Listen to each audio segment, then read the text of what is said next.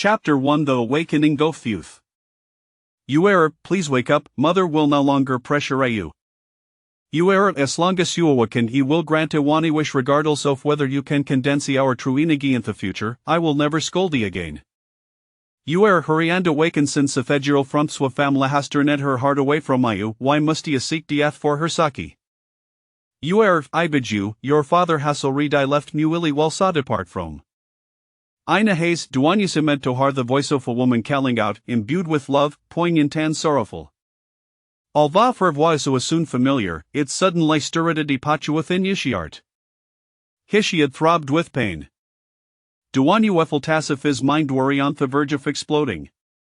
Hearing this voice, he could not but struggle to pen his eyes.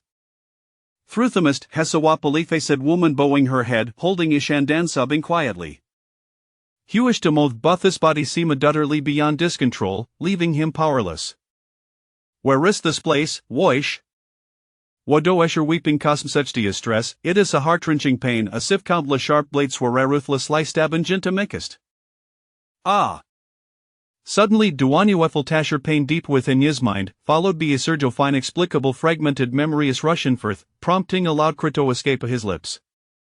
His previous lie listel Zaya showed up and revealing terrifying beams of light, one blackened inert, shooting for the Naneri display. You what is wrong? The woman raised her head, startled and frightened by Duanya's agonized expression and those a stranger glimmers in his eyes, soon overtaken by sorrow, Harrius brimming with tears. Duanya, let us break up for engagement. Hoas named Duanya an abandoned orphan, raised in an orphanage, live in gan ordinary life with an ordinary girlfriend and in von more ordinary love. Yetha was content, never complaining Javen a little, until Themament witness a dis girlfriend to love with Anna Thurman, realizing he had been he greatest fool. That night Hewish hopelessly drunk, wandering the streets with Abatalith liqueur in hand aimlessly until a time of thinnight, when a single shadow could be seen. In his chaise, Hevigil I remember a dastrico fly falling from Theski, heading straight for him. I hereby officially declare Duanya expelled from the family lineage. Duanya, I am true lisery we're here to win your engagement. Kid, with the restlessness you to recover Chwefe, today, I Duanson shall creplia. Who is Duanya, one say direct descendant of Duan family, on after for Greek familias and Xianlong Imperioftian Wu continent. A Theojophiv he began to exhibit extraordinary talent for cultivation, achieving the Paninically Foundation establishment in just over a year, becoming Ganon parallel genius within the family, and ways engaged to the talented of familial Schwefe.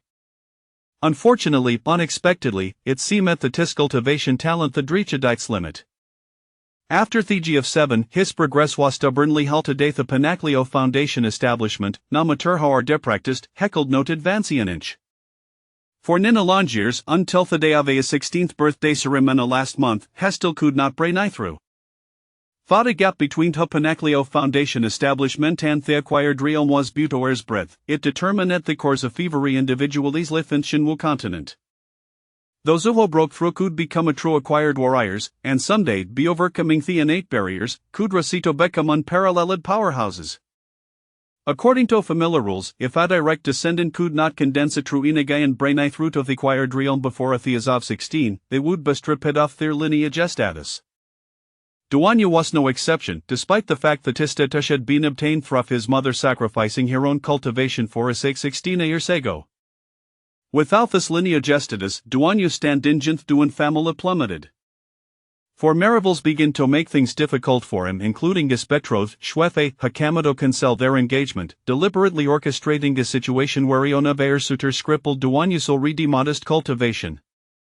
In Hisaro, he droned Izaraz in alcohol, only to be struck by Estrico flight, leaving him gravely injured. Memory surged forth, tangled and intertwined, shifting like ethetides, relentlessly crashing against Duanya's mind, until with a defending roar, they coalesced into a dazzling streako flight, streaking through Hestariski, heading straight for him. Ah! Duanya Welatabuno their piercing scream, and Therialatin Hiseas shifted from Lakandrid to blue and purple, as if Thundrind windwari echoing in unison. At that moment, the unsecular sky above suddenly darkened, clouds gathering as if summoned, transforming into swirling mass of dark clouds. Within the depths of heat clouds, flashes of purple lightning flickered ominously. Ding welcome Toad summoning space no. 2012, meticulously provided by the Ultimate Universaliency the Transcender Welfare Association. Since its establishment, this association has dedicated itself to offering perfect services for travelers, striving to develop essential equipment for all traversers. The Summoning Space No. 2012 is the most powerful summoning space ever crafted, guaranteed to provide you with an extraordinary journey in another world. Enjoy your experience. Waves of information crashed against his mind relentlessly, leaving Duanya with the sensation of plummeting into hell, forcing him to scream in agony, hissing steering at the sheets and blankets as if to alleviate his torment. You error. The woman subid uncontrollably gazing at Duanya, wishing to take his place. Boom a thunderclap erupted, the purple lightning seemingly splitting the dark clouds overhead and illuminating the roiling blackness. Following closely was a rumbake and toe stampede of horses, reverberating endlessly. This wunderschöne the very foundation softy house. Inside the woman, lest in her sorrowful weeping, suddenly Luca dupen shock. Heaven, why do you treat me this way? Is destroying my life not enough, why must you will sorry you in mickled?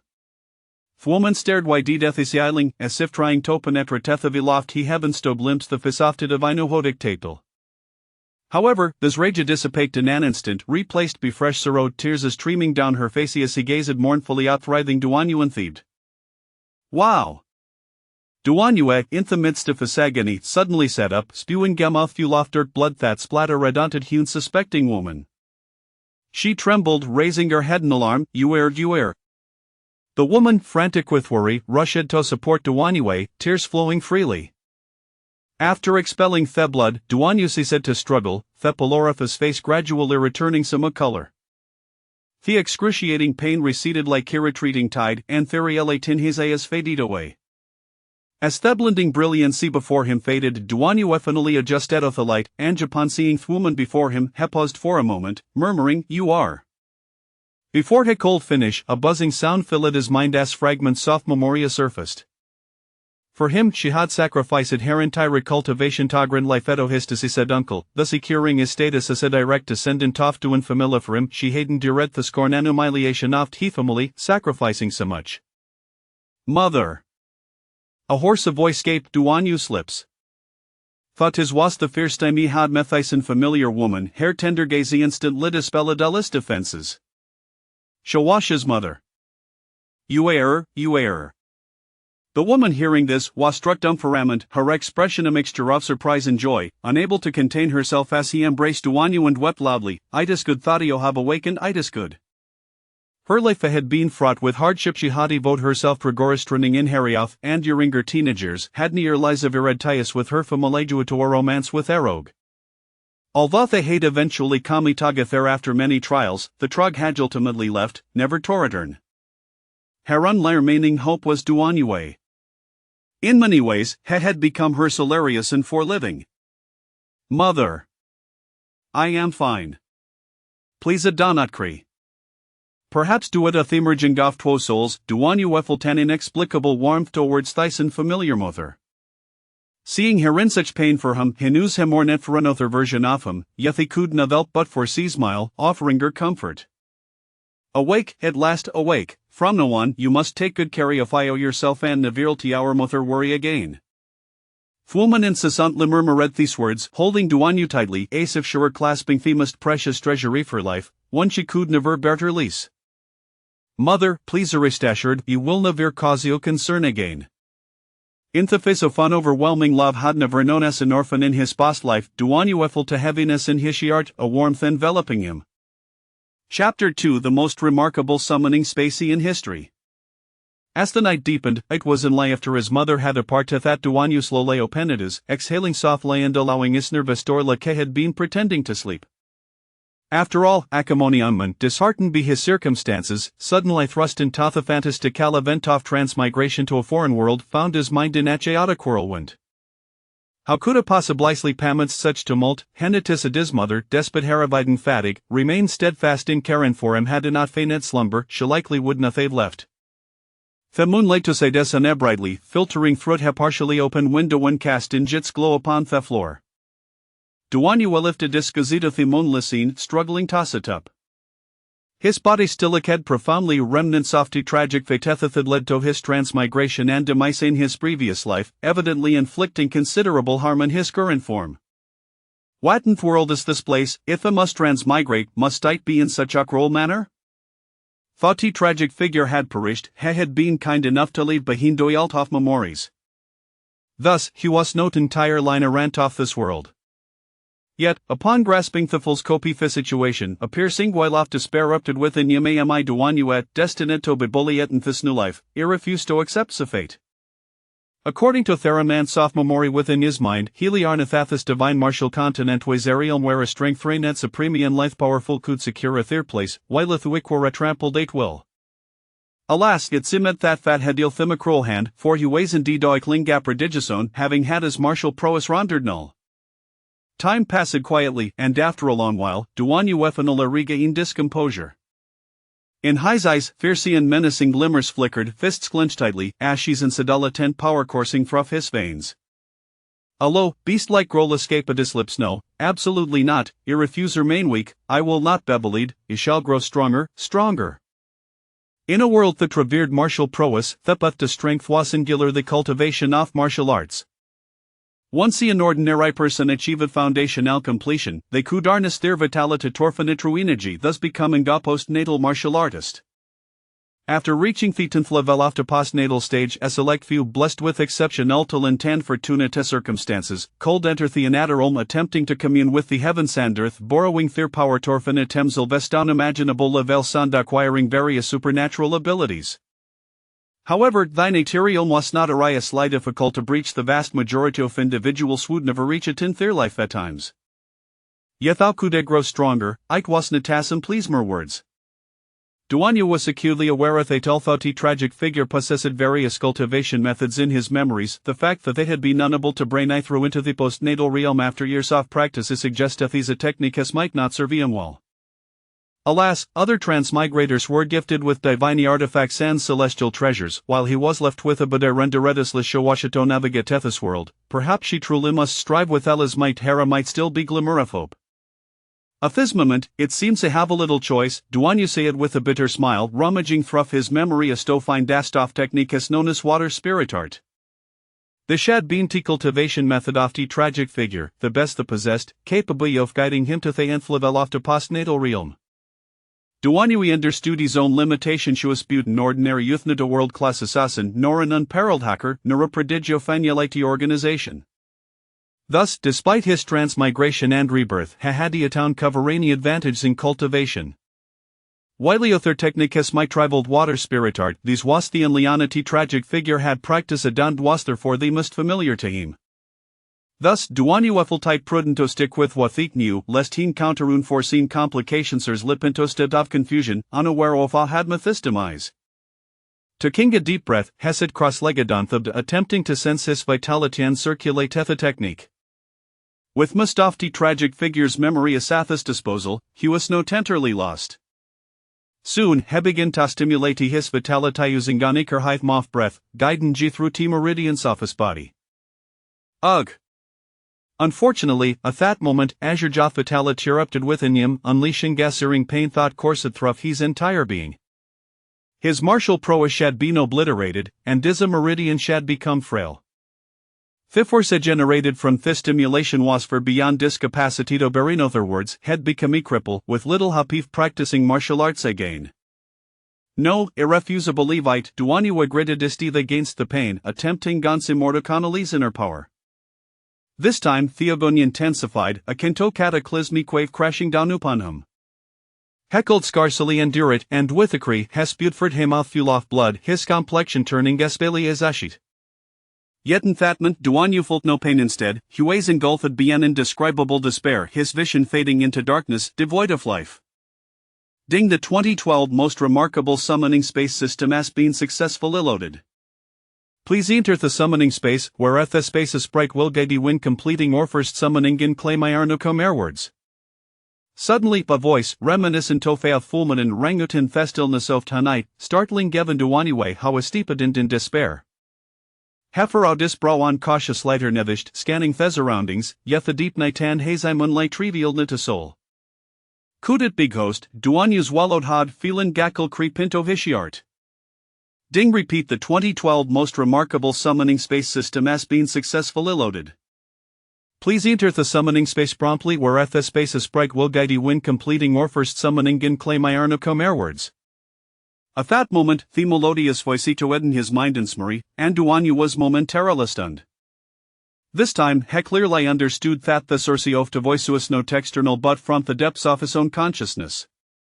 By heavens, Somioni had invaded his mind. Duanyu was taken aback but quickly realized wait. What did that voice said about the most remarkable summoning space in history, calling him host, it must refer to him, it spoke of completing a first summoning and hinted at some word still be claimed.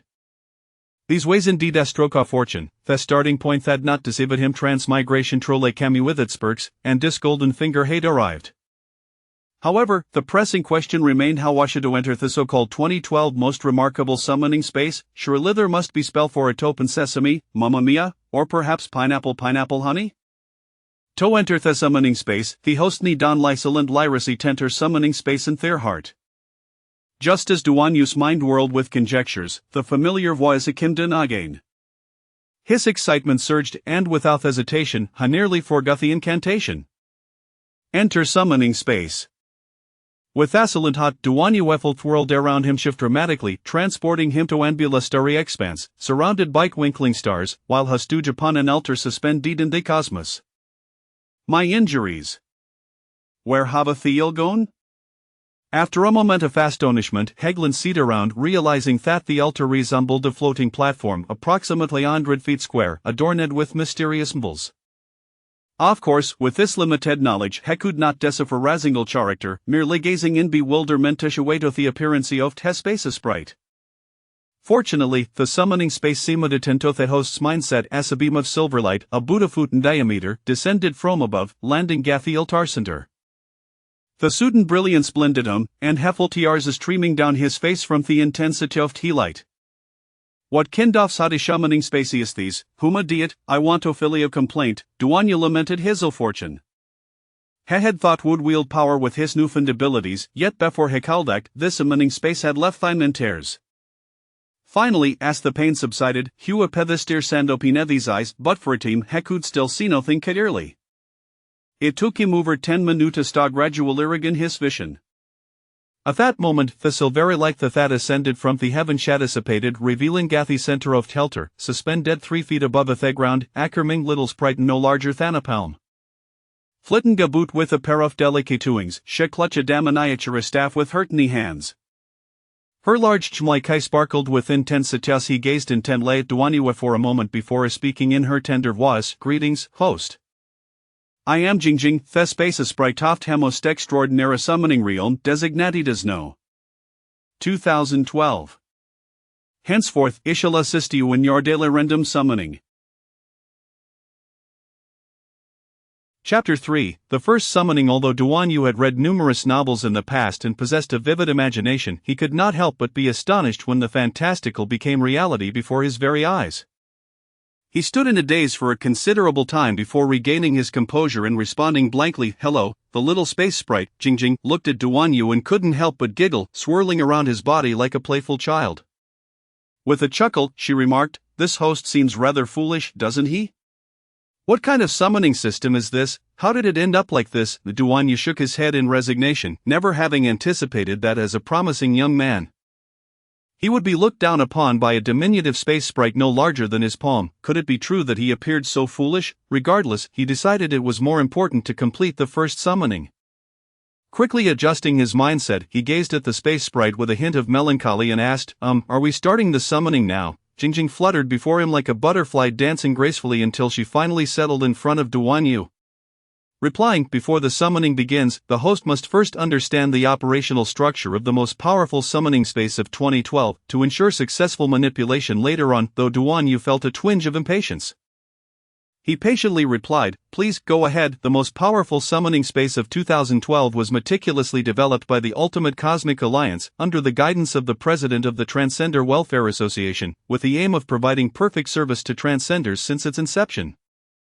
This summoning space, as the latest product launched in 2012, boasts unparalleled summoning capabilities. There is nothing you cannot summon, and it promises to deliver an extraordinarily delightful experience in another realm. Before Duan Yu could speak, Jingjing waved her small wand and continued, in addition to its unmatched summoning function, the most powerful summoning space also features an incredibly simple operational process, regardless of whether you are strong or weak, astute or dim-witted. As long as you become the host of this summoning space, you will have the opportunity to activate the summoning altar once a day, randomly summoning any item. Are the summoned items categorized?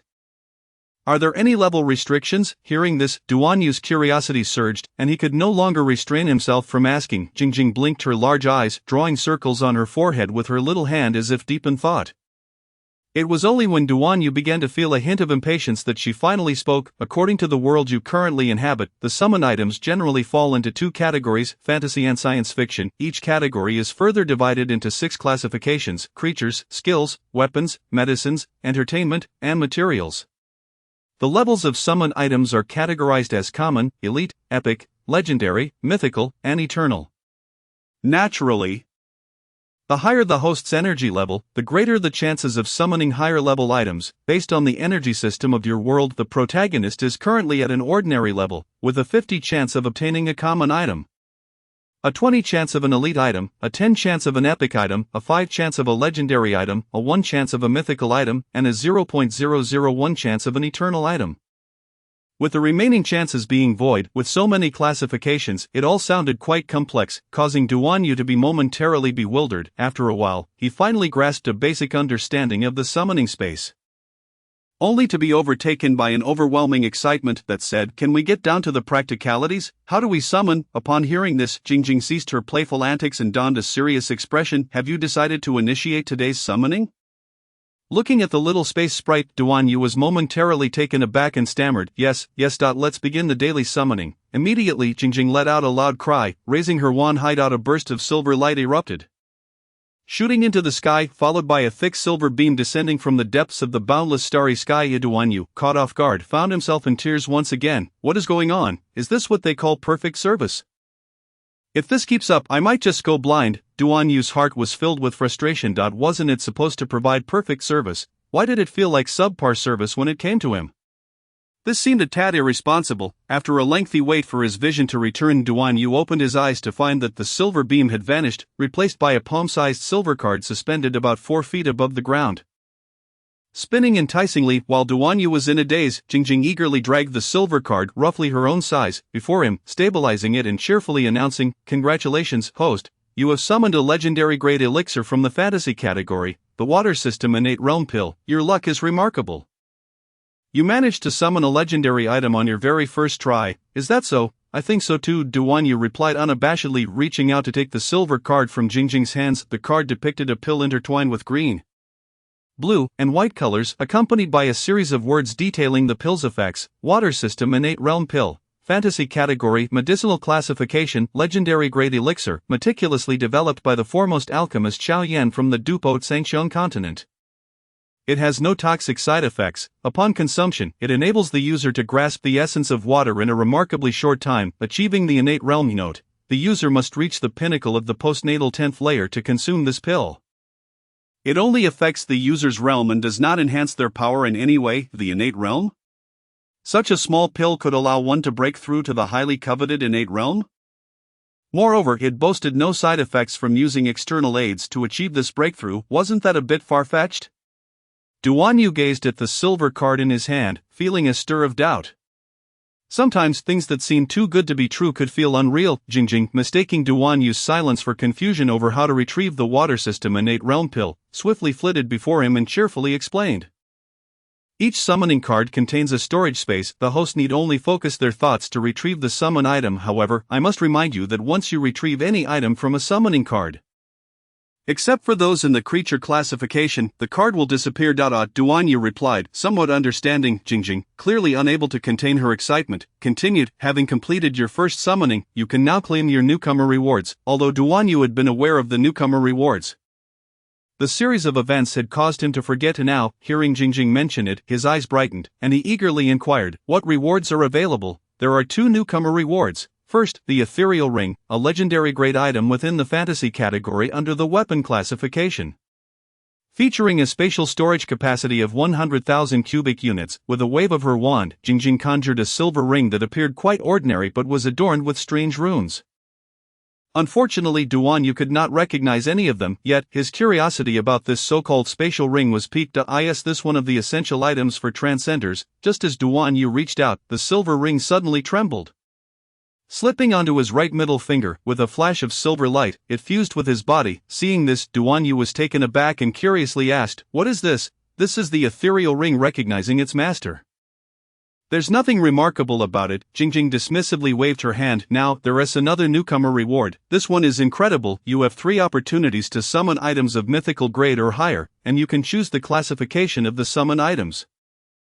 Remember, it can only be a classification. 3 guaranteed summoning opportunities for items of mythical grade or higher. Duan Yu had not expected such fortune to arrive so swiftly. "Well then, let us begin." At that moment, Duan Yu felt that his moment of triumph was just around the corner. "For the first one, I choose a weapon," he shouted excitedly, his mind filled solely with the thought of divine artifacts.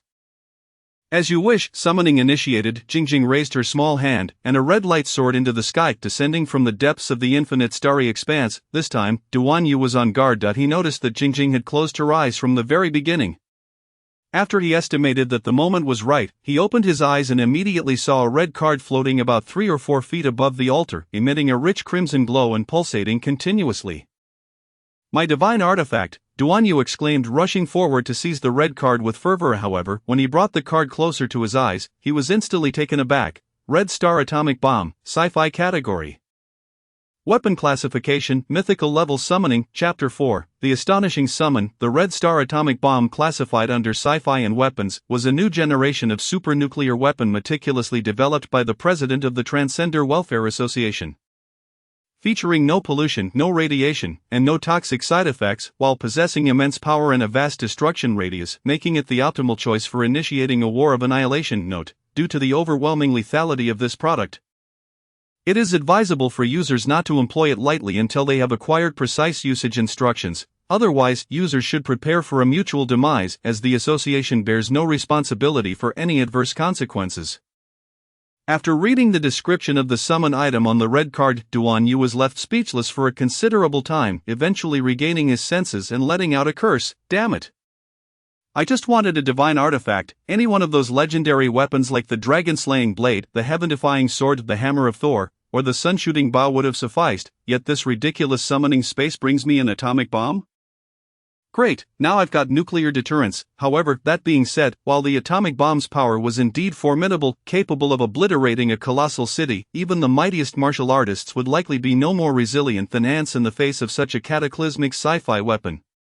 Yet the catch was that he had yet to master its correct usage. If he were to deploy it recklessly, he might very well be caught in the blast himself. "Damn it, I refuse to believe this," Duan Yu thought to himself, but ultimately swallowed his words. After a few minutes of hesitation, he resignedly muttered, "I'll choose the medicinal category instead." He could not risk selecting another weapon. If another atomic bomb were to appear, he would truly be in tears. As you wish. The summoning begins. Jingjing always displayed a particularly serious demeanor during summoning. Duan Yu glanced once before hastily shutting his eyes, this time in stark contrast to the last. A gray beam of light descended. "Heavens, you're incredibly lucky," Jingjing exclaimed, her previous mischief replaced by wide-eyed astonishment. "This is the most formidable existence in your world, an eternal level summoning." "Eternal level?" Duan Yu was equally astounded. He recalled that the eternal level ranked above the mythical level in the hierarchy of summoned entities. His heart raced uncontrollably at the thought. "Is that so? I must see what this extraordinary elixir is." Suppressing his excitement, Duan Yu stepped forward to grasp the gray card, holding it before his eyes once more, and his eyes widened in disbelief as drool pooled at the corners of his mouth. Heaven-defying transformation elixir, fantasy category. Medicinal classification, eternal level summoning, meticulously crafted by the esteemed advisor of the Transcender Welfare Association, the unparalleled deity Xiao Yunfei. Upon consumption, it enables the user to undergo an extraordinary transformation, granting the swiftest cultivation speed in history. Note: due to the overwhelming potency of this elixir, users must not retain any energy within their bodies before consumption. otherwise, the association bears no responsibility for any adverse consequences after enduring 2 bouts of tears and the shock of the Red Star atomic bomb. Duan Yu finally experienced a moment of sheer delight. With this heaven-defying transformation elixir, he could transform from a waste to a genius, indeed, the greatest genius. Mastering unparalleled martial arts would be a trivial matter. As for the subsequent restrictions, Duan Yu conveniently overlooked them since his martial prowess had just been nullified, making it a perfect fit. Rubbing his hands together, Duan Yu could hardly contain his excitement. Contemplating the 6 categories, he ultimately settled on the biological one. He was far too weak at present, even with the incredible benefits of the heaven-defying transformation elixir to enhance his physique. He would still require time to become truly powerful. Prior to that, he needed a safety net. As for the Red Star atomic bomb, it seemed far too unreliable. Creatures above the mythical level, regardless of whether they were animals or humans, would undoubtedly possess tremendous strength. What of those who surpassed innate abilities or even the formidable Taoist masters? Truthfully, without any clear experience, Duan Yu felt a mix of anticipation and trepidation. For the 3rd new summoning reward, he chose to summon a character. Having made the most rational and astute choice, his tone naturally shifted to one of calm stability. Seeing Duan Yu manage to assert his will and determine the clearest summoning method in such a short span, Jingjing's bright eyes sparkled with a hint of admiration. She then raised her staff and smiled. As you wish. The summoning begins. A grayish beam of light descended, but unexpectedly, halfway through, it transformed into a pristine white. Though Duan Yu did not witness this, Jingjing saw it clearly, her expression shifting to one of astonishment before vanishing, her voice ringing out brightly. Host, you are indeed exceptionally fortunate. The 3 new summoning rewards have become progressively stronger. First a mythical level, then an eternal level, and now, astonishingly, a mutated eternal level. Quickly, see what kind of existence you have summoned. Hearing Jingjing's words, Duan Yu eagerly opened his eyes, gazing at the white card suspended above the altar.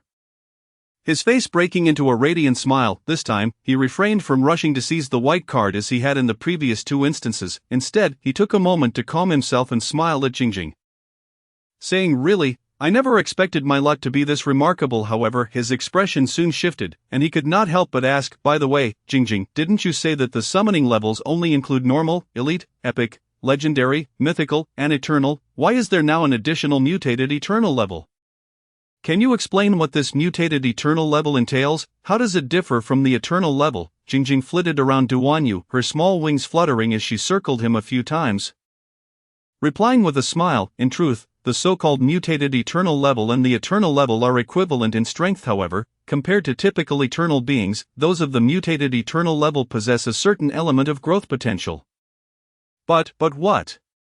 Duan Yu interjected eagerly. Jingjing paused for a moment before continuing. However, due to the mutations present in the mutated eternal level summoning, there may be some unusual changes, such as potential requirements for the host's strength or certain usage restrictions, or even time limitations. In summary, there are both advantages and disadvantages to this. It is not something we can fully control. Upon hearing Jingjing's explanation, Duan Yu furrowed his brow. So, the so-called mutated eternal summoning, while potentially stronger than an eternal level summoning, also carries significant limitations on usage. For him, this was not particularly good news. At this moment, he desperately needed a powerful backup, even if it were not the pinnacle of strength.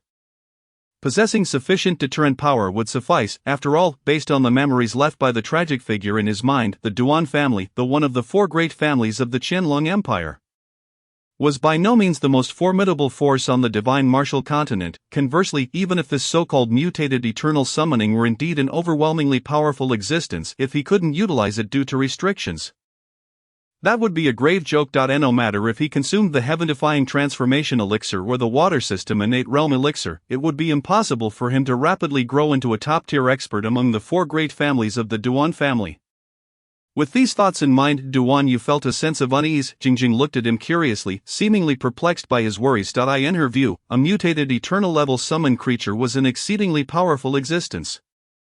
The host should be ecstatic to have such a formidable summoning. Why then did he seem so troubled? Damn it, whether it's a blessing or a curse, I can't avoid it. Here goes. Duan Yu steeled his resolve, hastening his steps to the center of the altar, reaching out to grasp the white card suspended in midair. Once more, in the depths of his heart, Duan Yu fervently prayed, invoking nearly every deity he could conceive. At long last, he spread the white card in the palm of his hand. The unparalleled sword god Shimen Shui Shui, a mutated eternal level summon entity. Chapter 5. there is no utmost excellence, only greater excellence. The legendary sword god Shimen Shui Shui, a character summoned through the generous employment of the president of the Transcender Welfare Association, is the pinnacle of the ancient dragon martial arts realm. His swordsmanship has ascended to an ultimate domain, rendering him nearly invincible. Legendary experiences of the summon entity. The legendary sword god Shimen Shui Shui once battled the lord of Baiyun City, Yi Guqing, atop the purple Forbidden City on a moonlit night, etching the most magnificent and peerless battle in the history of ancient dragon martial arts. That confrontation was truly earth-shattering, yet ultimately Shimen Shui Shui emerged superior, vanquishing Yi Guqing with a decisive sword strike, simultaneously elevating his swordsmanship to an almost unbeatable pinnacle. Note, due to the overwhelming strength of this summon entity, before the host's own power reaches a balanced level, each summoning will last for 1 hour, with a cooldown period of 3 months. As the host's strength increases, the summoning restrictions will gradually diminish. Thus, the host is advised to use this formidable power judiciously, lest any adverse consequences arise, for which this association shall bear no responsibility. What a remarkable figure! Anyone who has perused the works of Gulong or watched related television dramas would be hard-pressed to be unaware of his existence. Duan Yu could scarcely believe that he had summoned such a being. By heavens, who would dare provoke me now? We shall unveil Shimen Shui Shui. The audacious may step forth without fear. Alas, what a pity! After a surge of exhilaration, Duan Yu could not help but feel regret, for his own strength was too feeble. With a 3-month cooldown for each summoning, it seemed excessively lengthy. Clearly, unless in dire circumstances, it would be wise to refrain from invoking the great deity. The summoning space's time limit had been reached. The host is requested to exit immediately. Hastily, he mentally uttered exit upon emerging from the summoning space. Duan Yu realized that his physical form in the real world was still grievously injured. Any slight movement sent waves of pain coursing through him. He then furrowed his brow in consternation, for it seemed as though time in the real world had come to a standstill. Yet he understood that this was merely an illusion, the result of the summoning space's temporal flow being several times slower than that of reality. Attempting to re-enter, he was met with the notification that today's limit had been reached, compelling him to abandon the endeavor. With a flip of his hand, he retrieved the red card, focusing his thoughts. A radiant glow emanated from the summoning card, and a red elixir, the size of a grape, began to hover gracefully within the light. Is this the fabled god rejuvenating pill? Duan Yu cautiously extended his hand to grasp the pill, examining it for a while but unable to discern anything extraordinary. Ultimately, he lifted it to his mouth and consumed it, noting the flavor was akin to peanuts from Earth. Before he could fully contemplate this, a warm current surged from his lower abdomen, akin to basking in a hot spring on a frigid day. In an instant, it coursed through his entire body, penetrating his meridians and limbs. This flow was ceaseless, and Duan Yu felt drowsy, yearning for sleep. However, recalling the tragic male's memories, he understood that consuming elixirs necessitated focused breathing to better stimulate their potency. Therefore, he resolutely fought against the urge to succumb to slumber. With determination, he summoned his energy and began to circulate his vital essence, invoking the water spirit technique. As he did so, it felt as though a vortex of wind had suddenly emerged around him, drawing the breezes from all directions toward this focal point. Although the speed was slow, it was undeniably present, and it exhibited a tendency to expand and accelerate. The spiritual energy of the heavens and earth surged into his body, subsequently transforming into his inner vitality. The power of the god rejuvenating pill persisted until the early hours of dawn, ultimately enhancing his physique. To his astonishment, Duan Yu found that his cultivation had returned to the prior realm of foundation establishment at its peak. This was largely due to his exertion in dissipating the pill's energy. By the heavens, what kind of cultivation speed is this? Duan Yu was thoroughly astounded. He felt an overwhelming urge to roll about in exhilaration on the bed, but upon moving, he involuntarily let out a cry of agony. The god rejuvenating pill was remarkable, yet it lacked any healing properties for external injuries, leaving Duan Yu in a state of despair. After a brief respite, when he opened his eyes again, dawn had broken. Despite the dark circles under his eyes, it was evident from his elated expression that Duan Yu's spirits were exceptionally high. His mother, bearing a hint of fatigue, carefully entered the room with a bowl of medicinal soup. Noticing that Duan Yu's complexion had improved significantly since the previous evening, she immediately broke into a gentle smile. You are awake, Mother," Duan Yu replied, gazing at the woman before him, feeling a lump in his throat, since the tragic male's failed attempt to break through to the post-heaven realm 8 years ago, which led to the family elders deeming him incapable of condensing true energy. The resources that rightfully belonged to them had dwindled. In recent years, they had struggled to maintain their daily lives, relying on his mother's previous savings and occasional assistance from his second uncle. Even so, their existence was precarious, with his mother often taking on mending jobs to sustain their modest living. This time, the tragic male's illness persisted for days, racking up astronomical medical expenses had it not been for his second uncle's aid. They might not have been able to afford even the medicinal soup. For the sake of her child's health, his mother was compelled to take on more work, solely to provide the tragic male with nourishing food. "You look much better. In the evening, I'll stew a chicken for you to replenish your strength. In just a few days, you should be fine." His mother's weary eyes revealed a glimmer of joy as she approached Duan Yu. Placing the bowl of medicine on the nearby table, one hand instinctively reached toward Duan Yu's forehead, a gesture so natural that it suggested it had been done many times before, yet, Duan Yu could not help but feel a twinge of discomfort. Subconsciously moving his head away, he noticed her expression falter for a moment. "Ahem, mother, is the medicine ready? If you don't drink it soon, it will cool." Sensing his mother's momentary distraction, Duan Yu hastily coughed to break her train of thought. Indeed, upon hearing his words, she quickly forgot her surprise, nodding. "It's ready, drink it while it's hot, and I'll bring you breakfast shortly." Duan Yu nodded fervently, and his mother finally managed a strained smile. Yet a shadow of fatigue lingered in her eyes. Watching Duan Yu consume the medicine brought her a measure of comfort. After tidying up the bowl, she offered a few more words of encouragement before departing. Once his mother left, Duan Yu propped himself up, reflecting on the disappointment he had seen in her eyes when he had flinched from her touch, and he let out a sigh from the tragic male's memories.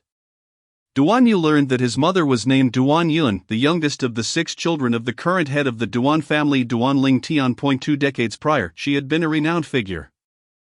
A prodigy in her own right, having reached the 10th layer of the post-heaven realm at a young age, just a step away from the pre-heaven stage. However, during one of her trials, she returned with an amnesiac foreign youth whom she had nursed back to health. They fell in love, and she even forsook her engagement to Lin Qingyu, the third scion of the Lin family, one of the 4 prominent clans of the Qianlong Empire, although Lin Qingyu had urged his family to abandon their pursuit for her sake.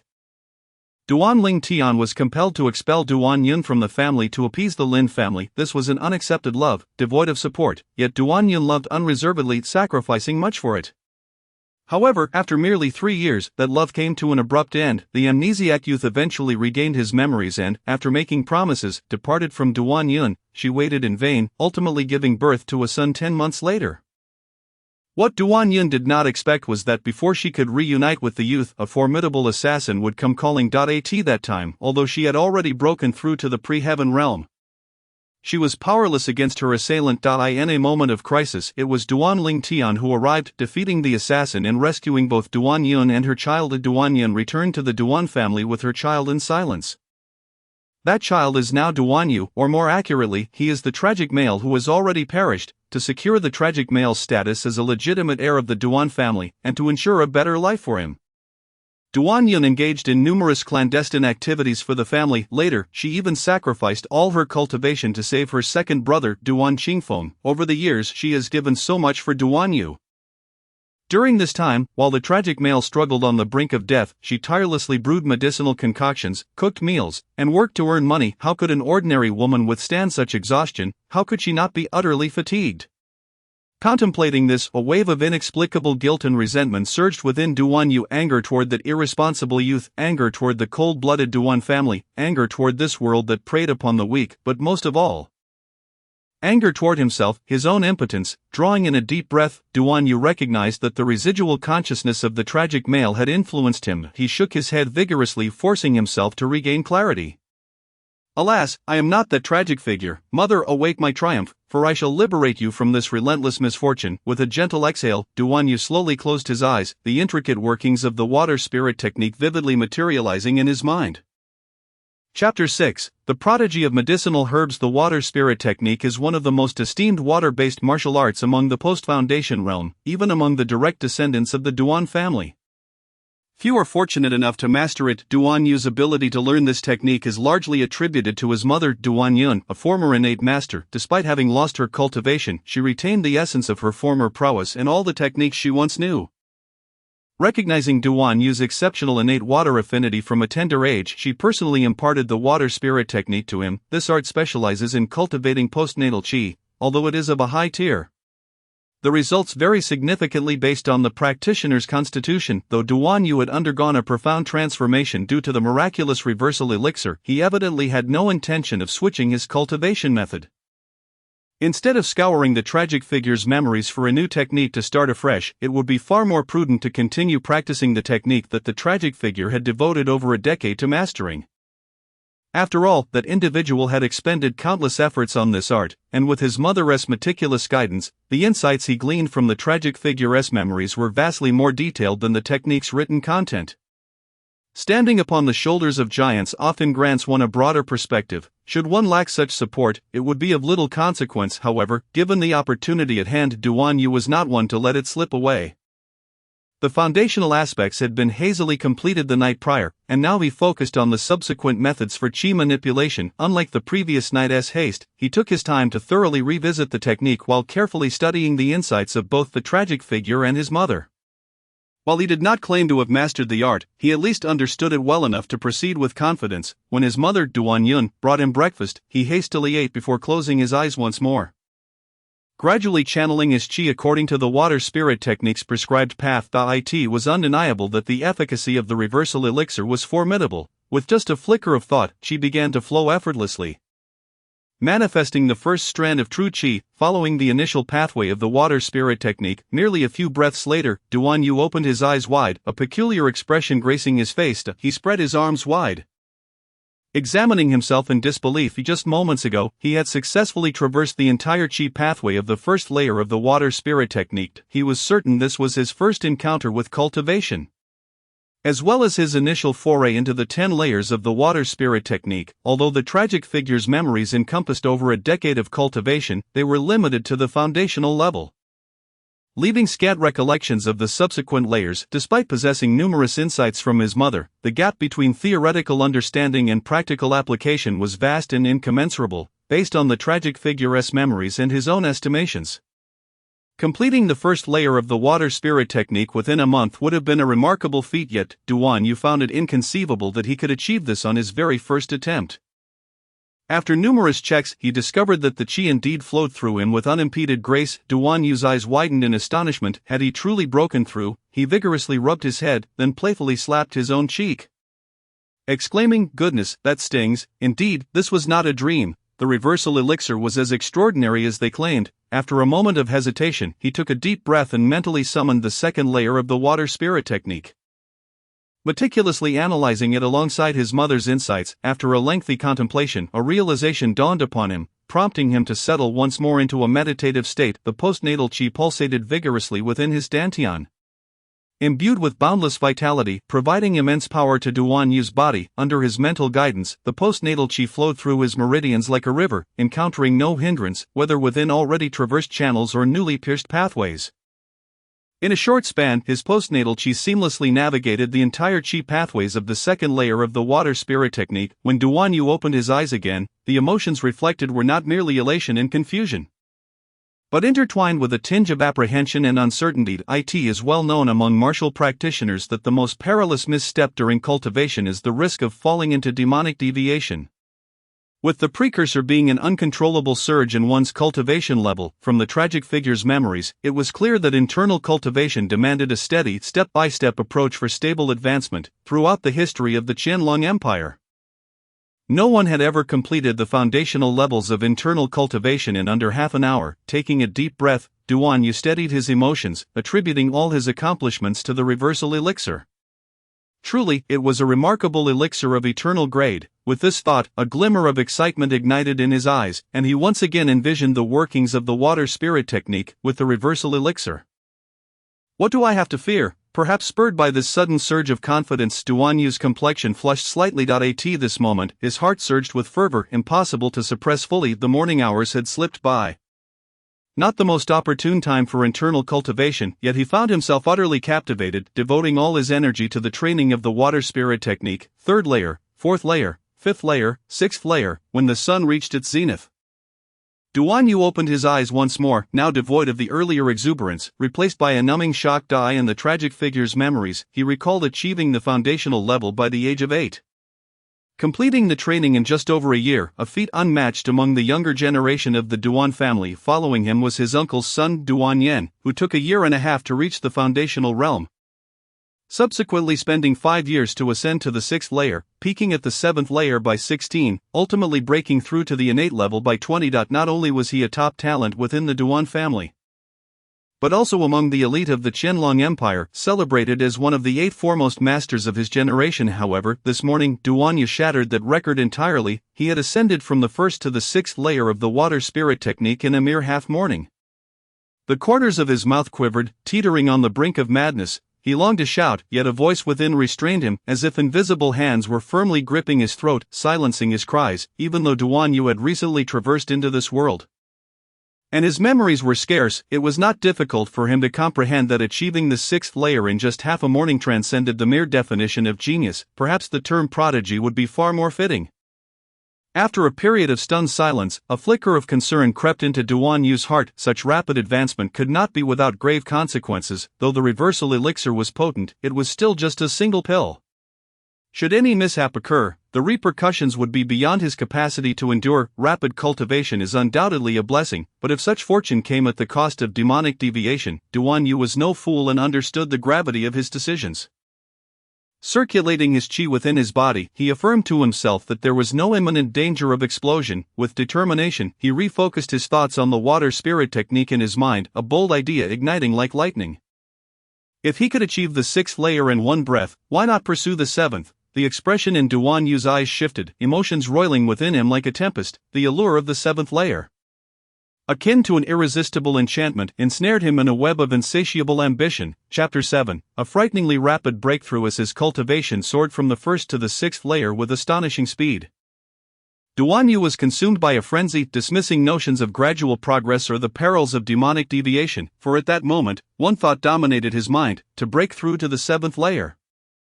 Between the 6th and 7th layers of the postnatal realm, there appears to be only a thin line separating them. However, the disparity is as vast as the chasm between heaven and earth.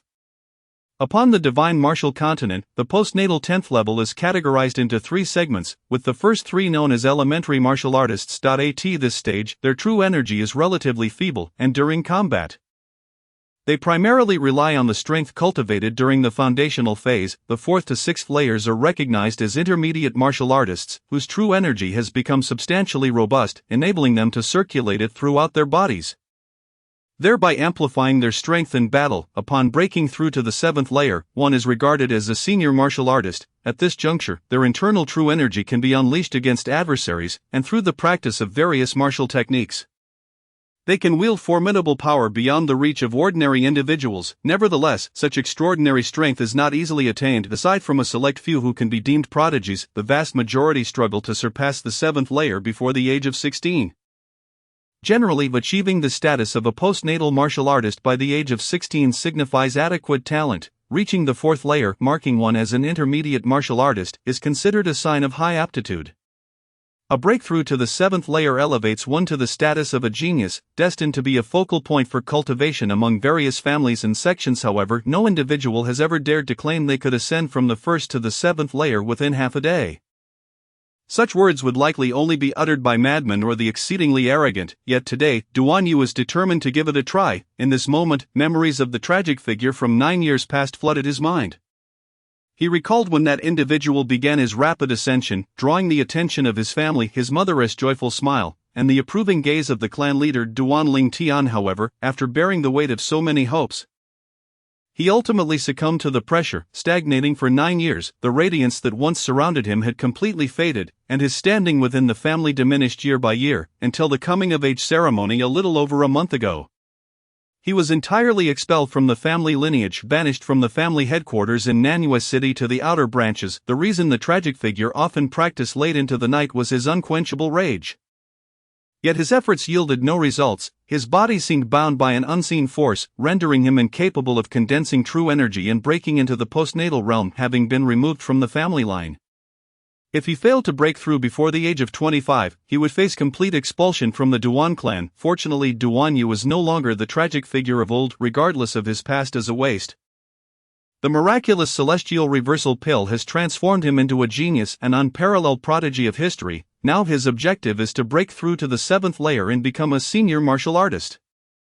With this thought, his star-like eyes slowly closed, and the tumultuous waves of his heart gradually calmed. In this critical moment, Duan Yu's emotions, which should have been surging, strangely settled into tranquility, akin to a still well.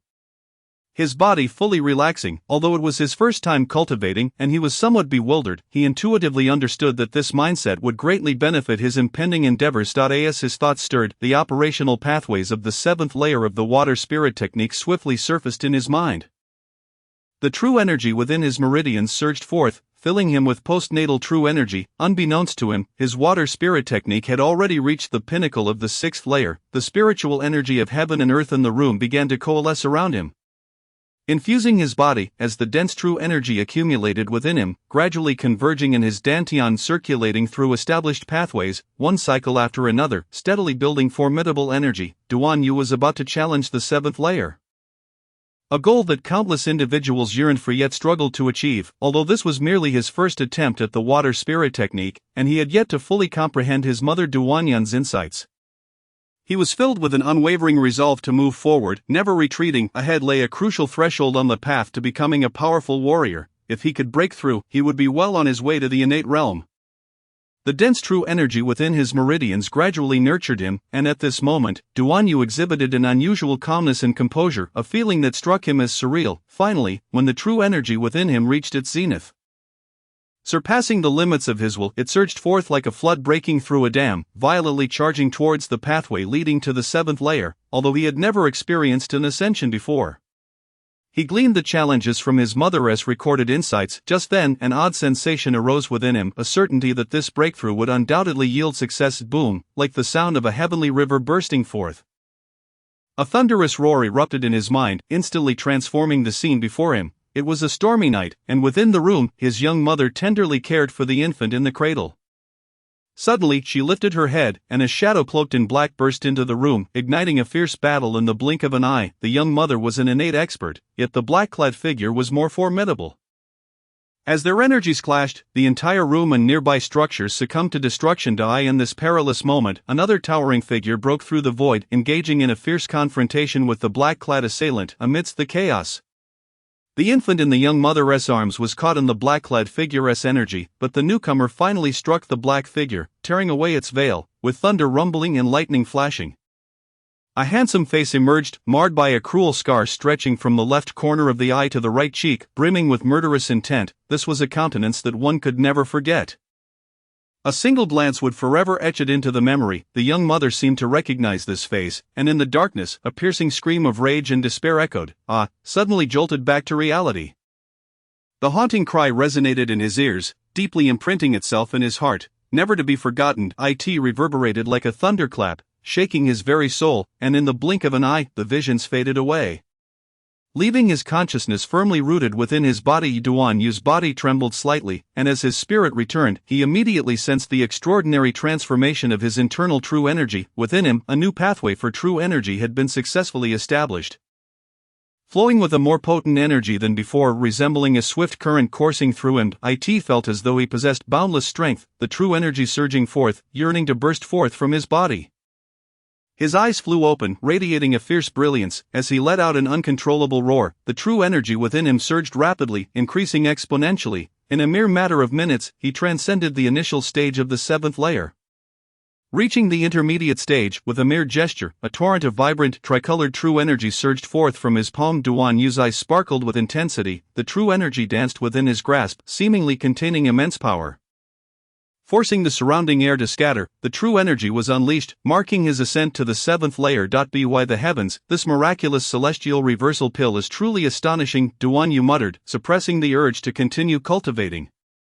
Although he felt no fatigue, and his stamina seemed boundless, the gravity of the situation compelled him to halt his training. In just a few hours, he had surged from the peak of the foundational realm to the postnatal realm, and then from the 1st to the 7th layer, achieving the status of a senior martial artist at an astonishing pace. This speed was indeed remarkable, yet, should the rate of advancement become excessively rapid, it would evoke trepidation. That evening, his mother, Duan Yun, timely delivered meals and medicine. Observing her utterly exhausted state, Duan Yu felt a pang of sorrow. He grasped her frail hand tightly and solemnly assured her, Mother, fret not, in just a few days I shall recover, and everything will be well, dear child, do not overthink, focus on your recovery, his mother replied, her voice forever gentle and filled with concern, unwavering regardless of whether he was a genius or a waste.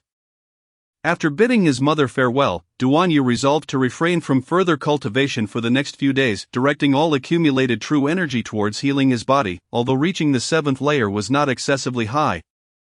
It was sufficiently adequate. The foremost priority was to mend his injuries, thus alleviating some of the burdens from his mother's shoulders. That night, Duan Yu refrained from continuing his cultivation after midnight, as he silently circulated his true energy to mend his wounds.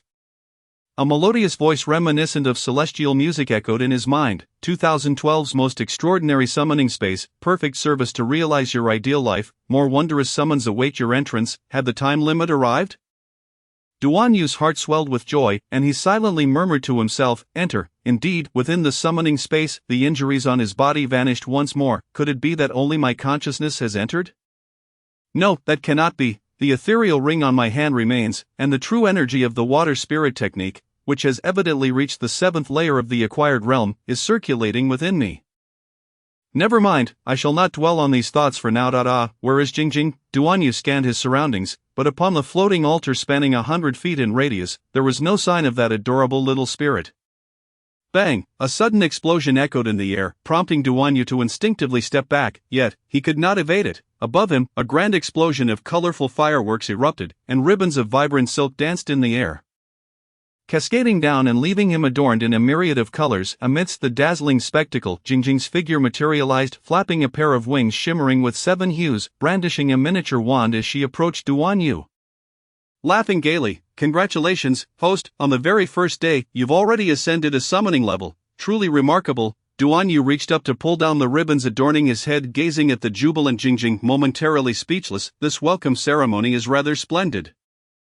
Jingjing, seemingly sensing Duan Yu's discontent, quickly added, host, due to your elevation in summoning level and being in the acquired state, the probability of obtaining a common summoning entity is 40%, an elite level entity is 25%. An epic level entity is 15%, a legendary level entity is 6%, a mythic level entity is 2%, and an eternal level entity is merely 0.002%, with the remaining portion being void. Noticing that Duan Yu's expression had not improved, Jingjing hurriedly continued, additionally, host, you will receive 1 extra summoning as a reward, ensuring a 100% chance of summoning a legendary level entity or higher. Just like last time, you may still select the category. Really? This time, Duan Yu could no longer contain his excitement and burst into laughter. Jingjing, why didn't you say so earlier? I actually quite enjoy your welcome ceremony, though it was a half-hearted compliment. Jingjing is, after all, the little spirit of the summoning space, deserving of utmost care. Jingjing pouted. What, does Jingjing seem to be lying? No, of course not, Duan Yu declared earnestly. Jingjing is the most honest and adorable little spirit in the world.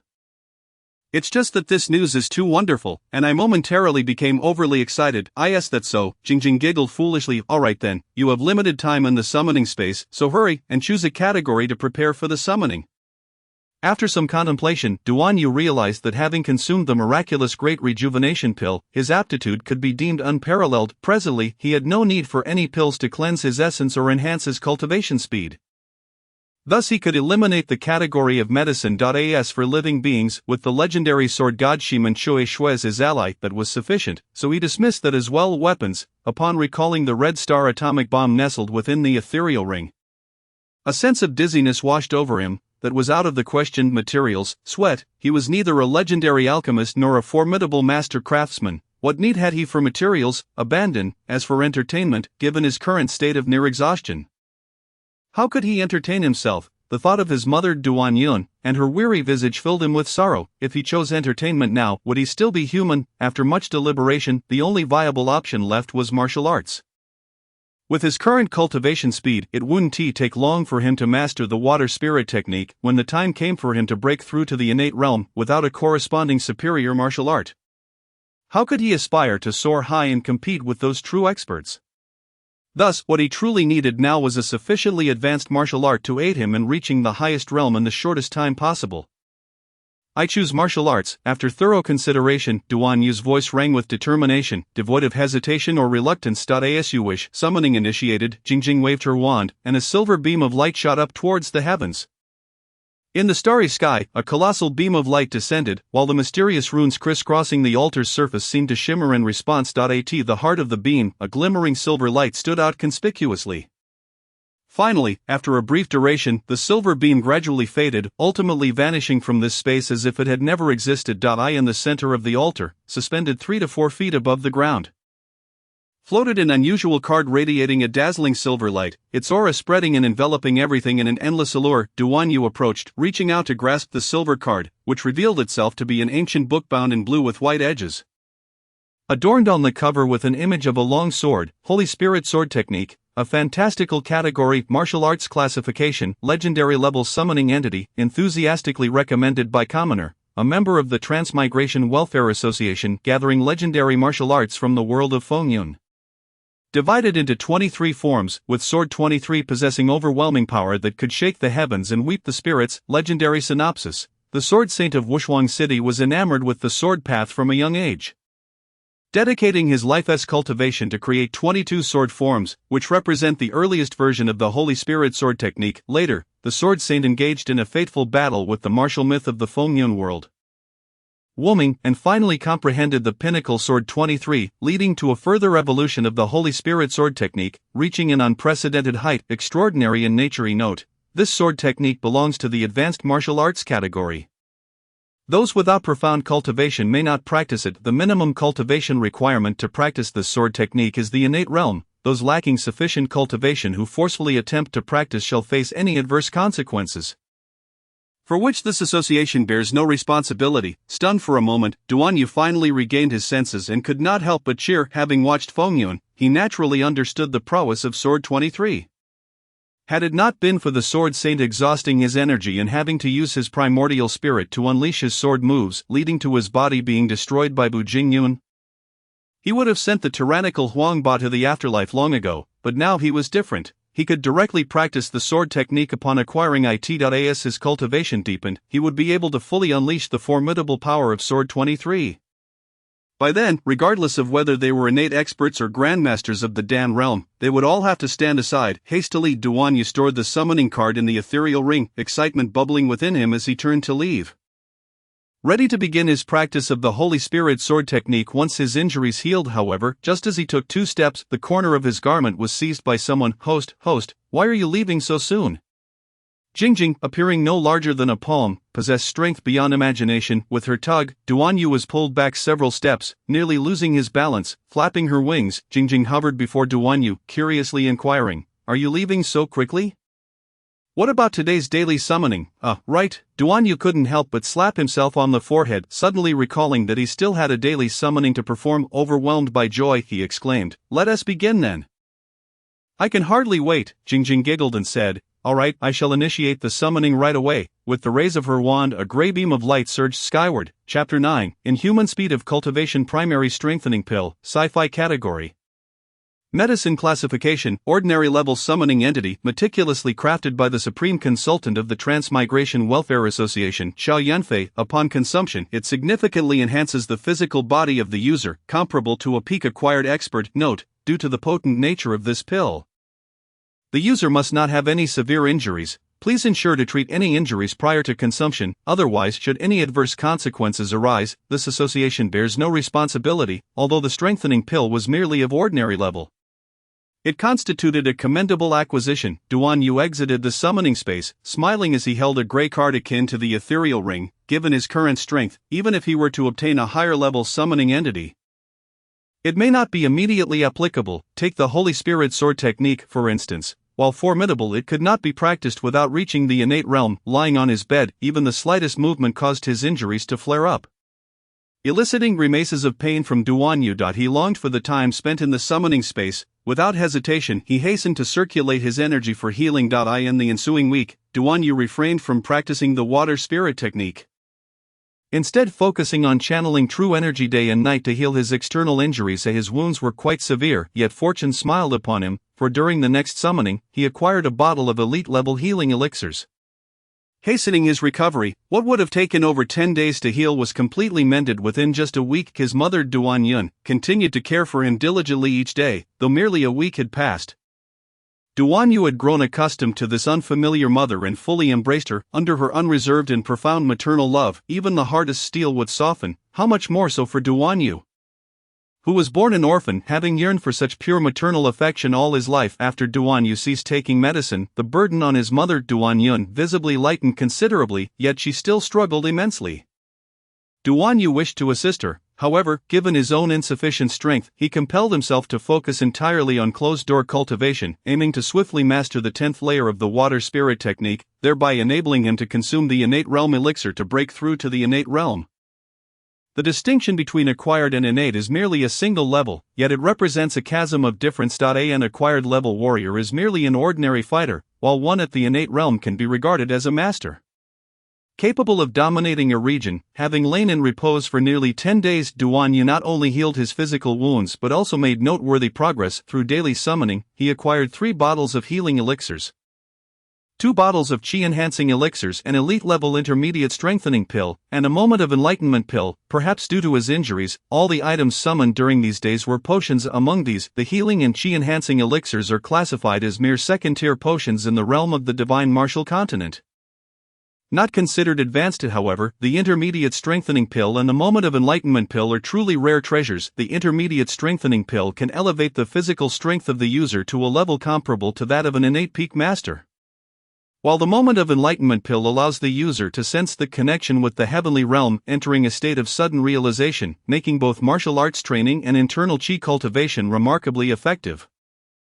Lasting a full 6 hours. In addition to these summoned items, Duan Yu also experienced a noteworthy gain. After 7 consecutive days of nearly unceasing healing, he discovered that his internal chi could autonomously circulate even while he slept. Of course, this was largely thanks to the miraculous properties of the Reverse Heaven and Earth Great Restoration Pill. Otherwise, he would not possess such an ability. He had not practiced internal cultivation for long and was still unaccustomed to meditating. Instead, lying down made it easier for him to attain a state of inner peace and enter a cultivation mode, with his progress far surpassing that of sitting meditation. Thus, he often lay in bed with closed eyes to cultivate. Unless he overslept and awoke with a headache, he would rise to stretch and then continue his practice indoors. In pursuit of a brighter future, Duan Yu dedicated himself to rigorous training, remaining secluded. His mother, Duan Yun, visited daily to attend to his needs and sustenance. However, each time she found him deep in slumber, she believed he was merely recovering from a severe illness, having been rendered incapable of martial arts. Thus weakened and in need of rest, though concerned, she could not help but sigh in sympathy. Occasionally, she would catch sight of Duan Yu meditating with utmost seriousness and erroneously assume he was tenaciously training. Although she knew that no matter how hard he tried, he might not achieve significant results, it still offered her some comfort. Though Duan Yu was expelled from the family lineage, mother and son were compelled to relocate from the core of the Duan family in Nanyue City to a branch of the family in the present-day Haishi City, thus temporarily distancing themselves from internal family conflicts and finding a semblance of peace. Duan Yun was anxious, yet unbeknownst to her, Duan Yu's rapid progress in cultivation had reached an astonishing level. In just over 10 days, he had nearly mastered the water spirit technique and attained the acquired 10th layer of cultivation, having spent over 20 days, including 7 days recovering from external injuries, without practicing. He achieved what others might toil for a decade or even several decades to reach. Were this known, it would likely astonish many. However, upon reaching the acquired 10th layer, his cultivation speed noticeably slowed. This 10th layer is a transitional stage between the acquired and innate realms, representing a bottleneck, a test from the heavens for cultivators, making it challenging to advance rapidly. It requires steady, practical cultivation to progress. In the memories of the tragic man, the Duan family's recent prodigy Duan Yan entered the acquired 7th layer at 16 and broke into the 10th layer by 18, yet it took him 2 full years to breach the innate realm. A feat attributed to his extraordinary talent. For others, even 2 decades may not suffice, much less a lifetime, although Duan Yu possessed unparalleled talent due to the effects of the Reverse Heaven and Earth Great Restoration Pill. The journey to transcend to the innate realm would likely require time. Fortunately, he had an abundance of elixirs at his disposal. The chi-enhancing elixirs were as easy to consume as candy, and although progress was somewhat slow, advancement through the 10th layer continued at a rapid pace. Days passed, and before long Duan Yu had traversed 20 days since his rebirth in this world. While Duan Yu himself felt the change was not overly significant, His mother perceived it differently, whether due to a woman's inherent attentiveness or the love of a mother. She noticed Duan Yu's transformations almost daily. In the early stages of his cultivation progress, Duan Yu appeared vibrant and full of energy, leading his mother to believe that he had come to terms with his expulsion from the Duan family, the broken engagement with Xue Fei, and the loss of his martial arts abilities, thus easing his mind and boosting his spirits. Yet, just a few days later, one day, Duan Yu began expelling dark impurities from his body. After cleansing, his skin revealed a smoothness akin to jade, appearing as delicate as that of a young girl, exuding a healthy radiance. Following this, Duan Yu's eyes transformed day by day, their brilliance becoming more restrained, sparkling like stars, and within, there seemed to be a surge of vitality ready to burst forth. Were it not for their daily encounters, Duan Yun might scarcely believe her son could undergo such astounding changes in less than a month. To be frank, having traversed realms once, it seemed Duan Yu's luck had indeed improved significantly. In recent days, his daily summons consistently yielded rewards. Beyond elixirs, various other items began to appear, including standard and specialized ammunition, and even a handful of high-explosive grenades, leaving Duan Yu in cold sweat, though every man carries a hint of violence within. He certainly had no intention of robbing a bank. Thus, after a focused period of over 20 days of cultivation, Duan Yu finally reached the pinnacle of the acquired 10th layer, standing just a hair's breadth from the innate realm. Perhaps for others, breaking through to the innate realm appeared to be an insurmountable challenge, but for Duan Yu, it seemed merely a matter of moments. After all, consuming a single elixir requires but a fleeting moment.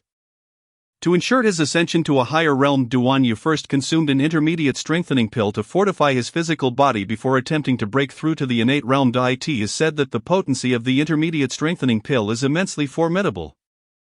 His physique, previously vastly inferior to those acquired martial artists who cultivated both internal and external skills, was dramatically enhanced, achieving an unimaginable level of strength. To boast, even without utilizing any qi, relying solely on pure physical power. He would dare to confront a high-level martial artist at the pinnacle of the acquired 10th layer, with internal cultivation at the peak of the acquired 10th layer and physical enhancement reaching a comparable level.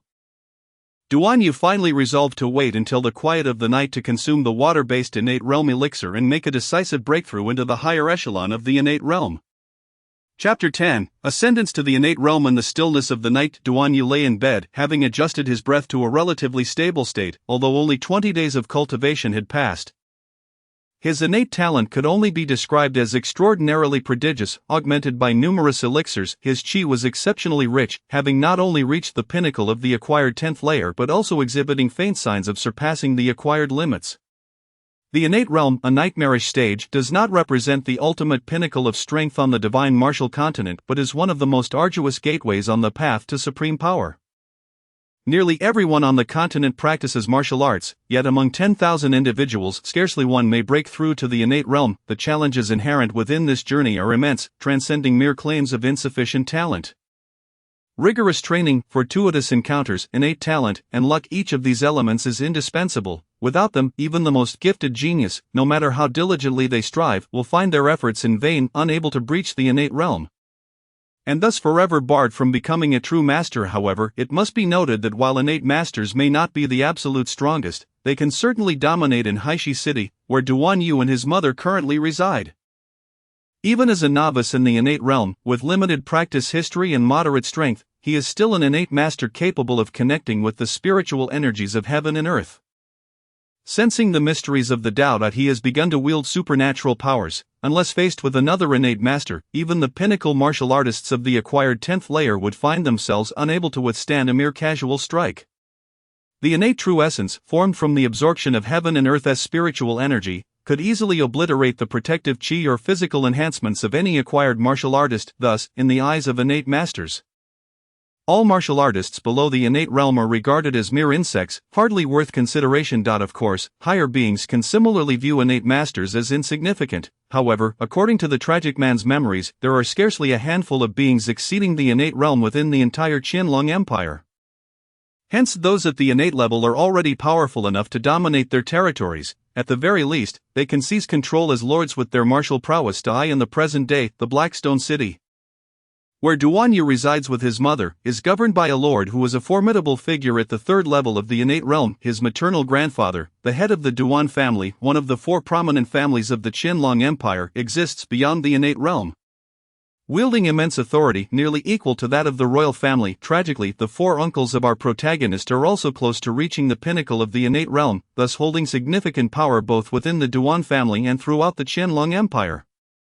Only Duan Yu's mother, Duan Yun, who achieved the innate realm at the tender age of 19, is a rare prodigy in martial arts, but alas, a romance 2 decades prior led her to forsake her family. In a desperate bid to save the life of her second son, she sacrificed all her martial prowess, rendering herself powerless. Now, all Duan Yu needs to do is consume the water-type innate realm elixir, enabling him to successfully advance to the innate realm. Though he would only attain the first level of the innate realm, it is a source of immense pride. At just 16 years of age, he would be a prodigy not only in the Qianlong Empire but across the entire divine martial continent. Moreover, this 16-year-old genius has only trained for a mere 20 days, such a pace of cultivation is beyond description. He takes out a silver card to summon the water-type innate realm elixir. A small pill dissolves upon entering his mouth. 4 days, Duan Yu has diligently practiced, brimming with experience, feeling an inexplicable surge of warmth rising from his lower abdomen, rushing towards the crown of his head. As his Zifu Dantian begins to tremble. In an instant, Duan Yu feels his spirit quiver, enveloped in an indescribable state of bliss. It is as if he is gliding freely between heaven and earth, transcending to realms unknown, with the spiritual energy of the world converging upon him. It feels reminiscent of the moment he consumed the miraculous elixir, yet the two experiences are distinctly different. The influx of spiritual energy into his body is a privilege rarely afforded to those advancing to the innate realm. Duan Yu, possessing the ability to summon such high-grade elixirs, is fortunate to experience this transformation ahead of time, as the spiritual energy purifies him, achieving a true metamorphosis. At this moment, Duan Yu feels liberated from the burdens of his physical form. His spirit trembles lightly, almost as if he is on the verge of ascension. Blue light, green light, and white light intertwine, merging into a brilliant beam of light, thick as a foot, shooting up into the heavens.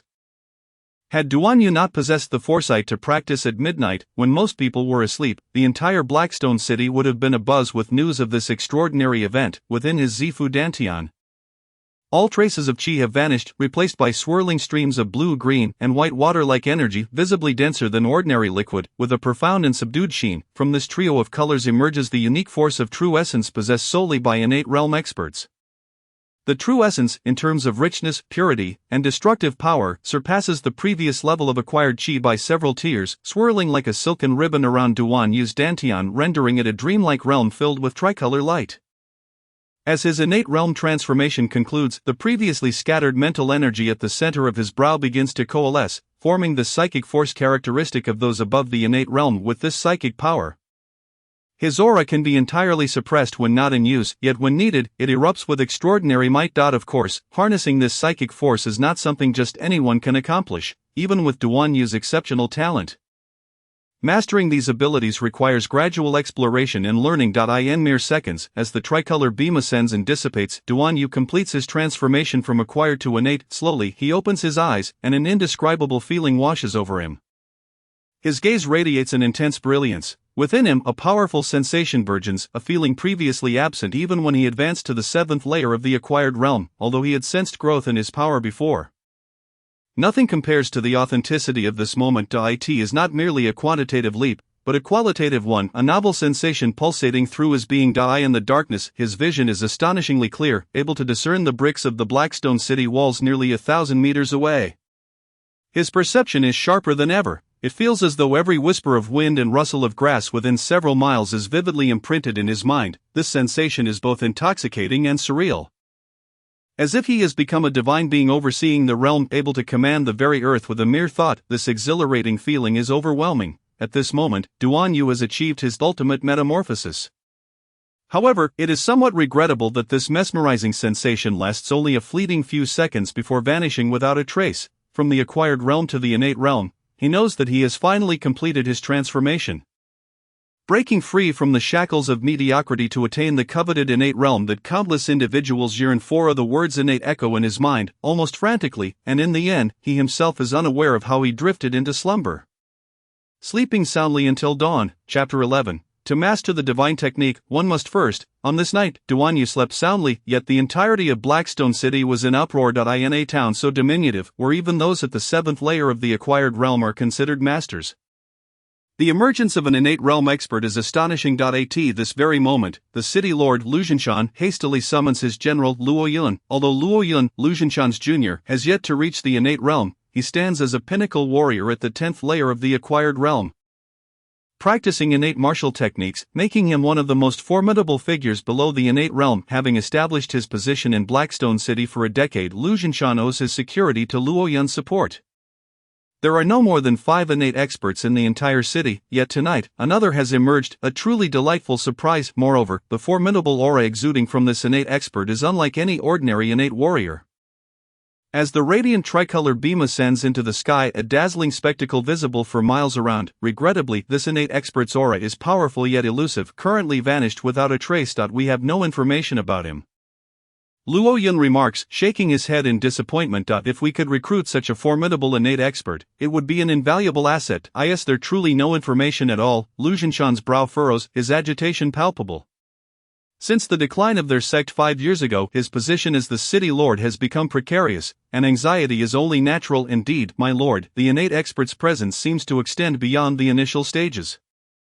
Their aura flickers and eludes capture. Luo Yun responds, where exactly did that beam of innate light emerge? Who witnessed it? This is the perfect opportunity to bolster the strength of the city lord's mansion.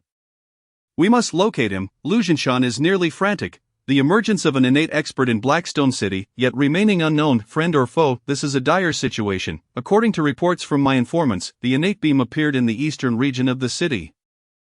Its precise location remains uncertain. However, with such a glaring display and commotion, there must be witnesses, particularly among the night prowlers and thieves. We should offer a substantial reward and investigate thoroughly. We ought to be able to trace this innate expert. Luo Yun suggests after a moment of contemplation, sharing all he knows and his proposed strategy. He descended from the mountain 5 years ago, bearing the weighty responsibility of revitalizing the sect. He was acutely aware that achieving this monumental task was impossible solely through his own efforts. He would need to rely on his elder brother, Lu Zhenshan, who had already attained the status of a congenital powerhouse. Hence, he devoted himself entirely to assisting him. That night, Lord Lu Zhenshan and Luo Yun conferred for an entire evening, ultimately deciding to issue a hefty bounty of 1,000 taels of gold through the hunter and assassin guilds to seek the newly ascended congenital warrior of Haishi City. Even those who could pinpoint the exact location of the congenital light beam from that night would be rewarded with 100 taels of gold. In an instant, both the hunter and assassin guilds were thrown into a frenzy. Strangely, however, no one had witnessed the towering pillar of light that ascended from Duan Yu's courtyard, although numerous informants soon emerged.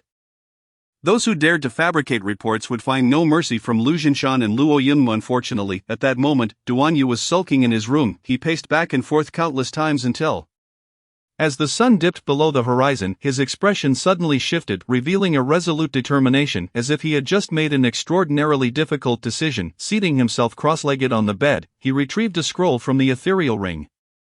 The cover boldly displayed 4 prominent characters: Biming Divine Skill. The Biming Divine Skill, a mystical category, a technique of divine caliber, a summoning artifact collected by a member of the Transcender Welfare Association.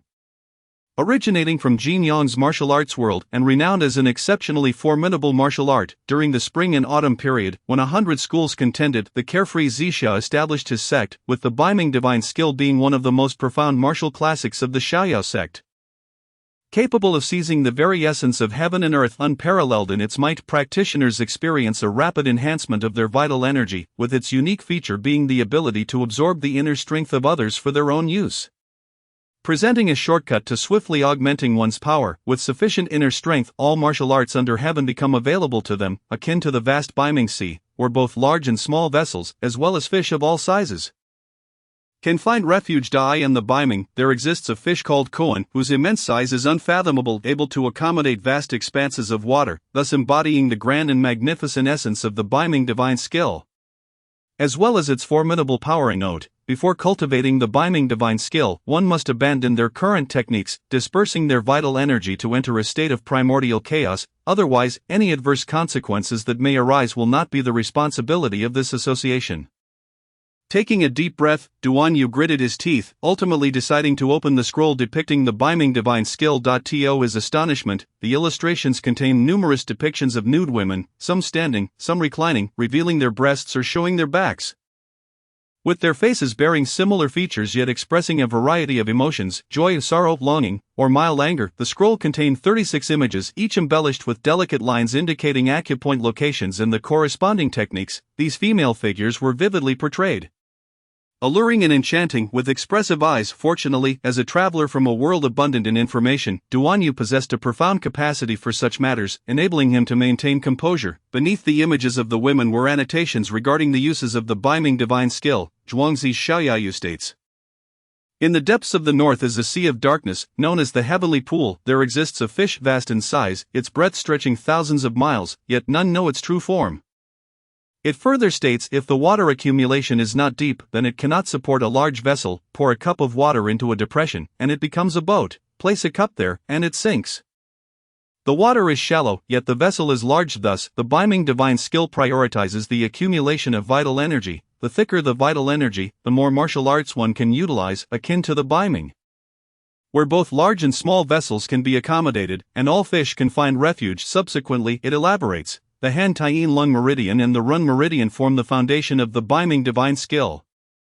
Particularly the Lesser Shang acupoint at the thumb and the Xin Zhong acupoint between the breasts, which are of utmost importance. The former takes, while the latter stores. Humanity possesses 4 seas. The stomach is the sea of grains.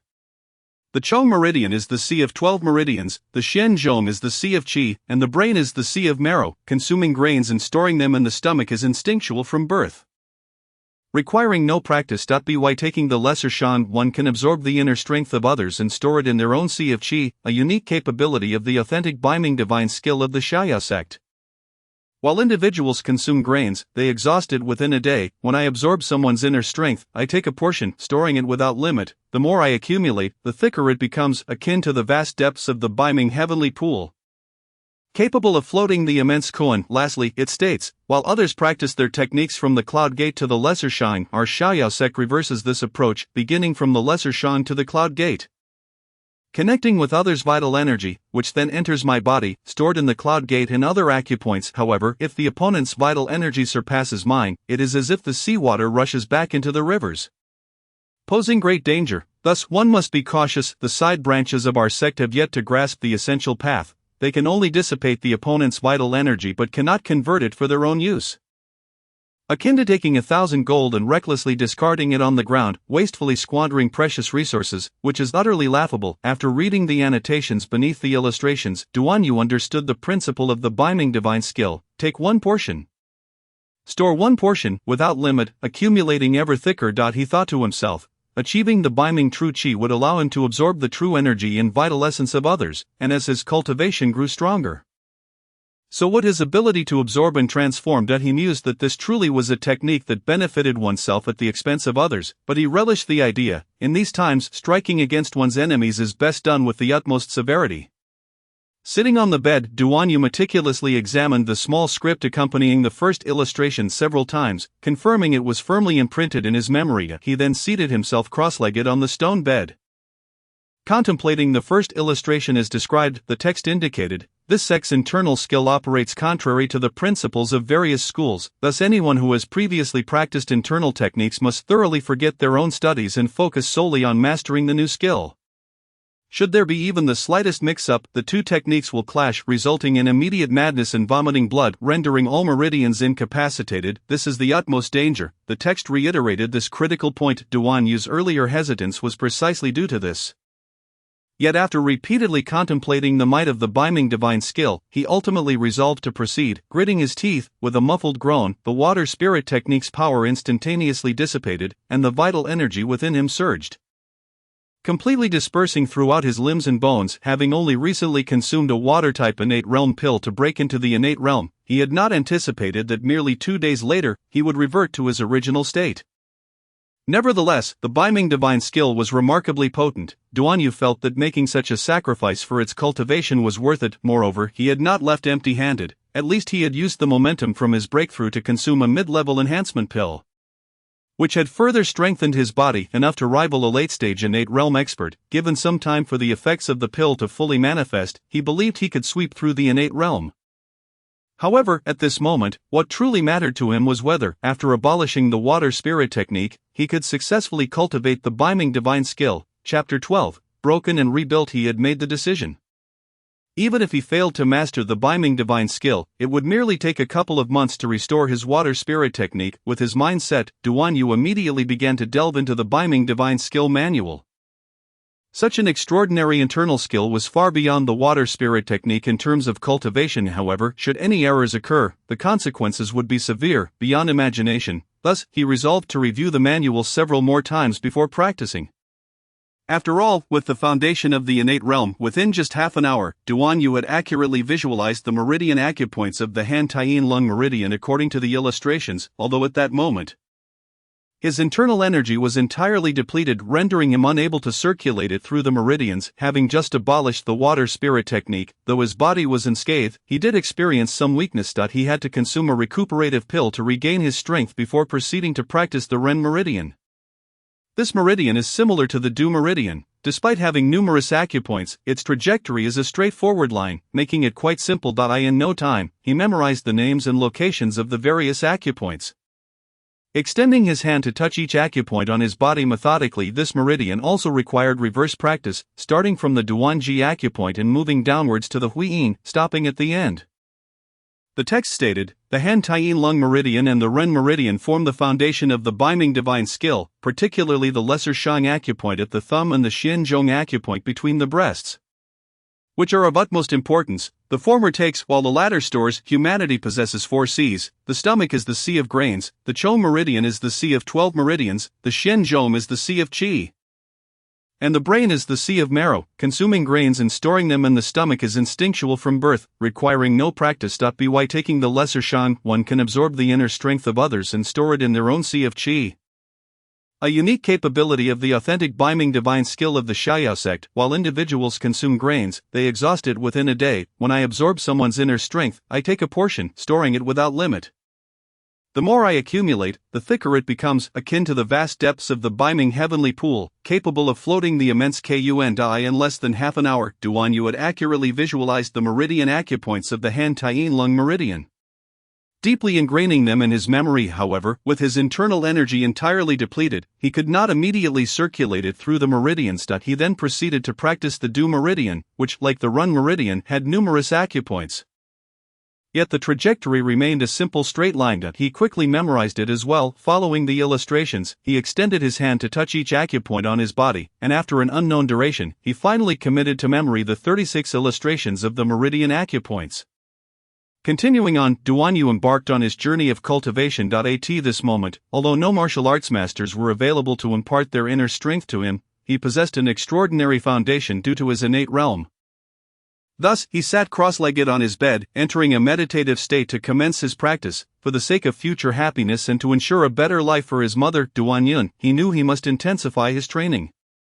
In the world of martial arts, practitioners typically cultivate by drawing from their own essence, refining it into energy, and then circulating it through their meridians to open the myriad acupoints of the body. However, the Biming divine skill was different. It allowed practitioners to utilize the inner strength of others, enabling them to directly draw the essence of heaven and earth into their own bodies, while most internal techniques radiated energy outward from within. The Biming divine skill absorbed energy from the outside in, thus, unless engaged in combat where true energy was required, the Biming divine skill remained remarkably restrained, akin to a tranquil sea, devoid of any ripples. This explains why in the original text of demigods and semi-devils, as long as Duan Yu did not reveal himself, others could not discern the depths of his abilities. The great waters of Biming do not arise from self-generation.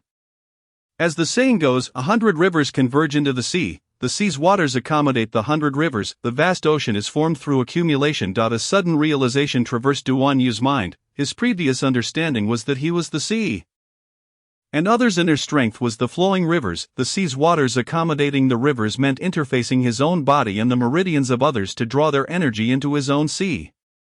The vast ocean, formed through accumulation, signifies that gathering a little creates a lot.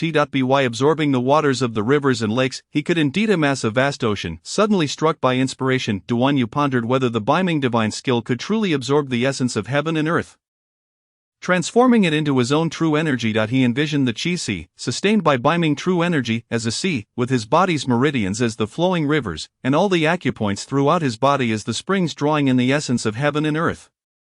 Without hesitation, he began to meditate, imagining himself enveloped by the essence of heaven and earth, taking careful note of his sensations. Following the sequence of the Biming divine skill, he focused on the first acupoint of the Han Tien Lung meridian, the Shaoshang point at the tip of his right thumb. Focusing intently on Shaoshang, he remained neither overly intentional nor entirely absent-minded. In this delicate balance, Duan Yu felt a tremor in his body as a refreshing energy surged into the Shaoshang point, ascending through the meridians, flowing through the Yi, Taiyuan like Hai's and Shebai points, before passing through Yunmen and into his Qi in the center of his chest. Indeed, it was feasible. Suppressing his overwhelming joy, Duan Yu stabilized his emotions, carefully harnessing this trickle of energy to prevent it from dissipating. Using the Shaoshang point as his source, he continuously absorbed the essence of heaven and earth, channeling it through the Han Tien Lung meridian into his Qi.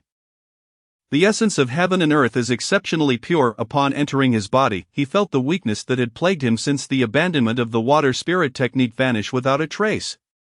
The Biming divine skill, in itself, could be self-sufficient, allowing for self-cultivation. It still followed the steps of refining essence into energy, absorbing one's own essence and transforming it into true energy. Human essence derives from daily sustenance, grains, fruits, vegetables, and meats. The body naturally extracts the nutritional essence from food, converting it into personal energy reserves. Martial practitioners refine this essence into true energy, thus augmenting their strength. The most significant distinction between innate and acquired realms lies in the innate ability to absorb the energy of heaven and earth, while the acquired is limited to one's own essence, a difference that cannot be measured by mere concepts. The predecessors of the Xiaoyao sect practiced the Biming divine skill, whether through self-cultivation or absorbing the inner strength of others, which could be considered the absorption of acquired energy. Yet, at this moment, Duan Yu's fleeting thought propelled his Biming divine skill into the innate realm, successfully absorbing the essence of heaven and earth.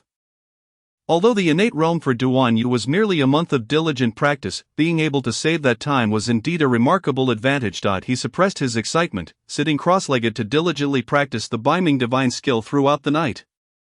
By dawn, he had become thoroughly familiar with the essence he had drawn from the Shaoshang point, which had increased from a trickle to a steady flow. The Biming divine skill, after all, was a legendary and formidable internal technique, unparalleled in nature. The previously wasted power of the water spirit technique gradually returned, restoring him to his prior innate realm. As the first light of dawn painted the eastern sky in hues of red, Duan Yu suddenly felt the essence he absorbed from the Shaoshang point transition from coolness to warmth. He marveled inwardly, pondering whether the essence of heaven and earth was indeed affected by the cycle of day and night, cool at night, warm during the day. However, this fleeting surprise disrupted his focus, causing the warm energy streaming in from the Shaoshang point to suddenly dissipate. With a sigh, Duan Yu accepted that the loss of concentration was perhaps fate's design.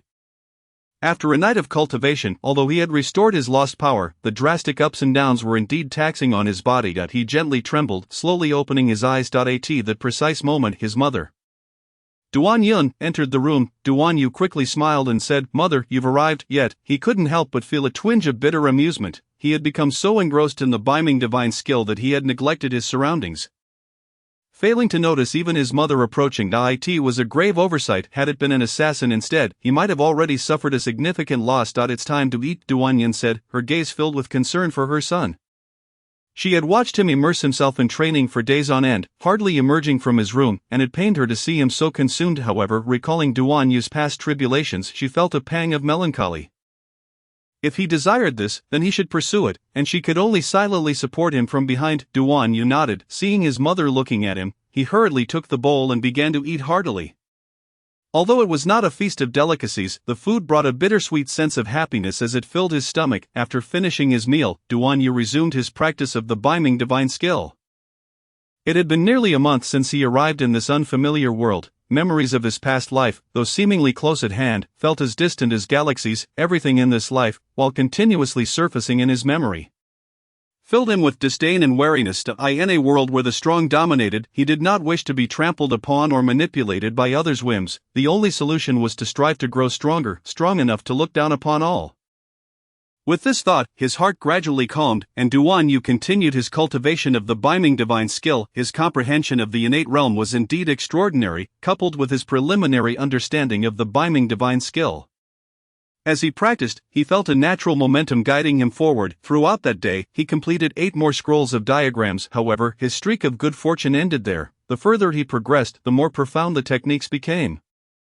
causing his speed to slow considerably. Thus, it took a full days for Duan Yu to complete the 36 diagrams of the Biming Divine Skill. This skill is intricately connected to the 12 primary meridians, along with the 8 extraordinary vessels, encompassing nearly all acupoints outside the human body, allowing one to absorb the inner strength of others at will. The subsequent 16 diagrams contain advanced techniques for refining external inner strength for personal use. After mastering these techniques, he converted the absorbed essence of heaven and earth entirely into his own innate true essence. He felt his dantian brimming with liquid innate true essence, and with every movement, it seemed as though he possessed the power to overturn the heavens and earth. On this very day, his innate true essence filled his entire dantian, and he began to condense his first acupoint, advancing his power to reach the realm of the second layer of innate true essence. Chapter 13, Sacred Spirit Sword Technique. In the first layer of the innate realm, the practitioner accumulates innate true essence within their dantian, at which point every movement is powered by this essence, granting immense strength and deepening their prowess to a level incomparable to that of acquired martial artists. Starting from the second layer of the innate realm, practitioners focus on condensing the essential acupoints throughout their body, totaling 108 significant acupoints. Each successfully condensed acupoint enhances their power further. Once the cycle of the meridians is completed, they can transcend the innate realm, entering the legendary domain of the Dan Master. Compared to the acquired realm, the cultivation of the innate realm is considerably more challenging. Each advancement typically requires at least a year, if not several years or even decades. Of course, this time frame is subject to considerable variance. In Duan Yu's case, in less than 10 days, he had completed the first phase of innate cultivation and directly entered the realm of the second layer of innate true essence. Such unprecedented speed was truly astonishing. With his power sufficiently profound, Duan Yu finally retrieved a silver card, summoning the Sacred Spirit Sword Technique. After a thorough study, he proceeded to the courtyard to practice. Due to his humble status, he resided in a relatively secluded area. Moreover, at this time, his mother was likely in the side estate of the family mansion, sewing leather garments, so he was not concerned about anyone discovering his secret. Thus, Duan Yu felt free to practice without worry. Changing into a set of azure clothing, he took up the sword that once belonged to the tragic figure and stepped into the courtyard. Raising his gaze to the sun above, he found its brightness somewhat blinding. After a month of seclusion indoors, although his cultivation had advanced significantly, he had become somewhat sensitive to sunlight due to his prolonged absence from it. However, this was no major issue. Gradually acclimatizing, Duan Yu slowly drew aside the tragic man's sword, only to behold a glimmer of cold light as a 3-foot-long azure blade materialized in his hand. The sword emanated a chilling aura, its gleam foreboding. Undoubtedly, it was a rare and exceptional weapon. The tragic man, having fallen to such depths, could scarcely possess such a fine sword. It was a gift from his second uncle, Duan Qingfeng, from years past, and considered the tragic man's most treasured possession. Yet, all of that was now but a wisp of smoke. Returned to Duan Yu's ownership. A year later would mark the family's decennial trial competition. And having accepted all that belonged to him, it was now Duan Yu's responsibility to cleanse the shame of the tragic man. He murmured to himself, standing still, eyes gently closed, and began to recollect the contents of the Sacred Spirit Sword Technique. The Sacred Spirit Sword Technique consisted of 23 stances, each succeeding stance growing in power and complexity. With Duan Yu's current innate realm, he could at most practice the first 9 stances. As his thoughts ebbed and flowed, the first 9 stances of the Sacred Spirit Sword Technique cascaded through his mind, and Duan Yu extended the azure blade before him, commencing his training from the first stance, though it was his initial attempt at the Sacred Spirit Sword Technique. The anticipated awkwardness did not manifest. It felt as though he had practiced it countless times before. As Duan Yu wielded the sword, there was no hint of obstruction, but rather a fluidity reminiscent of flowing water. An effortless grace. With a soft sound, several withered leaves from a grand tree beyond the courtyard were effortlessly sliced in two, yet Duan Yu remained oblivious, continuing to dance with the long sword. Stance 1. Stance 2, Stance 3, Stance 4, Stance 7. Gradually Duan Yu's swordplay transcended its constraints, not only quickening in speed but also becoming light and unrestrained, flowing freely. He practiced up to the 7th stance in one breath. And in an instant, the sword light resembled a nimble loach, effortlessly slicing through the scattered leaves. Sheathing his sword, Duan Yu reflected on the preceding scene, and even he felt a twinge of astonishment. It is well known that for beginners, even the most basic martial skills are challenging to master. This is not merely due to innate talent but is significantly influenced by one's adaptability to new experiences. It is akin to learning to swim. Initially, fear of the water makes learning arduous, yet once fully acclimated, one can perform complex maneuvers. The same applies to martial arts. in the beginning, it may seem insurmountable. But upon reaching a profound level, any technique can be executed with ease, even leading to the creation of new techniques. In summary, while ascending from low to high is not particularly difficult, the true challenge lies in creating something from nothing. Taking a deep breath, Duan Yu closed his eyes slightly, clearing his mind, and once more performed the Sacred Spirit Sword technique, starting from the first stance and flowing through to the seventh, the movement seamless and continuous. The sword light flickering like flowing water, reflecting the sunlight pouring down from above, creating ripples throughout the courtyard. After executing several rounds, Duan Yu felt a surge of energy, in a moment of clarity. He successfully executed the 8th stance of the Sacred Spirit Sword technique. As the 8th stance was unleashed, a fierce sword light emanated from the azure blade, producing a piercing whistle as an invisible force parted the air in its wake. The sword manual states that only after mastering the technique can one focus on the true essence of swordplay. It seemed now was the time. With a firm resolve, Duan Yu slowed his movements to an almost imperceptible pace.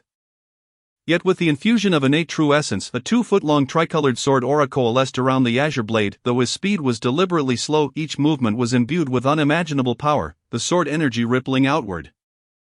Sweeping across the entire courtyard, visible to the eye as a torrent of sword energy, accompanied by the resonating sounds of wind and thunder, unceasing and majestic simultaneously, the innate true essence within him flowed like water.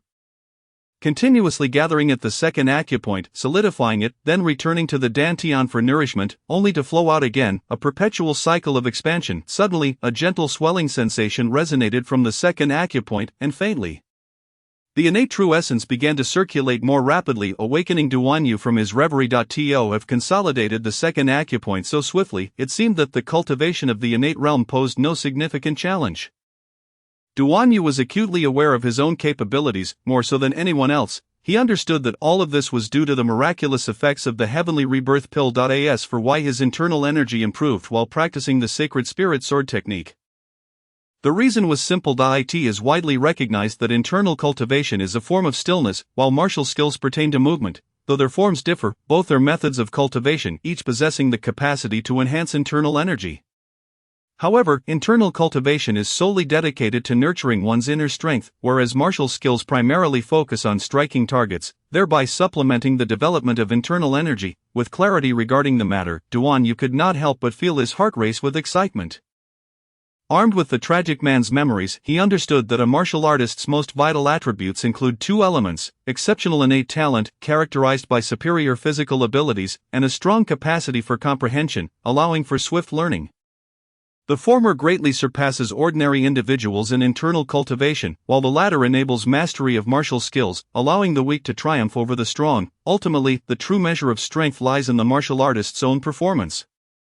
Fortune seems to favor me. At this pace, it won't be long before I reach the pinnacle of the innate realm, and perhaps even break through to the higher realm of the Dan Formation Master.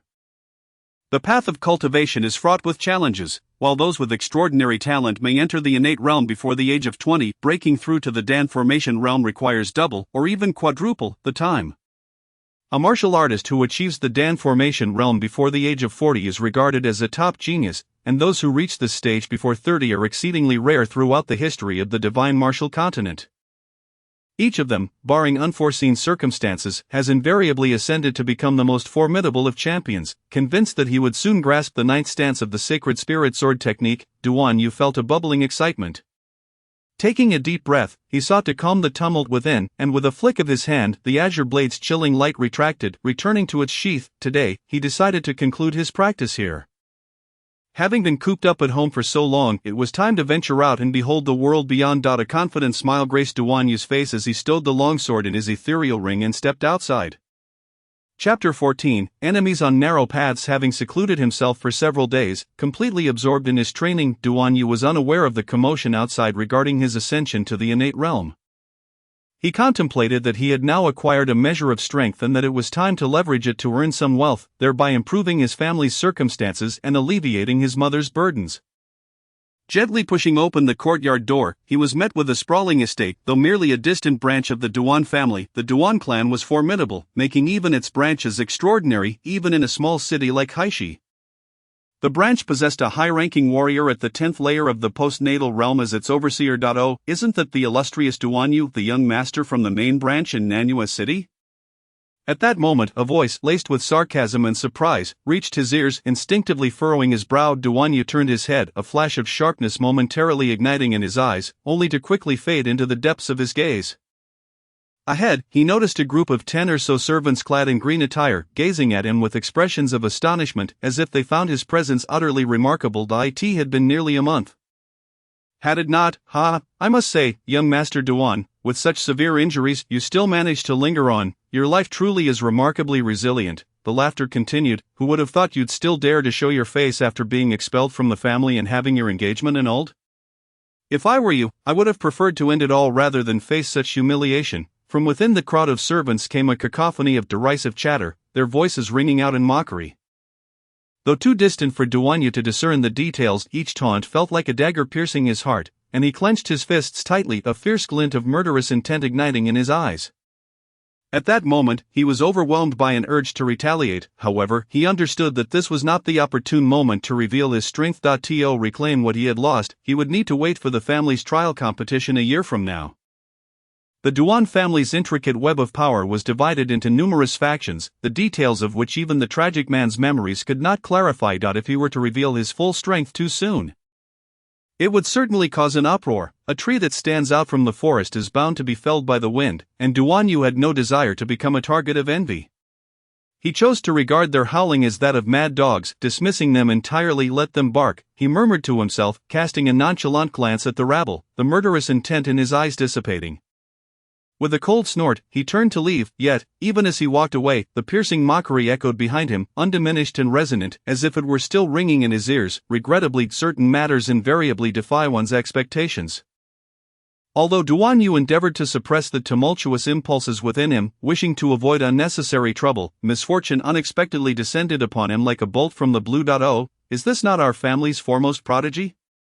A voice taunted, why do you not even greet us upon our encounter? At that moment, several figures obstructed Duan Yu's path. Duan Hong, is that you? What do you intend? He inquired, furrowing his brow at the figures that loomed before him. Duan Hong, the sole son of the deputy overseer of the Duan clan in Haishi City, while not a direct descendant of the core family, possessed formidable strength rivaling that of the clan's top talents. Though merely 16 years of age, he had already attained the 6th level of innate cultivation, making him one of the 3 candidates for the clan's core membership, should he further enhance his abilities to reach the 7th level. He would formally join the ranks of the direct descendants, gaining access to the true echelons of clan governance and wielding significant influence. Once, when Duan Yu was still regarded as the tragic protagonist, he had boldly confronted Duan Hang's bullying at a family gathering, delivering a resounding reprimand. However, the following year, when the tragic protagonist failed to break into the realm of innate mastery, his cultivation stagnated at the pinnacle of foundation establishment. Unable to progress further, despite his relentless dedication to training, it was lamentable that no amount of effort could propel him into the realm of innate mastery. As the saying goes, a dragon in shallow waters is mocked by shrimp, and a tiger on flat ground is bullied by dogs. The once mighty tragic protagonist, hailed as the clan's greatest talent, found himself overshadowed as others surpassed him. Those he had once subdued shed their previous humility, turning to mock and humiliate him. Among them, Duan Hong was the most brazen. Ever since his cultivation had eclipsed that of the tragic protagonist, he had never ceased to ridicule him during the annual gatherings in Nanyue City. Why the glum demeanor? I merely came to witness what our clan's greatest talent looks like. Come, everyone, take a good look, Duan Hong proclaimed, gesturing mockingly at Duan Yu. This is our clan's foremost prodigy, who, after more than a year, has completed foundation training but has made no progress in over a decade. He cannot even condense true energy and has now been expelled from the clan's direct line. With disdainful glances, the onlookers regarded the youth as if he were a rare curiosity, coldly observing the derisive expressions directed at him. Duan Yu's gaze sharpened as he steeled himself. A sudden jolt of realization coursed through him. He had grown accustomed to such scorn. To these very scenes, the opinions of others held no weight in his heart. How many years had he endured ridicule and mockery, remnants of the tragic protagonist's memories lingering like shadows? Since being deemed incapable of breaking through to the innate realm by the clan's experts, he had been haunted by such judgments. Yet, all of that was now in the past. The original tragic protagonist had transcended. And now Duan Yu possessed the ability to summon spatial energies, having broken through to the innate realm. In his eyes, even Duan Hong, with his mere 6th level of innate cultivation, or his father, Duan Jinbei, who had reached the 9th level, were of little concern. Should he choose to act, a mere flick of his pinky would suffice to crush them, while exacting revenge would certainly grant him solace. Duan Yu understood that now was not the opportune moment to reveal his strength. He needed to bide his time until he could shed the title of a failure with this thought. His heart gradually cooled, and he ignored Duan Heng's incessant taunts, continuing forward with determination. Why the hurry? Let us take our time. My friends have long wished to meet you. After all, how about sharing your training secrets? 10 years of stagnation, and you've still managed to stand out, Duan Heng chortled, gripping Duan Yu as he attempted to push past. Release me. Duan Yu's voice was laced with a hint of indifference and a chill. As he forcefully shook off Duan Heng's grip, an aura of malice began to coalesce around him, rendering his expression fearsome. What? Still unwilling to accept your fate? Speak your mind if you have any objections. Duan Heng, momentarily taken aback by Duan Yu's defiance, felt a flicker of anger rise within him. His face darkened as he lifted a hand, condescendingly prodding Duan Yu's chin, his tone dripping with disdain. The atmosphere thickened, a palpable tension hanging in the air. The unfolding drama drew the attention of other servants and peripheral members of the clan, and soon a crowd of nearly 100 had gathered. Their whispers buzzing in the air as they recognized Duan Yu amidst the throng. Pity replaced mockery in their gazes. Having witnessed Duan Heng's bullying from afar, these ordinary clan members felt powerless against his tyranny. Knowing full well that they could not afford to offend one of the 3 candidates for core membership of the Duan family, they could only silently lament Duan Yu's misfortune on this day. Let go. Duan Yu's voice was low and restrained as he forcefully brushed aside Duan Heng's hand. The remnants of the tragic protagonist's memories stirred within him, fueling an uncontrollable impulse. He glared fiercely at Duan Heng, his patience wearing thin as he contemplated the escalating provocation. Very well, so you've grown bold today, have you? Dare to oppose me? Duan Heng's fury ignited into a derisive smile as he prepared to retaliate against the recognized failure.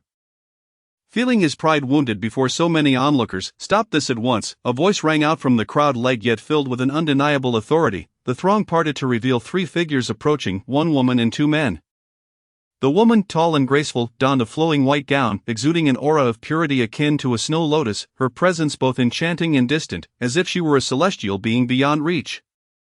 Ah, Miss Duan Ningxue, what brings you here? Duan Heng's demeanor shifted dramatically upon recognizing her, his voice adopting a sycophantic tone. I merely stumbled upon this scoundrel and thought to engage him in a bit of camaraderie. Duan Ningxue, the only daughter of the head of the Duan clan's branch in Haishi City, stood alongside her 2 cousins Duan Feng and Duan Lei. Not only was she strikingly beautiful, but she also possessed remarkable talent.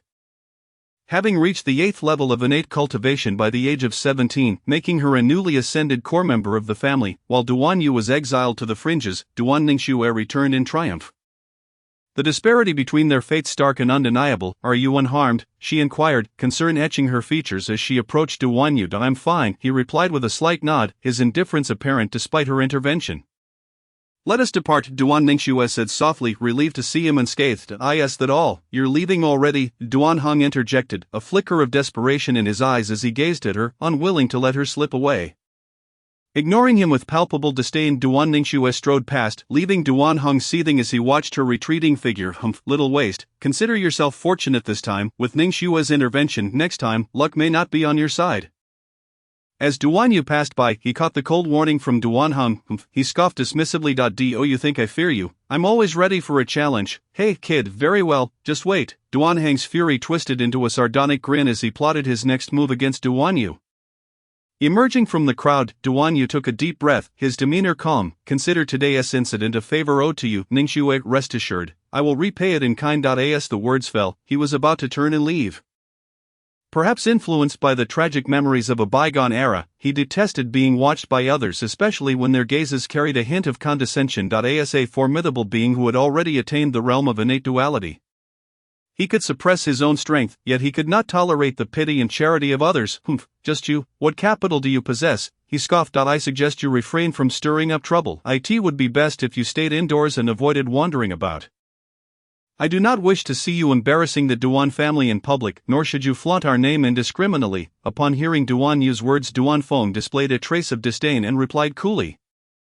Duan Yu's face turned icy at these words. The flicker of gratitude he had felt moments ago vanished in an instant. He raised his gaze to the woman and the other man. Both of whom remained silent, clearly in agreement with the sentiments expressed. Rest assured, I have never done so, nor will I now or in the future, taking a deep breath to stifle his inner fury. Duan Yu stated coldly. With that, he turned and strode purposefully into the distance. What a fool, so desperately clinging to dignity despite his abysmal strength. He is truly oblivious to his own insignificance. I say.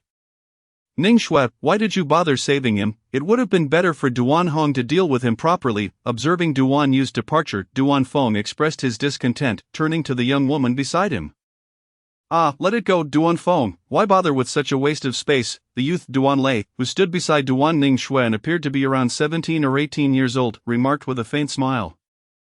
Duan Yu, the once celebrated genius of the family, now utterly finished, I suppose. Let us take our leave. After hearing the words of the two, Duan Ning Shui pondered for a moment and sighed softly. In the distance, Duan Yu, who had already walked far away, let out a cold snort. His eyes blazed with fierce determination, and the aura of an innate master flickered around him. Had anyone been present at that moment, they would have been utterly astonished. Just wait, it won't be long before you comprehend what true strength entails. When that time comes, I shall repay you 100-fold for what you have given me. Duan Yu suppressed his emotions and withdrew his entire aura before exiting through the back door, leaving the Duan family's branch estate. Following the straight road ahead, he soon approached the marketplace of Haishi City. Until this moment, Duan Yu had yet to realize that he had become quite the celebrity in Haishi City, with nearly every mercenary in town searching for him, the whereabouts of the mysterious innate expert. Though Haishi City was merely a small town, it boasted a population of several 100,000. This was Duan Yu's first venture outside since his arrival in this world, but he had little desire to wander aimlessly. His previous encounters had taught him that in this realm one could possess nothing, but one could never lack strength. He walked with purpose, concealing his face with a piece of black cloth in a secluded corner before heading straight for the Hunters Guild. He had not forgotten that his purpose for venturing out was to find a way to earn money to support his mother. For a martial artist, the Hunters Guild was undoubtedly an excellent choice to achieve this goal. The Hunters Guild functioned similarly to the mercenary guilds he had encountered in novels before. Though it was loosely organized, it was spread throughout the divine martial continent and was said to have been established thousands of years ago by several top-tier super experts. Renowned for its absolute credibility, what Duan Yu needed to do now was become a bounty hunter, earn money, and, until he revealed his own strength, this was undoubtedly the best way to generate income. Before even stepping into the Hunters Guild, he was stunned by a prominent notice on the task board outside, a bounty issued by the city lord Lu Zhinshan, offering a staggering reward of 1,000 taels of gold for finding him. Upon seeing the reward, Duan Yu nearly exposed himself. It was essential to note that in the divine martial continent, 100 taels of silver could be exchanged for 1 tael of gold.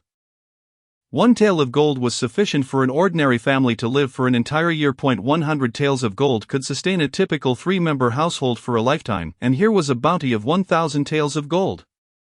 However, he was notorious throughout the Qianlong Empire as an unparalleled waste, having recently been stripped of all his cultivation. If he were to display his innate strength at this moment, it would undoubtedly attract unwanted attention.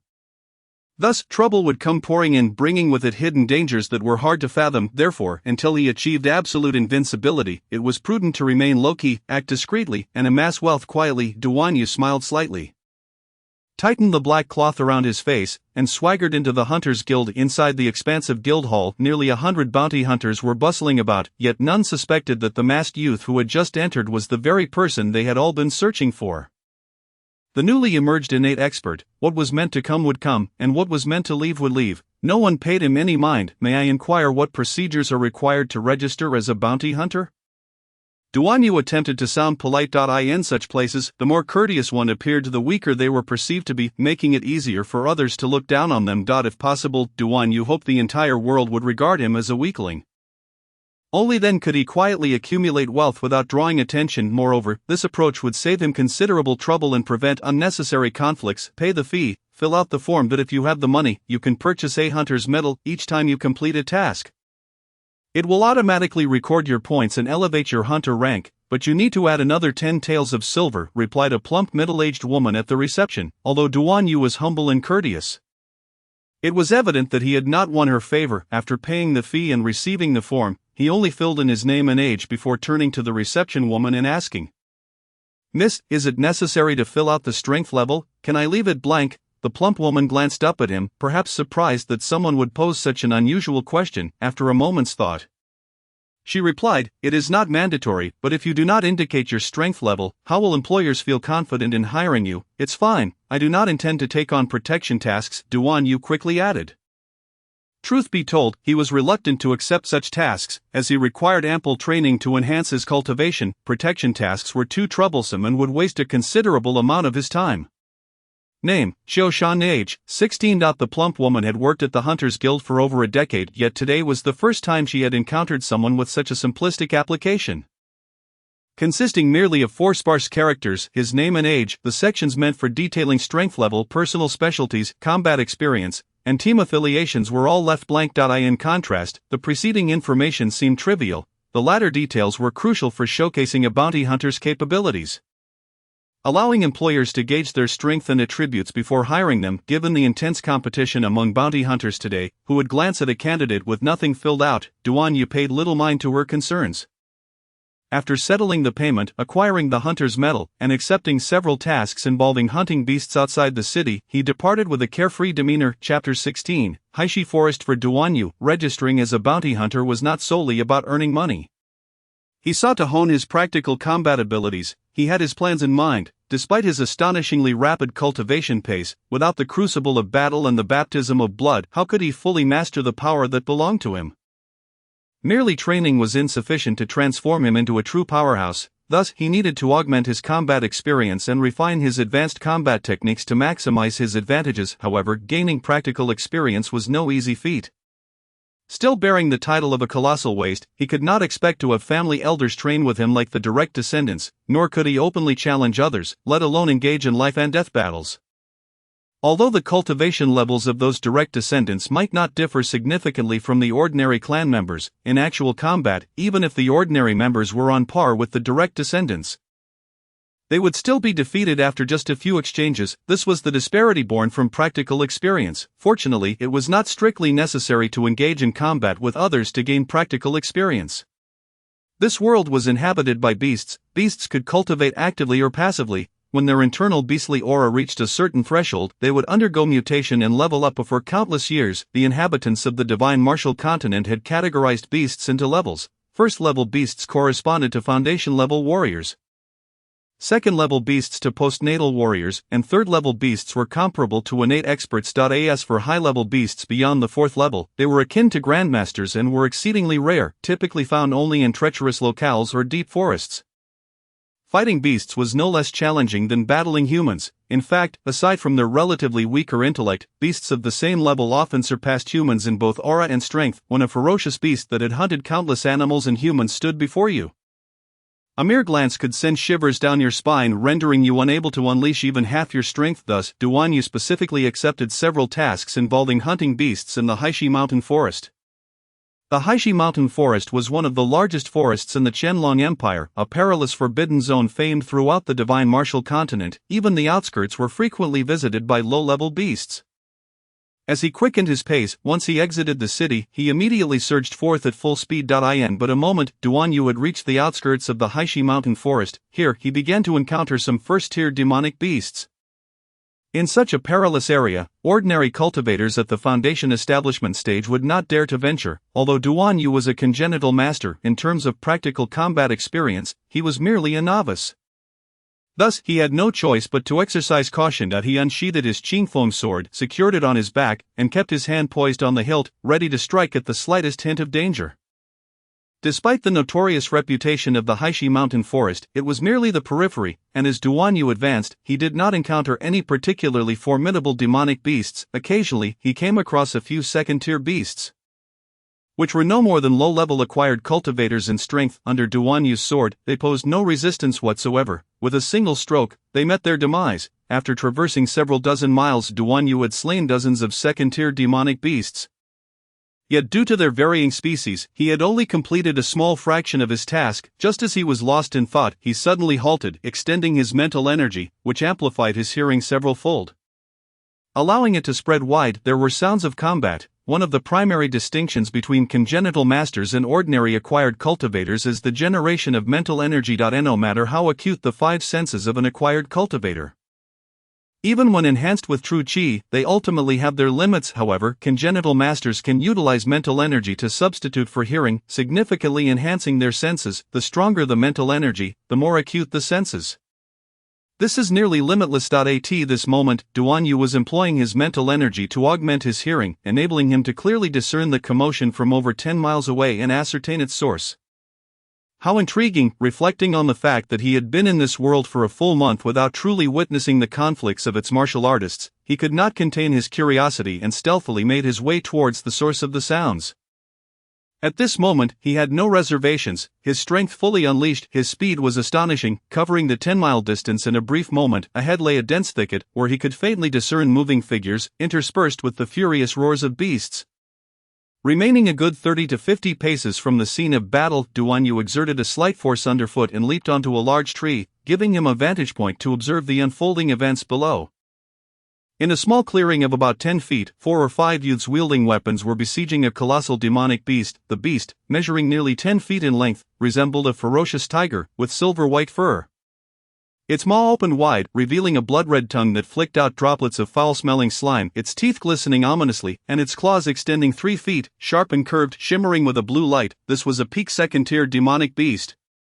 The poison tiger, although it appeared not fully grown, its strength was formidable enough to rival high-level acquired cultivators at the 9th layer, and it possessed deadly poison. Those who fell victim to it would suffer excruciating wounds, requiring a specific antidote for salvation. Otherwise, even congenital masters would find themselves in dire straits, making it quite a troublesome foe. Upon closer inspection of the youths, Duan Yu noticed the blue droplet insignia on their sleeves. And a well-known faction in Haishi City immediately sprang to mind. The Shuaying sect, headquartered in a rural valley to the west of Haishi City, was led by Louis Fong, a peak expert at the 5th layer of the congenital realm. In his youth, he had roamed the martial world alone, reportedly traveling beyond the Qianlong Empire to other nations. Upon his return, he founded the Shuaying sect, which boasts over 100 disciples, solidifying its status as a formidable force in Haishi City. At this moment, the disciples of the Shuaying sect, numbering 3 males and 1 female, were engaged in a coordinated assault against the poison tiger. Despite their individual strengths not being particularly high, their teamwork was impressively synchronized.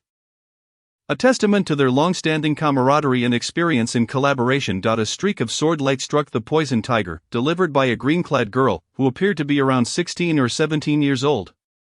With delicate features, she wielded a dainty sword, her cultivation roughly at the 5th layer of the acquired realm. Beside her, a robust youth brandishing a hefty staff swung it around with fervor, bellowing to suppress the beast, using his physical strength to prevent it from advancing. While these two put forth considerable effort, the main force in subduing the poison tiger came from the other two. Among them, a sturdy youth clad in grey handled a long spear that measured nearly 2 meters in length.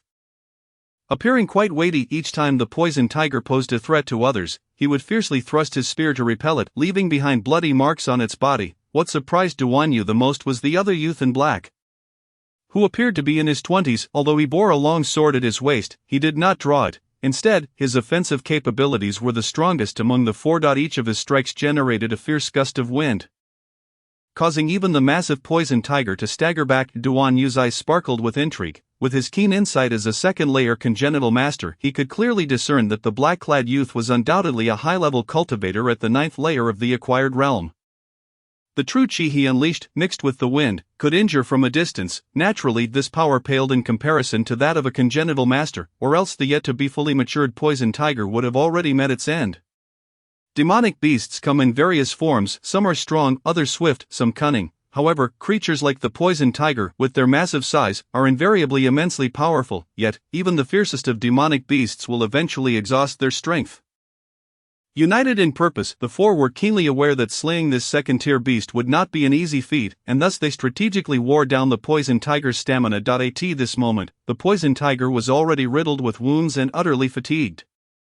With a sudden lunge, it attempted to flee, but the black-clad youth, having regained his breath, shouted, "Take this!" With eyes like lightning, he followed through, delivering a powerful strike to the beast's flank. With a mournful roar, the poison tiger was sent flying by the force of the blow, crashing several yards away, blood gushing from its mouth, hot yet radiating a chilling aura. It was clear that its breathing was shallow. "Senior brother Lu, your ice palm technique is truly formidable," exclaimed the green-clad girl. Sheathing her sword and wiping the sweat from her brow, her face filled with admiration for the black-clad youth, the black-clad youth replied gently, "I am not remarkable, in a few years you will surpass me." The grey-clad youth, who wielded the spear, revealed a hint of emotion on his previously stoic face as he gritted his teeth. "I have already reached the pinnacle of the 7th layer of the acquired realm.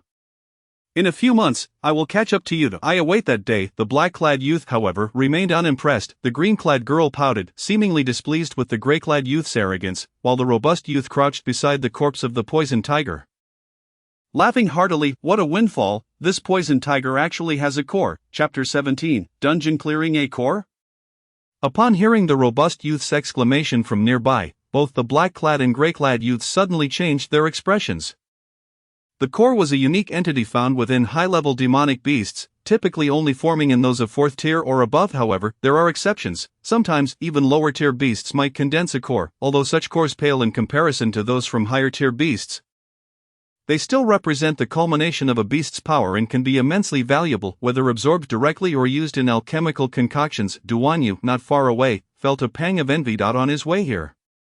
He had slain 3 poison tigers, each of a higher tier than this one, yet he had not discovered a single core. The robust youth nodded in affirmation. "Indeed, it is a core, but it seems it has just recently formed and is only the size of a thumb. Lacking in purity of energy, for a 2nd-tier beast like this, if sold on the market, it would fetch at most 1,000 taels of silver. Divided among the 4 of us, that would be a mere 250 taels each." However, if a demonic beast possesses a core, the situation changes entirely. Even a newly formed core can be sold for 1,000 taels of silver. This one, though only thumb-sized, is worth at least 5,000 taels. And it can also be used to enhance the cultivator's abilities. For acquired cultivators, its value far exceeds mere currency. The robust youth carefully extracted the core from the poisoned tiger, while the green-clad girl gently touched it. Feeling a surge of pure spiritual energy coursing through her fingers into her body, bringing immense comfort, she could not help but smile. "So this is a demonic beast's core, how marvelous," the black-clad youth interjected.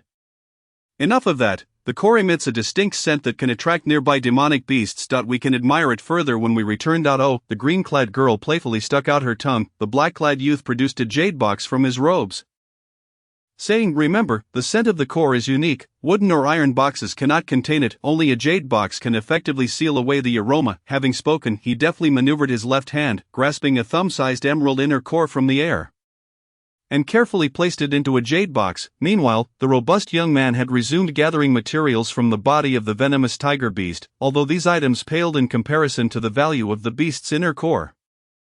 They nonetheless represented a commendable source of income. Once the materials were collected, the sturdy youth finally stood up, frowning as he remarked, "Brother Lu, we exerted ourselves for half a day to slay a single venomous tiger beast. And there are still about 10 more in that cave, including one particularly large specimen, possibly the venomous tiger king." The girl in green suggested, "Why not return and seek help from our senior brothers and sisters?" The young man in black frowned, "But what if someone else gets to it first?" As if naturally at odds with the young man in black, the boy in gray rolled his eyes and countered, "How could that be possible? The Blackstone Mountain Forest spans thousands of miles, with a complex and bizarre terrain where beasts roam and human presence is scarce. It's highly unlikely." Sighing, the young man in black shook his head. "Haven't you noticed? The 5 elements vermilion fruit is nearly ripe." "What do you mean?" The girl in green did not immediately comprehend. However, the grey-clad youth suddenly paled, exclaiming, "Once the 5 elements vermilion fruit matures, those venomous tiger beasts will devour it to enhance their own strength. But that fruit can refine one's power. Even innate experts would go mad for it. Are we really going to just give up?" The sturdy youth couldn't help but voice. The young man in black pondered for a moment, seemingly resolved, and said solemnly, "We can handle ordinary venomous tiger beasts, but that largest venomous tiger king is likely comparable to an innate expert. Beyond our capability to confront. We should abandon this pursuit. The risk of losing our lives is far too great." Upon hearing this, the group fell silent, just as the young man in black had stated. Although the 5 elements vermilion fruit held significant benefits for those below the dance stage, sacrificing their lives for it would undoubtedly be unwise. I wonder where the cave you speak of is. Take me to see, and if successful, we can share the 5 elements vermilion fruit." Just as the 4 were preparing to forfeit their endeavor, a hoarse voice drifted over from the distance. "Who goes there?" The grey-clad youth's eyes gleamed with hostility as he gripped his spear tightly. The girl in green and the sturdy youth also firmly held their weapons, while even the young man in black subtly positioned his hand on the hilt of his sword. Before long, a figure clad in blue and masked, with a sword slung diagonally across his back, approached swiftly, halting before the four and clasping his hands in greeting. No need to be alarmed, esteemed ones. I happened to pass by and, forgive my intrusion, I hope you will not take offense. In order to conceal his true identity, Duanyu deliberately lowered his voice, his tone raspy as if he were an old man in his twilight years. A hint of mockery appeared on the grey-clad youth's face as he retorted, just passing by, so you heard everything we just said? Do not act impulsively. The young man in black shot the grey youth a warning glance and stepped forward, shielding the others behind him as he inquired, might I ask who you are? It seems we have not met before. Although they had not yet engaged in combat, the mere fact that this person could arrive near them without a sound indicated his formidable prowess. Likely at least at the 10th level of the postnatal stage, if not surpassing them all. Thus, it was best to avoid conflict if possible. Duanyu clasped his hands, saying, I am Qiao Shan, a bounty hunter. I came over upon hearing the sounds of battle and meant no offense to you. 4. The 5 elements vermilion fruit is indeed a treasure. If I consume the water type one, I believe it would be sufficient for me to break through to the 3rd layer of the innate realm. For now, I need these 4 to guide me, so it is worth humbling myself and making some concessions. I see. The young man in black showed no signs of suspicion. The earlier ferocity of the venomous tiger beast made the sounds of battle entirely plausible. And given the stranger's evident strength, it was unwise to provoke him. The grey-clad youth scrutinized Duanyu and, with a hint of sarcasm, asked, What can you do to assist us? Duanyu's gaze shifted, casting a glance at the grey youth before letting out a cold snort, then turning back to the young man in black, stating, Based on what you just mentioned, the strength of that venomous Tiger King has likely reached the innate level, which indeed makes it difficult to deal with. So leave it to me, leave it to you, you can handle that venomous Tiger King. The girl in green expressed her curiosity. Duanyu merely smiled enigmatically, knowing that he needed to demonstrate some capability to convince the 4 before him. He promptly drew the Qingfeng sword from his back. The others immediately gripped their weapons in readiness, fearing a sudden attack. With a chuckle, Duanyu brandished the sword, and a flash of cold light appeared only to vanish as quickly as it had emerged, the blade returning to its sheath, while the 4 were still in disbelief. A sudden cacophony of rustling sounds erupted, followed by a loud crash as a massive tree, thick enough to embrace, splintered, and fell to the ground several yards away, the power of a single stroke. The young man in black's expression shifted to one of astonishment as he exclaimed, The sword emanates a chilling brilliance, and your true essence is formidable. You are indeed an innate expert. Please forgive our earlier rudeness. Though he had already estimated Duanyu's strength to be considerable, he had not anticipated the extent of his capabilities. In a place as small as Blackstone City, innate experts were exceedingly rare. At this moment, not just he but even the girl in red and the sturdy youth, as well as the conceited grey youth, could not help but widen their eyes in surprise. How about now? Shouldn't this be sufficient? Duanyu's gaze swept over the 4, ultimately resting on the young man in black, whom he recognized as their leader. Taking a deep breath, the young man in black smiled and introduced himself. I am Lu Changkong, an inner disciple of the Water Shadow sect. This is Hong Yijiang, skilled in spear techniques. This is Yang Dewu, proficient with the staff. And this is Lu Waning, our junior sister. Now that Duanyu had revealed his innate level strength, Lu Changkong dared not show any negligence, promptly introducing everyone. Duanyu, needing their assistance, did not assume the airs of an innate master and clasped his hands in greeting. It is a pleasure to meet you all. Lu Waning giggled. Are all bounty hunters this strong? Hong Yijiang couldn't help but whisper, How is that possible? Upon hearing this, both Duanyu and the young man in black exchanged knowing smiles. Chapter 18, Boss. In the dense forest more than 10 miles away from the battle site, there lay an inconspicuous earthen mound, merely a few meters in height but stretching over a mile in width. Completely covered by wild grass, Duanyu silently rejoiced that he had followed these individuals, for this secluded and obscure location would be nearly impossible to find without someone familiar with the area. Brother Qiao, just 100 more steps and we will see the cave. If all goes well, those 10 or so venomous tiger beasts should be lurking nearby, with the venomous Tiger King guarding the 5 elements vermilion fruit inside the cave. Lu Changkong remarked, his gaze shifting to Duanyu. Duanyu nodded, looking at the group with a faint smile as he softly said, Brother Lu, I believe you have a way to lure those toxic big cats over. Correct? At this, Lu Changkong paused slightly before breaking into a wry smile. Nothing escapes Brother Qiao's notice. Indeed, the venomous tiger beasts have a particular fondness for a fruit known as the green scale fruit, which is their primary source of toxin intake. By enticing them with the ripe green scale fruit, they will surely take the bait. Previously, they had used the green scale fruit to lure a venomous tiger beast. Otherwise, they would not have dared to act recklessly. The five moved quietly forward, and soon they arrived at a dark cave nearly 10 feet high, where several large venomous tiger beasts roamed aimlessly, their low growls echoing through the wilderness. Among these beasts, four were particularly massive, far exceeding the others in size, clearly fully matured venomous tigers, exuding a powerful aura comparable to top-tier warriors at the 10th level of the postnatal realm. Then, under the gaze of the others, Lu Changkong took out a long jade box from his robe, opening it to reveal 3 purple-red fruits, each about the size of a walnut, emanating a pungent odor. It was evident that this so-called green scale fruit was highly toxic. Should an ordinary person consume it, they would either die or lose half their life. Yet for the venomous tiger beasts, it was a delicacy beyond compare. Not only could it satiate hunger, but it also allowed them to absorb the contained toxins, intensifying their own poison and enhancing their strength. Holding the green scale fruit in his hand, Lu Changkong cautioned, although this fruit is highly toxic, it requires usage to take effect. The scent spreads quickly, and if more than 3 venomous tiger beasts catch a whiff, we must distance ourselves. Otherwise, if we alarm the other venomous tiger beasts and the Tiger King, we will find ourselves in dire straits. Having engaged in several skirmishes along the way, Duan Yu was confident in his abilities. But given that the venomous Tiger King was equivalent to an innate expert, plus the fact that he would be besieged by a dozen mature venomous tiger beasts, he could not guarantee victory. After several breaths, the 3 venomous demon tigers, close to a few individuals, suddenly raised their heads. 6 enormous eyes, glimmering with a chilling light, were filled with insatiable greed as they focused on the direction where Duan Yu and his companions stood. They were approaching. A flicker of excitement appeared on Lu Weiniang's face. Could this be the legendary group dungeon raid? Duan Yu mused internally, reminiscent of playing a game. The venomous demon tigers pressed forward relentlessly, prompting Duan Yu and his group to retreat continuously, backing away for 2 or 3 miles. After calculating that the scent of blood would not reach them immediately, they finally halted, a fierce glint evident in Duan Yu's eyes. His 3-foot azure sword was accompanied by a chilling sword aura that surged forth. With a series of hissing sounds, dozens of sword lights intertwined into a net, radiating a dazzling cold light that tore through the air, crashing down upon the 3 venomous demon tigers. Accompanied by their anguished roars, the sword lights abruptly retracted, leaving behind only 3 mutilated corpses sprawled on the ground. Lu Changkong and his companions stared wide-eyed.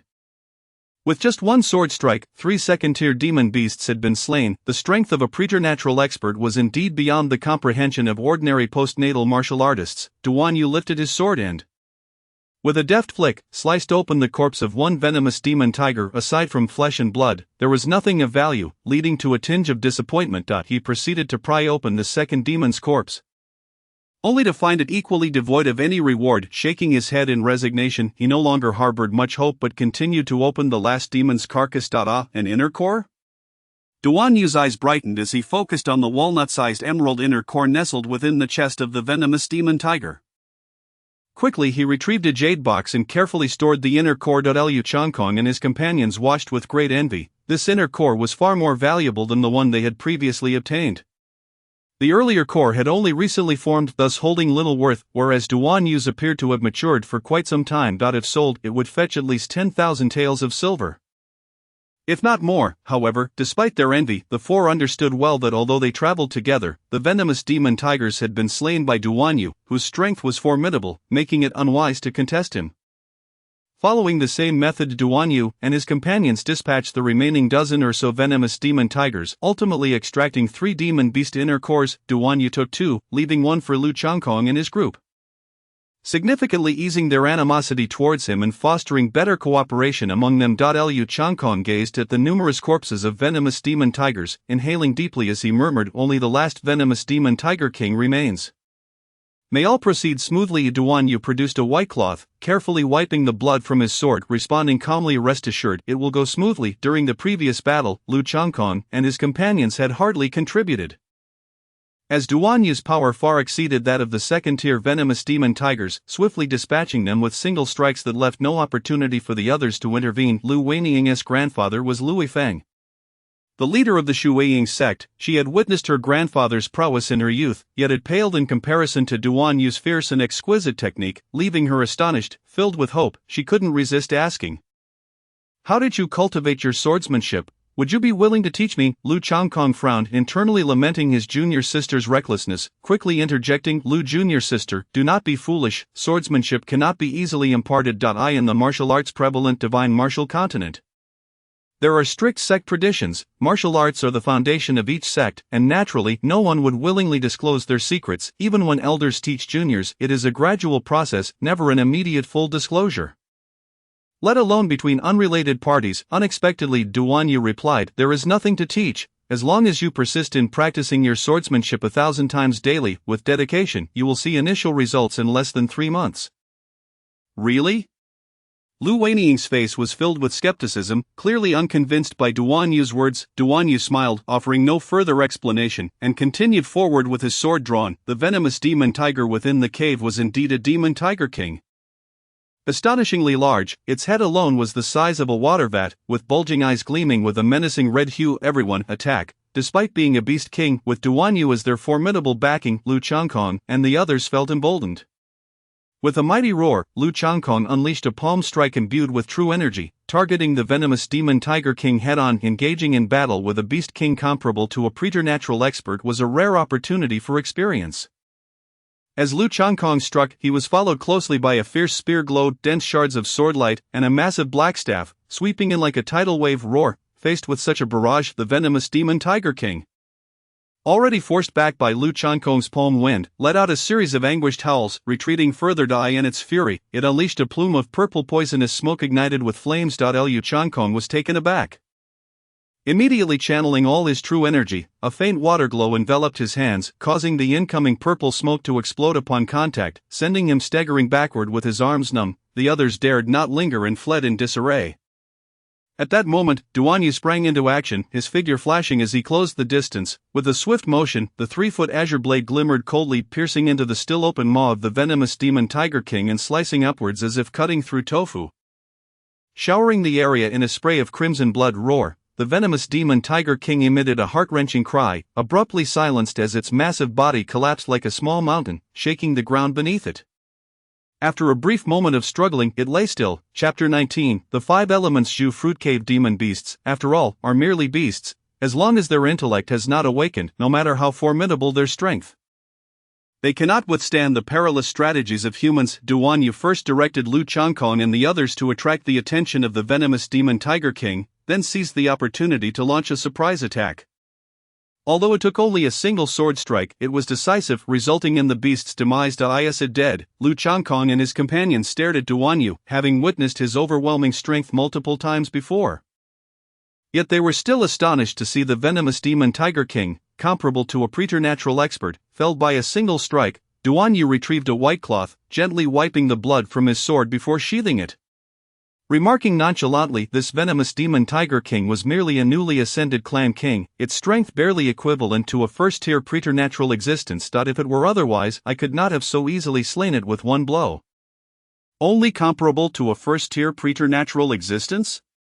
Lu Changkong and his companions exchanged glances, feeling speechless. With their cultivation levels, they were still far from reaching the preternatural realm. To them, a preternatural expert was simply a preternatural expert, and the specifics of their tier were of little consequence. Duan Yu said no more and stepped forward to slice open the corpse of the venomous demon tiger king, extracting an emerald inner core roughly the size of a half-infant's fist.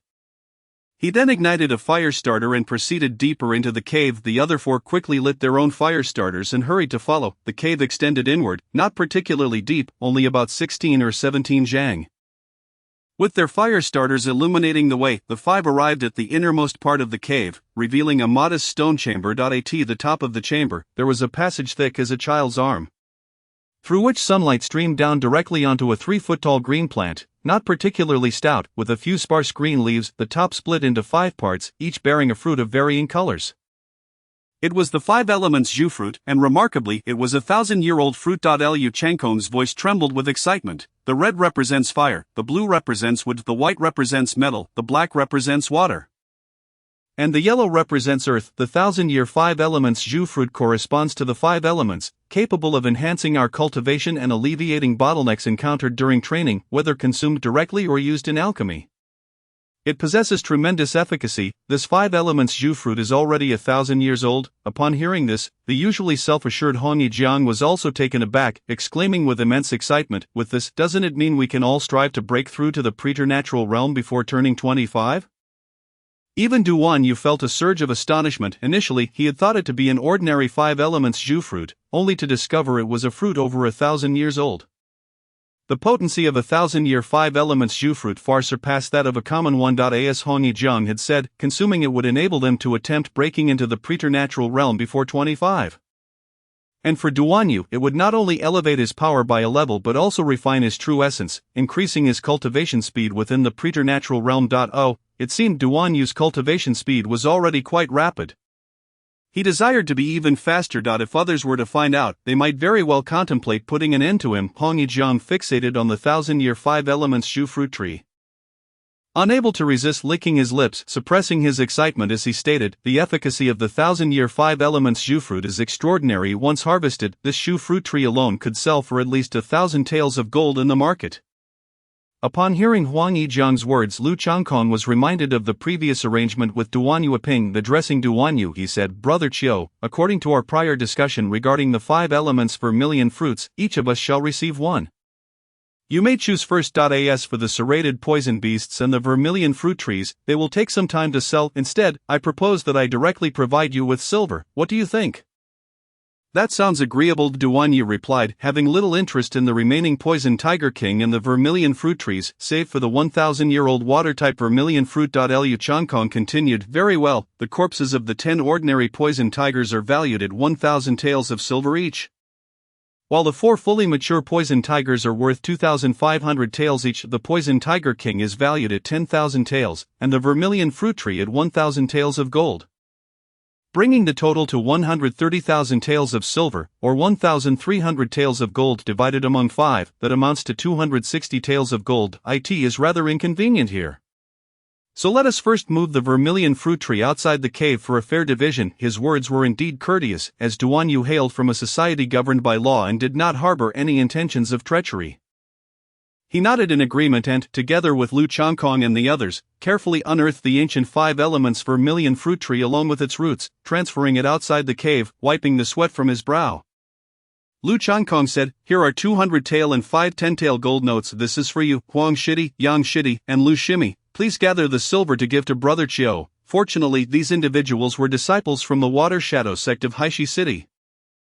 And although they could not compare to the direct descendants of the large families, they still managed to scrape together a substantial amount. After some effort, they finally gathered 1,000 taels of silver, sufficient for Duan Yu's share of the profits. Duan Yu smiled and unreservedly accepted the gold and silver he had earned through his own labor, feeling no shame in it. He then stepped forward, plucked the water-type vermilion fruit, and placed it into a jade box for safekeeping, saying, "I will take this one. The rest may choose as they wish." Although all 4 were from the Water Shadow sect, not everyone practiced water-type techniques, and practitioners at the innate level could still switch to other disciplines before achieving that state. Therefore, Duan Yu's selection of the water-type vermilion fruit was not met with much concern. "I will take my leave first," Duan Yu announced, preparing to depart, but suddenly halted and declared, "Someone is approaching." Lu Changkong was taken aback and quickly instructed his fellow disciples to securely stash the vermilion fruits. He stepped forward, calling out, "I am Lu Changkong, a disciple of the Water Shadow sect. Please reveal yourself." "Haha, Water Shadow sect, the little sect founded by that old fool Louis Fong. Who do you think you're scaring?" A loud laugh echoed as a group of sturdy men emerged from the dense forest, led by a man with a grotesque appearance, sporting a black eye patch over his left eye, clearly blind, which added to his menacing demeanor. "The fierce tiger hunting group, a band of scoundrels. How dare you insult our sect? This is the gravest taboo in the cultivation world, a tremendous disgrace for any warrior." "Even if my cultivation is lacking," Huang Yijiang could not suppress his anger and shouted curses. "Kid, are you seeking death?" the one-eyed man sneered, glaring at Huang Yijiang with a fierce glint in his eyes, emanating an aura of murderous intent. Lu Changkong, aware that the newcomers bore ill intentions, realized they were likely a band of desperate rogues recruited by the fierce tiger hunting group. His expression darkened as he replied solemnly, "May I inquire what you gentlemen desire?" The one-eyed man grinned maliciously. "Ha, it seems this young man knows how to speak. It's nothing serious, really. My brothers are a bit short on funds lately, So we thought to borrow some silver from you. Liu Qiangkong furrowed his brows, conceding, we do not possess much silver, but we could offer you materials from the demon beasts, which should be worth several tens of thousands of taels. He sensed that the opponent's cultivation was at least at the 10th level of the acquired stage. Should a conflict arise, if Duan Yu chose not to intervene, his fellow disciples would likely face dire consequences. To his dismay, though Liu Qiangkong had shown willingness to compromise, the one-eyed man was evidently not satisfied. He immediately roared, you brat, do you take us for beggars? A mere few tens of thousands of taels won't suffice to placate us. You have a choice: hand over the vermilion fruit tree and the fruits on your persons, then leave at once, and I may consider sparing your lives. Oh, and that young lady cannot leave. She will suffice for my needs. At this declaration, the men surrounding him erupted into sinister laughter, creating a cacophony. In an instant, Lu Weiniang's face turned pale, her teeth biting into her lower lip, nearly drawing blood. Liu Qiangkong's expression darkened as he suppressed his fury, saying, are you jesting with me? Seeing that his attempts at negotiation had failed, he felt a surge of anger. Who is joking? I will count to 3. If you do not comply, do not blame me for my ruthlessness. The one-eyed man gripped the hilt of his sword, ready for action. At this moment, Huang Yijian could no longer contain himself, his face flushed with rage as he bellowed. If you want to fight, then fight. What is there to discuss? I do not underestimate your strength, but if it comes to blows, none of you will escape. However, you still have a chance. 1, 2, kill them. No sooner had he finished speaking than the one-eyed man drew his large blade and leaped into the air, unleashing a fierce slash towards Liu Qiangkong and the others. Chapter 20. The ruthless sword light. The blade's brilliance pierced through the air as the one-eyed man's cultivation had reached the peak of the acquired stage. He launched a full-force attack from the outset, taking advantage of a surprise assault, given that Liu Qiangkong and his companions were all at most at the 9th level of the acquired stage. They were caught off guard. Unbeknownst to them, Duan Yu had been prepared for this. It was not solely due to his extensive experience, but rather his innate sensitivity to the flow of energy as a master at the innate level. As soon as he sensed the hidden murderous intent within the one-eyed man's heart, he was alerted to their intentions. Despite their brief acquaintance, Duan Yu could not turn a blind eye. Each person has their principles, and he was no exception. The moral teachings instilled in him from a young age forged a steadfast barrier in his heart, until he reached a state of ultimate freedom. Witnessing death without intervening would only leave a shadow on his conscience, hindering his future cultivation. Summoning his true essence, Duan Yu swiftly mobilized his energy, sidestepping as he unsheathed his azure blade, transforming it into a streak of cold light rushing towards the one-eyed man. The blade trembled with a chilling aura, whistling through the air, arriving before the enemy in the blink of an eye. The one-eyed man was momentarily taken aback, having expected to catch his opponents unprepared. However, he was astonished to find that one of them had reacted with remarkable speed. The sword light surged toward his vital points, forcing him to a CTI. In the split second of realization, the one-eyed man tilted his blade, deflecting the azure sword with a resounding clash, causing sparks to fly. A gash was etched into his side, drawing forth blood and leaving him with a superficial injury. Duan Yu felt a twinge of regret. Although he had not employed the sacred spirit sword technique, his strength far surpassed that of his opponent. He had anticipated a decisive strike, but the one-eyed man's rich combat experience allowed him to evade the lethal blow, resulting in only a minor wound. Perfect. You'll serve as my practice partner, Duan Yu thought swiftly. Since his opponent was both experienced and within his control, using him as a sparring partner would be ideal.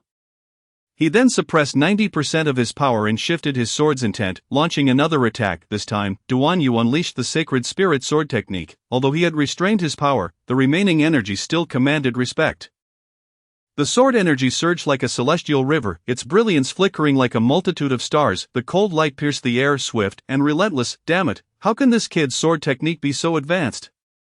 Though the one-eyed man was unaware of Duan Yu's true strength, he could not help but be awed by the fluidity and intricacy of his swordplay. The shock sent a chill down his spine, and his eyes hardened as he swung his large blade, aiming to shatter the heart of the sword's flow. Otherwise, he would find himself at a disadvantage. To his misfortune, his attempt to avoid a head-on clash only intensified the confrontation. As he struck out, he inadvertently stirred the cosmic energies, causing the sword's momentum to shift dramatically, pressing down upon him like an immovable mountain. Whoosh! A strike brimming with power was unexpectedly crushed by a sword force as formidable as a mountain, leaving the one-eyed man utterly astonished. With a swift push of his feet against the ground, he hurriedly retreated to Duan Yu. He heard a cold voice call out, and with a single step forward, the sword light surged forth. Akin to a meteor plummeting from the heavens, streaking through the air with a radiant glow. In the remaining eye of the one-eyed man, a fierce glint flashed suddenly as he channeled his true energy into his large blade. Slashing violently towards Duan Yu's sword tip, bellowing, "Damn brat, die!" Boom! The prowess of a peak martial artist at the 10th level of the acquired stage proved to be no trifling matter. The blade, infused with true energy, cleaved the air and struck the ground, sending mud and stones flying, leaving behind a trench several feet deep. The shimmering light of Duan Yu's sword flickered with a chilling brilliance, despite the ferocity of the attack. He deftly evaded the one-eyed man's descending blade at the last moment, and in an instant, the brilliant swordlight vanished, with the tip piercing through the one-eyed man's neck and cleanly penetrating his body. Though he had suppressed the majority of his power, the innate strength combined with the sharpness of the sacred spirit sword technique allowed Duan Yu to dispatch the one-eyed man with ease after merely 2 strikes. A peak martial artist on the verge of the innate realm was thus slain by Duan Yu's sword, as effortlessly as one would butcher a chicken or duck, granting Duan Yu a preliminary understanding of his own formidable prowess as an innate master. As blood sprayed forth, Duan Yu withdrew his 3-foot azure blade. In that fleeting moment, a peculiar thought arose within him: was there truly a significant difference between killing a person and exterminating a beast? But soon, the visage concealed beneath the veil turned pale, and he stumbled backward, feeling a wave of nausea wash over him. If I do not kill him, he will kill me. If I do not kill him, he will kill me. Struggling to quell the torrent of chaotic thoughts that surged forth after his first kill, he glanced around and noticed that others had also engaged in battle. 7 or 8 ferocious men were relentlessly attacking Lu Changkong and his companions.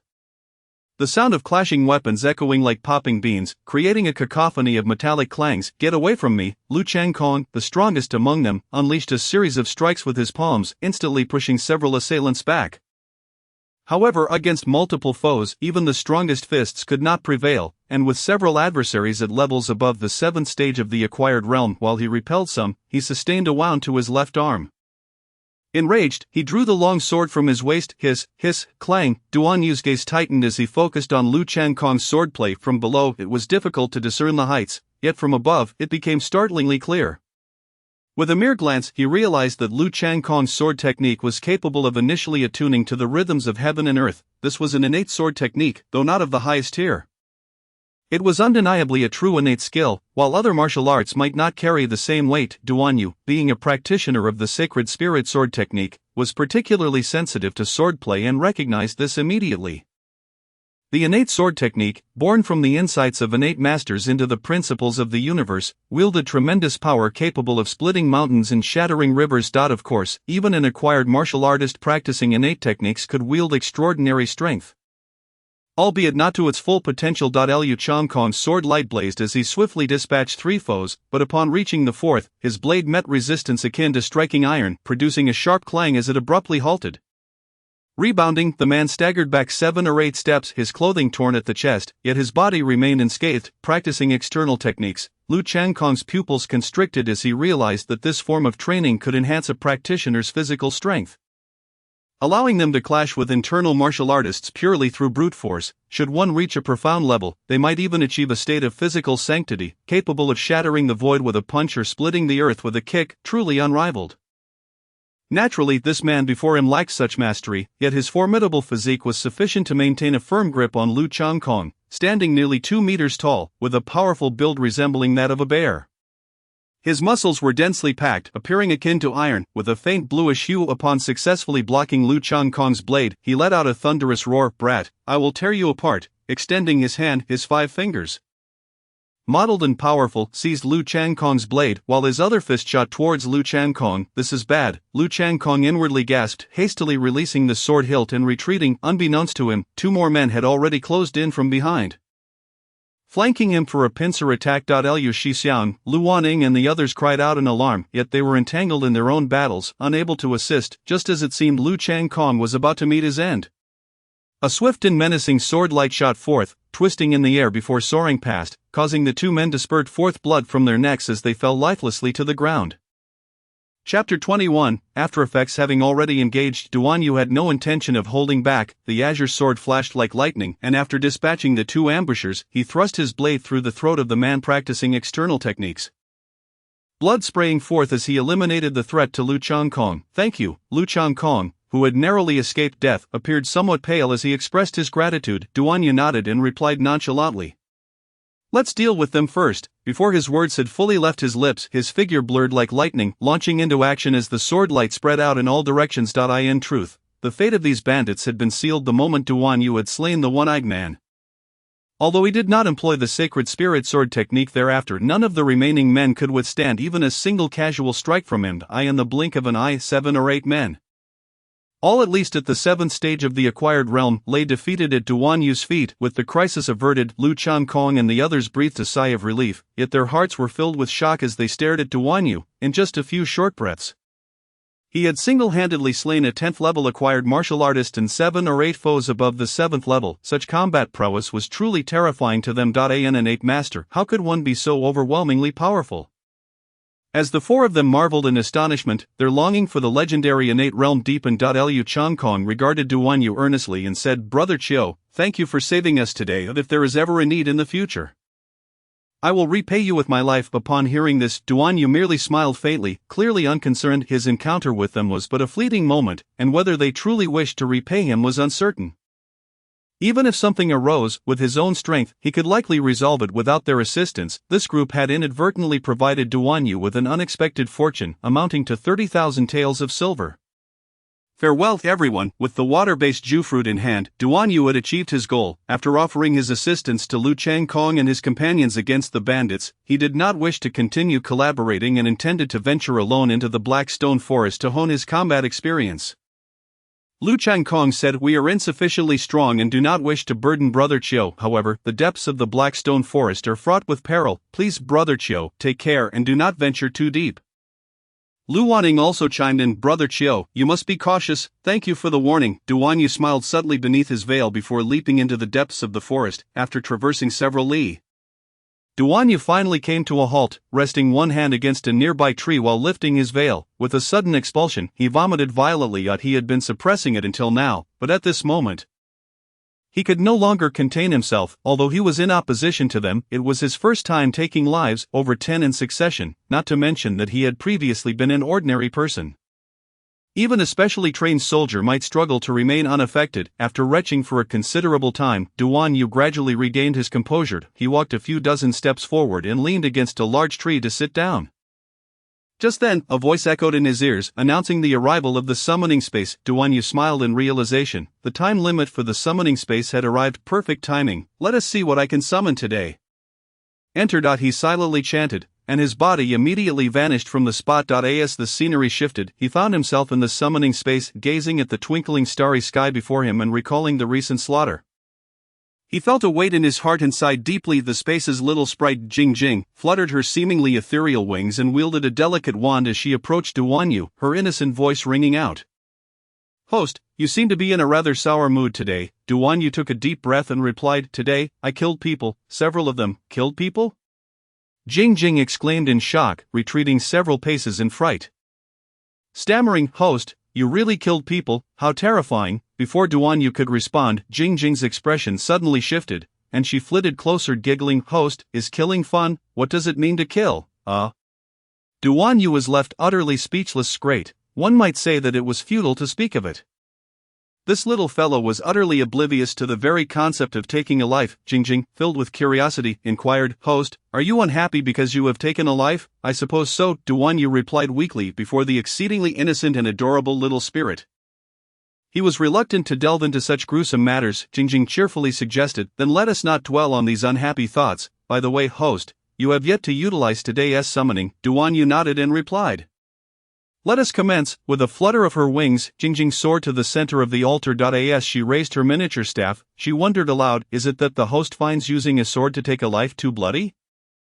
Then let us change it." A dazzling beam of silver light shot skyward, shaking the starry sky, followed by a silver beam of astonishing girth plummeting down, landing at the altar's center. Duan Yu opened his eyes and stepped forward, grasping the silver card to examine it, his eyes widening in astonishment. Infinite Ammunition Gatling Gun, also known as Infinite Ammunition 6-Barrel God of War Machine Gun. Sci-Fi category, weapon classification, legendary level summon, personally developed and produced by the firearms expert of the Traverser Welfare Association.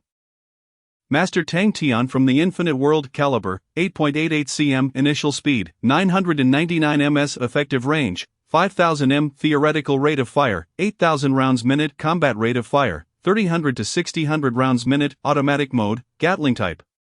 Locking mechanism, revolving bolt, feeding method, ammunition chain, capacity, infinite overall length, 128 cm barrel length, 66 cm rifling, 4 grooves, right-hand twist, weight, 64 kg. Due to its overwhelming firepower and high rate of fire, it has been dubbed the God of Fire. Its immense firepower is capable of tearing apart any adversary that stands before it.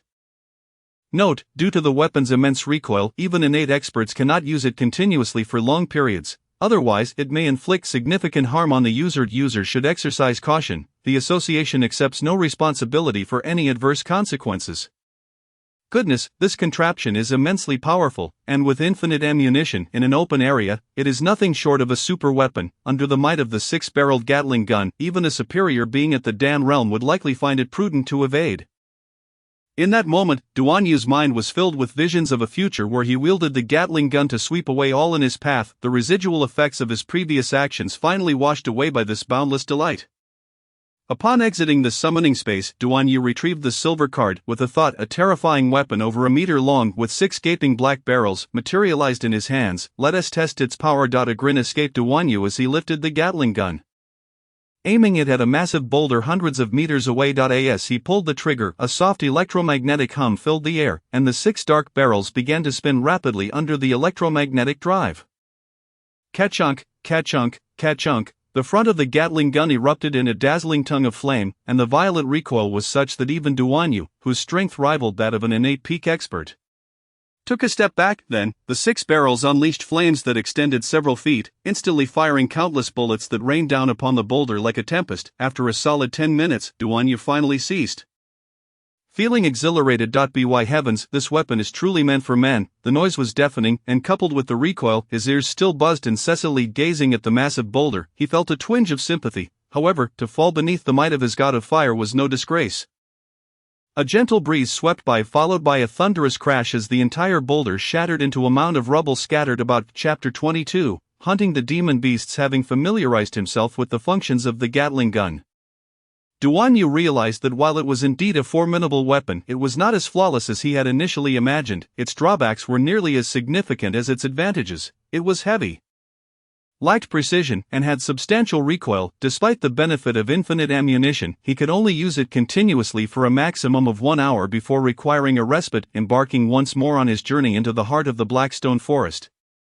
Armed with such a super weapon, Duan Yu felt emboldened and resolved to delve deeper into the woods in search of more valuable prey. The Blackstone Forest was a sprawling mountain range stretching over 1,000 miles.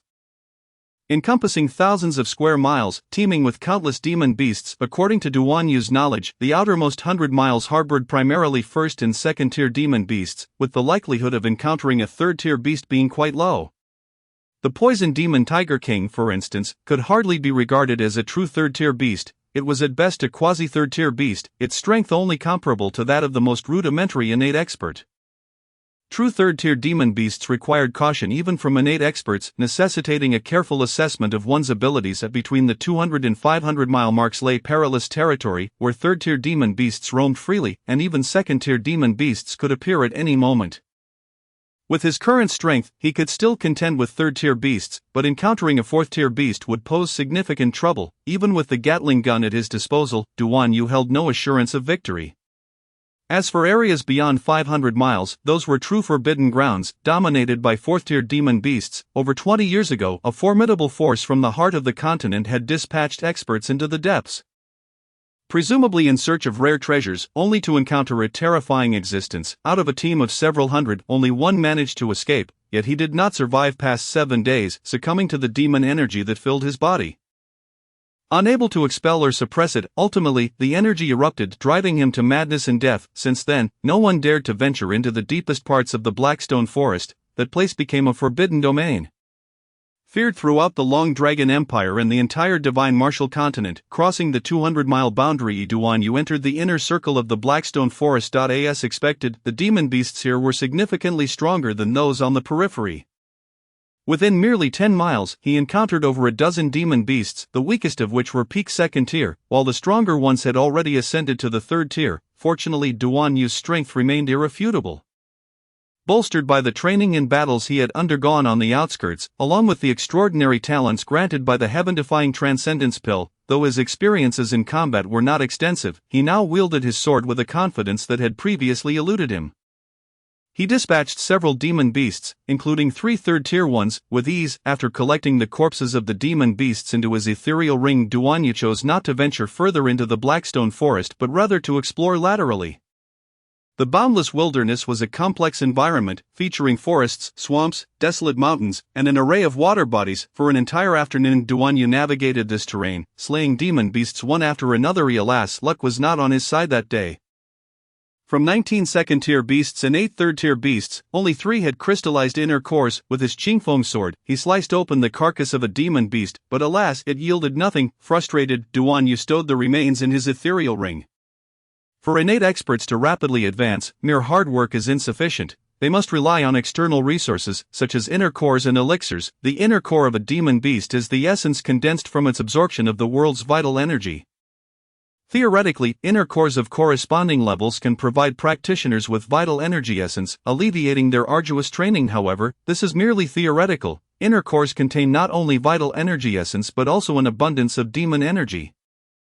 For ordinary martial artists, even a slight exposure to demon energy poses a risk of madness, and excessive exposure can lead to explosive death. Thus, regardless of the amount of vital energy essence contained within, ordinary martial artists cannot fully utilize it. They must first circulate their energy to dispel the demon energy within, with any residual vital energy being a fortunate gain. In unfortunate circumstances, the entire inner core may be rendered ineffective, leaving them with naught. Of course, if one reaches the next level of mastery at the Dan realm, they can utilize their own power to extract the demon energy, maximizing the benefits of the inner core. Provided that the inner core does not exceed the 4th tier, otherwise even masters at the Dan realm would find themselves powerless. On the ground, the lingering stench of blood attracted numerous demon beasts, prompting Duan Yu to close his eyes and employ his formidable mental prowess to sense all within a 3-mile radius. Countless chaotic demon energies swirled about, among which one stood out as notably powerful. It was likely a 3rd-tier elite demon beast. This was the last one. Once it was dealt with, he could return home. Duan Yu silently murmured to himself, leaping into the air like a great bird. Gliding gracefully for 40 to 50 meters, with his sword trailing a fierce arc of light, he charged towards a nearby large tree with a swift slice. The tree, thick enough for 2 people to embrace, was cleaved in 2, revealing a towering green wolf, its eyes glowing with a terrifying crimson light. A 3rd-tier elite demon beast, the Gale Wolf, rivaling the strength of a 4th-level innate human, although Duan Yu's strength was merely at the 2nd level of innate cultivation. Ever since he had previously executed the Sacred Spirit Sword technique to slay a 3rd-level demon beast comparable to the 5th level of innate cultivation, he had profoundly realized that the might of the Sacred Spirit Sword technique far exceeded his imagination. Sword 3, with a resounding shout, Duan Yu brandished his azure long sword, its sharp blade gleaming with a fierce radiance. Countless stars twinkled, as if the galaxy itself were suspended, swirling in a tumultuous torrent, transforming into a streak of light that pierced through the air, vanishing in an instant. The swift wind wolf, being a beast of limited intellect, could hardly anticipate the swiftness of Duan Yu's attack. Even though it was renowned for its speed, it barely had time to react before Duan Yu's blade struck its chest. Roar. When a beast is wounded, it often becomes ferocious out of madness. And the 3rd-level swift wind wolf was no exception. After being injured, it immediately turned exceptionally savage, letting out a piercing roar, heedless of its own wounds, as it lunged towards Duan Yu's arm with a claw. A futile struggle. Duan Yu snorted coldly, disregarding the wolf's assault. He surged his true essence into the azure long sword, causing an additional 2 feet of sword light to extend from the 3-foot blade. With a swift flick, he cleaved through the wolf's chest and followed through to strike at the outstretched claw. With a splatter of blood, a severed, bloodied claw fell to the ground. The formidable 3rd-level elite demon beast, comparable to a human at the 4th level of innate cultivation, could not withstand even 2 of Duan Yu's strikes before losing a claw. In a fluid motion, Duan Yu redirected the blade, its cold light flashing as it sliced across the wolf's neck. Amidst the spurting blood, the swift wind wolf let out a final mournful howl before its body collapsed weakly to the ground, blood gushing forth and staining the surrounding earth, a clear indication that it would not survive. As he gazed at the wolf's wounded, Duan Yu's eyes lit up with exhilaration. fortune had smiled upon him. For the swift-winged wolf had already condensed an inner core within its body. With a swift gesture he deftly opened the wolf's corpse, retrieving an egg-sized pale green inner core, which shimmered with an unusual luster. Flickering in and out of visibility, gazing at the inner core in his hand, a smile crept onto Duan Yu's lips. He glanced at the sky, noting that the sun was tilting towards the west. Prompting an internal sigh, it was time to return lest his mother grow concerned. From his robe, he produced a jade box, carefully placing the inner core inside before sealing the lid to prevent the leakage of demonic and vital energies. Taking a deep breath, Duan Yu shook off his euphoria and set his gaze upon the swift-winged wolf's corpse. The remains of a third-level elite demon beast could easily fetch 20,000 taels of silver. He could not afford to waste it. With a wave of his hand, he stored the wolf's body into his ethereal ring, leaving not a single remnant behind. The scent of blood permeated the air, and distant sounds of beastly howls echoed around him. Duan Yu's expression changed. Cursing under his breath, he was about to turn to leave when suddenly a fierce wind swept through the depths of the nearby thicket, uprooting grass and trees and sending them flying into the air. Roar! Duan Yu was taken aback. Before he could fully comprehend the situation, a terrifying beastly roar pierced the heavens. Chapter 23, The Might of the Fire God. This was bad. It was a 4th-level high-tier demon beast, an entity comparable to a human master at the Dan realm. Only a 4th-level or higher demon beast could manipulate the energy emanating from its being to direct the flow of air, resulting in such a ferocious wind. In an instant, Duan Yu's expression changed dramatically. Without a moment's hesitation, he pushed his true essence to its limits, exerting force beneath his feet and leaping away like a gust of wind. Clearly, Duan Yu lacked the strength to confront a 4th-level demon beast. Remaining here would likely cost him his life. Crack, crack, crack. The sound of snapping trees resonated in succession. Within mere breaths, a massive shadow approached, revealing a towering azure swift-winged wolf, standing at least 2 meters tall. It bore an uncanny resemblance to the previous wolf, save for its immense size and the glimmer of intelligence in its eyes. It had awakened its intellect?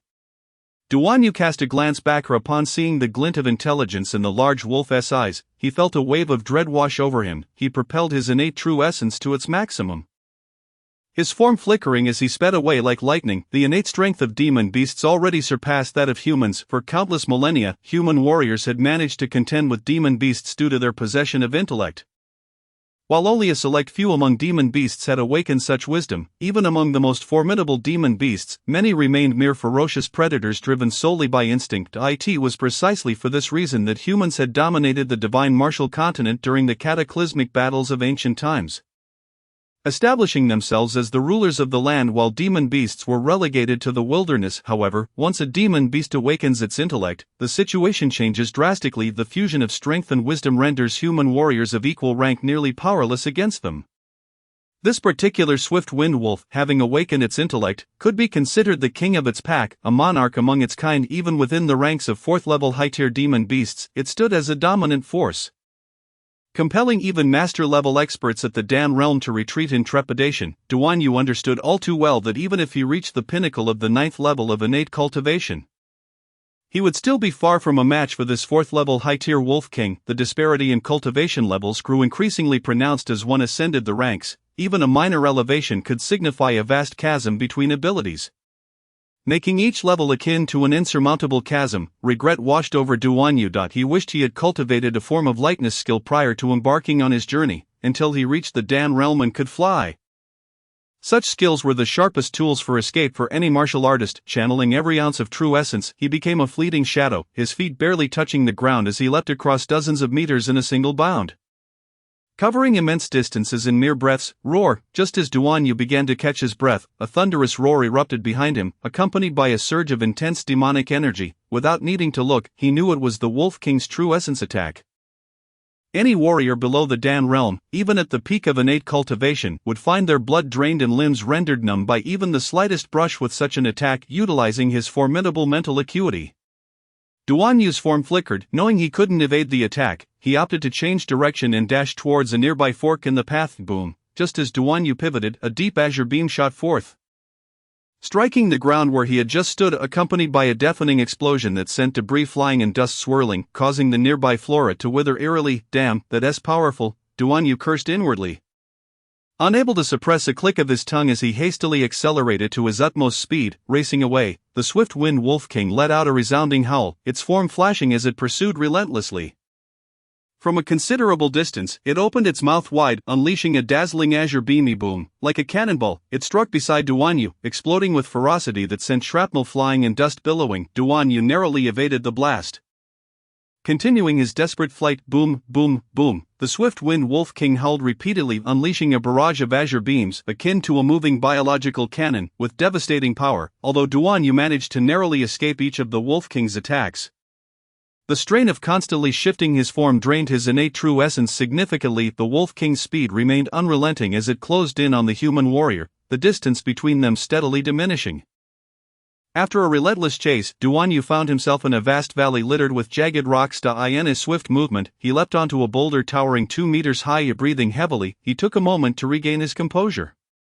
Quickly scanning his surroundings. To his dismay, what he discovered turned his face pale in an instant. He had stumbled into a dead-end valley, just as he was about to retrace his steps. A piercing howl erupted from nearby, reverberating throughout the valley, a sharp cry that seemed to split stone. Oh! Before the howl of the swift-winged Wolf King could fade, a series of howls followed in rapid succession. Resonating through the dense forest. As the towering Wolf King advanced, behind it emerged one after another, a veritable horde of dozens, if not hundreds, of swift-winged wolves. A pack of wolves indeed, though the forest wolves were nowhere near as numerous as the prairie or desert wolves. Even so, a swarm of hundreds of third-level or higher swift-winged wolves would send anyone fleeing in terror. Duan Yu's heart sank utterly. Instinctively glancing up, he noticed the sun had begun to set. Casting golden rays that bathed the surroundings in a warm hue, painting everything in a golden glow. The setting sun is infinitely beautiful, yet it merely heralds the approach of dusk, unbeknownst to him. A line from an ancient poem suddenly flashed through Duan Yu's mind. Could it be that this is his final twilight? No, absolutely not. He had only traversed into this realm for less than 2 months. Just embarking on the path of a formidable warrior, there remains an abundance of tasks yet to be accomplished. He cannot simply perish like this. Come forth, wolf cubs, I shall demonstrate to you the might of the fire god. As the saying goes, a cornered dog will leap over walls. What more for a living man like Duan Yu, driven to a dead end? After enduring a period of overwhelming terror, Duan Yu finally erupted with unrestrained fury. Crack, steadying himself, he reached forth, summoning the 6-barreled fire god machine gun from his ethereal ring of the cold obsidian machinery, with its gaping barrel resembling the maw of a demon, ominously pointed toward the valley's entrance. Roar! Although the Gale Wolf King had awakened its intelligence and possessed wisdom, it remained oblivious to this super weapon from another world. With a piercing howl, it rallied the wolf pack, charging fiercely into the valley. Excellent! With a resounding shout, Duan Yu pulled the trigger, the soft hum of electromagnetic energy resonating as the 6 dark barrels began to whirl rapidly under its propulsion. Click, click, click. The Gatling gun's 6 barrels erupted forth with tongues of flame, each several centimeters long, unleashing a torrential storm of bullets upon the oncoming horde of wolves. Thud, thud, thud. The sound of bullets tearing through flesh rang out incessantly as the first few Gale wolves, unable to even scream, were reduced to mere sieves. Wolves, inherently ferocious and unyielding to death, did not cower in fear at the demise of their companions. Instead, they were incited to greater savagery, lunging forward with even more ferocity. Duan Yu, likewise consumed by bloodlust, steadied the fire god machine gun, unleashing a relentless barrage, while his other hand retrieved a high-explosive grenade from the ethereal ring, hurling it into the fray. Boom! Debris flew, flames soared. And amidst the rain of bullets, several Gale wolves were blasted away, landing several dozen meters distant. Some were instantly slain, while others writhed in agony, emitting harrowing cries. A glint of red flickered in Duan Yu's eyes as he let out a triumphant roar. His expression twisted with rage. The fire god machine gun spewed forth flames, mercilessly obliterating the surviving Gale wolves into a bloody pulp. Chaos reigning supreme. Chapter 24, The terrifying battlefield in the heart of the Black Stone Forest. Approximately 280 meters inward, a dozen agile warriors pursued a fiery red, injured level 3 demon beast known as the Linging Fox. Observing their aura fluctuations, it was evident that each possessed a cultivation level exceeding the 10th layer of the acquired realm. With the leader being a first-class expert of innate realm or higher, seemingly in communion with the heavens and the surrounding spiritual energies. Roar! Suddenly, sensing something terrifying ahead, the previously darting Linging Fox abruptly halted. its body trembling as it warily scanned its surroundings. Almost simultaneously, the innate warrior at the forefront also came to a sudden stop, eyeing the vicinity with trepidation, his face pale as he exclaimed, "Quick, conceal your aura, it's a pack of Gale wolves." At these words, the elite warriors following him turned pale, gasping, "What? We've encountered a wolf pack." In a one-on-one confrontation, if lacking sufficient foundation, a human warrior would struggle to defeat a demon beast of equal rank. How much more perilous it would be against a horde of demon beasts. For any solitary warrior or team, the most dreaded encounter during their excursions or missions is a pack of demon beasts. A demon beast pack may consist mostly of lower-ranked beasts, yet within their vast numbers, numerous exceptionally powerful high-ranking beasts, even intelligent king-level ones, may arise. It can be said that a demon beast pack is the nightmare of human warriors. Zhang Yong, a direct descendant of a declining family from the imperial capital, is the sole inheritor of his family's leadership. He broke through to the innate realm at the age of 30. And after 6 years of arduous training, he has now attained the third layer of the innate realm. Ordinarily, after reaching the innate realm, he would have remained at home diligently cultivating, however, in pursuit of his family's resurgence. He had to lead several skilled family members to form a hunter team, hunting and undertaking missions to attract talent and generate wealth for the family. The brave hunter team boasts an innate level captain, 2 innate level vice captains, 18 core members at the 10th layer of the acquired realm, and nearly 100 formal members at the 7th layer or above, even within the entire Qianlong Empire. They are considered a first-rate team. As the captain of the brave hunter team, Zhang Yong has taken on fewer missions in recent years, but this time he personally led 10 core team members of the 10th layer. Venturing into the depths of the Black Stone Forest at the invitation of the Shui family, one of the 4 great families of the Qianlong Empire, with the goal of capturing a live Linging fox. The Linging fox is a level 3 demon beast, with adult individuals possessing strength comparable to innate realm experts at the 5th layer, and they excel in speed, making it impossible for ordinary innate experts to catch them. Thus, Zhang Yong decided to take action himself. After over a month in the Black Stone Forest, Zhang Yong finally spotted a Linging fox and, through his cunning strategy, managed to injure one of its hind legs.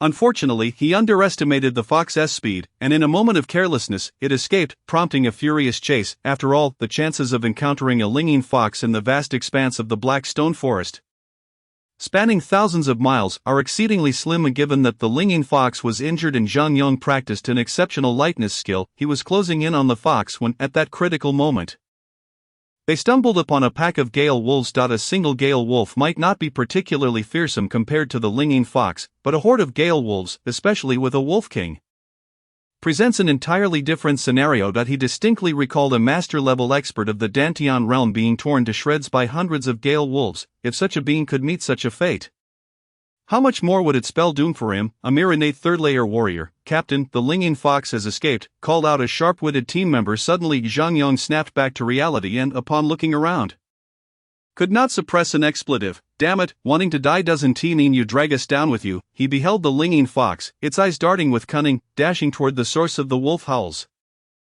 "Captain, what should we do? Should we continue the chase?" The earlier speaker could not help but inquire. "Chase. It's highly likely we'll encounter the Gale wolf pack, and that could spell danger, but if we don't pursue and fail to capture the Linging fox within the deadline, it is one thing to fail the mission, but offending one of the 4 great families, the Shui family, would be another matter entirely. Stay here, I'll pursue and see if I can catch up." After a moment of hesitation, determination flickered in Zhang Yong's eyes as he surged forward in pursuit of the nearly invisible Linging fox. Click, click, click, boom, boom, boom, roar, roar, roar. The strange sounds became increasingly distinct, yet overwhelmingly chaotic, with Zhang Yong's innate third-layer mental acuity and hearing. Even from such a distance, he could discern the sound of sharp weapons slicing through the air, interspersed with the explosive sounds of energy bursts and the howls of the wolf pack. It seemed someone was battling the wolf horde? Zhang Yong silently mourned for that individual. The odds of surviving an encounter with a Gale wolf pack were exceedingly slim. In the moment of distraction, the Linging fox had vanished from sight. Zhang Yong cursed loudly and hurried after it, but after only 100 steps, he found himself abruptly halting again. Almost instantaneously, all sounds ceased. Before him lay an open clearing, a valley entrance approximately 2 to 3 meters wide, about 100 paces away, the pungent scent of blood wafting through the air. Without needing to speculate, Zhang Yong was entirely certain that this was the source of all the sounds. At that moment, the detestable linging fox stood at the valley's mouth, its eyes fixated on something terrifying within. Trembling as it recoiled, suddenly a figure drenched in blood burst forth from the valley upon spotting the linging fox. It paused momentarily, then, to Zhang Yong's astonishment, he witnessed the individual effortlessly grasp the linging fox, nearly on par with an innate fifth-layer warrior, and swiftly dart away into the boundless forest. Trouble, that person has taken the linging fox. Zhang Yong's heart jolted, instinctively wanting to pursue and see if he could reclaim the fox. However, he hesitated, realizing a crucial point: that person had actually fought their way out of the wolf pack. Zhang Yong was taken aback, yet he quickly dismissed this notion. Gale wolves are notoriously fierce. Once they detect prey, they will relentlessly pursue, not letting go until their target is either dead or completely eliminated. That individual had evidently wiped out an entire pack of gale wolves. A more terrifying thought began to take root in Zhang Yong's mind. He glanced around, noting the absence of any demonic beasts, and unable to suppress his curiosity, approached the valley. Under the setting sun, Zhang Yong stood at the mouth of the gorge, gazing into its depths, and could not help but draw in a sharp breath. In that instant, he found himself utterly frozen in place. Within the valley, a vast expanse of still smoldering scorched earth lay before his eyes, littered with shattered stones and dust, along with numerous horrifyingly large craters. The remains of nearly unrecognizable gale wolves sprawled haphazardly across the ground, and upon a rough count, he feared there were at least several hundred. The most shocking sight was a nearly obliterated corpse at the forefront. Unmistakably that of a level 4 Gale Wolf King. My heavens, a level 4 demonic beast, the Gale Wolf King, which was comparable to a master of the pill refining realm, had been killed just like that. What manner of terrifying being could accomplish such a feat? Zhang Yong felt a wave of dizziness wash over him, a chill creeping up from his heels along his spine to the back of his head. The pungent scent of blood lingered in the air, and fatally low growls of demonic beasts echoed around him. With no time to indulge in idle thoughts, he cast one last glance at the horrific battlefield, then leaped into action, employing all his strength to return along the path he had come. Chapter 25. The Hunters Guild in turmoil. The setting sun bled crimson, casting a vivid hue over Blackstone City, a sight not uncommon in this locale. As such, the majority of the populace, adhering to the rhythm of sunrise to sunset, had begun preparing their evening meals and settling down for the night. Outside of a few night markets, dusk merely marked the beginning of a vibrant scene, particularly along the street where the Hunters Guild resided, which buzzed with activity. Most bounty hunters ventured out during the day to undertake assignments, and dusk marked the peak time for submitting completed tasks. Those arriving to report their missions were compelled to queue, leading to a gathering of bounty hunters that invigorated taverns, restaurants, weapon shops, and various other enterprises, creating a bustling commercial chain. Make way. I am from the Tiger Hunter Guild, here to submit a task. With a brazen shout, the throng within the Hunters Guild erupted into a frenzy, and many bounty hunters could not suppress their expressions of fear and disdain. And though reluctant, they parted to create a path. The Tiger Hunter Guild, established 5 years ago by Wang Weiqian, the heir of the Wang family, boasted not only elite warriors from the Wang clan but also a myriad of individuals gathered through various means over the years, endowing the guild with formidable strength. If one considered Wang Kuai, the head of the Wang family and a congenital master among their ranks, the Tiger Hunter Guild comprised a congenital expert, over a dozen postnatal 10th layer masters, and dozens of high-level warriors above the 7th layer. Such power rivaled that of the Brave Hunter Guild from the imperial capital. However, in stark contrast to the Brave Hunter Guild, the reputation of the Tiger Hunter Guild was abysmal.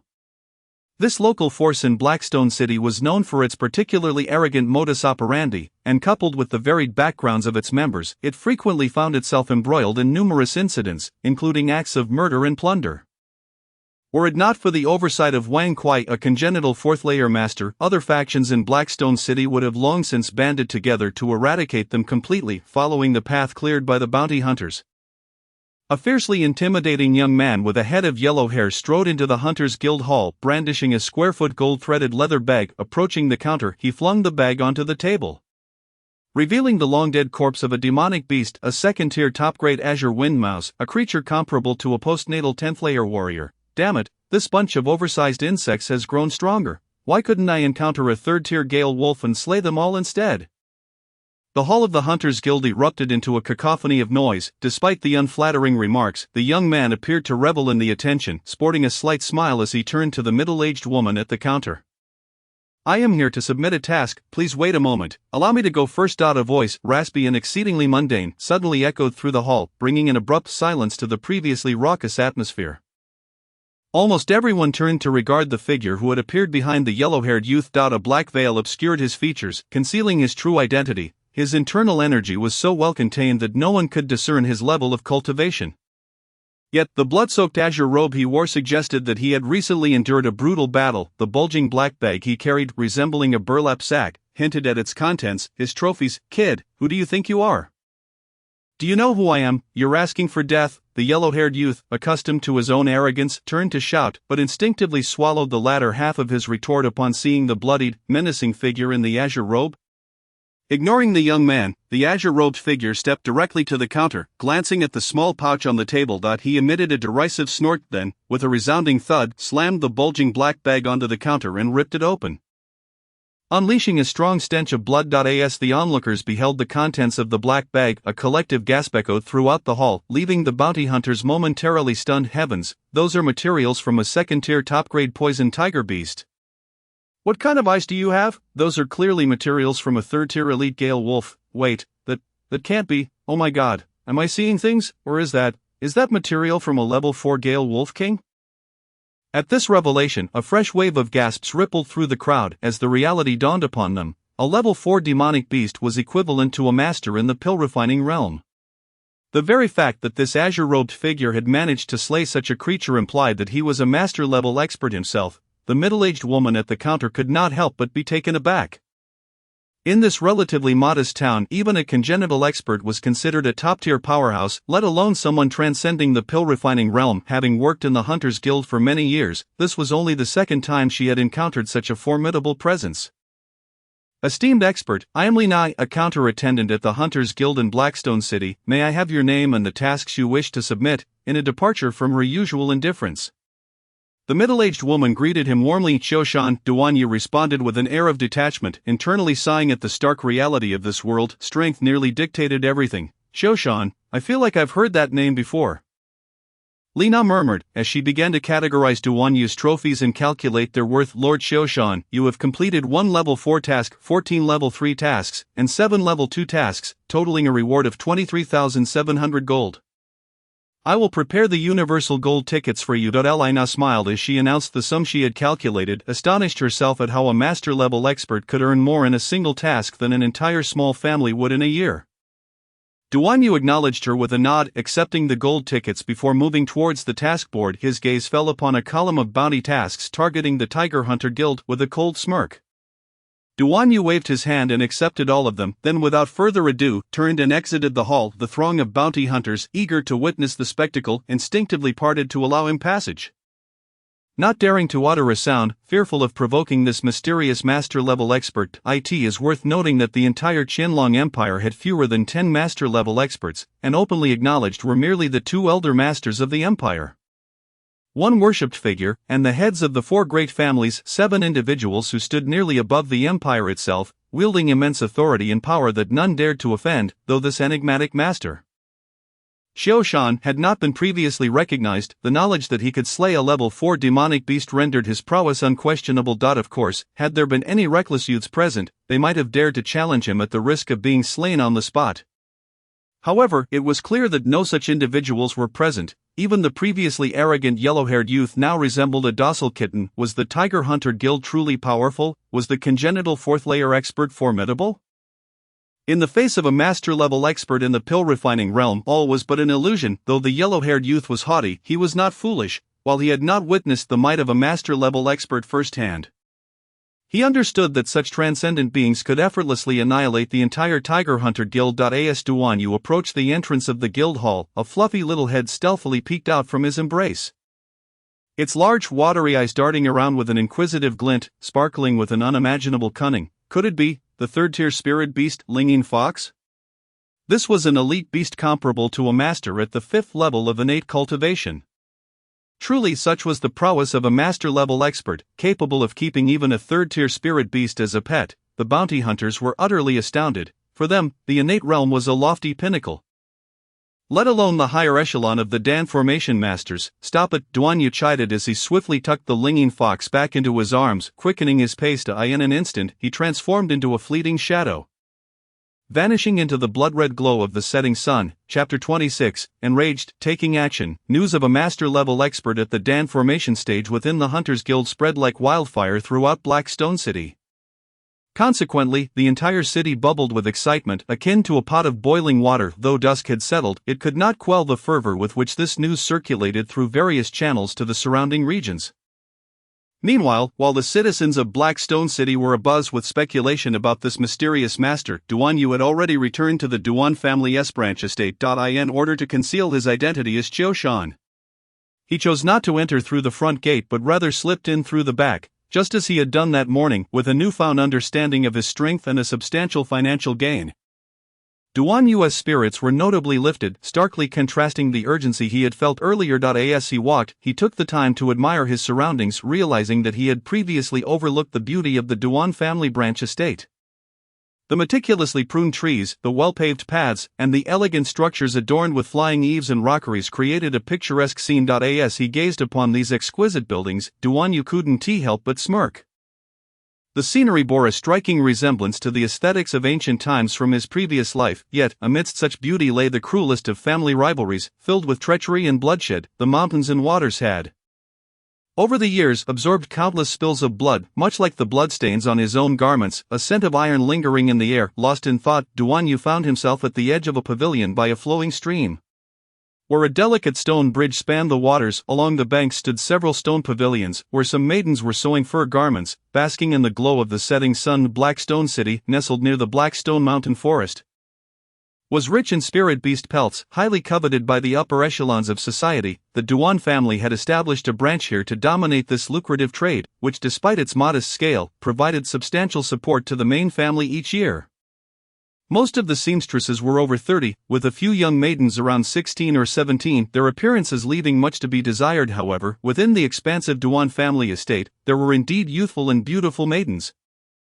Though they were typically assigned to the courtyards of important figures, it seemed that his mother was working there. Duan Yu's heart jolted, and he instinctively halted, glancing around in search of that familiar figure.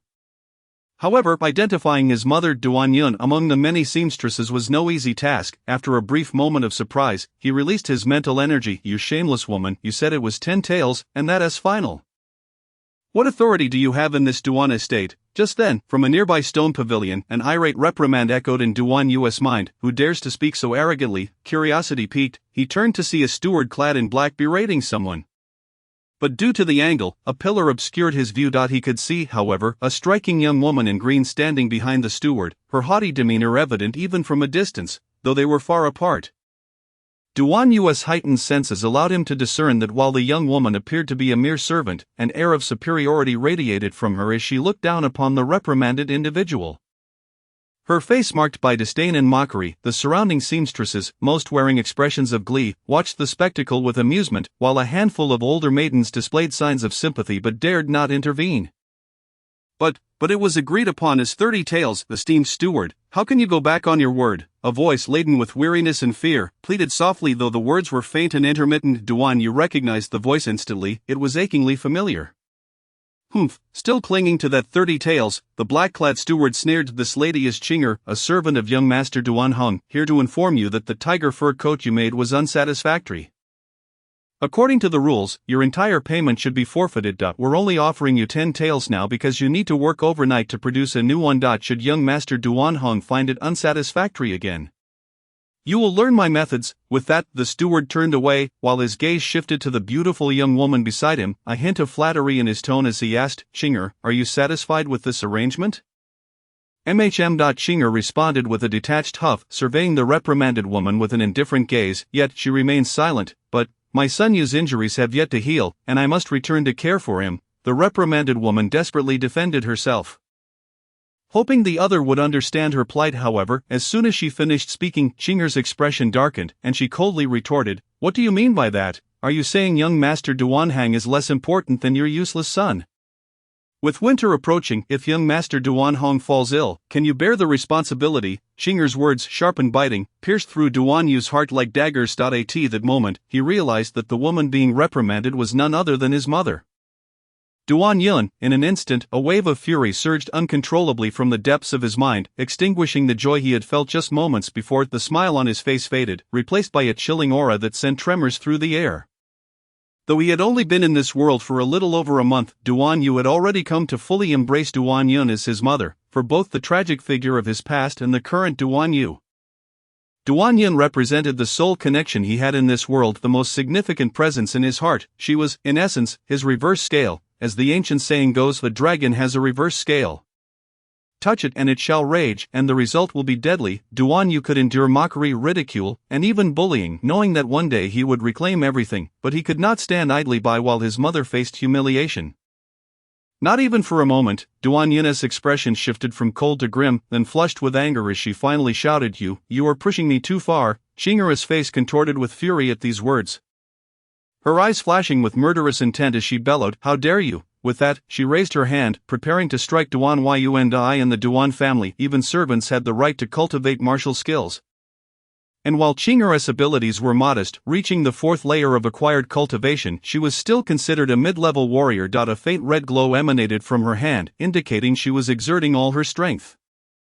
If this strike landed on an ordinary person, it could easily prove fatal. Boom! In that moment, the flames of rage within Duan Yu ignited, his blood boiling as his eyes turned crimson, radiating an unparalleled, chilling murderous intent. "Who dares to harm my mother shall seek death." Like the low growl of an injured beast, a chilling and overwhelming aura surged forth, instantly rising into the air and firmly locking onto the maid Ching'er, who was poised to strike Duan Yun with a palm. "What is this?"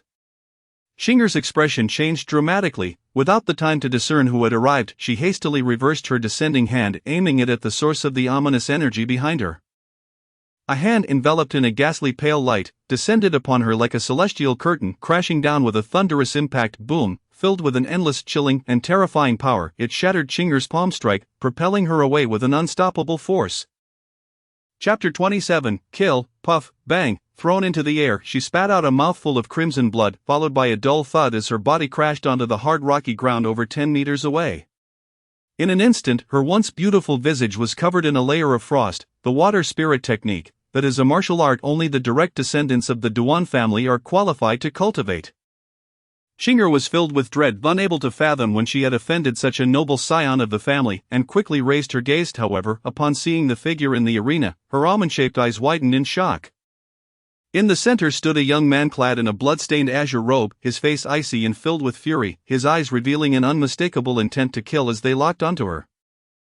Duan Yun was the first to react, her mouth agape as she gazed at the young man's face, disbelief etched across her features. She knew better than anyone about Duan Yu's circumstances, including the fact that he had been stripped of all his martial prowess over a month ago. Yet, the scene before her shattered her understanding. When did he acquire such profound cultivation? Once a congenital master, Duan Yun still possessed keen insight. She could distinctly sense the power behind Duan Yu's recent strike. Recognizing that the water spirit technique had reached at least the 7th level of postnatal cultivation, if not higher, only then did everyone around, including the noble steward, snap back to reality, their mouths agape in unison. Their eyes brimming with incredulous horror. It is him, how can it be him? The boy, seemingly around 16 or 17, with raven hair cascading down his back, dark eyes like ink, and a slender figure that appeared frail, looked no different from any other youth, save for the blood-soaked azure robe he wore. Although he had only been in Haishi City for a little over a month, and not many had seen him in the Duan family's branch estate, nearly everyone recognized him as the infamous Duan family's first waste. But what had they just witnessed? With merely a glance, a mid-level warrior whose cultivation had reached the 4th level of postnatal was effortlessly sent flying by this renowned waste. How could this be possible? Wasn't it said that this waste son was inherently incapable of condensing true energy to enter the postnatal realm? Wasn't it said that the little bit of cultivation he had was thoroughly destroyed over a month ago? At this moment, disbelief engulfed everyone present, yet the young man remained unfazed by the terror surrounding him, his eyes gleaming with an eerie red light, exuding an icy chill as he approached the fallen Ching'er. Trembling on the ground, Ching'er's clothes were already drenched in blood, her face a mask of shock as she struggled to rise. However, Duan Yu's furious strike, though weakened by the previous battle in the Haishi Mountains, was still immensely formidable, far beyond her capability as a mere beginner in the 4th level of postnatal cultivation. Under that blow, she had already sustained grave injuries, utilizing the North mysterious divine art to invoke the water spirit technique. The ice attribute of the water's three states was extraordinarily frigid, freezing her very blood, and frost began to appear on her face. Trembling uncontrollably, she found herself unable to rise. "What do you want?" I am a servant of young Master Duan Hong. If you dare to kill me, young Master Duan Hong will never let you go." Struggling in vain as she saw Duan Yu drawing nearer, Qing'er could no longer contain her panic and cried out desperately, her face filled with terror. "I dare not." "Is that so?" Duan Yu looked down at the terrified Qing'er beneath him, a smile creeping onto his face. "You should not have mentioned Duan Hong. Since you did, allow me to remind you, not only do I disregard that fool Duan Hong, but I also hold his father Duan Jinbei in contempt. Therefore, your threats mean nothing to me." As his words fell, a glint of cold light flashed in Duan Yu's eyes. Before Qing'er could react, he raised his hand, striking down with a surge of true energy that slammed into her, producing a dull thud as she was violently propelled away. Crashing several meters from where she stood, ugh, wah, pain etched on her face. Qing'er opened her mouth but could not emit a single cry, only blood pouring forth in torrents. Duan Yu slowly approached, his face still adorned with a smile. Though to Qing'er and the onlookers, he appeared as a demon. "Dare not?" Duan Yu spoke with a playful tone. "Do you still believe I wouldn't dare?" As he spoke, he struck again, sending Qing'er flying once more. Bang! She hit the ground heavily over 10 meters away, stirring up clouds of dust and dirt. Qing'er trembled violently, devoid of the strength to even open her mouth, yet blood continued to flow from her in feeble groans.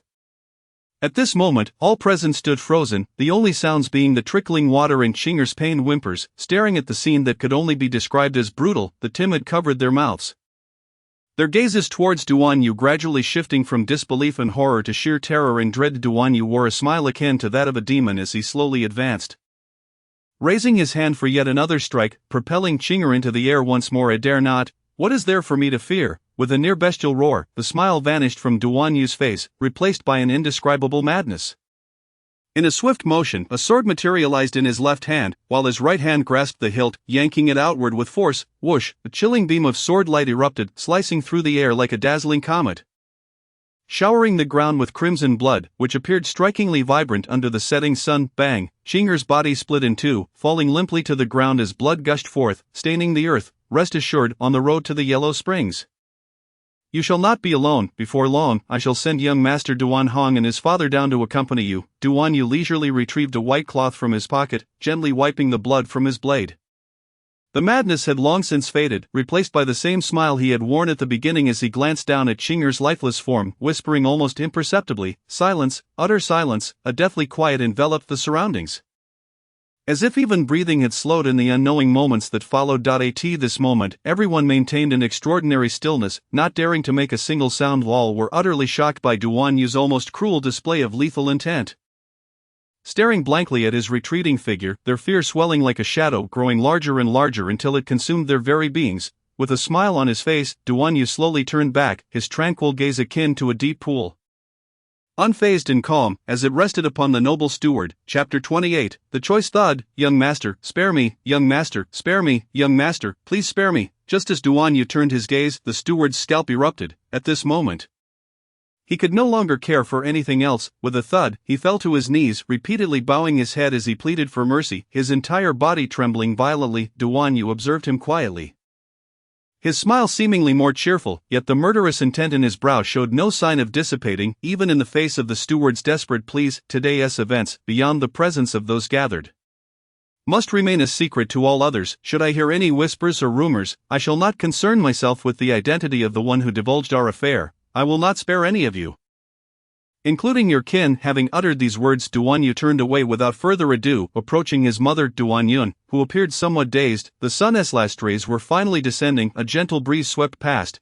However, all present distinctly felt that this breeze was far more biting than the harsh winter winds.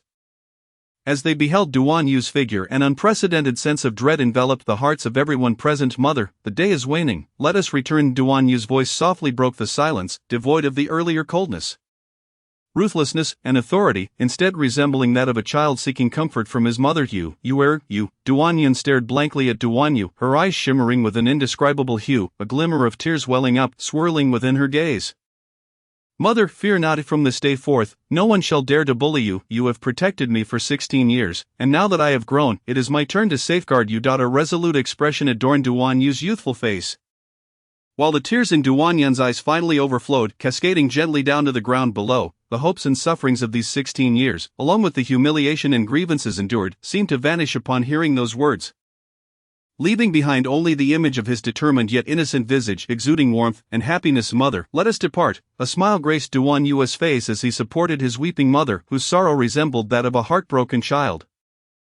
His gaze lingered, perhaps intentionally, on the esteemed steward for a moment before he gradually made his way back to their secluded courtyard until the figures of Duan Yu and his mother faded from sight.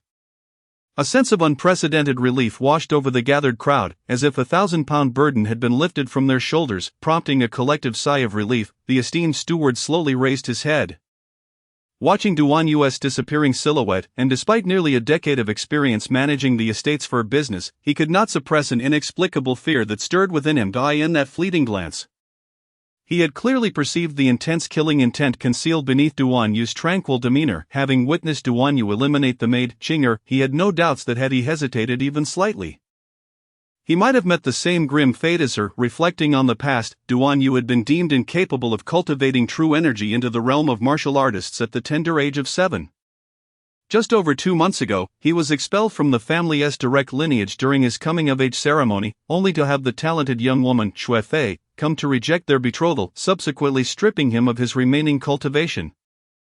A month prior, he had arrived at the Blackstone City branch estate, suffering an unprovoked attack that left him gravely wounded and on the brink of death. Yet, no matter how he tried, the esteemed steward could not reconcile the memory of that useless child with the formidable Duan Yu he now beheld. Just a month prior, he had been on the verge of death. Now, he not only stood healed but possessed astonishing strength. Was it possible that his talents had reached such terrifying heights, or had he been deceiving everyone from the very beginning? Lost in thought, the esteemed steward found his eyes flickering restlessly, his expression shifting between hope and despair. Esteemed steward, what shall we do next? A woman in her 30s approached, fear still lingering on her face as she quietly inquired. Startled, the esteemed steward jolted as if struck by lightning. Recovering from his daze with a bitter smile, he took a deep breath, attempting to quell the lingering terror within him, his gaze filled with resentment as it fell upon the now lifeless corpses of the maid. Qing'er, what can be done now that they are dead? Find a bag to dispose of them, and cast them into the wilderness beyond the city to feed the beasts. It was no wonder that the esteemed steward harbored such hatred. Because of her, he had danced on the precipice of death today. Originally, managing the estate's fur business for merely 20 taels of silver was beneath his notice, yet the maid, Qing'er, insisted on following orders from the young master, Duan Hong, to deal with Duan Yu's mother. Though the steward possessed a cultivation level at the peak of the 6th layer, he was nearing 30 and had long since lost his potential. Thus he dared not offend one of the family's 3 direct descendants. However, he never anticipated that his actions would provoke someone who was evidently 100 times more terrifying than Duan Hang. Having spoken, his gaze darkened as he surveyed the surrounding maids, his voice turning harsh. You heard what young Master Yu said. I will reiterate everything concerning young Master Yu today, should anyone dare to utter a single word.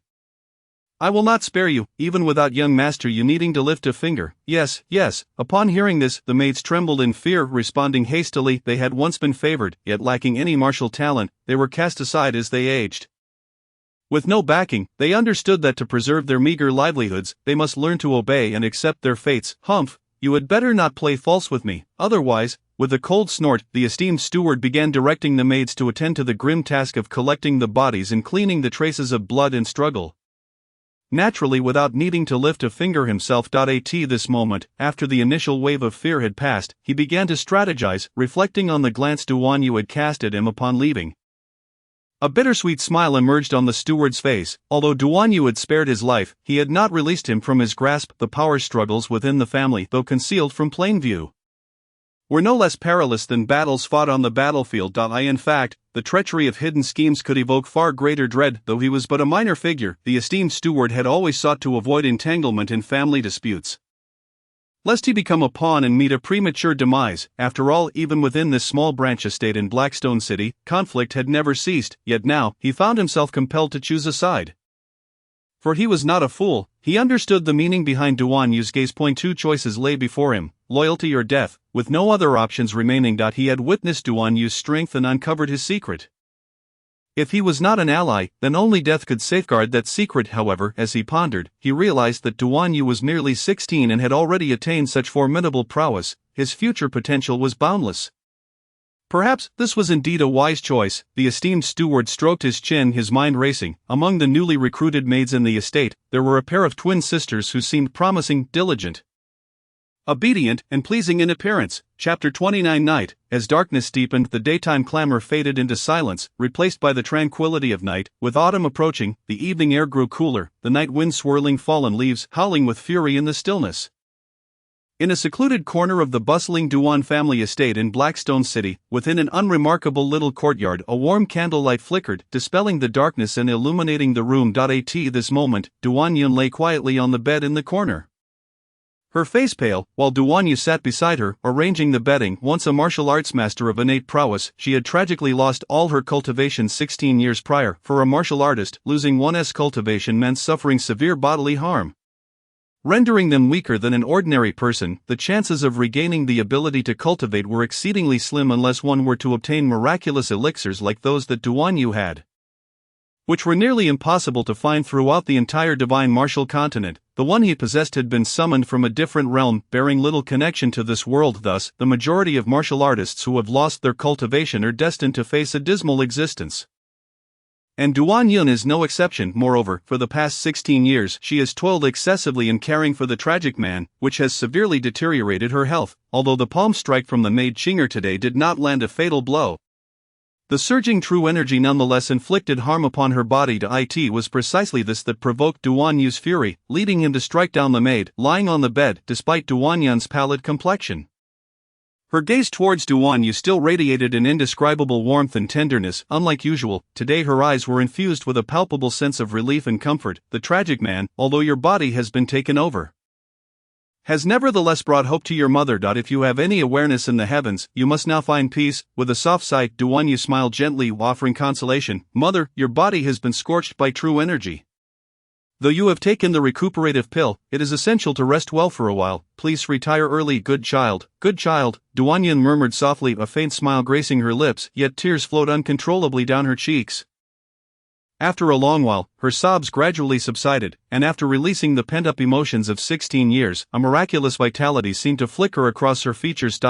Although you now possess remarkable strength, the family's decadal trial competition is approaching next year. In light of the current circumstances, you must exercise extreme caution. Never act impulsively. If you can endure, then do so, otherwise, I fear there may be those who wish you harm. After a brief release of her emotions, Dewan Yun looked at Dewan Yu with a hint of worry. She was unsure of the extent of Dewan Yu's current cultivation level, but she recognized his youth and the brevity of his training period. Even with exceptional talent, it was implausible for him to contend with those seasoned masters. Having once been a young lady of a prominent family, coupled with the tribulations she had endured over the past 2 decades, Dewan Yun had developed a profound understanding of the ruthless power struggles within large families. The dangers of open and covert schemes were unfathomable. Today, you should not have intervened, mother. Upon hearing this, Dewan Yu could no longer restrain himself. His nose tinged with emotion as he interrupted Dewan Yun. Rest assured, I have my own plans. Throughout, Dewan Yun's every action stemmed from her concern for the tragic man, even at the cost of her own well-being. She could not allow any harm to befall him, not even the slightest, such as the nature of maternal love, transcending all boundaries, incomparable to anything else. In that moment, Dewan Yu felt a pang of envy for the tragic man. Though he had suffered greatly, he was blessed with a mother who cared for him deeply. Yet, a smile soon crept onto Dewan Yu's face. Regardless of the past, she was still his mother. However, Dewan Yu opened her mouth, about to say something, but upon seeing the smile on Dewan Yu's face, the words caught in her throat. Her expression suddenly shifted, and a bewildered look swept across her face, as if she were lost in thought. In the past, he often smiled at her like that. In this days, Dewan Yu seemed to merge with another shadow from her memories, becoming indistinguishable. Mother, what is wrong? Observing the unusual expression on Dewan Yun's face, Dewan Yu instinctively furrowed his brows and gently called out to her. Since you have your own plans, I shall be at ease. It is getting late. You should return to your room to rest. You need to cultivate. After several gentle calls, Dewan Yu finally returned to her senses, though her expression still bore traces of confusion, and her eyes flickered with a hint of melancholy and sorrow. Casting a slight, surprised glance at his mother, Dewan Yu's eyes momentarily filled with doubt, yet he refrained from probing further. Mother, I will return now, you need not worry about me. Rest early. Dewan Yu exited his mother's chamber, Softly closing the door behind him, faintly, he could hear her intermittent murmurs, "My love, the sorrow of parting, feelings severed, hard to retain, looking back, I regret not meeting you at the right time," closing the door firmly. Duan Yu's brow furrowed with a flicker of confusion. He pondered the sudden shift in his mother's emotions, yet after much reflection, he found no clarity and had no choice but to relinquish the thought. Upon returning to his own room, Duan Yu casually tossed the spirit fox he held onto the bed, removed his blood-stained garment, and sat cross-legged on his bed, taking several deep breaths, his eyes partially opened and closed. A glimmer of contemplation flickering within. Most of the maids in the side courtyard were merely ordinary subordinates, lacking profound capabilities. It seemed unlikely that the higher-ups of the branch estate or the direct descendants would place any spies among them. Thus, Duan Yu believed his intimidation earlier should yield some effect. The only uncertainty lay with that esteemed steward. With a cultivation level at the pinnacle of the 6th stage, he was not particularly formidable. However, it remained unclear whether he was under the employ of others. Nonetheless, the likelihood of that was slim, as his position was not significant enough to warrant involvement in the power struggles of the branch estate. Regrettably, being a steward of some standing, had he been eliminated today, it would have spared him such concerns. Duan Yu was acutely aware that within this branch estate, the various factions were intricately entwined. Resembling a miniature version of the main family headquarters in Nanyue City, while he might be the strongest here, he could not presume to rival the elder masters of the main family. Should word of his actions spread, he would inevitably become the center of attention, beset by a myriad of schemes and threats, leaving him with little means of defense. However, he seemed to possess a certain awareness. Having witnessed his strength, he would likely make a prudent choice. The tragic man's plight stemmed from a lack of talent, rendering him incapable of condensing true energy for cultivation. Otherwise, with his status as a direct descendant and his remarkable innate gifts, he would likely have become a celebrated figure within the family headquarters by now. Presently, the strength Duan Yu demonstrated exceeded that of his peers, and in this world where strength reigns supreme, the esteemed steward would surely make the right decision. Overthinking was futile. The priority now was to elevate his own strength at the quickest pace possible. Stronger was better. With a shake of his head and a smile, Duan Yu cast aside his chaotic thoughts. With a flick of his mind, a jade box materialized in his palm, which he opened to reveal the 1,000-year-old water-type shu fruit. Taking a deep breath, he tilted his head back and consumed the fruit. As a surge of rich spiritual energy filled his abdomen, Duan Yu silently activated the Biming Divine Art, commencing his cultivation for the night. Chapter 30. The innate expert, the mysterious master of the alchemical realm, Qiushan, suddenly emerged in Black Stone City, and this news spread like wildfire, soaring through the air with wings, within a mere day. It had reached the surrounding regions and found its way into the hands of all significant figures within the Qianlong Empire. In no time, the imperial court and various factions began to mobilize their forces, preparing to venture into Black Stone City to seek out the enigmatic master. Those already present in Black Stone City were directly summoned. After all, courting an extraordinary being above the innate level was an irresistible prospect for any faction. Of course, Duan Yu remained blissfully unaware of all this. Although he had anticipated some commotion, he did not foresee it would escalate to such proportions. Had he known earlier, he might have tempered his actions somewhat. Silently operating the Biming Divine Art, he summoned his innate true essence, which coursed through his meridians. The surrounding spiritual energy swirled and converged, causing Duan Yu's pores to open wide, ravenously absorbing the ambient spiritual energy. This phenomenon manifested only when a martial artist reached a level beyond the innate stage, harmonizing with the heavens and gathering spiritual energy. The martial artist directly drew in the spiritual energy from the environment, transforming it into their innate true essence. The energy gained was exceptionally pure and abundant, incomparable to that of those at the acquired level. In the heart of this dense spiritual energy, Duan Yu's mind nearly reached a state of total focus. Dispelling all chaotic thoughts, a faint tricolored radiance shimmered around him: pale blue water, pure white ice, and azure mist. The 3 states of water emerged in succession, flowing gently like exquisite crystal, radiating an enchanting and profound brilliance. In the early morning, the sun gently cascades upon the earth, bestowing boundless vitality upon all living things. The servants of the Duan family estate have largely risen, embarking on the busyness of a new day. Ah, look over there, isn't that the esteemed steward in charge of fur processing? What brings him here? In the secluded courtyard, several servants who were preparing to start their work cast astonished glances at the man clad in black, the esteemed steward responsible for the stitching and processing of pelts. Following him are 2 maids dressed in pink skirts. Could it be that the useless young master dispatched from headquarters caused some trouble yesterday? prompting the esteemed steward to pay him a personal visit, who can say, in any case it certainly will not be anything good. It seems that the useless young master is in for a stroke of bad luck today. Head, indeed, the esteemed steward is not like us. If he wishes to make things difficult for that useless young master, it would be but a matter of a single word. As they spoke, the servants approached the esteemed steward and bowed respectfully. The steward, upon hearing them, merely glanced in their direction, offered a slight nod, and turned away without uttering a word. At this, the servants trembled slightly, daring not to say another word, hastily retreating, their anxious demeanor starkly contrasted with the bravado they exhibited when mocking Duan Yu yesterday. In a grand family like the Duan clan, the hierarchy is rigidly enforced, with even the family members, from the direct line to the collateral branches, divided into ranks. As for these servants, apart from the unique case of the useless young master Duan Yu, they must adhere strictly to these regulations, otherwise those of higher rank possess the authority to punish those of lower status, although the esteemed steward is merely a collateral descendant, lacking extraordinary talent or profound strength. He has occupied the position of head of fur processing after several aimless years of adulthood. Even within this branch of the estate, his status barely ranks in the lower middle echelon. Nevertheless, despite this, among these lowly servants, he is regarded as a figure of considerable importance. However, they could never have imagined that this esteemed figure had hurried over early in the morning to curry favor with someone they deemed a useless waste. At this moment, the steward, though outwardly indifferent, was grappling with complex emotions. Deep down, he understood that after witnessing Duan Yu's prowess, he had no other path available. Not wishing for his own demise, he could only pledge his loyalty to him. Throughout history, the weak have always submitted to the strong. This is an immutable law. Thus, the steward felt no shame in his decision, though he could not help but speculate, for even now, he remained uncertain whether his choice was right or wrong. Talents are not uncommon on this continent, which has revered martial prowess for millennia, yet few truly flourish into greatness. Countless top-tier geniuses have perished along the path of growth. Such occurrences, even in a small place like Haishi City. He could recount several. However, his doubts were but a mere thread, for he had not slept a wink the previous night, researching Duan Yu's past, and he felt that his choice was indeed correct.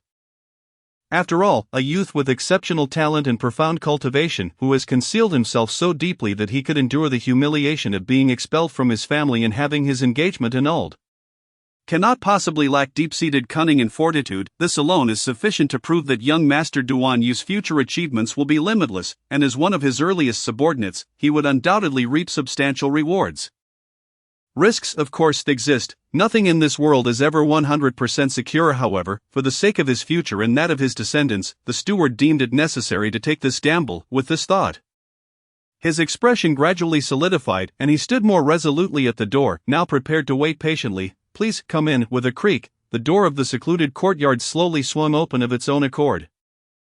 Witnessing this scene, the steward, who had been anxiously awaiting, widened his eyes in astonishment. Even the two maids behind him, who had only a rudimentary understanding of cultivation and had yet to reach the acquired realm, could not help but gape. Instinctively swallowing hard, the steward hurriedly ushered the two maids into the courtyard, gesturing for them to close the door behind them, as he stepped briskly towards the interior. At this moment, the door of the easternmost room among the three adjacent houses opened on its own. The steward was once again taken aback. Instead of entering directly, he stood at the threshold, respectfully bowing, and called out, "Duan Pingwei pays his respects to young Master Yu." "Good morning, young Master Yu." The two maids, who followed closely after securing the door, were astonished and puzzled by how the usually aloof steward could exhibit such deference to a well-known wastrel. But they dared not show any sign of disrespect and hurriedly bowed in unison. "Xiao Xiang pays her respects to young Master Yu." "Good morning, young Master Yu. What brings you here?" "Speak freely." Observing that Duan Pingwei indeed came to offer his allegiance as he had anticipated, a subtle smile flickered across Duan Yu's face, but he was acutely aware that this was merely the beginning of his ascent. Duan Pingwei instructed Xiang and Xiaoxiang to wait outside, quickly adjusted his attire, and entered the room, shutting the door behind him. At that moment, Duan Yu sat cross-legged on the bed, inhaling a pure essence of the world's spiritual energy, causing a tremor throughout his body as a rich aura gradually dissipated into nothingness. Within him, the liquefied innate essence flowed gently, and the 18 acupoints shimmered with a faint light, indicating that they had been successfully refined. With this pace, by the time of the family trial competition next year, I could fully break through to the innate realm and enter the legendary realm of the Dan Master. Opening his eyes, a sharp glint flashed within as his gaze fell directly upon the flustered Duan Pingwei standing awkwardly before him. His expression a blend of amusement and mockery, yet he remains silent. At this moment Duan Pingui seemed to awaken from a dream, his face painted with astonishment as he gasped, sensing the world-absorbing spiritual energy. Young master, you are actually an innate master? Chapter 31, The Strong and the Submissive. Sensing the world-absorbing spiritual energy. Young master, you are actually an innate master? If previously he held any doubt about submitting to Duan Yu, at this moment, sheer excitement surged within him. Although he had estimated Duan Yu's strength to be very high, perhaps at the 8th, 9th, or even 10th level of the acquired realm, he now realized he had underestimated him. The innate realm, even in any part of the Qianlong Empire, could be regarded as a formidable force, let alone a 16-year-old innate master. Such talent, not only within the Qianlong Empire but across the entire Xingyu continent, is astonishing. This unparalleled genius has a significant chance of ascending to the elusive pinnacle of martial arts spoken of in legends. Contemplating the prospect of serving such a transcendent figure, Duan Pingui's thoughts raced with excitement, only to be swiftly replaced by intense anxiety. He was acutely aware that his actions yesterday had harmed Duan Yu's mother, Duan Yun, leaving a mark of resentment in Duan Yu's heart. With Duan Yu's innate strength, eliminating him would be as effortless as squashing an ant, and in an instant, he was engulfed by trepidation and dread. The atmosphere in the room seemed to solidify, with Duan Pingui's body trembling slightly. And soon enough, beads of sweat began to form on his forehead. I wonder what brings you here so early in the morning. Duan Yu did not respond to Duan Pingui's exclamation but rather posed a question in return, his languid voice shattering the silence. Upon hearing this, Duan Pingui's heart quivered slightly, and he lowered himself even further, reporting to young Master Yu, that wretched maid Qing'er's body has been disposed of outside the city to feed the beasts. Let it go. It was never of great importance, Duan Yu remarked, slightly raising an eyebrow before shaking his head with a smile, his gaze casually sweeping over Duan Pingui. Surely, you did not rush over this early merely to discuss such trifling matters? Duan Pingui lifted his head, looking at the smile on Duan Yu's face, his heart racing with apprehension. Did he already foresee that I would handle Qing'er's body? Did he anticipate that I would certainly come to find him today? With this thought, Duan Pingui's scalp prickled with unease. It seems that young Master Yu is indeed as he surmised. His scheming mind is unfathomable. The expression on Duan Pingui's face fluctuated between confusion and suspicion, while Duan Yu observed it all with a knowing smile, remaining silent. He understood he had cornered Duan Pingui, having done all that was necessary. Now it was time to see what choice Duan Pingui would make. Submission or death, Duan Yu offered no alternative to him. In the depths of his heart, after a prolonged struggle, Duan Pingui's expression suddenly hardened. Gritting his teeth, he fell to his knees with a thud, bowing low, and declared, I, Duan Pingui, henceforth pledge my loyalty to young Master Yu. From this day forth, should young master issue a command, whether to ascend a mountain of blades or plunge into a sea of flames, I shall not dare to hesitate. As these words escaped Duan Pingui's lips, the atmosphere in the room once again grew tense. He lay quietly on the ground, having now demonstrated his loyalty. Duan Yu maintained a serene smile, his gaze intentionally or unintentionally resting upon Duan Pingui, a subtle yet palpable wave emanating from him, possessing an almost overwhelming force that rendered Duan Pingui unable to lift his eyes to meet his. As time passed, his body began to tremble inexplicably. You may rise. At last, after a moment of silence, Duan Yu's indifferent voice floated gently from his lips. Of this, is it? Considering Duan Yu's ruthless methods, Duan Pingui initially dared not stand. But after a fleeting thought crossed his mind, he gritted his teeth and complied, slowly rising while keeping his posture slightly hunched, finally lifting his gaze to meet Duan Yu's. The smile had vanished from Duan Yu's face, replaced by an expression of indifference. He cast a glance at Duan Pingui, and that singular gaze caused Duan Pingui's heart to lurch violently, his entire being trembling uncontrollably. You should have died. The first words that fell from Duan Yu's mouth drained the color from Duan Pingui's face in an instant, as though the air around them had solidified. An undercurrent of lethal intent permeating the atmosphere. Duan Pingui clenched his teeth to avoid collapsing to the ground, yet the fear in his eyes grew ever more evident.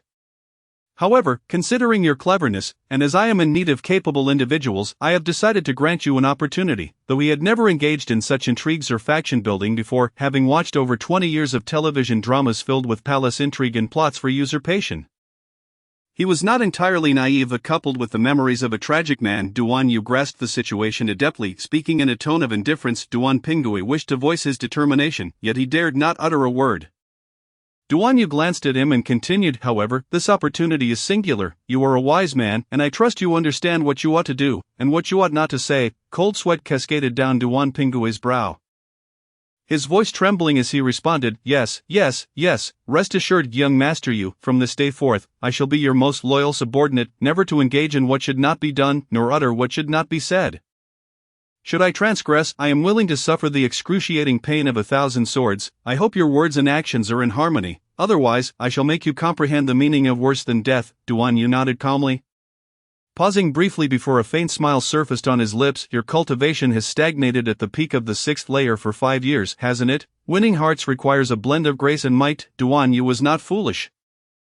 He understood that while his display of might was sufficient, his grace was sorely lacking. Therefore, if he sought to completely subjugate Duan Pingui as his first subordinate in this world, he needed to extend a gesture of goodwill.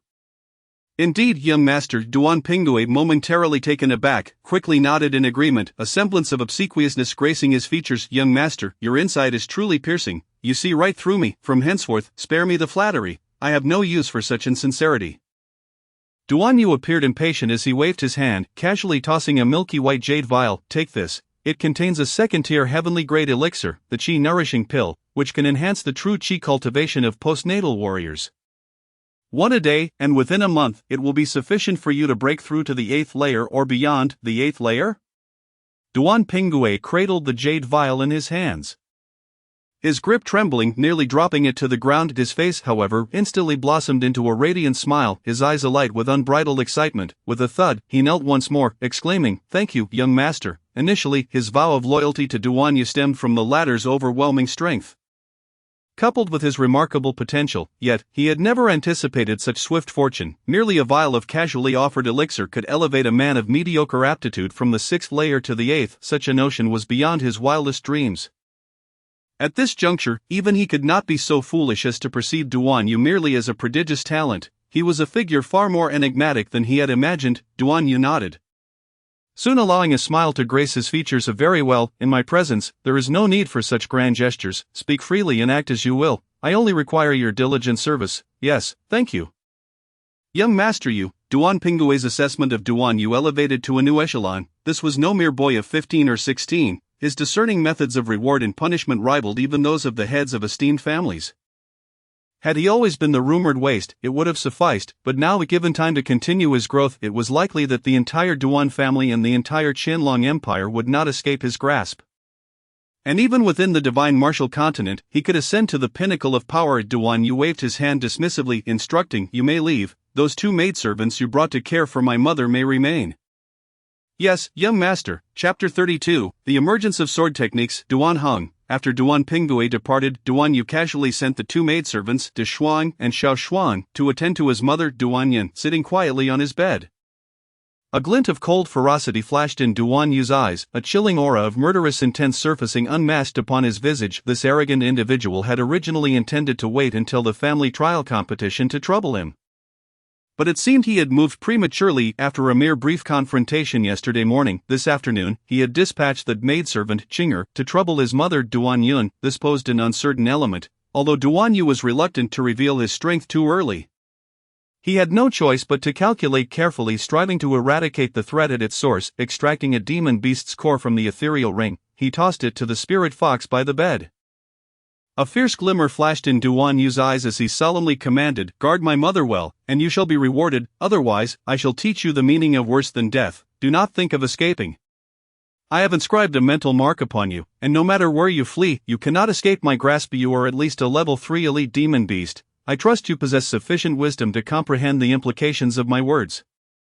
The spirit fox tilted its head, catching the demon core in its mouth and swallowing it with a gulp, its large, expressive eyes fixed intently on Duan Yu, brimming with cunning. However, upon meeting Duan Yu's piercing gaze, it swiftly darted aside. A satisfied smile finally emerged on Duan Yu's face. The spirit fox possessed strength comparable to a human innate 5th-layer warriors. Unless beset by innate experts, its prowess was more than adequate to safeguard his mother within this branch estate. With this assurance, he could focus on his own cultivation. He led the spirit fox to his mother's quarters in the western courtyard, entrusting it along with a portion of gold and silver notes to her care while allocating another portion to De Shuang and Xiao Shuang for daily expenses. Only then did Duan Yu exit the courtyard, heading beyond the estate. Upon leaving the city, Duan Yu felt unencumbered, unleashing his speed to race towards the Haishi mountain forest, halting only when he reached the vicinity of the forest's perimeter. Next to a river approximately 7 to 8 meters wide, this place was rarely trodden by people, ensuring no interruptions, allowing Duan Yu to practice the Holy Spirit sword technique in peace, drawing forth his azure blade. He unleashed a dazzling brilliance, cold light flickering and dancing, perhaps due to his cultivation advancing to the innate third layer, or perhaps owing to the profound insights gleaned from yesterday's battles. Duan Yu felt that his execution of the Holy Spirit sword technique today was imbued with something more than before, yet what that something was eluded even him. Sword 1, Sword 2, Sword 3, Sword 8, Duan Yu experienced a liberating surge of vigor. After Sword 8, he astonishingly executed Sword 9 in succession. The Holy Spirit sword technique consisted of 23 forms, and at his current innate cultivation level, he ought to have only been capable of mastering up to Sword 9. According to the teachings of the sword technique, a typical individual would require at least 3 months to 5 years to achieve a modicum of success. Even those of exceptional talent would need 2 months of arduous practice to see results. It was unfathomable that Duan Yu could accomplish the first 9 forms in merely 2 days. Taking a deep breath, Duan Yu felt a heaviness in his heart. He activated the true essence within him, causing the Qingfeng long sword to tremble slightly, releasing a sword aura that extended 3 feet in length. Infused with true essence, the Holy Spirit sword technique unfolded once more, generating a massive aura that revealed boundless realms. Subtly, the surroundings transformed into a vast and desolate starry sky, where sword energies crisscross like shooting stars. Leaving behind dazzling trails of light, the stars shifted and changed, continuously morphing, gathering and dispersing, layers of murderous intent concealed within, elusive and infinite. As Duan Yu executed the 9th sword move, deep within the boundless cosmos, myriad stars twinkled, and countless meteors plummeted, transforming into chilling sword lights that surged forth with a furious howl. In an instant, the surrounding rocks and vegetation were shattered into pieces, and the ground was gouged out, creating a massive pit several yards wide. My goodness, I am merely at the 3rd layer of the innate realm, yet this Holy Spirit sword technique possesses such formidable power. When I break through to the innate realm, won't I be able to turn the tides of the world? After practicing the Holy Spirit sword technique and feeling a surplus of energy, his gaze fell upon the nearby river, hesitating for a moment. He ultimately made up his mind and leaped into the air. Boom! A spray of water erupted as Duan Yu's body plunged like a boulder into the river. Practicing swordsmanship at the riverbed is exponentially more challenging than on land. Perhaps tenfold or even 100-fold, not to mention the swift currents. The immense water pressure from all sides instills a sense of dread, stabilizing his energy at the dantian. Duan Yu stood firmly on the riverbed. Filled with pebbles and mud infusing true essence, he casually waved the Qingfeng long sword, only to find that the force he could muster was merely a third of his usual strength. Yet, this suited Duan Yu's intentions perfectly. Without such near-limitless challenges, there would be no need for him to practice swordsmanship at the riverbed. The water quickly became murky, swirling violently, as if a great water monster lurked beneath, stirring the currents with immense force. The waves surged, gradually intensifying, forming a colossal vortex that expanded outward. In such a harsh environment, Duan Yu could distinctly feel that beyond the power of his true essence, every bone and muscle in his body trembled. Instinctively pushing forth small bursts of strength to resist the chaotic currents, gradually coalescing into a unified force to enhance efficiency, the massive vortex rotated slowly, blocking the descending waters upstream, accumulating more and more until it erupted into a thick water column that shot skyward. Time passed unnoticed, and when Duan Yu's true essence finally ran dry, he could no longer hold his breath. With the aid of the soaring water column, he shot up from the depths, gasping for air. Duan Yu swiftly drove the Qingfeng long sword into the ground beside him and, with a fluid motion, sat cross-legged, silently channeling the north mysterious divine art. The spiritual energy of the surrounding world surged towards him as if drawn by an invisible force. In just a moment, he felt a droplet of liquid true essence forming in his once dry dantian, and with the emergence of this first droplet of innate true essence, a torrent of spiritual energy rushed in, producing strands of liquid true essence in quick succession. Soon, the power he had previously expended was completely restored, and a rich surge of innate true essence erupted from his dantian, coursing through his meridians and igniting the 18 refined acupoints in a tremor. The innate true essence pressed on, and the 19th acupoint began to solidify. Suddenly he opened his eyes, cold light flashing within, sharp and fierce. Duan Yu sprang to his feet, extending his hand. An invisible force erupted. Summoning the Qingfeng long sword from the air, grasping the hilt with a firm grip, he drew the sword in a swift arc. The razor-sharp blade sliced through the air, unleashing an intangible sword intent that surged forth. Cleaving a massive tree, large enough for two to embrace, some 10 paces away, bang, the towering tree, standing over 10 meters high, seemed to be struck by countless blades simultaneously, shattering into fragments and crashing to the ground. With a flick of his wrist, Duan Yu reversed the sword, the 3-foot sword aura sweeping across the ground, carving a deep trench several yards long. Unable to contain his laughter, he sheathed his sword, exclaiming, "Practicing swordsmanship at the riverbed is simply twice the result with half the effort. At this rate, it won't be long before my swordsmanship ascends to a higher realm." In his joy, he couldn't help but murmur, "I wonder how many people know this method." Chapter 33, The Mysterious Swordsman. As the sun dipped lower in the west, another evening descended. Duan Yu emerged once more from the black stone forest. Compared to yesterday, he bore no signs of bloodshed, yet an intangible aura radiated from him, more formidable and imbued with an inscrutable mystery. Blackstone City, situated near the Blackstone Forest, though remote, attracted a diverse array of visitors. Primarily merchants and martial artists of various backgrounds, thus even in broad daylight Duan Yu, veiled, would draw no undue attention. Arriving at the city's largest tavern, Yiping Tower, after a long day, Duan Yu decided to indulge his palate. Having spent over a month in this world, the first month recovering from injuries and then preoccupied with training and vying for power, he had yet to savor the culinary delights of this realm. Seated on the second floor of Yiping Tower, he ordered an extravagant feast. Famished, he disregarded decorum, devouring the exquisite dishes with the fervor of a whirlwind, leaving behind a table littered with empty bowls and plates.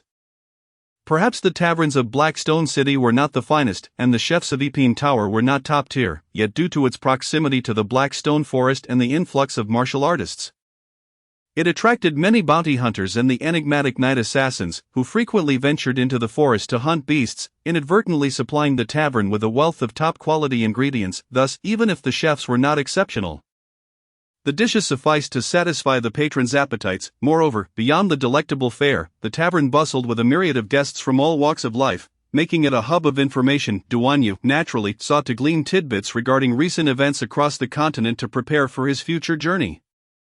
Deliberately choosing the second floor, Duan Yu, relying on his innate strength, sensed numerous practitioners, all armed and brimming with vitality. "Have you heard? The head of the Lin family, Lin Pinghai, one of the 4 great families in our Qianlong Empire, was defeated by a mysterious young swordsman named Sun Hen, who only emerged a year ago. I heard that too. This young swordsman seems to come from another nation, challenging various masters. His profound abilities have surpassed the innate realm, and his swordsmanship is astonishing. He defeated Lin Pinghai in just 10 moves. You must be joking." Lin Pinghai, the head of the Lin family, has been a renowned master for decades, having reached the initial stage of the Dan realm 30 years ago.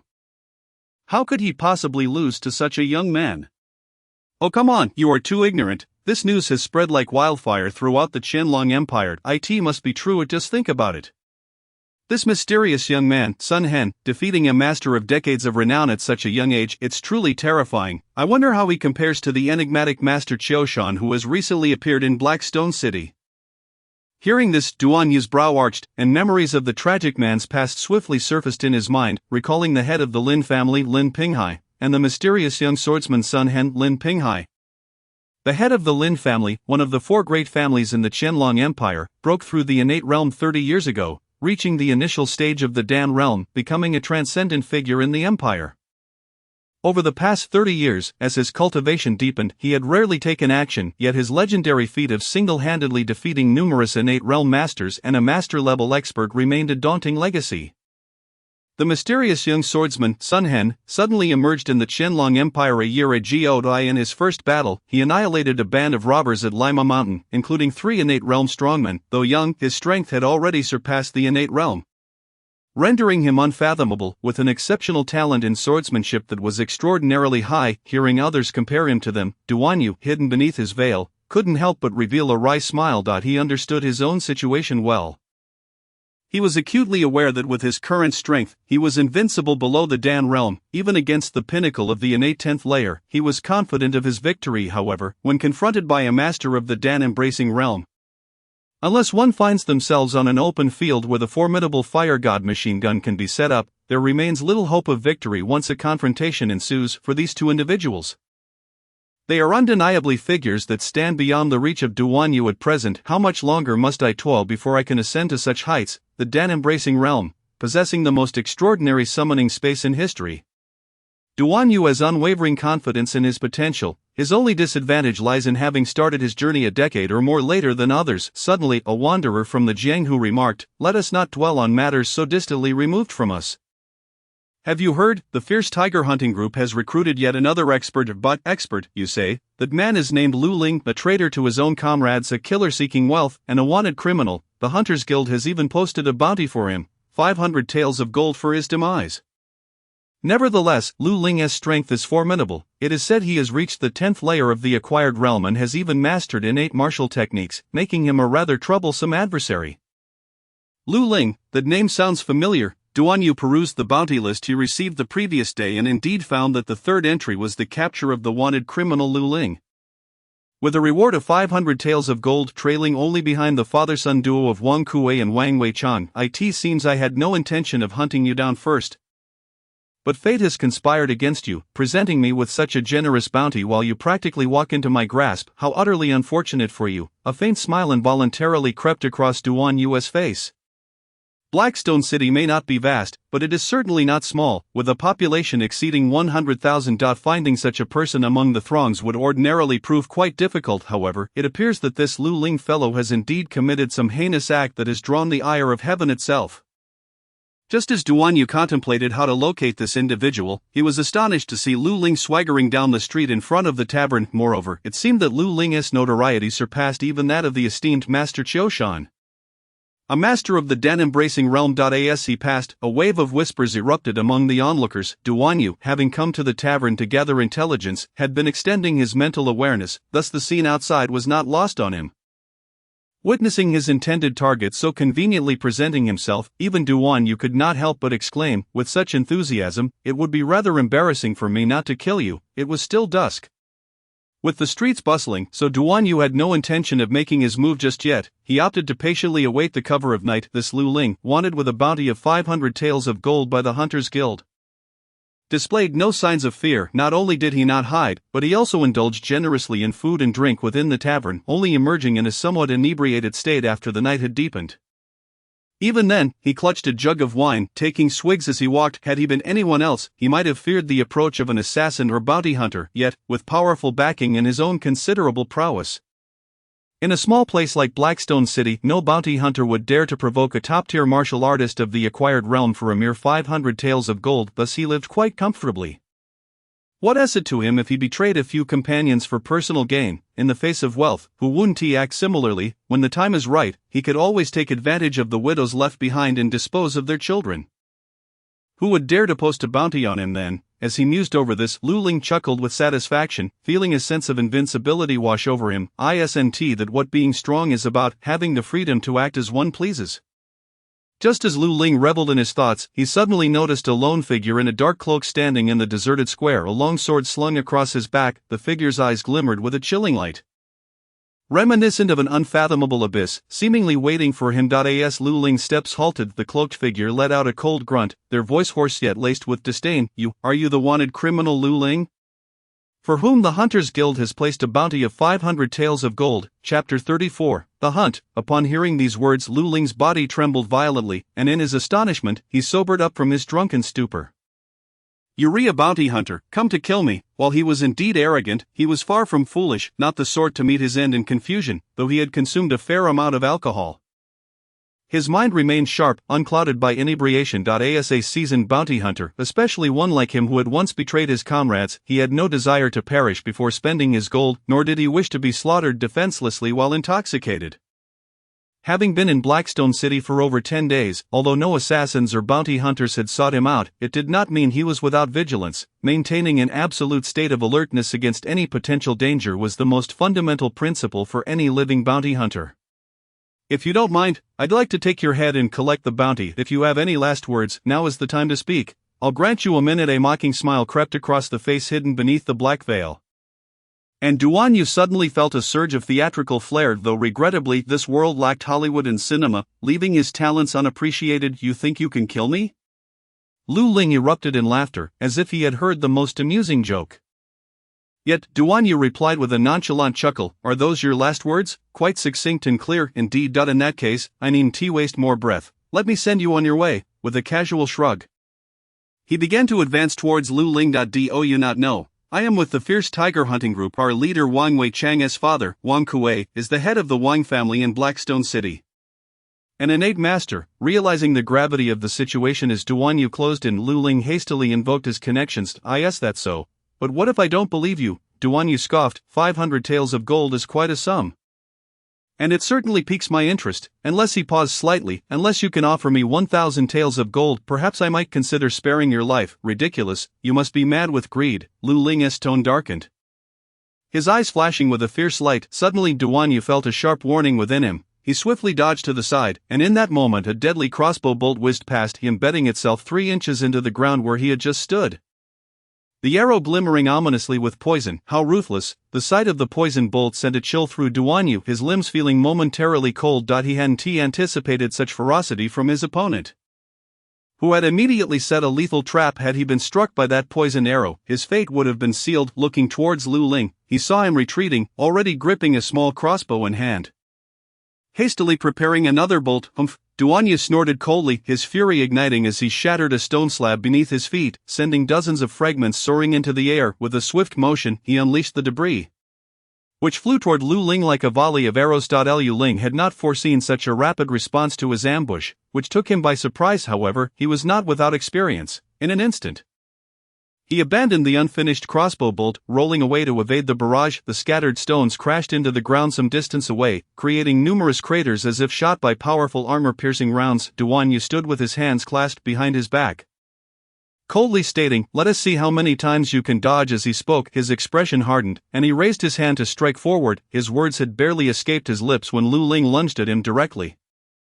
This is truly a life-and-death struggle, absolutely incomparable to the sparring among the scions of prestigious families within their vast estates. When both sides engage, it is only after thorough preparation that they reveal their intentions for battle. It is never as hasty as the current situation with Lu Ling, where the fight commenced before the words were even fully spoken. Fortunately, Duan Yu is not one of those overly constrained scions, and as a master of the innate realm, his reflexes are far superior to those of ordinary martial artists. As Lu Ling's ambush draws near, though momentarily startled, he instinctively raises a defense, capitalizing on the advantage of surprise. Lu Ling glides forward like a fish in water, effortlessly appearing at Duan Yu's side, delivering a seemingly gentle palm strike that carries no discernible force. Duan Yu emits a cold grunt, unwilling to be outdone. His hand, which was in the midst of blocking, suddenly retracts and, with a swift motion, he channels his strength, meeting Lu Ling's palm head dash on. In an instant, their palms collide with a resounding impact, causing Lu Ling's expression to shift as he is forced back, his feet finding purchase on the walls lining the street as he nimbly maneuvers to dissipate the tremendous force from Duan Yu's strike. Once they officially engage, Duan Yu cannot help but smirk at himself, recalling that despite his lack of experience, he is nonetheless a master at the 3rd level of the innate realm, although his opponent possesses abundant experience and a palpable aura of killing intent. Lu Ling is, at best, merely a peak practitioner at the 10th level of the acquired realm. Even if Duan Yu were to exert only half of his strength, combined with the Holy Spirit sword technique, it would suffice to easily defeat him. With this thought in mind, he lets out a sharp exclamation and pursues with remarkable speed. As Lu Ling lands, he suddenly shouts, "Hold on!" Hearing this, Duan Yu halts abruptly, standing firm as an immovable mountain. Casting a skeptical glance towards Lu Ling leaning against the wall, Lu Ling fixes his gaze on Duan Yu and, panting, states, "Your cultivation is quite impressive, but I do not know your name. So I cannot die with clarity. Since death is inevitable, why waste words asking so many questions?" Duan Yu's eyes gleam with a flicker of intent, a hint of murderous intent surfacing. "I initially thought you were a remarkable figure, but it seems you are merely a coward hiding in the shadows." Lu Ling smirks derisively, yet his eyes betray a fierce resolve. He rubs his hands together and declares, "My vital energy has been fully restored. We may continue the fight." Upon hearing this, Duan Yu momentarily pauses, realization dawning upon him. The collision they just experienced had stirred Lu Ling's vital energy, and should he press the advantage now, he could undoubtedly gain the upper hand. However, in the brief exchange of words, Lu Ling has seemingly returned to full strength. Thankfully, the disparity in their abilities is significant enough that even in his peak state, Lu Ling does not intimidate Duan Yu. His face flushes slightly, the lesson learned is profoundly etched into his memory. A flicker of anger crosses his eyes as he raises his hand, delivering a powerful strike towards Lu Ling, though he is only using half of his strength. As a master of the innate realm, even this half is formidable enough to rival a peak practitioner of the acquired realm. His hand strikes carry a ferocious wind, and even more terrifying. Before the first gust dissipates, the second follows closely behind, creating a natural barrier of wind around him. As his strikes land, dust and debris swirl violently through the street. Chapter 35, Thunderclap/Versus. Holy Spirit Sword Technique. The night deepens as two figures, enveloped in overwhelming internal energy, weave and dart through the long street like phantoms, their relentless exchanges igniting explosive clashes that shatter stones and bricks, sending ripples of turmoil through the air. Initially, Duan Yu felt somewhat constrained, his attacks lacking fluidity, leaving him at a slight disadvantage. However, as time progressed, his momentum surged like the very winds he wielded, building in intensity with each strike. After dozens of exchanges, his initial trepidation dissipated, each attack invigorating him, gradually establishing absolute dominance. After pressing Lu Ling for several dozen rounds, Duan Yu experienced an exhilarating sense of liberation, a feeling starkly different from battling mindless beasts.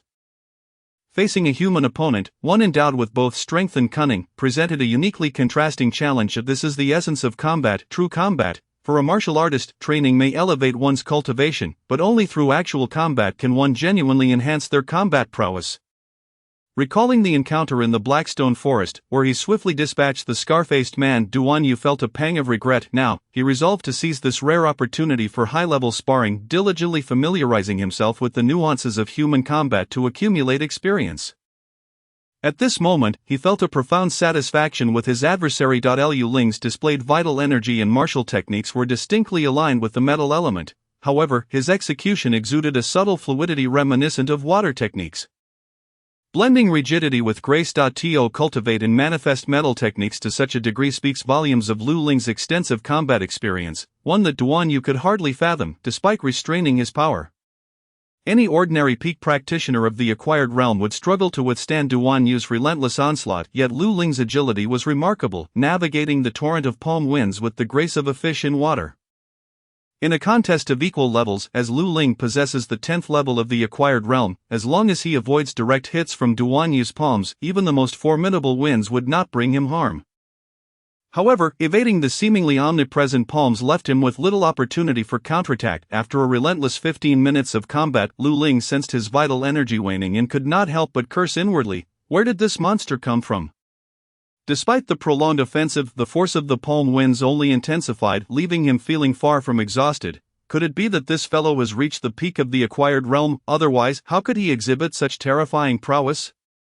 A wave of regret washed over Lu Ling. Had he known, he would have sought to escape from the very beginning, yet now, ensnared by Duan Yu's palm winds, escape seemed increasingly implausible. Moreover, dodging amidst the tempest of palm winds was perilous, and he felt himself nearing his limits. No, he must not perish here. A cry echoed in Lu Ling's heart as a flicker of hesitation crossed his eyes, then, gritting his teeth, he suddenly grounded himself after evading yet another of Duan Yu's palm strikes. Sinking deep into the earth like a solid post. He raised his hands high, channeling his profound acquired vital energy to its zenith, allowing it to flow outward and envelop him in a metallic sheen of white light. With a thunderous shout, he proclaimed "Thunderclap slash." His hands swelled instantaneously, the white light coalescing into a blade-like gleam that descended upon Duan Yu with the weight of Mount Tai. Excellent, Duan Yu, reveling in his momentum, recognized that the utility of this sparring partner had been exhausted. Lu Ling's vast experience kept him from engaging in a head-on clash, but after dismantling dozens of exchanges, Duan Yu had gained sufficient understanding of his own combat capabilities. Just as he resolved to swiftly conclude this encounter, he was taken aback as Lu Ling, in a desperate counterattack, sought to turn the tides. Naturally, Duan Yu welcomed the challenge. Bang! Their palms collided once more with tremendous force, causing Duan Yu's expression to shift dramatically. He felt an extraordinarily sharp vital energy surging against his own, as if Lu Ling's hands were indomitable weapons, shattering the formidable energy he had accumulated and mercilessly counterattacking. The overwhelming force obliterated Duan Yu's defenses in an instant, slicing through him as if he were struck by a blade. In that moment, Duan Yu's pupils constricted, a flicker of astonishment flashing in his eyes. This is not an innate technique, but a martial skill of a higher tier. What manner of technique is this that allows a mere practitioner of the 10th level of the acquired realm to breach the defenses of an innate master? The power emanating from Lu Ling's hands was beyond anything Duan Yu had encountered, far exceeding the memories of that unfortunate fellow, Fan Tao. With a light push of his feet, Duan Yu propelled himself backward. Akin to an arrow released from its bow, swiftly retreating a full yard. At the same time, he extended his right hand, fingers poised like a sword, unleashing a piercing sound that sliced through the air like a sharpened blade. Clang! A resounding clash erupted as their energies collided from a distance, the fierce winds of their palms and the sharp intent of the sword generating a cacophony reminiscent of metal striking metal. In that moment, Lu Ling felt a chilling wave wash over him. As he unleashed his final, desperate technique, he had already resolved to accept a mutually destructive outcome. Certainly, his martial prowess is extraordinarily formidable. Even against an opponent at the pinnacle of the postnatal 10th layer, he possesses a confident assurance of victory. As long as he can inflict severe injury upon this enigmatic figure clad in azure.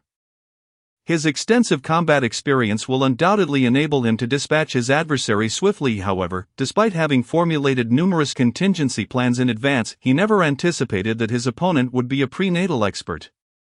Merely utilizing a fraction of his true essence and refraining from employing any profound martial techniques, it was only during their renewed confrontation that he suddenly realized his foe not only possessed profound strength but also commanded advanced martial skills on par with his own. The sword energy emanating from the opponent's fingertip was immensely powerful, almost unfathomable, seemingly transcending the realm of the postnatal 10th layer, sharp and incisive, effectively countering his thunderstrike, rendering him momentarily incapable of pursuit. Admirable martial skills, yet regrettably, you have only scratched the surface, form without essence. With a disdainful snort, Duan Yu retreated swiftly, his sword finger pivoting, channeling his outward essence to carve intricate trajectories in the air. Swiftly weaving together to form a tricolor sword radiance. In an instant, he spun through dozens, even hundreds of positions, thrusting forth a single strike. Lu Ling's countenance shifted dramatically. Confronted with this fierce strike, a chill gripped his heart. And he was suddenly overwhelmed by an inescapable sense of dread, as if ensnared by an intangible force. Moreover, from the opponent's sword intent, there was an unsettling feeling that no matter how far he fled, his adversary could pursue him relentlessly. To wish for my demise is no simple feat. Fear was indeed present, yet he was a man steeped in bloodshed. After a fleeting moment of terror, he felt the latent ferocity within him surge forth. With a thunderous roar, he raised both palms once more, condensing white light that shimmered like a blade slicing through the air. Thunderstrike. The sound of their palms colliding echoed like two massive iron plates crashing together. Producing a piercing clang of metal on metal, the white light flickered, surging forward in a fierce counter clash. A shockwave erupted from their point of contact, rippling outward with the ferocity of a tempest. Stirring up a storm of dust and debris around them, the swordlight, chilling and unyielding as an indomitable blade, held firm for a moment before piercing through the veil of white light enveloping Lu Ling. Penetrating his left shoulder and unleashing a spray of blood that rained down like arrows. Chapter 36, Slaying Minor Creatures for Divine Equipment. Bang! With a dull thud, Lu Ling's body crashed onto the hard rocky ground several dozen feet away. Sending a cloud of dust swirling, this strike from Duan Yu was executed with tremendous force, the unleashed power subtly exceeding that expected of a postnatal warrior, although somewhat mitigated by the mysterious martial technique Thunderstrike. It still inflicted significant damage upon Lu Ling. With a muffled groan, he spat out a mouthful of blood, his body trembling violently, his visage shrouded in an ashen hue akin to death. His face quivered for a moment as he murmured, "Impossible, impossible." Duan Yu inhaled deeply, responding with a cold sneer, "There is nothing impossible in this world. You are not the sole possessor of techniques beyond the prenatal level." Lu Ling's expression darkened further, his voice filled with venom as he exclaimed, "I never anticipated you would also wield a sacred-grade martial technique." As he spoke, his body trembled uncontrollably, the malice in his gaze intensifying as he glared fiercely at Duan Yu, his mouth opening as if to utter some harsh words. Yet ultimately falling silent, his expression shifting as he fainted. Duan Yu, having claimed victory, wore no expression of exuberance. After all, as a formidable powerhouse of the third layer of the heavenly realm, it was hardly commendable to prey upon a postnatal 10th layer warrior. Despite concealing much of his strength and only employing an equivalent cultivation level, he still held a considerable advantage, making victory a foregone conclusion, thus leaving little to celebrate. Sacred-grade martial techniques. Could it be that the technique Lu Ling had just unleashed was indeed the sacred-grade technique, surpassing the prenatal level from the memories of the tragic man? Recalling the tremendous power of the earlier Thunderstrike, which rivaled the initial 9 forms of his sacred spirit sword technique, Duan Yu felt a surge of excitement. He hastened to Lu Ling's unconscious form. cautiously extending his hand to search him. He was unsure why this thought had suddenly arisen, yet once the notion took root, it naturally compelled him to act. Shaking his head, he attributed this impulse to his past experiences of looting in online games. Moments later, Duan Yu retrieved several items from Lu Ling, including 2 50-tael gold notes and a handful of silver coins. These were indeed valuable possessions. Although money may not be omnipotent, the absence of it is undeniably crippling. Thus, despite the potential for suspicion of illicit gains, Duan Yu unhesitatingly claimed them all. Although the Duan family is one of the 4 great families of the Qianlong Empire, possessing immeasurable wealth, Duan Yu was merely an ordinary branch member stripped of direct lineage status. Receiving a meager allowance each month, aspiring to establish a foothold and carve out a domain in this place, the amount of money he would require in the future was incalculable. 100 taels of gold. While not substantial, far surpassed his meager family allowance, making it invaluable. After securing the 2 gold notes and scattered silver coins, Duan Yu suddenly paused, cautiously extracting a thin tome from the gathered items. This book, of unknown material, felt smooth and warm to the touch, almost like jade. Without needing to ponder much, he recognized that it was certainly not ordinary paper. As he gently flipped it open, his eyes widened with astonishment. The first page depicted a stance. And seeing this posture, Duan Yu felt a sense of familiarity. It was the very stance Lu Ling had employed during their fierce exchange, the legendary sacred grade martial technique. Duan Yu's heart raced violently as he turned to the front page of the book, where 3 elegantly flowing characters were inscribed, Thunderstrike. In that instant, a surge of exhilaration coursed through him, far exceeding the excitement of discovering 2 50-tael gold notes. Prenatal martial techniques are advanced martial arts developed by prenatal and Dan-holding experts.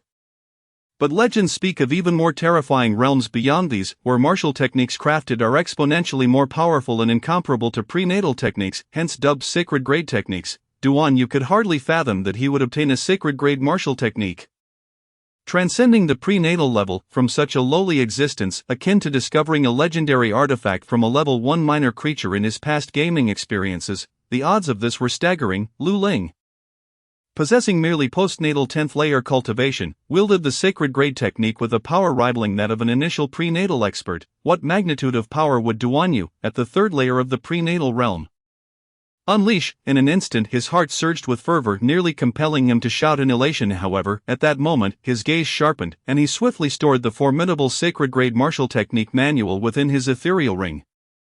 Lu Ling, who had fainted on the ground, groaned in pain as he awoke. Upon seeing the revived figure, Duan Yu expressed his displeasure, questioning, "Pauper, aside from the money on you, do you have any savings exceeding 100 taels of gold elsewhere?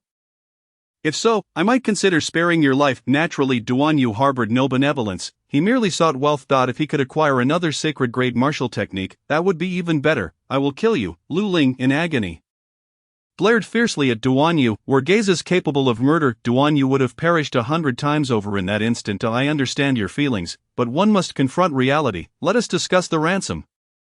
Shall we? Do you truly have no savings?" Duan Yu, undeterred, pressed for answers again. "Release me at once. Do you know who I am? I belong to the Fierce Tiger Hunting Group. If you dare to harm me, my brothers in the Fierce Tiger Hunting Group will avenge me, and they will surely annihilate your entire family." Seeing that he was utterly powerless to retaliate, Lu Ling was compelled to devise another strategy.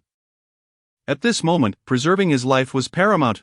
Annihilate my entire family? I must admit, I'm somewhat intimidated." Hearing this, a smile crept onto Duan Yu's face, one that was genuinely delighted. The Fierce Tiger Hunting Group was one of the most powerful hunter factions in Blackstone City, and Duan Yu had long been aware of their reputation for arrogance and tyranny, as well as the formidable Wang family behind them, led by the notorious patriarch Wang Kuei. However, this point must be reiterated. No matter how fearsome the Fierce Tiger Hunting Group or the Wang family may be, they were merely a threat to ordinary individuals. Without delving into whether the Tiger Hunting Group is aware, even if they were fully cognizant, that it was Duan Yu who took the life of Lu Ling, they would still hesitate to exact revenge upon a disciple of the Duan family, one of the 4 esteemed clans of the empire. Such is the advantage of familial influence. While a family may not prioritize every descendant or nurture each offspring, should anyone dare to disregard the authority of a prominent clan and slay one of its members, regardless of whether that individual is deemed the clan's greatest failure, there will undoubtedly be a mobilization of forces, dispatching elite warriors to reclaim their honor and rectify the tarnished reputation with the might of arms. Duan Yu harbors little affection for the Duan family and has never contemplated employing their name for his endeavors. In his eyes, Lu Ling is nothing more than a pitiful insect. What do you wish to do? Release me at once. Upon hearing this, Lu Ling felt an overwhelming sense of humiliation, a discomfort he had never experienced in his life. He realized that in the eyes of his adversary, he did not even qualify as a person, merely a wretched little bug. It seems our conversation can come to an end, especially since you lack the funds? I regret to inform you. With a swift motion, Duan Yu unsheathed the azure blade from his back, a chilling flash of sword light illuminating the night. Spare my life, as he beheld the icy gleam rushing towards him. Lu Ling could no longer maintain his bravado and began to wail in desperation. I believe that as you took the lives of others, those individuals must have pleaded for mercy as well. Did you ever show them clemency? No, you executed your task splendidly. I ought to learn from you. The flash of the sword was fleeting, followed by a spray of crimson. A harmless smile appeared on Duan Yu's face as he lifted Lu Ling's severed head and departed with grace. Embodying the essence of a hero in his heart for the first time, 10 Steps to Slay a Foe, 1,000 Miles Without a Trace. Chapter 37, The Pursuit of the Assassin. How audacious of you! Little thief, to attempt an assassination on the Lord of Blackstone City. Pursue them at once. In the dead of night, a cacophony shattered the silence, reverberating through the streets and alleys of Blackstone City, inciting both annoyance and a tinge of dread in the hearts of its inhabitants. An assassination attempt on the Lord of Blackstone City was indeed a monumental event, especially following the mysterious incident involving the master-level practitioner Qiu Shan. Those with any discernment were acutely aware that Blackstone City was on the brink of turmoil. Upon exiting the hall of the Hunters Guild, Duan Yu, with his innate perceptive abilities, was immediately struck by the tumultuous cries of pursuit.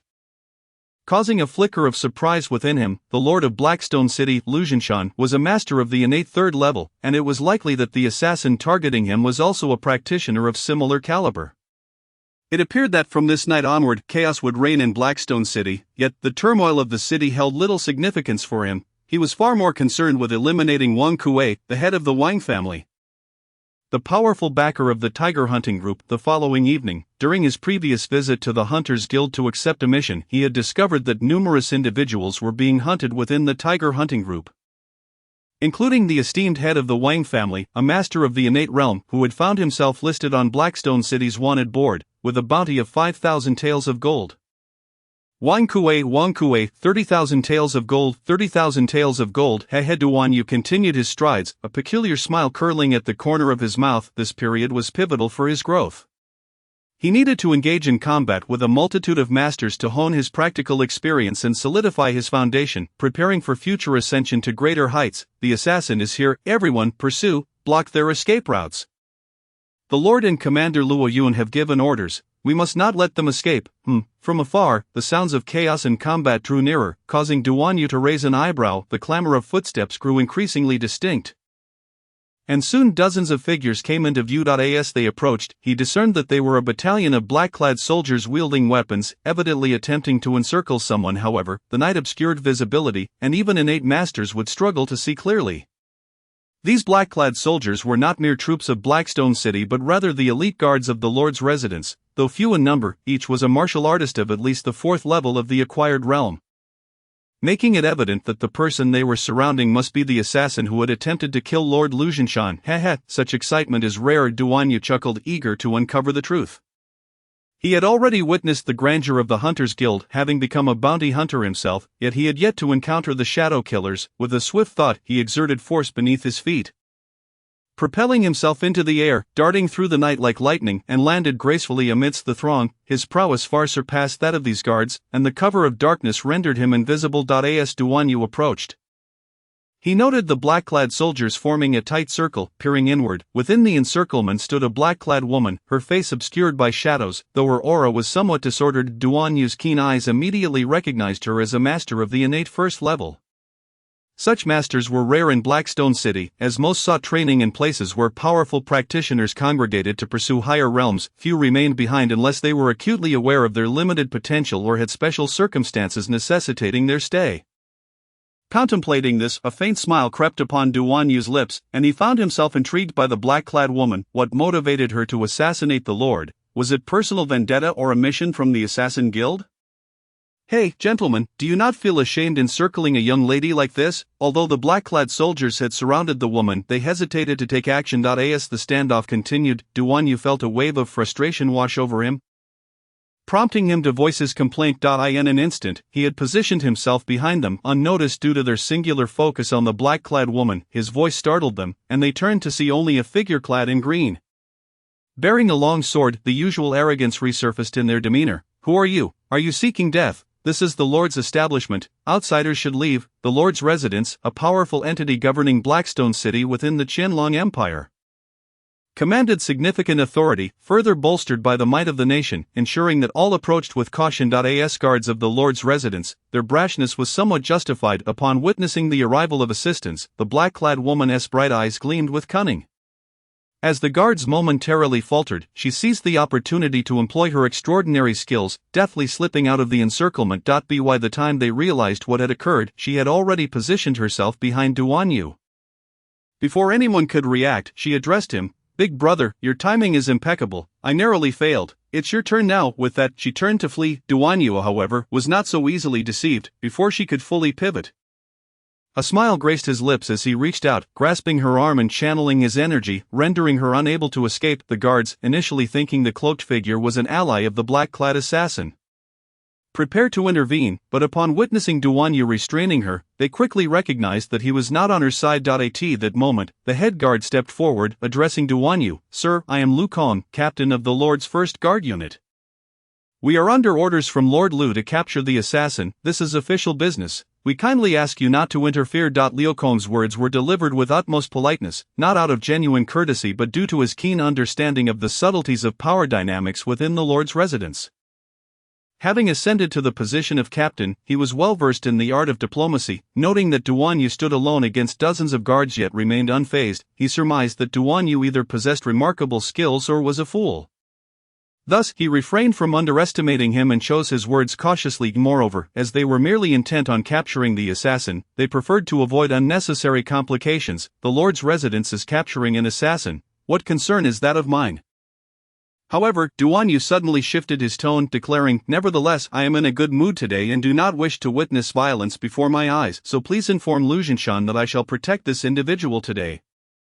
Upon hearing this, Lu Kong was momentarily taken aback, a surge of anger swelling within him as he sneered, "Should you insist on this course of action, do not blame us for being ruthless." With the change in demeanor, even the term sir transformed into esteemed guest. With a wave of his hands, his companions surged forward, charging at Duan Yu and the black-clad assassin. While he was unaware of Duan Yu's true strength, he perceived no overwhelming presence emanating from him and assumed that Duan Yu's martial abilities, if any, could not be too formidable. Having just narrowly escaped an assassination attempt and sustaining severe injuries, the black-clad female assassin found herself unexpectedly seized by Duan Yu, initially believing her fate was sealed.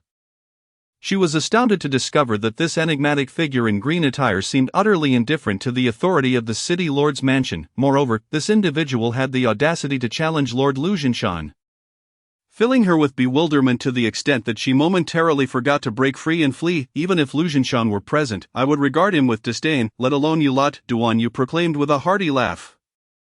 With one hand firmly pressing on the assassin's right shoulder, he raised the other, unleashing an icy surge of palm energy. The front line of guards from the city lord's mansion bore the brunt of this force. They staggered backward several steps, collapsing to the ground, their faces ashen and devoid of color. Those with lesser abilities were even forced to cough up blood under the pressure of the chilling winds. The guards behind them fared little better, though they managed to remain upright. The cold seeped into their bodies, frosting their brows and beards, causing them to tremble uncontrollably while they shouted bravado. A lingering worry kept them from advancing, prompting a discreet retreat that allowed them to escape unscathed. Observing the scene, the lone figure who stood tall amidst the chaos felt an overwhelming terror, rendering them speechless. The black-clad assassin, witnessing this, was equally taken aback. Struggling to believe her own eyes, the depth of this person's cultivation surpassed her own, rivaling even that of Lu Zhinshan, the lord of Blackstone City. No wonder he dismissed the city lord's mansion with such contempt. Duan Yu sighed, reflecting on the severity of his actions, and stated, "You are no match for me. Go back and tell Lu Zhinshan that the person you seek was taken by Qiu Shan. He may choose between wanting the person or wanting his own life." With that, he grasped the black-clad woman and vanished into the night. Left standing in a daze, Lu Kong echoed the words in his mind, muttering, "Qiu Shan? Could it be that mysterious Master Qiu Shan?" Chapter 38, a soap opera plot. What? You mean that the mysterious Master Qiu Shan intervened to rescue that assassin, in the city lord's mansion? Upon receiving the report from the guard Captain Lu Kong, Lu Zhinshan could not help but exclaim in shock, his expression shifting dramatically. My lord, the individual who intervened possesses unfathomable strength, clad in green and masked. Their voice hoarse, matching the rumors of Qiu Shan precisely, and they indeed claimed to be Qiu Shan. Faced with the lord's questioning, Lu Kong felt his body tremble, nearly choking on his words, yet he dared not conceal anything.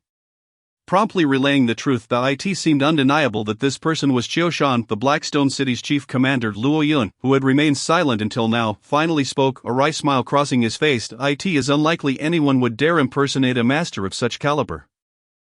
Furthermore, from what you describe, their mannerisms align closely with the legendary Qiu Shan. My lord, it appears we must prepare ourselves promptly. Luo Yun issued the order to rescind the pursuit of that assassin. Lu Zhinshan replied with a resigned smile. Despite being a master of innate abilities, he knew that in the face of a master at the Baodan realm, his status was inconsequential. If that individual wished him dead, it would matter not whether he stood alone or commanded an army. It would be a trivial matter to them. Luo Yun and Lu Kong exchanged glances, both reflecting a shared sense of helplessness. In a world governed by strength, they could do little more than look up to the existence of a Baodan master. Grateful if they were not the ones to attract trouble. As shadows loomed over the city lord's mansion, Duan Yu had already dragged the black-clad woman to a secluded street, noticing the absence of onlookers. He released her and chuckled, "So, little girl, tell me, why did you attempt to assassinate Lu Zhinshan?" The black-clad woman rubbed her sore arm, disregarding Duan Yu's inquiry, and countered, "Who are you? Why did you save me?" "Don't change the subject, girl, understand that I am the one asking the questions here." A glint of cunning flashed in Duan Yu's eyes before he concealed it. This black-clad woman intrigued him greatly. "Haven't you heard of ladies first?" she retorted boldly, showing no sign of fear. "Let me take a guess. Is the city lord your biological father who abandoned you and your mother? Thus, you've come seeking revenge?" Duan Yu made an offhand remark, drawing from memories of tragic tales, a mischievous smile playing on his lips as he speculated. "You?" The black-clad woman gasped, anger and disbelief mingling in her gaze as she looked at Duan Yu. Her eyes reflecting a mix of fury, sorrow, and incredulity. It couldn't be true, could it?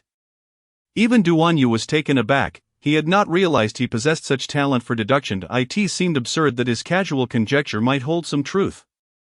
"This is a bit too melodramatic, isn't it? I will kill you." Enraged, the black-clad woman, ignoring her injuries, drew a short sword and lunged at Duan Yu. However, whether due to her wounds or a lack of true intent to kill, her strike, though swift in appearance, lacked any real force. "What the hell? After I just saved you, you repay kindness with malice," as Duan Yu exclaimed, leaping back to evade the blade. He then flicked his finger, striking the sword's spine, producing a sharp clang as an invisible force surged, pushing the black-clad woman back 3 steps. "What do you want from me? If you're going to kill me, then do it. I don't want to owe you anything." Unable to fight back or articulate her thoughts, the black-clad woman felt a surge of frustration. With a flick of her wrist, she drove the short sword into the ground with a soft thud. "Ha, how amusing!" Duan Yu, rather than feeling angered by her attack, appeared genuinely delighted. After a hearty laugh, he vanished into the night like a shadow. "Little girl, I believe we shall meet again when that time comes. Don't forget to thank me." His voice, tinged with a rasp, echoed in the street. The anger on the black-clad woman's face gradually faded, replaced by a profound sense of confusion. "Who is this person? I seem to have no connection to him. Why did he save me for no reason? What could his motives be?" A torrent of chaotic thoughts surged in her mind, leaving her utterly bewildered until she recalled his parting words, "You are no match for me. Go back and tell Lu Zhinshan that the person you seek was taken by Qiu Shan. He may choose between wanting the person or wanting his own life." Qiu Shan, good heavens, he is indeed the mysterious Baodan master who has been appearing in Blackstone City. A flicker of astonishment crossed her eyes as she involuntarily exclaimed, "Warriors have always revered the strong, and young girls like her were among the most devoted." Yet, at this moment, the questions swirling in her mind only intensified. Regardless of his reasons for saving her, she vowed to repay him one day. Biting her lip, the black-clad woman's expression turned resolute, her eyes flashing with determination. She was a person who believed in settling scores and repaying kindness. Adhering to her own principles. In a world governed by the rule of the strong preying on the weak, such principles were indeed remarkably rare. Severely injured, she realized Lu Zhinshan was on the verge of breaking through to the 4th level of innate abilities. With her own cultivation at merely the 1st level, avenging her mother seemed an insurmountable task. The most pressing matter now was to recover from her injuries, allowing her the opportunity for revenge. She glanced in the direction Duan Yu had departed, stamped her foot in frustration, and then leaped into the night, disappearing from sight. Meanwhile, Duan Yu had returned to the Duan family estate, settling into his own courtyard. Sitting cross-legged on his bed, he examined the manual for the Thunderbolt 9 techniques, discovering that this sacred martial art differed significantly from the Sacred Spirit Sword technique, while it might not possess the earth-shattering power of Sword 23 in the later stages. It lacked any restrictions on cultivation, thus, if possible, he could fully master it. Shaking his head with a smile, Duan Yu vanished from his spot and entered the summoning space, calling upon the little sprite Jingjing to commence today's summoning. A dazzling azure beam descended from the heavens, and soon after a cerulean card materialized. Duan Yu stepped forward, grasped the card, and upon inspecting it, found himself furrowing his brow. M261 Sniper Rifle, Sci-Fi category. Weapon classification, Epic Level Summon, personally procured by the Director of the Logistics Department of the Transcender Welfare Association. Caliber, 50 BMG, 12.7 by 99 mm, Principle, recoil-operated, semi-automatic, overall length, 1,219 mm 48 inches, or 1,447 mm 57 inches. Barrel length, 508 mm 20 inches, or 737 mm 29 inches. Magazine, 10 rounds. Optics, 10x scope. Weight, 14 kilograms 30.9 pounds excluding ammunition, with 737 mm 29-inch barrel. Muzzle velocity, 1,288 ms. 2,800 feet s. 660 gr, 42.8 g, projectile, effective range, 2,850 m, 23.18 yards, maximum range, 8,800 m, 7,436.57 yards, ammunition, compatible with any ammunition of the same caliber. Chapter 39, The Challenge. Early the next morning, Duan Yu awoke from his cultivation.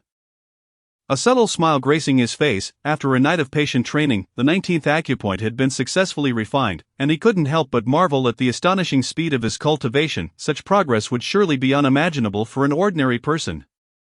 "Come in." He spoke calmly, and the door was gently opened by an invisible force. Outside stood a lovely young girl, quietly holding a basin of water and towels for his morning routine. Upon witnessing the door swing open on its own, a flicker of astonishment and envy crossed her eyes. After a moment of hesitation, she said, "Young master, you're awake. This is what Madame instructed me to bring you. Power, indeed, is a captivating thing." As he reveled in the attentions of Xiao Shuang, Duan Yu couldn't help but feel a twinge of guilt akin to that of a feudal landlord. Yet, he found himself in this ruthless world, and until he possessed the strength to shatter its rules, he could only acquiesce to them. In the following days, Duan Yu ventured out daily, practicing in the Blackstone Forest during the day hunting beasts, and at night, he undertook missions published by the Hunters Guild, targeting the notorious criminals within Blackstone City. Among them, the tiger hunting group and the Wang family were the most prominent, prompting Duan Yu to reflect. It seems the Wang family is indeed a breeding ground for scoundrels, teeming with talent. To be candid, Duan Yu harbored considerable doubts. The Wang family had been established merely 2 or 3 decades ago, their foundation in Blackstone City not particularly deep. Moreover, their rampant arrogance and numerous misdeeds over the years raised questions. Even if Wang Kuei was a congenital master, he shouldn't be able to suppress the entire city to the point where its inhabitants dared not voice their anger. There must be more to this story. Nevertheless, Duan Yu chose not to dwell on it. After all, if the Wang family had their hidden cards, why shouldn't he? At worst, he could shut the door and unleash the sword god Shimen Chui Shui. With days of cultivation, the northern underworld divine art advanced once more, and his cultivation finally broke through to the 4th layer of the innate realm. Duan Yu's confidence surged, and he secretly resolved that since he had nearly eradicated the nefarious members of the tiger hunting group, tonight he would seek trouble with Wang Kuei. Isn't this the useless scion of the Duan family? What, you still have the audacity to go out? Aren't you afraid of embarrassing yourself? After breakfast, Duan Yu set out with his sword, only to encounter several youths approaching from the opposite direction as he reached the entrance of the estate. Upon seeing them, Duan Yu's brow furrowed slightly, and his expression turned cold. The newcomers were none other than Duan Hong, with whom he had considerable grievances. Duan Yu had yet to seek him out for trouble, yet unexpectedly he had come to him first. Inviting disaster. If I were you, I'd dig a hole to hide in. You still dare to show your face? We of the Duan family fear embarrassment. Duan Hong approached, his tone dripping with malice as he reveled in Duan Yu's icy demeanor. My dignity is of no concern to you, the Duan family. What a grand reputation, but I, Duan Yu, cannot afford to lose it, Duan Yu replied coldly, perhaps due to the recent breakthrough to the fourth layer of the innate realm. Duan Yu was in high spirits today, yet he had no desire to argue with such a petty individual, and after casting a dismissive remark, he turned to leave. Killing him would merely be a matter of time. However, now was not the right moment. The waters of the Duan family ran deep, and without absolute certainty, he was reluctant to thrust himself into the limelight and become a target. Hey, what did you say? Still acting arrogant, are you? Stop right there. In the past, Duan Hong would have relished Duan Yu's anger, but today, witnessing his indifference made him feel as if he had swallowed a mouthful of rat droppings. He bellowed in fury, the sensation of being ignored gnawing at him, especially by this so-called waste. I see you're no different now than you were 8 years ago. Why didn't I see you speaking like this back then? Duan Yu coldly mocked, fully aware that Duan Heng's hostility stemmed from a bitter grudge held for years after the tragic boy had once taught him a lesson. Duan Hong had harbored resentment ever since.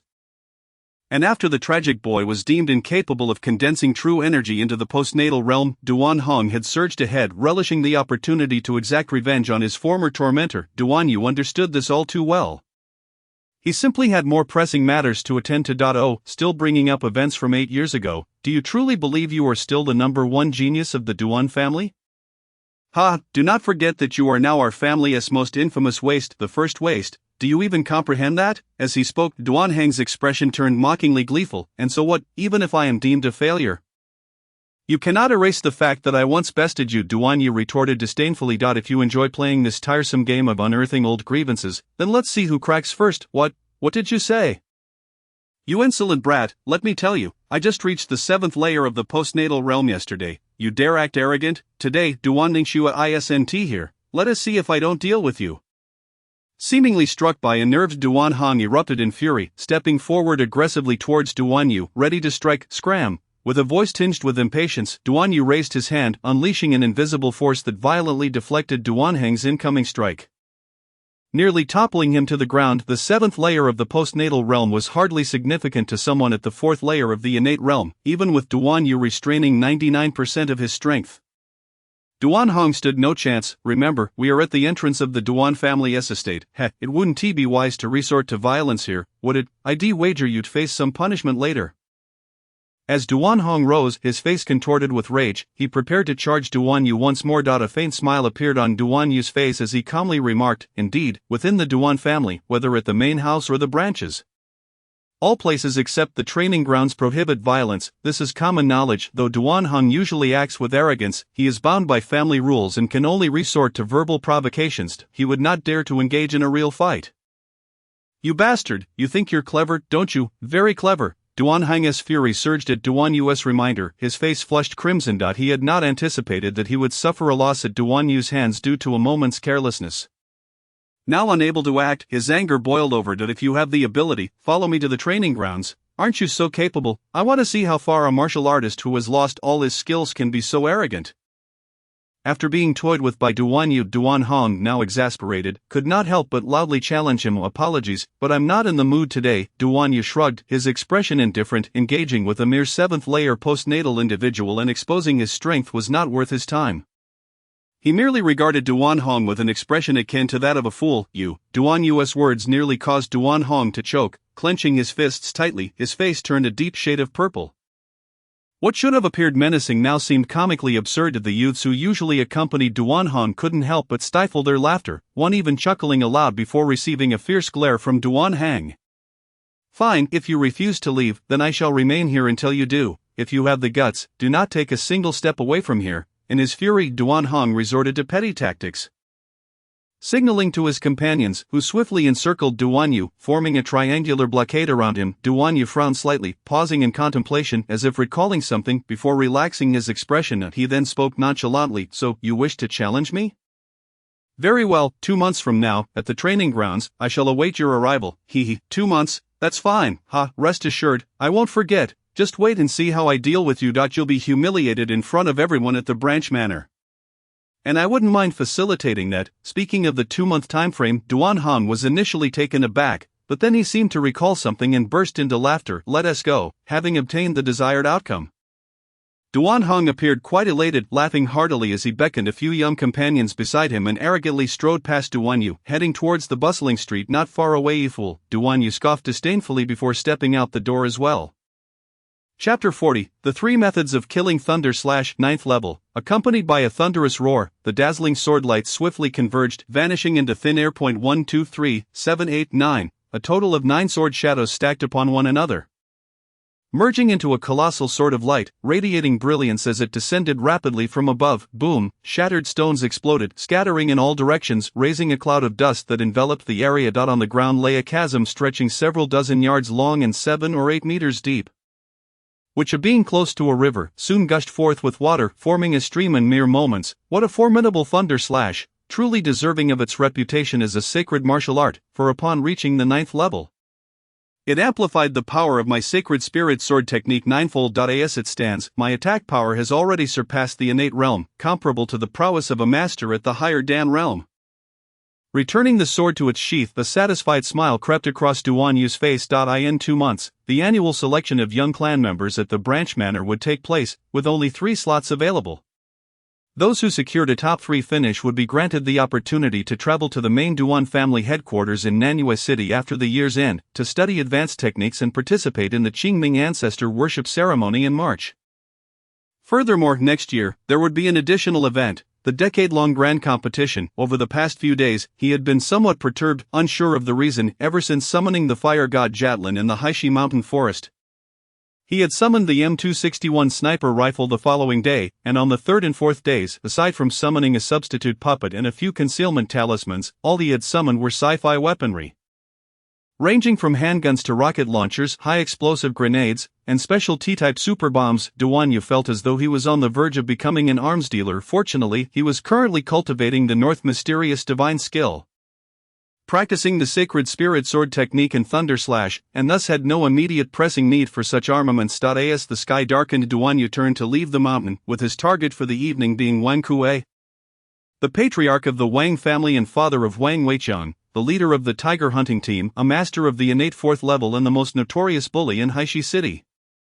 In such a small place as Haishi City, once an innate master resorts to villainy, no one could restrain or stop them. It was only after killing several core members of the tiger hunting team that Duan Yu learned that Wang Kuei had established the Wang family over 20 years ago through extortion and robbery. However, the rapid rise to power concealed countless dangers. Over the years, Wang Kuei had remained a wanted man, with a bounty accumulating to over 30,000 taels of gold on the Haishi City Hunter Guild's mission board. Yet, Wang Kuei seemed to possess substantial backing, as several prominent figures in Haishi City and the city lord Lu Zhinshan were utterly powerless against him, choosing to turn a blind eye to his actions. Consequently, no one dared to plot against Wang Kuei in Haishi City. During these past few days, Duan Yu had already killed over 10 individuals, including 7 or 8 from the tiger hunting team. Yet the highest cultivation among them barely reached the innate 10th level. None possessed the formidable presence akin to the first encounter with Luling, who wielded sacred martial arts. Thus, each confrontation had been remarkably smooth and devoid of challenge. This evening, Duan Yu decided to up the ante and confront the untouchable Wang Kuei, in the reality of the divine martial continent, where martial prowess reigns supreme, regardless of whether one is a princess or a prince. As long as their strength has not transcended into the innate realm, they are merely considered postnatal martial artists. Only upon breaking through to the innate realm can they be deemed innate masters. This designation serves as a watershed moment for martial artists on the divine martial continent. Should a martial artist fail to transcend into the innate realm throughout their lifetime, they are doomed to be in utter mediocrity, forever relegated to the role of cannon fodder. In contrast, those who can break through and surpass the innate realm are recognized as true powerhouses, while the innate realm may not appear particularly remarkable. In reality, achieving it is no simple feat. Among 10,000 martial artists, only a select few with exceptional aptitude might manage to break through. It demands not only talent and hard work but also ample opportunity and luck. This is the first formidable barrier on the path to becoming strong. To surmount it is to become a true powerhouse. Of course, the might of innate masters is merely perceived as formidable by the common folk. In the eyes of innate masters and those who have transcended the innate realm, the innate realm itself holds little significance. Though Duan Yu may not rival those who have spent decades honing their skills, he is nonetheless comparable to them in terms of realm and strength. Having cultivated for merely 2 months, Wang Kuei, the patriarch of the Wang family, is renowned as a formidable master within Haishi City, and few can rival him. However, if the situation were to shift to Duan Yu, the outcome would be drastically different. Given Duan Yu's current strength, should the two engage, it would be no surprise if a single strike from him led to Wang Kuei's swift demise. Yet, Duan Yu never contemplated a simple elimination of Wang Kuei. Rather, he coveted the innate true essence that Wang Kuei had meticulously refined over decades. The North's mysterious divine skill allows him to absorb the internal energy of his opponents for his own use. Yet he had refrained from utilizing it, primarily because he deemed the meager true energy of postnatal martial artists insignificant. However, the innate true essence cultivated by an innate master is an entirely different matter. Should Duan Yu absorb Wang Kuei's cultivation entirely, he was confident he could break through to the innate 6th level, or even higher. In this world, there exist numerous methods to kill, but they can essentially be distilled into 3 categories: open assassination, covert assassination, and self-destruction. Covert assassination is not Duan Yu's forte, and he certainly lacks the ability to induce Wang Kuei's self-destruction. Thankfully, there remains the option for open assassination, having learned that Wang Kuei was entangled with a top courtesan from Chunfeng Tower. Returning home late nearly every night, he noted that sometimes, under special circumstances, he would even stay out all night, as was the case tonight, when the heavens blessed him with a downpour, compelling Wang Kuei to linger in Chunfeng Tower to enjoy a night of indulgence. Little did he know that this night would mark the end of his life. The rain intensified, and Duan Yu stood outside Chunfeng Tower, the raindrops pelting him relentlessly. Yet, 3 feet from him, an unseen force deflected the raindrops, creating a graceful arc as they gently cascaded down along the invisible barrier of his protective true essence. Wang Kuei, come forth to meet your demise. Suddenly Duan Yu's eyes snapped open, a sharp glint flashing as a hoarse voice reverberated through the night sky, mingling with the pouring rain surging towards Chunfeng Tower like an unstoppable tide. Who goes there? Within a luxurious and elegant room of Chunfeng Tower, a middle-aged man in his 50s abruptly opened his eyes. Shoving aside the woman beside him, wrapping himself in his garments, he seized his long sword and soared into the night, disregarding the torrential downpour. With several leaps, he landed atop the roof, his gaze icy as he scanned the surroundings. Smack! With a heavy stomp, Duan Yu launched himself into the air, effortlessly leaping onto the adjacent rooftop. It seemed that Wang Kuei had unwittingly chosen his own grave. Lifting his head to gaze at the highest rooftop of Chunfeng Tower, a cold smile crept onto Duan Yu's lips. Leaning forward, he hastened his steps towards Chunfeng Tower, transforming into a shadow as he darted across rooftops, the rain cascading down, splashing around him and parting a path through the curtain of rain. In mere moments, he arrived at the pinnacle of Chunfeng Tower. Bang! With a powerful leap, he propelled himself upwards, landing steadily atop the tower. Before him stood a middle-aged man in his 40s or 50s. His expression dark and foreboding. Kid, are you the one who seeks to kill me? Amidst the downpour, Wang Kuei brandished his long sword, a fierce glint in his eyes as he sneered. You think you can act as a killer with your capabilities?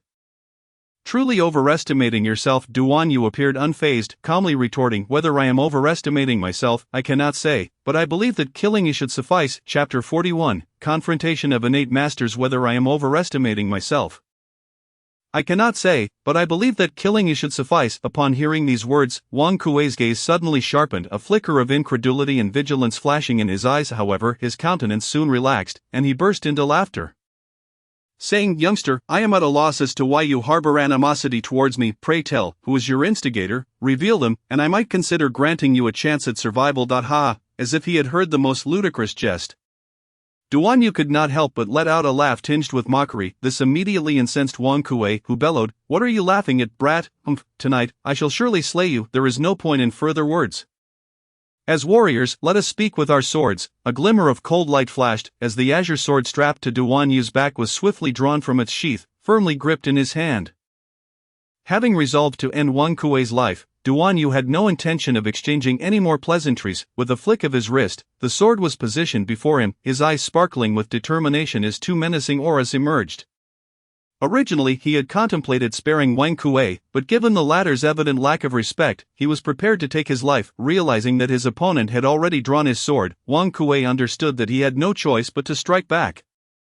True to his reputation as a seasoned expert, in an instant, he suppressed the myriad complex thoughts swirling in his mind, replacing them with 3 parts nameless fury and 7 parts overwhelming murderous intent.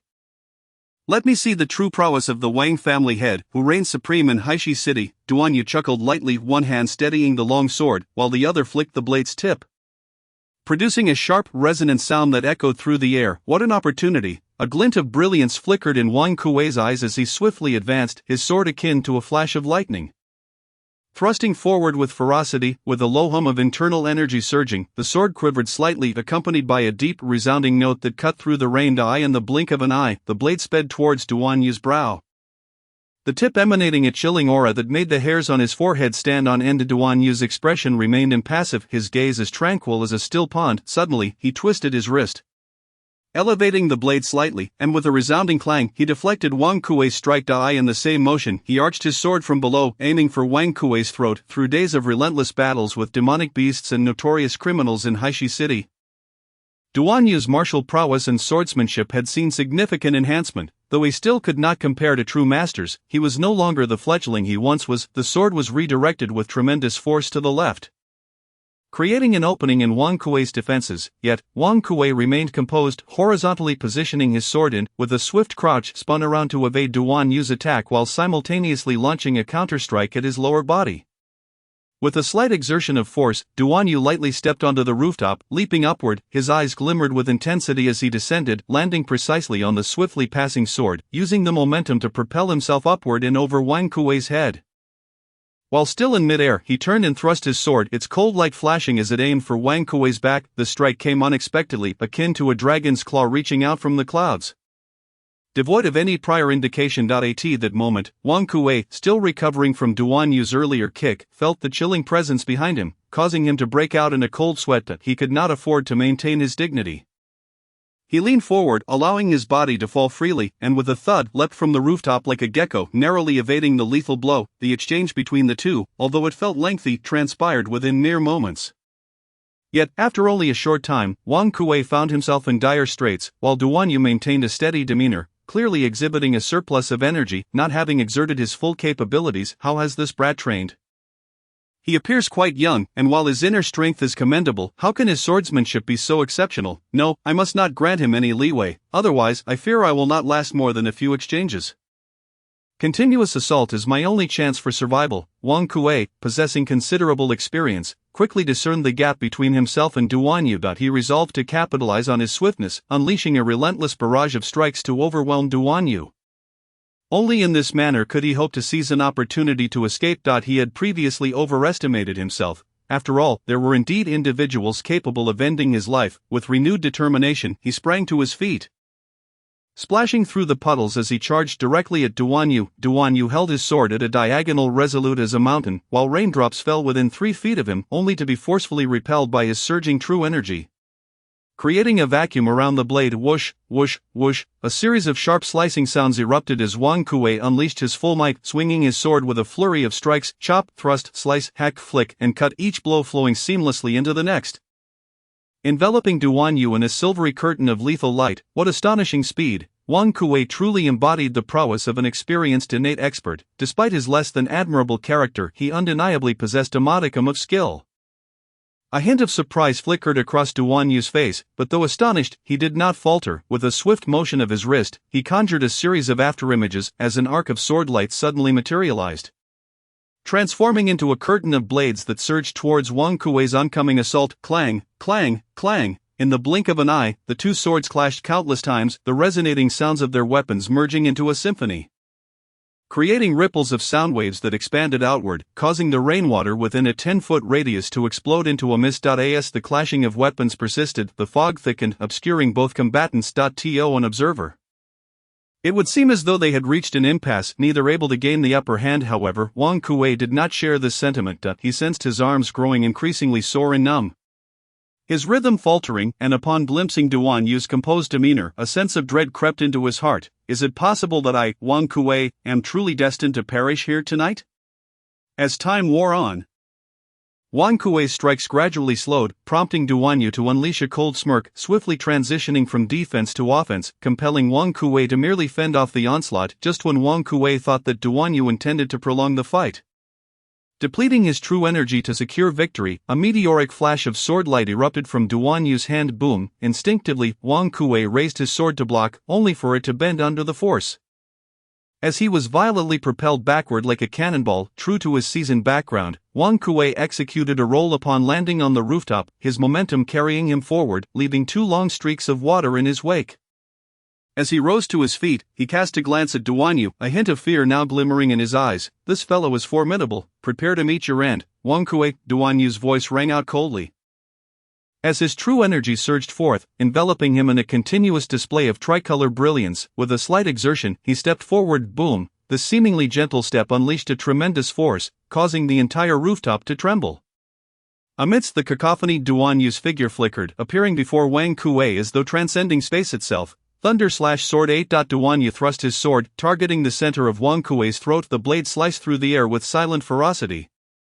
As countless raindrops were repelled by an unseen force, transforming into arrow-like projectiles that tore through the atmosphere, splattering in all directions. Bang, bang, bang! A multitude of glazed tiles shattered, creating a vacuum within a 3-zhang radius around the 2 combatants. At that moment, as the sword bore down on him, Wang Kuei felt an intangible pressure enveloping him, and time seemed to elongate, with everything around him slowing to a crawl that he could clearly see. 3 zhang away, crystalline droplets descending from the sky, and before him an unremarkable azure sword inched closer, its cold light glimmering ominously against his throat. The hilt of the sword was gripped by a slender, pale hand belonging to Duan Yu, whose expression remained devoid of emotion, his midnight-like eyes betraying no hint of disturbance, resembling a deity gazing down upon mere mortals. "This is dire. Why can't my body move?" "Move, I beg you." Raise the sword and block his attack. As Duan Yu's sword tip drew nearer, an icy dread radiated from Wang Kuei's throat, enveloping him in the shadow of death that he roared within. Desperate to lift his long sword to fend off Duan Yu's strike, yet his body remained unresponsive, as if ensnared in amber, utterly immobilized. Despite his frantic mental cries, his body refused to budge, while Duan Yu's sword tip continued its steady advance. With each passing moment, an overwhelming sense of helplessness engulfed Wang Kuei entirely. It felt as though an eternity had passed, while for Duan Yu it was merely the blink of an eye before the sword tip pressed firmly against Wang Kuei's throat. This was a power transcending the innate realm. The combination of Thunder Slash and Holy Spirit Sword technique unleashed a force so potent that Duan Yu's attack briefly surpassed the innate level. Reaching the caliber of a master in the Dan realm with that single stroke, the sword's intent surged forth, its energy radiating throughout the surrounding space, an overwhelming force that Wang Kuei, an innate 4th-layer practitioner, could not hope to withstand. A surge of pure innate essence coursed back through the azure blade, intertwining with his very being. Duan Yu felt his cultivation rapidly ascend, soaring from the early stages of the innate 4th realm to its pinnacle, and then breaking through into the 5th realm, reaching its zenith, before continuing to the 6th realm, ultimately pausing just at its peak. The rain fell with an intensified vigor, cascading like a curtain or a waterfall, striking the rooftop and the ground, sending up splashes of crystalline droplets that shimmered like stars in the night. "You have lost." Sensing the explosive growth of his power, a faint smile crept across Duan Yu's face as he swung his sword to flick away the lingering raindrops, sheathing it while casting a glance at the despondent Wang Kuei, and then proceeding to walk away. "I have been defeated." Wang Kuei gazed upward helplessly, allowing the torrential rain to pummel his face and body.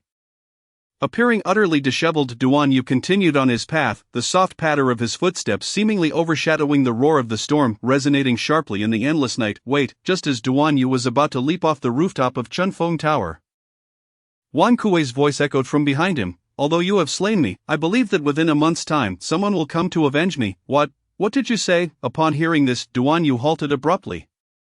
Taken aback, observing Duan Yu's sudden stop, a sinister smile crept onto Wang Kuei's grim face. "A soul mark has been inscribed on me by my master. Once I perish, the mark will automatically transfer to you, guiding my master to you within a month to exact vengeance." The soul mark, a technique wielded only by masters of the Dan-hugging realm and above. Duan Yu's expression shifted dramatically, having once clashed with a high-level demon. He well understood the terror of the Dan-hugging realm. That formidable power was simply beyond the reach of those in the innate realm, had he not relied on the advantage of terrain and the overwhelming firepower of the fire god in Gatelin. He would never have been able to slay the Gale Wolf King. Indeed, Wang Kuei wore a look of malicious delight. "Rest assured, I shall await you in the depths of hell." As he spoke, It was as if he could already envision Duan Yu being slain by his master. The once grotesque expression on his face gradually softened, culminating in a sense of satisfaction from revenge. Finally freezing amidst the curtain of rain, suddenly a flash of crimson erupted from his throat, a spray of bright red blood bursting forth as his body tilted backward and collapsed onto the roof. Humph, what of a master of the Dan-hugging realm? To kill me is no simple task. A shadow of gloom passed over Duan Yu's features as he coldly snorted after a prolonged silence. He cast a final glance at Wang Kuei's lifeless body, then without hesitation, propelled himself off the high rooftop of Chunfeng Tower. The rush of wind whistled past his ears as the torrential rain poured down, splattering onto the ground and sending up sprays of water, engulfing the area in a dense mist. Duan Yu's garments billowed as he soared through the rain, reminiscent of an ethereal being riding the winds. Vanishing into the inky darkness of the night, over 1,000 miles away, nestled within the expansive Lianyan mountain range, lay a clandestine sect known as the Falling Cloud Sect. Strictly speaking, Falling Cloud Sect was not a part of the Qianlong Empire. They had been compelled to secretly relocate there after offending a powerful force in the central region. Even so, they dared not walk openly in the world for fear of revealing their whereabouts. At this moment, within the once tranquil hall of Falling Cloud Sect, a middle-aged man, whose age was not much greater than Wang Kuei's, suddenly opened his eyes. At that moment, a panicked young disciple of Falling Cloud Sect rushed in. "It is bad, a great elder. Wang Kuei's soul mark has shattered." "What?" Upon hearing this, even the middle-aged man was momentarily stunned. His agitation stemmed not only from Wang Kuei being his disciple, who had contributed significantly to the sect over the years, but also because Wang Kuei was, unbeknownst to others, his illegitimate son. Regardless, the act of someone daring to kill his son was a profound insult and violation against him and the Falling Cloud Sect. Although the sect was in decline, it was still a force from the outskirts of the central region. Including himself, there were 4 master-level experts at the Dan-hugging realm within the sect, equaling the total number of the 4 major families of the Qianlong Empire. If this were made public, it would surely alter the power dynamics of the entire empire. Does the soul mark provide any further feedback? The great elder asked through clenched teeth, his face darkened. In his lifetime, he had but this one son, and it was a pity that Wang Kuei's aptitude was limited, even with all his efforts. Reaching the innate realm was the utmost limit. He had intended to place him in a small place like Haishi City to evade the potential calamity that might befall Falling Cloud Sect and to ensure a better life for him.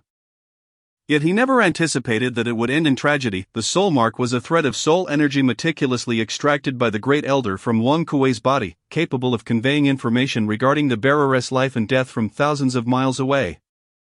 The moment the soul mark shattered, it signified the bearer's demise. After the alert from Wang Kuei's soul mark, it first developed a fissure in the middle, and then shattered. The young disciple, tasked with overseeing the soul mark, quickly responded upon seeing the great elder's fury. The moment he spoke, a fleeting glimmer of light flashed in the great elder's eyes, and he could not help but exclaim, "What a formidable sword energy!"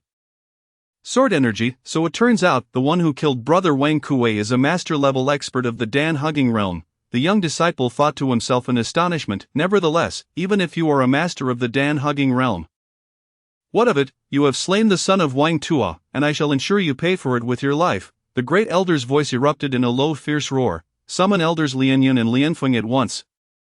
Inform them that a disciple of Falling Cloud Sect has been slain, and I shall seek justice for him. Additionally, send my disciple Jiang Shan down the mountain to the Wang family in Haishi City to gather intelligence. As he spoke, he exerted force upon the armrest of his chair, producing a sharp crack as he crushed it entirely. His son had already encountered misfortune. His grandson could not afford any more mishaps.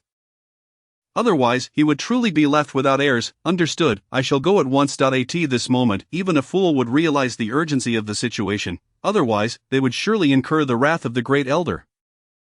The young disciple hurriedly replied and swiftly exited the grand hall, disappearing at the end of the corridor. Chapter 43, The Storm Approaches. Mother, what urgent matter has compelled you to summon me so early? As dawn broke, Duan Yu transformed from a merciless bounty hunter back into the beloved son of Duan Yin. If she were to learn that her dear son had taken a life each night for over 10 days, her reaction would be beyond comprehension. I have heard from the servants that you accepted Wang Heng's challenge at the main gate yesterday, to be fulfilled in 2 months, Duan Yin inquired with palpable concern. Her heart perpetually focused on Duan Yu, never once considering herself. In this world, it seems that only a mother's love could reach such a level of selflessness. Yes, I have agreed to that fellow Duan Heng's challenge. This time, I intend to demonstrate to everyone that I Duan Yu am no waste. As he spoke, Duan Yu's demeanor shifted to one of fervent excitement, fully aware that the lingering memories of the tragic man were influencing him. And he chose to embrace that feeling of anger, but this means you will inevitably become embroiled in the internal conflicts of the family, which could be perilous. Duan Yun expressed her worries. Do not fret, mother, Duan Yu replied confidently. I have anticipated all of this and made arrangements, trust me, everything will turn out well. Duan Yun sighed softly, my martial prowess has waned, and I cannot assist you in this regard. But I must remind you to be cautious. To my knowledge, Duan Hang's father, Duan Jinbei, is aligned with the Great Elder's faction, and the Great Elder has broken through to the Dan Hugging realm over a year ago. Becoming the second master-level expert in the Duan family, aside from your grandfather, such matters are of no concern to me. Duan Yu chuckled, let them vie for power and profit, as long as it does not affect us. What does it matter? Sigh. Duan Yun sighed again, I know I cannot sway your decisions, but please exercise caution and do not harm yourself. Duan Yu nodded and then added, I need to go out for some time to train. It will likely take about a month to prepare for the selection of the younger branch members. In 2 months, I will ensure that Duan Pingui takes good care of things at home. So you need not worry too much about me. Be careful while you are away. Duan Yun was once a master of martial arts and thus understood that the path of martial arts was akin to rowing against the current.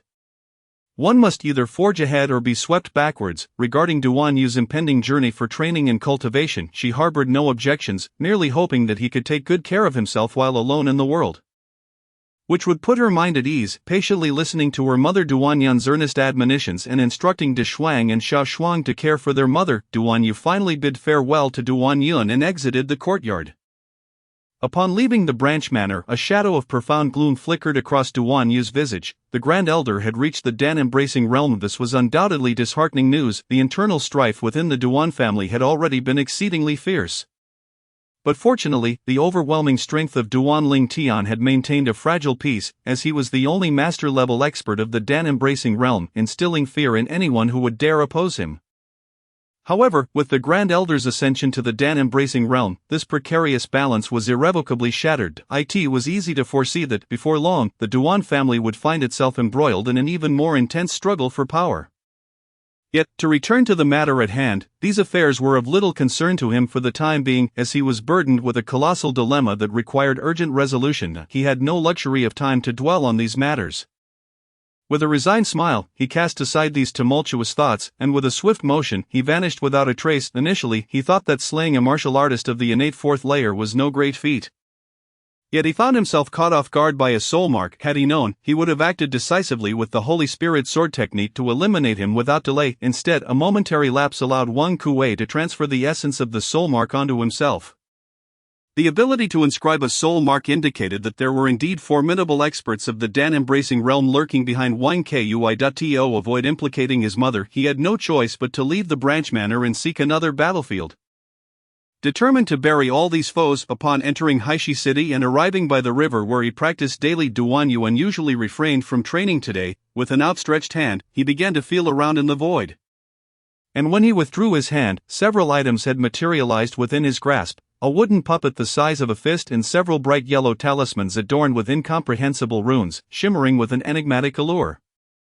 The substitute puppet in the concealed spirit talisman would make it exceedingly difficult for anyone to take his life. A glint of determination flashed in Duan Yu's eyes as he unsheathed the Qingfeng sword from his back and retrieved a whetstone, sharpening the blade by the riverbank until it gleamed with lethal sharpness. Subsequently, he took out the Fire God Gatling, the M261 sniper rifle, and the highest caliber explosive rounds he could summon, loading them all with care. To achieve excellence in his craft, one must first ensure their tools are honed. This time, the adversaries he would face were unlike any he had encountered before. They were terrifying foes, potentially of a much higher cultivation level than his own. Therefore, he had to be 120% prepared to ensure his victory. Duan Yu decided against making the Black Stone Forest his battleground, as it was fraught with uncertainties beyond his control. Instead, he chose the terrain of Haishi City, leveraging his familiarity with the environment and the multitude of streets to gain a tactical advantage, intending to isolate and eliminate them one by one. Having absorbed Wang Kuei's innate true essence, Duan Yu's cultivation had peaked at the 6th layer of the innate realm, coupled with his mastery of the Thunder Slash and the Holy Spirit sword technique. The offensive power he could unleash was certainly on par with that of a Dan-embracing expert. In a one-on-one confrontation, even if his opponent were a top-tier Dan-embracing realm master, Duan Yu believed he possessed a reasonable chance of vanquishing them. Of course, if worse came to worst, he could always summon the sword god Shimen Shoishui for assistance, confident that this unparalleled swordsman would aid him in overcoming the predicament. As Duan Yu prepared anxiously. A tempest of turmoil had already erupted in Haishi City due to recent events. The head of the Wang family, Wang Kuei, a formidable master of the innate fourth layer, had been slain, which brought a quiet joy to many residents while simultaneously startling various factions. Who could possibly possess such audacity to commit such a grand act? In an instant, the Wang family found itself engulfed in unprecedented chaos, facing an unparalleled crisis. Moreover, some discontented individuals and factions within the tiger hunting group began to plot in the shadows. Ready to strike while the iron was hot, however, a day later, these individuals were forced to halt their plans, for at that moment, in the Wang family manor located in the southern outskirts of Haishi City, Wang Weiqiang was joyfully welcoming his master uncle, Zhongshan. Zhongshan, an inner disciple of the Lianyan sect, possessed cultivation at the sixth layer of the innate realm, surpassing Wang Kuei by 2 realms. With such a powerful figure in command, the Wang family's influence in Haishi City would not only remain unshaken by Wang Kuei's death but would likely grow even more solidified, in just a day. The Wang family had gained a master of the sixth layer of the innate realm, revealing the formidable backing that lay behind them. Duan Yu felt a surge of astonishment within, hastening his own preparations. Meanwhile, far away, the Lianyan sect finally reacted. As a sect originating from the central domain, despite being on the fringes, the Lianyan sect's depth was still astonishing. However, they had languished in the remote mountains of the Qianlong Empire for 3 to 5 decades. A testament to the formidable enemies they had offended. Nevertheless, this did not imply that the Lianyan sect would tolerate all forms of humiliation. The murder of an innate realm disciple was absolutely intolerable for them. Especially since the slain disciple was not only an inner disciple of the Grand Elder but also the Grand Elder's illegitimate son, even if the perpetrator were likely a master-level expert of the Dan-embracing realm. The outcome would remain unchanged. After all, a sect that could not protect its own disciples had little reason to exist. It was unlikely anyone would wish to join such a sect. Thus, without much deliberation, following the proposal of Grand Elder Wang Tuo, a team was assembled, led by him personally. This included 2 other Grand Elders, Lian Yun and Lian Feng, along with 4 core disciples who had achieved the pinnacle of the innate 10th layer. This formidable force, comprising 3 Dan-embracing realm masters and 4 pinnacle innate 10th layer experts, was more than capable of obliterating any faction within the Qianlong Empire. Consequently, even if their opponents held some special status or powerful backing, they would remain unconcerned. The 7 of them represented the vast majority of the Lianyan sect's elite. Aside from the sect leader Lian Lei, the combined might of these 7 would ensure that their target would be annihilated without difficulty. As the mountain gates swung open, they mounted enormous flying beasts resembling mountain eagles and sped toward the direction of Haishi City. Chapter 44, drawing the tiger from its mountain according to the soul mark's indications. That individual had lingered at the top of the bell tower for a full 3 days. Days passed swiftly, and on this night, as darkness once again enveloped the land, 7 figures stood atop a high roof near the eastern edge of Haishi City. One of the middle-aged men, appearing to be in his 40s or 50s, furrowed his brow and spoke. I am uncertain why, but a day ago, my perception of the soul mark suddenly vanished. The Grand Elder. How could this happen? A core disciple inquired, unable to contain his curiosity. Isn't it usually the case that a soul mark takes a month to dissipate? It has only been a few days. How could it possibly be undetectable? Wang Tuo's face darkened, nearly dripping with foreboding, while Elder Lian Yun sighed and remarked, it is highly likely that the perpetrator is also a peak innate realm expert or even a Dan-embracing realm master. If they practiced some unique technique, it could suppress or even dissipate the soul mark. Upon hearing this, Wang Tuo's face twitched involuntarily, and he let out a cold snort before abruptly unleashing an invisible mental force towards the opposite direction. The others couldn't help but share a bitter smile. They had journeyed a great distance with the singular intention of avenging their slain comrade, only to be met with this unexpected turn of events. They could only hope that the culprit remained, as it was now close to midnight, and the streets were nearly deserted. If that person was still present, even if they managed to eliminate him, it would undoubtedly go unnoticed, regardless of the adversary's prowess. 7 of them attacking simultaneously would leave no opportunity for resistance. At that moment, however, Wang Tuo's released mental force suddenly dissipated, his expression faltering, followed by a resigned smile. That person is no longer in the building. Impossible. Before I arrived, I had instructed Jiang Shan and Wang Weiqiang to investigate. Just this evening, the mysterious killer had suddenly appeared and slain several core members of the Wang family's tiger hunting group.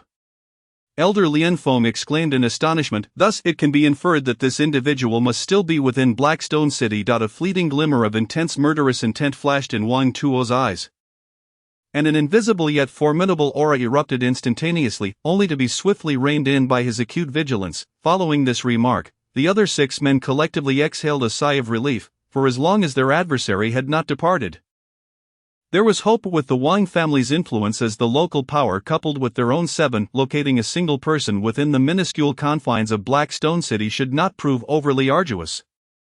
Should it, however, in the very next moment an unsettling silence enveloped them, for if the assassin had not fled, then in the dead of night, where else could he possibly be if not at his residence? Alarmingly, the Soul Mark was hastily moving towards the outskirts of the city. Amidst their tumultuous thoughts, Wang Tuo's expression abruptly shifted, his voice betraying astonishment, eliciting gasps from the others. Had it not been said that the Soul Mark could not be sensed? How could it suddenly reappear now? This was inconceivable. The Soul Mark had vanished for so long, and now it re-emerges. Could this be a trap? Elder Lian Feng furrowed his brow in hesitant speculation. And the others shared his sentiment. Indeed, the reappearance of the Soul Mark was rather peculiar. Based on prior observations, it seemed the opponent was merely a lone wolf. Perhaps it was not a trap at all, but rather a method of suppressing the Soul Mark that had a time constraint. At this moment, Wang Tuo was consumed by a thirst for vengeance, and he could not afford to abandon his quest for retribution based on some intangible trap. He turned to Lian Feng and said, "You will remain here to monitor. The rest of you, follow me to track the Soul Mark. If you believe this to be a trap, then you shall stay behind alone. I have no time for idle chatter with you." Casting a disdainful glance at Lian Feng, Wang Tuo waved his hand, summoning a massive eagle with a wingspan of 2 to 3 zhang from the heavens above. He leaped onto its back, guiding the majestic creature as it soared into the night. Although masters at the Dan realm possess brief flight capabilities, such endeavors consume substantial amounts of true essence, and they would soon engage in combat against an unknown adversary. Clearly, this was not an ideal choice. Fortunately, Lian Yun's sect, with its centuries-old heritage, retained some beast-taming techniques, allowing them to subdue lower-tier demon beasts as mounts for travel or combat. This eagle was a third-tier flying beast. Seeing the elder's command, the 5 members of Lian Yun swiftly summoned their own eagles, following the elder Wang Tuo's lead towards the direction of the Soul Mark. In the blink of an eye, only Lian Feng remained behind, watching as the others vanished into the starlit sky. With a disgruntled huff, Lian Feng's expression soured instantly. What a farce! Why was he the one left behind to wait here? If that Soul Mark truly belonged to the assassin, wouldn't he be making a fruitless trip? Although this mission was to avenge Wang Kuei, once successful, all participants would surely share in the merit. However, the identity of the one who slays the enemy carries significant weight for them. Moreover, defeating a formidable opponent would undoubtedly yield considerable spoils. There could be no doubt. High-tier techniques, advanced weaponry, even substantial wealth. Who would not desire such rewards? After all, even if the adversary were a master at the Dan realm, their 4 elite members of Lian Yun's sect, each possessing strength beyond the 3rd turn of Dan realm, could easily overpower him with just 2 of their own. Why necessitate the deployment of 3 masters of the Dan realm along with 4 pinnacle innate experts? For even among masters at the Dan realm, significant disparities existed. It was akin to comparing a freshly ascended master to one who had begun the transition into the Dan. With their strengths being worlds apart, yet, this time, they had come in a total of 7, primarily driven by their own ambitions to claim the glory of the kill and the entirety of the opponent's possessions. Even if they had to share, it would still greatly enhance their status and authority within the sect. Nevertheless, Lian Feng had not anticipated that, despite his eager arrival and lofty expectations, he would be left behind while the others pursued the opportunity. Was this not a monumental oversight? Where on earth could that wretched individual have fled to? Despite his frustration, Lian Feng dared not openly defy the elder's orders. After all, Wang Tuo was the elder with equal standing to the sect leader. A formidable force at the 7th turn of the Dan realm, far beyond Lian Feng, who had only just reached the 4th turn. That he could only scowl in silence, muttering under his breath. Yet, in the next moment, a glimmer of insight struck him. Perhaps remaining here was not wholly unfavorable. Given the time the Soul Mark lingered, it was highly probable that this was the location of the opponent's stronghold. If the recently sensed Soul Mark was indeed a ruse, then it was likely that the adversary would return shortly. If he could lay an ambush at the opponent's lair when they returned, An unforeseen assault would befall them, and all the merits and spoils would be his alone. With this thought, Lian Feng's spirit soared, and he conjured a gleaming golden longsword from thin air without a moment's hesitation. He vaulted towards the clock tower's window. Though Blackstone City was not a bustling metropolis, the imposing clock towers were undeniably magnificent, with 3 towers strategically placed to facilitate the residents' work and rest. However, as public facilities, they were seldom frequented, only receiving cleaning every week. This was among the primary reasons Duan Yu had chosen this location for battle. With a swift motion, Lian Feng's golden sword sliced through the air, cleaving the window with dazzling brilliance. The splintered wood disintegrating into nothingness. He then darted into the clock tower. However, just as his feet landed on the sturdy floor, a fierce gust of wind suddenly erupted from ahead. A sharp sound slicing through the air, hurtling directly towards his chest. In that fleeting moment, Lian Feng was taken aback, but his seasoned prowess kicked in. Though the situation was sudden, his reflexes were extraordinary. He let out a cold snort, and a pale blue light emanated from within him, enveloping his entire being in a faint protective barrier. The sound of metal clashing resonated throughout the clock tower as the shadowy assailant materialized. His face obscured by a black veil, calm and collected, seemingly unfazed by the encounter. The tip of a 3-foot-long sword rested precisely against Lian Feng's heart, yet it was held at bay by the thin, paper-like azure barrier, as inconsequential as raindrops falling into the ocean, causing hardly a ripple. The protective true essence of a Dan Realm Master was exceptionally potent, without employing the Thunder Slash to activate the Holy Spirit Sword technique. Duan Yu, with his current pinnacle strength at the 6th layer of innate realm, found it impossible to penetrate. You are the one who mercilessly slaughtered my Lianyan sect's disciple, Wang Kuei? At this moment, Lian Feng finally discerned the figure before him, a mysterious cloaked individual, a 3-foot-long sword poised menacingly at his heart, yet thwarted by Lian Feng's protective true essence. As he recognized the figure, he also sensed the essence of a soul mark emanating from Duan Yu, confirming his identity, yet he could not help but feel bewildered. How was it possible? Hadn't Elder Wang Tui used mental probing and confirmed there was no one inside? However, his confusion transformed into sheer elation in less than a second. It turned out that you were not a master at the Dan realm at all. With a startled whisper, Lian Feng's eyes sparkled with fervor, and he unleashed a torrent of azure sword energy from the golden longsword in his grasp, sweeping through the air with a swift motion towards the figure before him. Since the opponent was present and not the anticipated master at the Dan realm, if he could eliminate him, the glory of this mission would belong solely to him. How could he not feel elated? Duan Yu had indeed been within the clock tower all along, and this had been part of his meticulous plans. Of course, there were slight deviations. His initial strategy involved concealing his presence with an invisibility talisman while utilizing a dummy puppet to emit the fluctuations of a soul mark to distract the enemy before dividing and conquering them all. However, he had not anticipated that one would remain behind to guard this place, yet, this was fortuitous. He could first eliminate the isolated one before addressing the others under a conventional attack, even with the advantage of a surprise strike. It would be impossible to breach the protective true essence of a cultivator at the Dan stage. Duan Yu was fully aware of this, yet he proceeded undeterred, for he harbored grander ambitions. To slay a cultivator at the Dan stage, even one at the formidable 4th transformation, might seem trivial to him. Mere destruction of an adversary held no merit. What he sought was the profound and unfathomable true essence that the opponent wielded. Even if that was not attainable, the act of killing would suffice. As he beheld the formidable protective true essence of his opponent, Duan Yu let out a cold snort, showing no regard for the long sword that was descending upon him. With a flick of his fingers, he shifted the sword's hilt, causing the blade in his hand to whirl with astonishing speed, radiating a dazzling light. Suddenly, the sword energy coalesced into a tangible force, layer upon layer of sharpness advancing towards Lian Feng's heart. Although Lian Feng's cultivation level far surpassed that of Duan Yu, he had been caught off guard and thus lost the initiative. Coupled with Duan Yu's current application of the Thunder Strike, which propelled the Sacred Spirit Sword technique to generate powerful sword energy, the strength of the attack had unequivocally reached the Dan stage. And not merely at its nascent phase. Moreover, Duan Yu's sword point was already poised at Lian Feng's heart, merely obstructed by his own protective true essence, yet now, with the opponent's attack power also at the Dan stage, this fragile layer of protective true essence was utterly insufficient to withstand such an immensely powerful strike. Confronted with Duan Yu's reckless and desperate assault, Lian Feng hesitated. Though his sword was aimed at Duan Yu, he realized that while he might strike his opponent, the latter's blade would inevitably pierce his own heart. Inflicting a wound upon Duan Yu was certain, yet he might not meet death. In contrast, A stab to his heart was a guaranteed demise. He had no desire to perish, no wish to die, Lian Feng's heart screamed. As a master of the dance stage, to meet his end at the hands of a mere innate-level junior was a disgrace he could not tolerate. Furthermore, with decades of life yet ahead, he was disinclined to perish in such a manner. Thus, in that moment, he relinquished his assault on Duan Yu, retreating a step, swiftly retracting his golden sword, its blade now positioned to block the tip of Duan Yu's azure sword.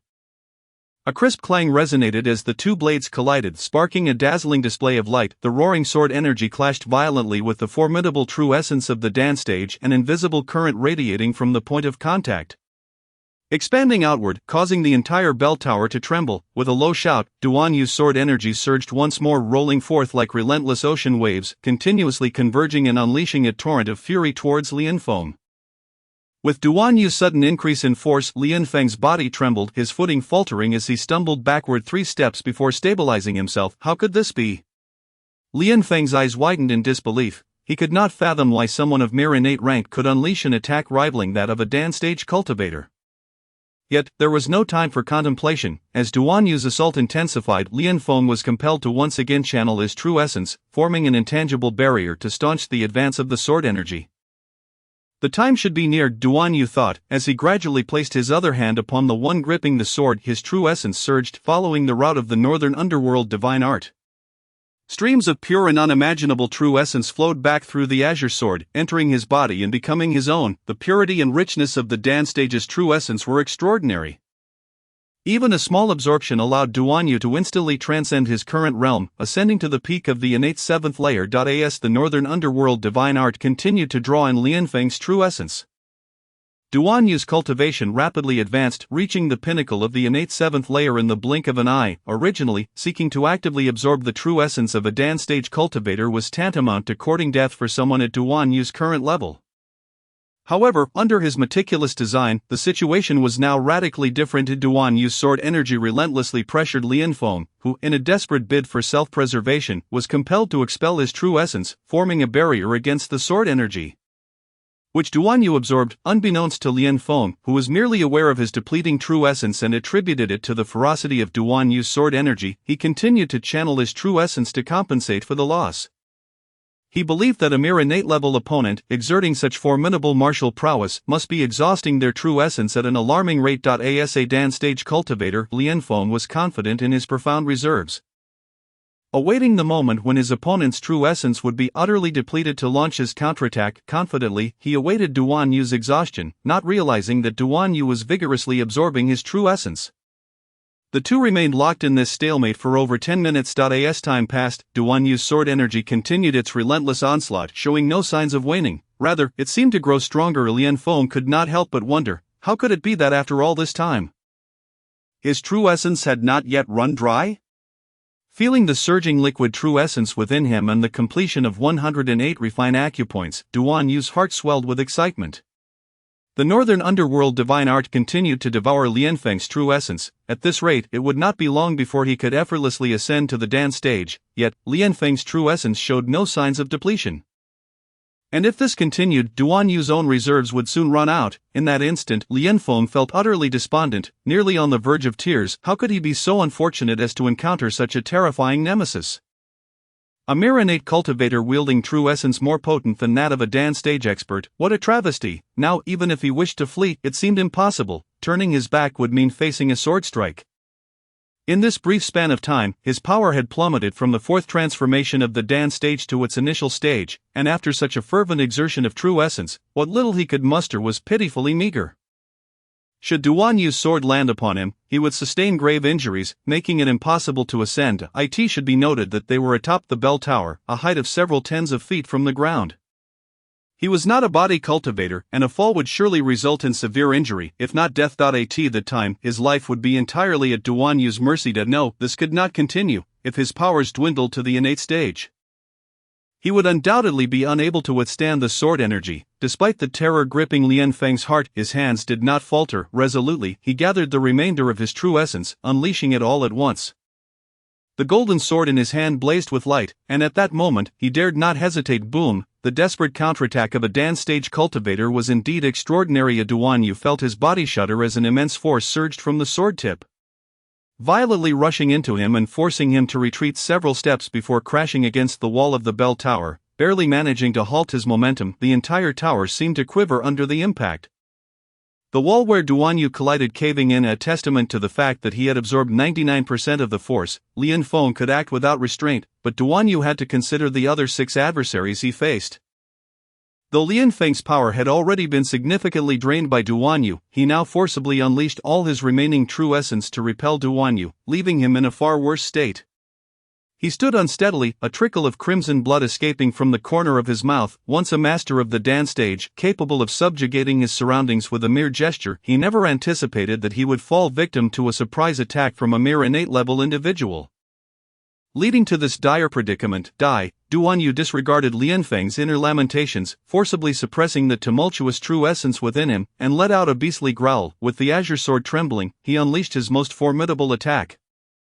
The Thunder Strike, propelling the sacred spirit sword technique, enveloped in a lethal sword energy, descending upon the unsteady Lian Feng. With eyes wide open, Lian Feng strained to muster all his remaining true essence. Activating his utmost power to raise his sword in defense, clang, sparks flew amidst the clash, the wild force scattering in all directions, a kaleidoscope of vibrant colors flickering in the night, dazzlingly bright. Duan Yu stepped forward once more. Raising his azure sword, the fierce sword energy slicing through the air as he delivered another thunderous strike, clang, with Lian Feng's power greatly diminished, and Duan Yu having absorbed Lian Feng's true essence. The balance tipped decisively in Duan Yu's favor. Lian Feng managed to parry the first strike, but could not withstand the second. His complexion paled as he coughed up a mouthful of blood. In Duan Yu's eyes, a brilliant light surged as he deftly deflected Lian Feng's golden longsword with a swift stroke of his own blade. The long sword, gripped firmly in both hands, shimmered with a dazzling sword aura. Slicing through the air with a piercing howl, descending upon Lian Feng's head. In that fleeting moment, Lian Feng's body froze abruptly, his eyes narrowing to their utmost limit, and he let out a spine-chilling scream of sheer terror. No! Unfortunately, this harrowing wail had barely escaped his lips when Duan Yu's sword struck down with all his might, akin to a bolt of lightning cleaving through the night sky, roaring downwards in a relentless arc. In an instant, Lian Feng's formidable head was severed and sent soaring, crashing violently against the once pristine walls of the bell tower. Simultaneously, a frantic gasp echoed from the scene. Though faint, it seemed to resonate throughout the entire space of the bell tower. In that very moment, as the sound of breath erupted, a gushing torrent of warm blood erupted from the severed neck of Lian Feng, splattering Duan Yu from head to toe, while the remaining headless corpse toppled backward. Once he had been ordinary, but he had transformed. No longer that simple youth from his previous life, he had now learned the harsh reality of survival of the fittest, had embraced the act of killing. Perhaps he wished it were otherwise, yet in that dire situation it was a matter of either his death or the death of his opponent. He had no time to dwell on such thoughts. Had he not meticulously calculated his moves, he might have been slain countless times already. Taking several deep breaths, seemingly accustomed to the act of slaying, his mind was surprisingly calm as he gazed at the lifeless body before him. Inhaling the scent of blood that began to pervade the air, Duan Yu's blood-stained eyes now appeared so ferocious, so terrifying. With a swift motion, he stored Lian Feng's body alongside the golden longsword into his ethereal ring. His face contorted in a grimace of savagery that he had no time to deal with the corpse. This was merely the beginning, for outside awaited at least 6 adversaries he needed to confront. And he had to maintain his advantage point. 1 had fallen, yet 6 remained. Even amidst the enveloping darkness of the night, it was unmistakably clear to see the chilling glint in Duan Yu's eyes, which suddenly radiated 2 piercing beams of cold light. He swiftly departed from his dwelling, his form flickering as he leaped from the towering bell tower. With another surge of energy, he propelled himself hundreds of meters away, into the depths of a shadowy alley, utilizing the enveloping darkness to conceal his presence, before finally allowing himself to relax. If retreat was his intent, such a distance would be far from sufficient. However, Duan Yu did not seek to flee. He believed that in the face of danger, it was far better to confront it head-on and eradicate it entirely. Having crossed the threshold of bloodshed, rather than retreating in haste, it would be more prudent to remain and strive to eliminate the remaining 6 adversaries. Among them were at least 2 formidable cultivators at the Dan realm, and in a direct confrontation, he was far from their match. The only viable strategy was to employ the concealment talisman to mask his aura, blending with his surroundings, and wait for the opportune moment to strike them down one by one. Drawing in another deep breath, Duan Yu promptly retrieved a concealment talisman. A faint glow flickered before vanishing entirely, merging him with the surrounding darkness. It was only at this moment that he found the clarity of mind to delve into his inner self. Examining the fluctuations of his internal energy, yet, as the saying goes, ignorance is bliss, when he finally took stock of his condition, he was genuinely taken aback, unable to suppress an exclamation of frustration. Damn it! Half a golden dan, what is this? Chapter 47. The Dark Knight's killing intent. Frustration washed over him, a feeling unprecedented in its intensity. Initially, Duan Yu had absorbed the majority of Lian Feng's power. Logically, his true essence should have stabilized, and condensing a golden dan ought to have been a mere formality. However, he had not anticipated that Lian Feng's final desperate counterattack would unleash all his remaining power, flooding Duan Yu's body with a torrent of true essence. Although these energies would eventually transform into Duan Yu's own due to his cultivation of the Biming divine art, their sudden influx caused a chaotic surge within him, disrupting the formation of his golden dan. After a prolonged moment of vexation, Duan Yu regained his composure and retrieved the spoils of battle from his ethereal ring, a spatial ring and a golden longsword. He had no time to inspect the spatial ring, his gaze fixated solely on the golden longsword wielded by Lian Feng. To his astonishment, he discovered that this sword, in both quality and appearance, surpassed his own Qingfeng longsword by leaps and bounds. Having reached the pinnacle of ordinary weaponry, should it evolve further to give birth to a sword spirit, it would be deemed a legendary artifact. With meticulous scrutiny, he noted the name inscribed beneath the blade's guard, thus naturally claiming this prize as his own, replacing his battle-worn Qingfeng longsword, which had endured considerable damage from their encounter. There were still 6 adversaries remaining. It was impossible to eliminate them all at once, for Duan Yu understood the true disparity in their strengths. Lian Feng's misfortune did not imply the inadequacy of the Dan realm masters.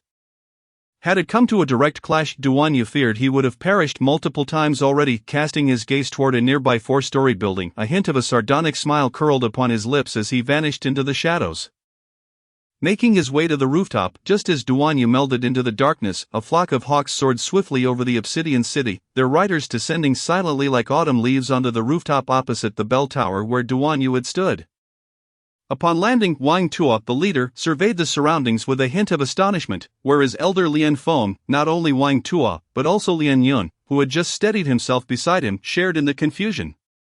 Releasing a formidable aura characteristic of a master at the Dan realm, however, despite their scanning, they found nothing, and Lian Yun's perplexity only deepened. At that moment, Wang Tuo's expression shifted as he pointed toward the bell tower. And even in the dim light, his keen gaze quickly locked onto a conspicuous streak of crimson upon the once pristine walls. This is bad, the scent of blood is unmistakable. Could it be that elder Lian Feng has encountered misfortune? The earlier soul imprint had merely been a ruse. The culprit must have been lurking nearby, waiting for their departure to return to the bell tower, only to be discovered by the vigilant elder Lian Feng. As Wang Tuo's eyes darted, the others quickly caught on to the unsettling atmosphere, the lingering scent of blood unmistakably evident. In an instant, the group, previously filled with frustration from their arduous pursuit and the sudden disappearance of the soul imprint, became agitated. Wang Tuo's countenance darkened as he leaped into the air, unleashing his aerial prowess, charging toward the bell tower. The others followed suit without hesitation, showcasing their skills, some soaring through the air, others employing agility, each determined to pursue. Upon breaching the shattered window and entering the room, the 6 masters of Lian Yun's sect fell silent. The bloodstains and indentations on the walls, along with the traces of blood and scratches on the ground, indicated that a fierce battle had transpired here not long ago. Yet, what was the outcome? The surrounding spiritual energy remained undisturbed, suggesting that the conflict had been brief, too brief for the gathering of sufficient energy to unleash advanced martial techniques. Regardless of the victor, the pressing question remained. Where was elder Lian Feng? With his absence, did it imply that the enemy had triumphed? Yet, even if the opponent were a peak master at the 9th turn of the Dan realm, it was inconceivable that he could silently eliminate a master at the 4th turn in such a short time. Amidst their silence, one of the Lian Yun sect members standing by the wall suddenly reached out. Brushing his hand against the bloodstains and bringing it to his nose, his face paled in realization. This is elder Lian Feng's blood. With that revelation, the expressions of the others shifted dramatically. Yet no one questioned his assessment. Different martial arts techniques imbued the blood with unique true essence, and as fellow practitioners of the Lian Yun sect, they were particularly attuned to Lian Feng's essence. It was evident they had both suffered grievous injuries. Perhaps Elder Lien Feng had been ambushed, sustaining wounds while inflicting damage upon his attacker, who had also been harmed but had not perished. Yes, the enemy must still be alive, otherwise Elder Lien Feng would not be absent. Could it be that he was gravely injured and forced to flee? The enemy, aware of our strength, must have either escaped or hidden nearby. Yet, given his speed, he shouldn't have gotten far. In an instant, within the confines of the clock tower room, aside from the two elders, Wang Tuo and Lien Yun, a flurry of whispers erupted as they speculated on the events that had transpired during their absence. Although their conjectures varied significantly from the truth, the chilling glint in the eyes of the Grand Elder, Wang Tuo, intensified with each murmur, gradually solidifying his suspicions. This was primarily due to the fact that, aside from such thoughts, they could conceive of no other explanations. After all, even if the opponent was a master at the dance stage, without harnessing the spiritual energy of heaven and earth to execute advanced or innate martial techniques, they could achieve little more than this. It was conceivable that Lien Feng had indeed been momentarily careless and had fallen victim to an ambush, but the injury he sustained was far from fatal. Otherwise, the ground would not bear the marks of a fierce struggle, evidence that Lien Feng had retained sufficient strength to counterattack after being injured. A strong practitioner at the dance stage, given the opportunity to retaliate, would undoubtedly have a chance to escape. Moreover, it was highly probable that the adversary had also sustained injuries, thus precluding any pursuit, yet it would have been sufficient to raise their alertness, prompting them to flee or conceal themselves. Naturally, they had also considered another possibility, that after managing to counterattack, Lien Feng had utterly annihilated his assailant. However, that too seemed implausible, otherwise Lien Feng would have remained here to recuperate while awaiting their return. The opponent must have escaped or hidden nearby, and they should split up to search. As for Elder Lien Feng, since they were unaware of the direction he had fled, they would temporarily set him aside. As long as he could move, with the medicinal pills on his person, he should be able to recover even if injured. They would unearth the culprit, no matter how deeply buried. A fierce glint flickered in Wang Tuo's eyes, his expression darkening as he spoke in a low voice, "Obey my command." At his utterance, the four core disciples engaged in discussion immediately stiffened, nodding in agreement. Subsequently, 6 figures leaped from the clock tower, each swiftly darting in different directions, simultaneously unleashing their immense mental energy to conduct a thorough search. Amidst their search, the 6 figures exuded an intense aura of murderous intent. What a farce it was that they, 7 in total, had set out to hunt down a single enemy, only to have one of their own injured in the process. Now, Lien Feng was nowhere to be found, even if this incident were to remain undisclosed. The burning shame was evident on the faces of the Six.I. In their hearts, they seethed with anger towards Duanyu, silently vowing that once they located the perpetrator, they would ensure he suffered a fate worse than death. Yet, amidst this pervasive atmosphere of hostility, no one was aware that, hundreds of meters away atop a tall building, a figure cloaked in darkness subtly stirred. Their coming. Chapter 48, Assassination of the Innate. Sensing the approaching aura from afar, Duanyu's nerves tightened, but as he discerned other presences retreating in different directions, he relaxed entirely. There was only one, making it far easier to deal with. Damn it, that scoundrel must be hiding. He vowed that if he found that person, he would ensure they would wish for death yet find no respite. Lu Yun, a core disciple of Lien Yun's sect, whose cultivation had reached the pinnacle of the innate stage, bore a grim expression as he soared through the air, manipulating his vast mental energy, meticulously sweeping the surroundings inch by inch. Though all were disciples of the Lien Yun sect, factions existed within, each with its own loyalties. Lu Yun and Lien Feng belonged to the same faction, making Lien Feng's mysterious disappearance weigh heavily upon him, more so than on the others. As he meticulously searched, advancing several hundred meters without any discoveries, he suddenly became aware of an eerie mental energy subtly enveloping his surroundings. While unbeknownst to him, he had already been firmly locked onto by the opponent's mental force. At that moment, Duanyu had already readied his M261 sniper rifle, and the disciple from Lien Yun's sect was striding arrogantly into the center of the area. Clearly visible within his sights, the crosshairs of the sniper rifle settled upon the head of this audacious individual, and the sensor transmitted detailed environmental data. His finger rested on the trigger. With a slight pull, the specially designed armor-piercing round would exit the chamber, striking true. Yet, Duanyu did not rush to pull the trigger. Although he was filled with murderous intent, he would not allow himself to lose his composure. An innate expert was not an ordinary person. To kill him would require at least 2 shots, one to breach his protective true energy and the second to finish him off. Thus, he needed to wait for the opportune moment. It was not that he wished to forfeit such a prime source of true energy, rather, he still had more than half of Lian Feng's true energy unrefined within him, and further absorption might lead to his own demise before he could drain the opponent dry. While the Beiming divine art was formidable, it too had its limits of endurance. Until his internal true energy settled, personally engaging in combat would pose a significant risk. Duan Yu carefully assessed the environment. Peering down from the rooftop, the location was situated in the heart of Blackstone City's eastern district, surrounded by towering buildings separated by wide streets. Due to the late hour, the area was desolate. Devoid of any human presence, save for the Lian Yun disciple still searching for him. After such a prolonged period without any findings, this relatively new disciple of Lian Yun's sect was evidently growing agitated.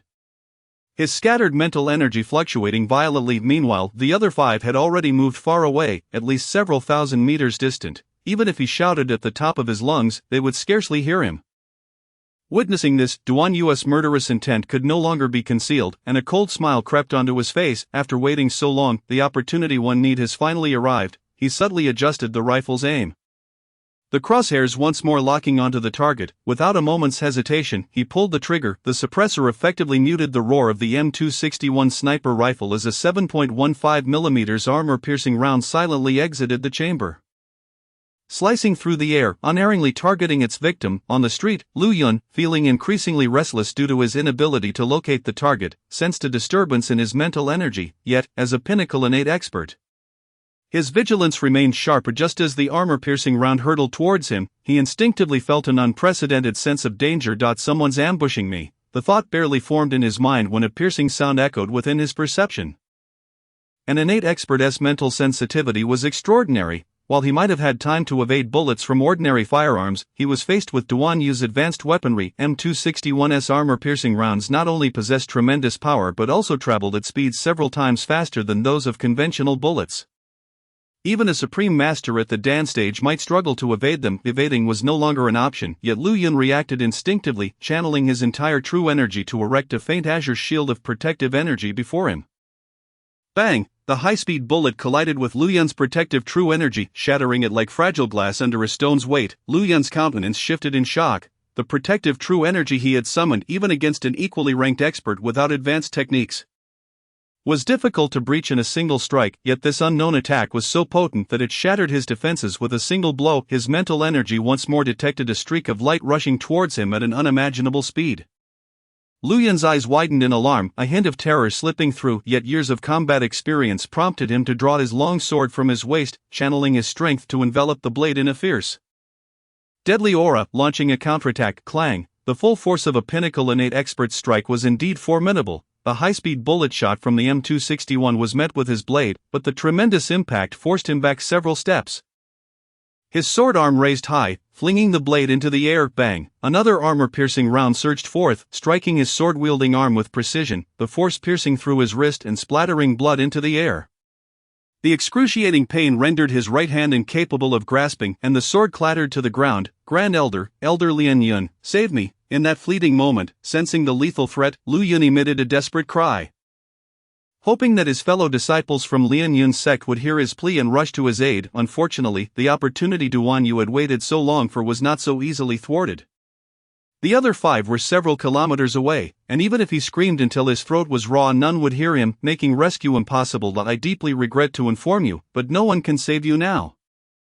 Concealed hundreds of meters away atop a building, Duan Yu sneered as he pulled the trigger once more. From the cold muzzle of the M261, another armor-piercing round shot forth like a streak of light, trailing a faint flame, cutting through the air, ruthlessly racing towards its target. At puff, in the fleeting moment that Lu Yun detected the sound of something slicing through the air, he had yet to react effectively when a piercing shell struck his forehead with unerring precision. He was denied even the chance to emit a scream. Blood erupted from the wound, creating a profound cavity in his skull. Lu Yun's body trembled, and he fell backward, powerless, having successfully eliminated an adversary. Duan Yu could not suppress a long exhale of relief. He realized that his earlier assumptions might have been overly simplistic. He had initially believed that 2 shots would suffice to vanquish his opponent. Yet it had taken a total of 4 shots to achieve a sense of fulfillment. The martial artists of this world could not be judged through the lens of his past life.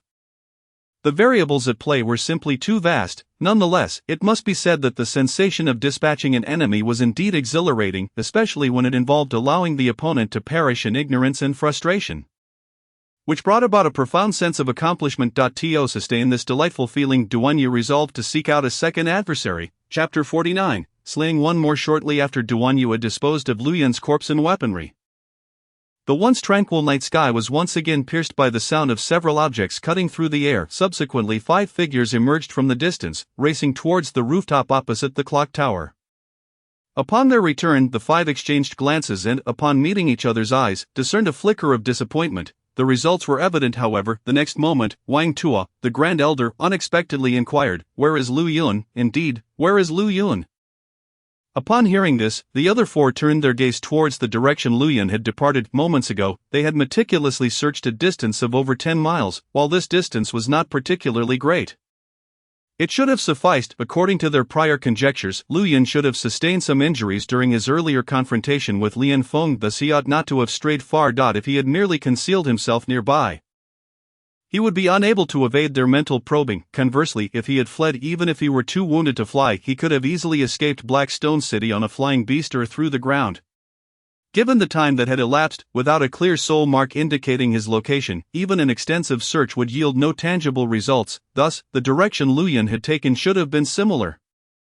Yet why had he not returned? Pondering this, Wang Tuo briefly considered before ascending into the air, heading towards the direction Lu Yun had previously occupied. He amplified his mental energy to sense the surroundings. Observing this, the others promptly followed suit, releasing their own mental probes. This time, their pace was swift, and within a mere moment, they had traversed over 10 miles in the direction Lu Yun had taken. However, to their astonishment, despite covering such a distance, no trace of Lu Yun could be found. Upon halting on a rooftop more than 10 miles away, the 5, including Grand Elder Wang Tuo and Elder Lian Yun, found themselves momentarily stunned. They exchanged silent glances, each reflecting a sense of bewilderment. Where had Lu Yun vanished to? Could it be that he had encountered the enemy and, upon being discovered, had pursued them? If so, why did he not warn them? Moments ago, they had not been too far from this location. Was it possible that he had intended to eliminate the adversary alone, believing them to be incapacitated? That was not implausible, but now should they pursue or wait? In hushed conversations, doubts arose in the minds of the gathered individuals, yet none dared to conclude that Lu Yun had met with an unfortunate fate. After all, they had not been far apart. If a conflict had occurred, there would undoubtedly have been a surge of true essence, stirring the energies of heaven and earth, which could not have escaped their notice. Thus, they decided to disperse in order to track any signs of Lu Yun, knowing that if they found none, it was likely that the assailant had fled. Without a clear direction, pursuing further would be futile, and they would return to the clock tower to await news. However, they were to remember that if any of them did stumble upon the enemy's trail, they must inform the others. Wang Tuo did not wish for another to vanish without cause. Amidst the confusion, Wang Tuo's face reflected his frustration as he cast a sharp glance at the other 4, his gaze fierce and vigilant. The recurrence of such incidents had genuinely vexed him. Compelled by Wang Tuo's esteemed status and his formidable cultivation at the 7th stage of the Dan realm, the other 4, including Elder Lian Yun, nodded in agreement, promptly leaping into action, dispersing to the sides. Regrettably, they could not have anticipated the terrifying muzzle that awaited them, concealed in the shadows. Duan Yu lay in wait atop a rooftop, a cold smile gracing his lips as he observed a core disciple of Lian Yun's sect, whose cultivation had reached the pinnacle of the innate realm, approaching his direction. In that instant, as he sensed the opponent's momentary lapse in focus, he pulled the trigger 4 times in rapid succession. In silence and swiftness, a massacre concealed in darkness unfolded, swiftly commencing and concluding within mere breaths. Soon, nearly half an hour passed. An abrupt sound of slicing air echoed across the skies above the eastern clock tower, and Wang Tuo's figure materialized, descending rapidly. Though his expression was far from pleasant, his demeanor conveyed a distinct sense of frustration. Shortly thereafter, within the next 10 minutes, Elder Lian Yun returned, accompanied by 2 additional figures. However, when the 4 reunited, nearly 20 minutes elapsed without the arrival of a 5th individual, gradually giving rise to a peculiar atmosphere atop the rooftop. The prolonged absence of the 5th person raised alarming questions. Had junior brother Jiang also mysteriously disappeared? What on earth was happening? 3 individuals, Lian Feng, Lu Yun, and now Jiang, had vanished in such a short span. What could possibly be the cause? While the earlier incident with Lian Feng could be attributed to carelessness leading to injury and retreat for healing, Lu Yun's disappearance might suggest he had silently tracked an injured opponent, but now, with the third individual missing, even Wang Tuo and the others could not afford to speculate freely, particularly after Wang Tuo had sternly warned them against such mysterious disappearances just before they had scattered. In a moment of uncertainty, Wang Tuo glanced at the remaining three, then raised his eyes to the pitch-black night sky. At that moment, the darkness seemed to take on a menacing aspect, as if a monstrous beast lurked within. Intent on devouring them, sending shivers down their spines, the other three could not help but feel a growing sense of dread. 3 of the 7 elite disciples of Lian Yun's sect had vanished in such a brief period. As they surveyed the surrounding dark expanse, a profound fear settled in their hearts. This night was too eerily silent, devoid of any sound. It was too dark, shrouded in an impenetrable void. It felt overwhelmingly sinister. Meanwhile, unbeknownst to Wang Tuo and the others, several hundred meters away atop a secluded rooftop, Duan Yu had fallen into a state of profound silence. Having successfully slain 3 foes, he felt that it was still far from sufficient. He desired to eradicate every lingering threat. However, after reaping such fruitful rewards, he knew he must exercise greater caution regarding the remaining 4 targets. The first, second, and even third adversaries had fallen to his surprise ambush. But at this juncture, the remaining opponents would not be so foolish as to easily disperse, rendering his previous strategy ineffective. Of course, after all his preparations, Duan Yu would not be deterred by a single failed plan. With the first approach rendered untenable, he resolved to adopt a second strategy. He had no doubt that these individuals, combined, could not possibly surpass the ferocity of the storm wolf pack he had previously encountered. As Duan Yu solidified his resolve for murder, Wang Tuo and the others reached a consensus. Lian Yun, you take the lead. This time, we must not split up under any circumstances. If that individual possesses the capability to kill us openly, he would have done so by now. But if we can locate him, we shall not be without opportunity. Upon hearing Wang Tuo's directive, the other 3 nodded in agreement. After the mysterious disappearance of 3 individuals, they could not afford to take any chances. The 4 descended from the rooftop, preparing to search for a lead, when suddenly, a powerful surge of spiritual energy emanated from several hundred meters away.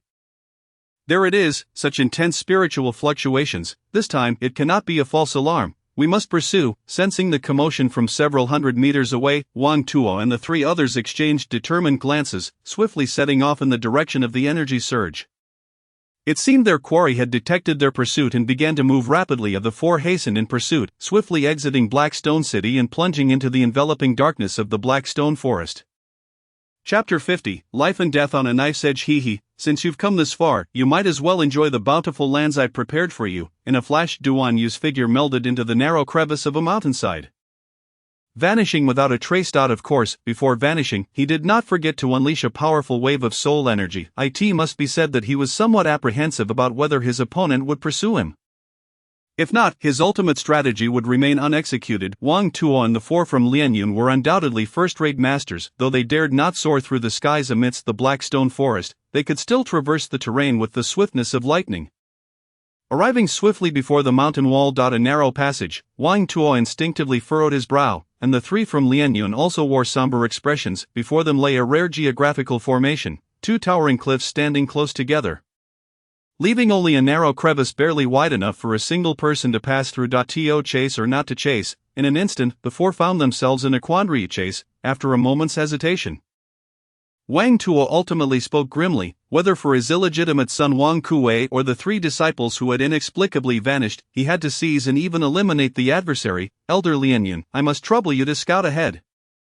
A flicker of ruthlessness flashed across Wang Tuo's face. The entire situation reeked of the uncanny. With the opponent's strength still unknown and the dangers ahead unclear, for safety's sake, it was best to have Lian Yun lead the way.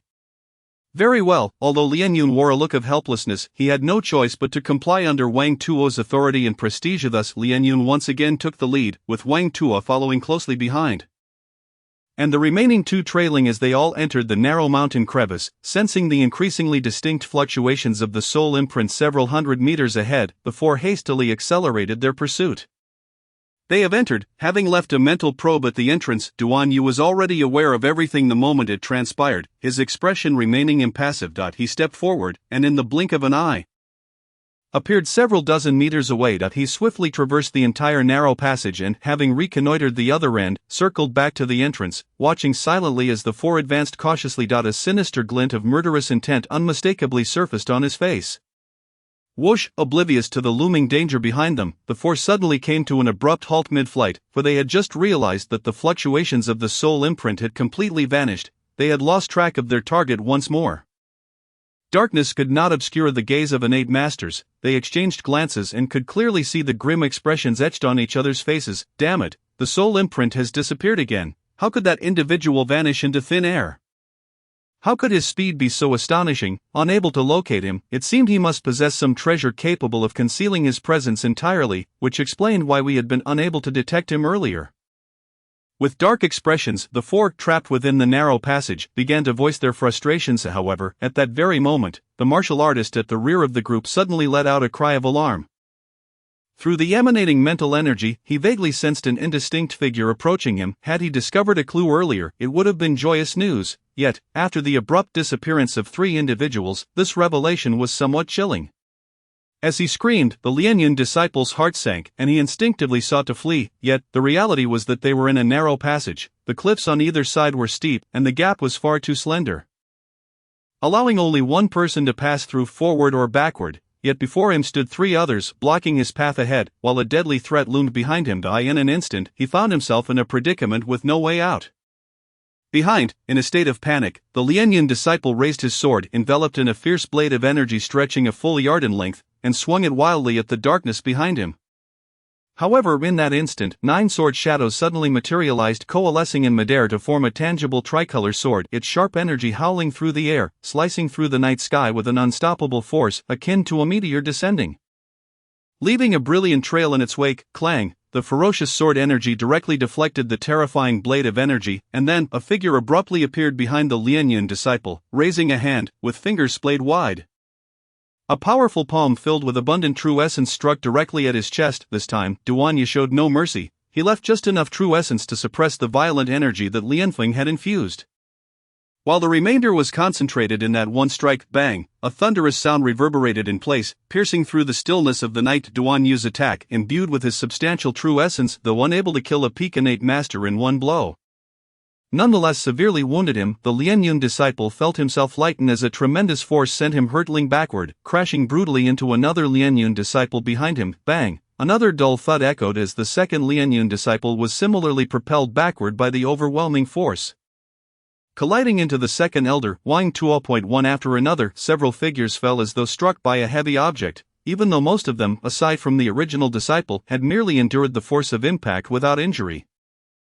They could no longer maintain their balance. This was precisely the outcome Duanyu desired. Seizing the moment while they were still reeling, he pursued relentlessly, targeting the figure that was still in the air, and unleashed his strongest killing move, the Thunder Slash, wielding the Sacred Spirit Sword technique. In a flurry, the Lianyun disciple, already injured from Duanyu's earlier attack, let out a startled cry, disregarding his own wounds, and desperately summoned the remaining true essence within him to block with his sword. Clang! The golden sword energy, entwined with the light sword, descended fiercely, but the Lianyun disciple's azure sword merely grazed the attack, which subsequently cleaved through it and unleashed a torrent of sword energy that surged forth, shrieking through the air as it fell, blood splattered forth, crimson against the dark night, a horrific sight. The Lianyun disciple had no time to scream as his body was ruthlessly torn apart by the relentless sword energy, his mangled form thrown backward, a mighty force propelling him onward without end. With a muffled thud, the remaining figures were similarly sent tumbling out like puppets, yet Duanya showed no hesitation, stepping forward to continue his assault. Golden sword raised high, enveloped in a fierce blade of energy, crashing down to no. In an instant, feeling the emptiness around him, the Lianyun disciple realized he was completely exposed beneath the opponent's sword. Panic set in as he found himself falling, colliding with the two behind him, rendering him utterly powerless to evade or escape. He could only watch helplessly as a dazzling tricolor sword light descended upon him like a falling star. Thud, the sharp sword energy whistled past, and in a flash, the Lianyun disciple's body was cleaved in two, blood erupting in a violent surge as the darkness of night became drenched in red. A scene of terror. Chapter 51, the fiery death god hiss. The golden blade, amidst the torrential bloodshed, suddenly retracted its edge, carrying with it a hint of lethal energy, as the golden sword's radiance vanished in an instant, and Duanyu's form swiftly retreated. Only at this moment did Wang Tuo and Lianyun manage to stabilize themselves, shocked to discover that in just a matter of seconds, the two core disciples of Lianyun, both at the pinnacle of the 10th layer of innate mastery, had already met their bloody end. this gruesome spectacle instantly turned their eyes bloodshot with rage, yet, concurrently, a profound sense of dread gripped them, causing their scalps to tingle. What a joke, adding the previous 3 that made 5. Who could have imagined that this enigmatic assassin would consecutively slay 5 first-rate masters above the peak of innate mastery? What on earth is happening? How can that individual be so terrifying? And what of the shadow lurking in the darkness, appearing and vanishing without a trace, along with that inexplicable assassination capability? Just the thought of it sent chills down Wang Tuo's spine. Even as he had reached the 7th level of the Baodan realm, let alone Lian Yun, who was now devoid of any semblance of a master-level expert, his face pale as he beheld the golden sword in Duan Yu's hand and the cascading blood rain. This is bad. We must escape this perilous situation. Amidst the panic, the elder Wang Tuo suddenly froze, his expression changing dramatically as he called out urgently. At his words, Lian Yun also gasped in shock. At this moment, even a fool would comprehend. They had fallen into a trap, lured into such a narrow space, unable to soar high, forced to confront their enemy one at a time, and more vulnerable to the impacts of others. They found themselves unable to withstand the overwhelming burst of power from their foe, yet, their realization seemed a touch too late. In the midst of the 2 individuals' sudden pallor, a figure materialized at the spot where Duan Yu had vanished. Brandishing a peculiar weapon, with a swift motion akin to a ghost haunting the midnight hour, it reappeared. Sensing the chilling aura that enveloped them after the other's reappearance, the 2 present were instantly gripped by terror. Fleeing in a panic-stricken manner towards another direction, in an instant, Lian Yun unleashed the full force of his true essence, transforming into a blur as he darted forward with astonishing speed, almost simultaneously. Wang Tuo followed suit, pursuing Lian Yun with fervor. A series of peculiar mechanical sounds began to resonate ominously as Duan Yu, wielding the fire god Gatling, aimed the cold, unyielding muzzle directly at the fleeing Wang Tuo and Lian Yun. A sinister smile crept across their faces. Die, all of you must perish. As the 6 rotating barrels spun rapidly, 6 tongues of fire erupted forth, and a torrential storm of metallic bullets surged like a tempest, transforming into a crimson beam that hurtled towards the 2 in front. Realizing the impending onslaught from behind, Lian Yun was fortunate to have Wang Tuo shielding his rear, allowing him to escape without hesitation. However, Wang Tuo found himself in dire straits, having prudently allowed Lian Yun to take the lead, and now, he was thrust to the forefront of danger. As the terrifying barrage of bullets closed in, although he detected no fluctuations of true essence, the sheer velocity was enough to instill dread. Wang Tuo, in a moment of clarity, summoned his formidable protective true essence. Boom, boom, boom. In an instant, a cacophony of explosive sounds erupted as the deluge of bullets collided violently with Wang Tuo's protective barrier. Bullet fragments flew in all directions, and ripples of energy radiated outward, leaving the surrounding cliffs pockmarked and debris swirling in the air. Duan Yu advanced, his other hand gripping the hilt of the golden radiance sword, his eyes gleaming with a murderous intent, the blade shimmering with an aura that seemed to slice through the very air. Boom, boom, crack. The protective true essence of a master at the 7th transformation of the elixir stage was indeed formidable. Yet it could not withstand the relentless assault of the fire god Gatling, which unleashed thousands of rounds per minute. Within a mere 5 minutes, the ferocious barrage had torn through Wang Tuo's defenses like a beast's claws. Thud, thud, thud, the sickening sound of bullets embedding themselves in flesh echoed, as the overwhelming force propelled Wang Tuo forward. In an instant, panic washed over him, a searing pain radiated from his back, and without a moment to spare, he conjured a silver longsword from thin air, spinning mid-air to face his adversary. He brandished the blade, unleashing a chilling sword aura that intertwined into a dazzling barrier before him. The opponent's attack was unnervingly strange. Devoid of any true essence fluctuations, yet its speed and power were beyond comprehension. If he continued to flee, he might not survive even 50 meters. Clang, clang, clang, the countless bullets battered against the sword barrier, sending forth blinding sparks that illuminated the dark crevices of the mountain, the sound reminiscent of a dragon's roar. Faced with such a terrifying assault, Wang Tuo felt his hand tremble around the hilt, his true essence dwindling rapidly, leaving him unable to staunch the flow of blood from his wounds. In that moment, despair washed over him. How had the situation spiraled so out of control?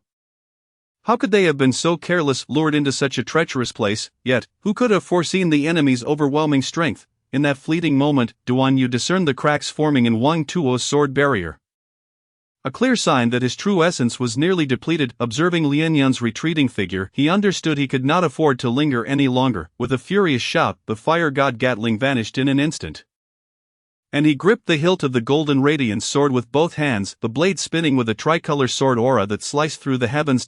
Consumed by a wave of ominous energy.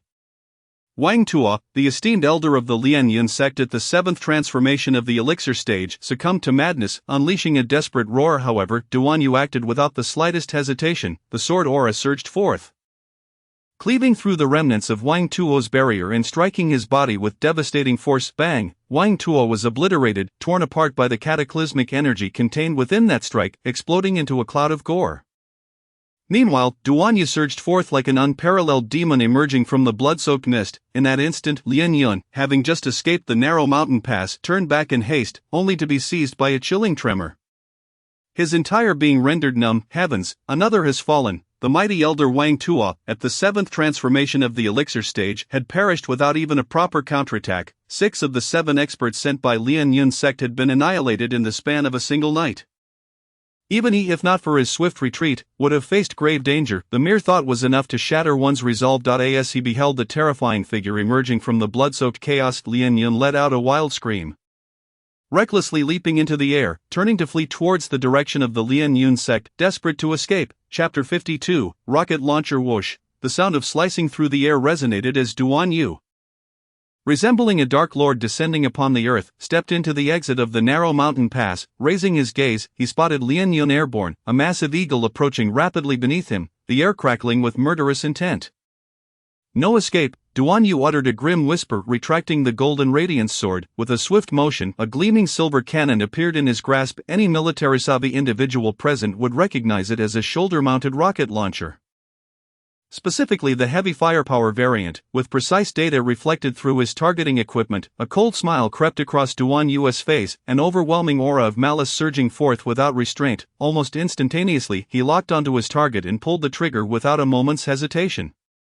With a jolt, the rocket launcher discharged, sending a rocket trailing a colossal flame streak soaring skyward. Lian Yun, having flown several hundred meters into the air, saw his steed, the great eagle, drawing near, mere meters away.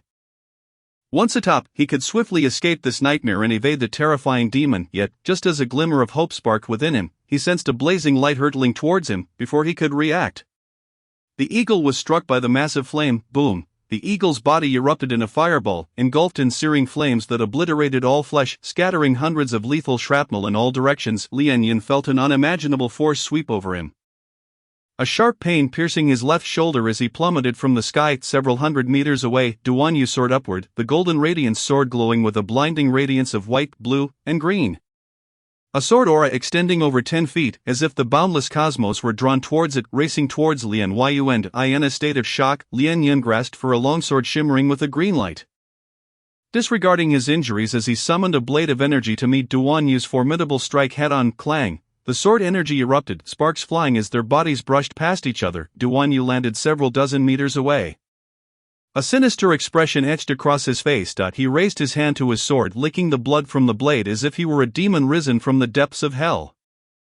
Wang Tuo winced in pain at his right shoulder, his arm weakened to the point of being unable to wield his treasured sword. Faced with Duan Yu's menacing demeanor, he felt a wave of despair wash over him. How could a master at the 5th transformation of the elixir stage be so easily overpowered by someone who had yet to formally step into the elixir stage? After a brief confrontation, he had sustained a grievous injury to his right arm, effectively crippling his combat capability. How could he possibly continue in this battle? In a state of utter disbelief, as he witnessed Duan Yu raising the golden radiance sword.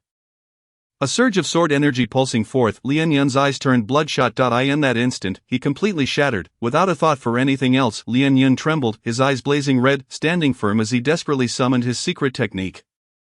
This is the true art of escape, a closely guarded secret of the Lian Yun sect, accessible only to those of innate mastery. However, not only is the existence of such experts rare, but even the formidable cultivators of the Dan-holding realm must pay a hefty price with each execution of this technique. Yet, at this moment, he found himself with no other recourse. If he did not flee now, it would be too late to contemplate escape later. In the midst of overwhelming resentment, Lian Yun's face turned an alarming crimson. And with a sudden gasp, he expelled a mouthful of vital blood. In an instant, he transformed into a streak of light, slicing through the sky and appearing thousands of meters away. As soon as his feet touched the ground, his body weakened, threatening to collapse, and his complexion drained of color. However, upon realizing he had truly escaped, he could not help but feel elation. he had finally eluded the grasp of that malevolent fiend. In the next moment, disregarding his severe injuries, he summoned the remaining essence within him and swinging unsteadily, soared towards the gates of the Lianyun sect. He wanted to run, but as fate would have it, there was no chance of that. The movements of his pursuer startled Duanyu, whose eyes ignited with fierce determination. Without hesitation, he took off in pursuit. In mere moments, he had covered several hundred meters, transforming into a fleeting shadow, racing towards the place where his quarry had vanished. Alas, even the swiftest terrestrial speed could not rival the swiftness of flight, a distinct advantage of the Dan-holding realm. By the time he reached the location, the figure he sought had already vanished into the boundless heights above. For a fleeting moment, hesitation flickered across Duanyu's face, but it was swiftly eclipsed by an insatiable ferocity. Silently channeling his northern underworld divine art, he sensed a strand of his own sword energy rapidly retreating. With a glint of murderous intent, he took to the skies, relentlessly pursuing the source of his power. Those who dared to hunt him must be prepared for their own demise. To come and go as they pleased was not so simple, even if the opponent was a master of the fifth transformation of the Dan-holding realm. Armed with cutting-edge weapons and bolstered by his own burgeoning cultivation and formidable techniques like the Thunder Strike and the Sacred Spirit sword art, Duanyu was confident he could obliterate them. As long as a glimmer of opportunity remained, he would pursue relentlessly, for allowing his foe to escape would surely lead to dire consequences in the future. As the saying goes, to guard against a thief for 1,000 days is bound to have a lapse. And he had no desire to be ambushed one day, only to meet an untimely death in some forsaken corner. Unbeknownst to Lianyun, the terrifying demon he feared was hot on his trail. After flying several dozen miles, he descended into a field, his vital essence nearly depleted. With a swift motion, he landed unsteadily, fighting the urge to vomit blood from dizziness, and sat cross-legged in the field. He focused his mind, retrieving a porcelain vial from his spatial ring, and hastily consumed the pills within. This time, the situation was perilously close. He had almost succumbed to that horrific figure's grasp. After swallowing several pills, Lianyun began to regulate his breathing. He had already suffered injuries from a rocket blast in Duanyu's sword strike. Having just executed the escape technique and flown dozens of miles, his wounds had intensified considerably. After what felt like an eternity of slow recuperation, a faint flush returned to his cheeks. Suddenly, he opened his eyes wide, filled with profound relief at having survived. The demon was truly terrifying. Even the Grand Elder could not withstand a single encounter with him. Yet, he was grateful to have escaped. As long as he returned to the sect's gates, he would be safe behind the protective array. However, just as he reveled in his narrow escape, a fierce wind suddenly surged from the distant horizon, hurtling towards him. Though the sound of the wind was not particularly loud, Lianyun's innate awareness, stemming from his mastery of the fifth transformation of the Dan-holding realm, alerted him immediately. He glanced back in haste. In that instant, the relief that had just flooded him turned to horror as his eyes widened in disbelief, his mouth agape in shock. The figure that soared towards him was all too familiar. It was none other than Duanyu. Chapter 53, No Way to Run. Cursed. Lianyun's face darkened in fear as a muffled curse escaped his lips. Simultaneously, he was engulfed in confusion. How could that wretched individual have caught up? He had just exerted himself to fly over a dozen miles. How could his pursuer possibly close the distance? Overwhelmed by shock and unprecedented terror, Lianyun let out a desperate cry and, disregarding his still recovering injuries, staggered into the air, attempting to ascend once more. Several hundred meters away, Duanyu abruptly halted, witnessing Lianyun take flight again. A cold scoff escaped his lips as he raised his hand, revealing an M261 sniper rifle. The crosshairs zeroed in on Lianyun suspended in midair, snipers favored airborne targets, and while Lianyun's speed was commendable, he had no cover in the open sky. As for his speed, could it outpace a bullet? Lianyun felt as though he were being hunted by a ferocious beast, the shadow of death expanding rapidly around him. His mind seized upon the strange weapon in Duanyu's hands, a chilling reminder that the Grand Elder Wang Tua had perished at the hands of a similar device. In an instant, terror consumed him, and he felt tears welling up. Desperate, he forced his body downward, abandoning all caution and once again unleashing his secret technique. With a swift movement, he vanished, reappearing 1 to 2 kilometers away. And then he frantically channeled his vital essence, ascending haphazardly. Duanyu's expression darkened. He had not anticipated Lianyun's heightened alertness. Nonetheless, he remained unfazed, as long as Lianyun could not recover and was unable to unleash his sword energy. He would never escape Duanyu's pursuit. With renewed determination, he lunged forward once more. In the darkened night sky, the stars and moon gradually faded, leaving a blanket of darkness. A streak of light pierced the night. crashing down onto the roof of a building in a small town less than 100 miles from the Lianyun mountain range. With a thud, a disheveled figure landed heavily, struggling to prop himself against a corner. Lianyun retrieved more pills, hastily swallowing them, yet even as he relied on the elixirs for healing, his face remained etched with deep-seated fear. He could not shake the feeling that he should have shaken off his pursuer by now. No, he must have evaded that fiend. After all, he had forced himself to fly nearly 300 to 400 miles despite his increasingly severe injuries, and several times along the way he had nearly coughed up blood. Logically, such a distance should render his pursuer unable to follow. However, a nagging doubt crept into his mind. How had his assailant managed to track him down last time? After all, he had been flying at high altitude. And how could Duan Yu have known his position? As he sat in quiet meditation, this question gnawed at him, but at this moment, no one could provide an answer. After what felt like half an hour of recuperation, Lianyun gradually regained some of his vital essence, though this newfound strength was far inferior to what he had possessed before. Just then, a whistling sound sliced through the air, detected by his heightened awareness. Like a ghostly specter appearing beside him, in an instant, Lianyun's heart plummeted. What? That guy is chasing me again. His eyes twitched uncontrollably, and tears threatened to spill as his emotions churned like a tempest. Yet, despite the overwhelming dread gripping him, he could not ignore the primal instinct for survival. He had to once again unleash his secret technique. Duan Yu's figure materialized where Lianyun had just been.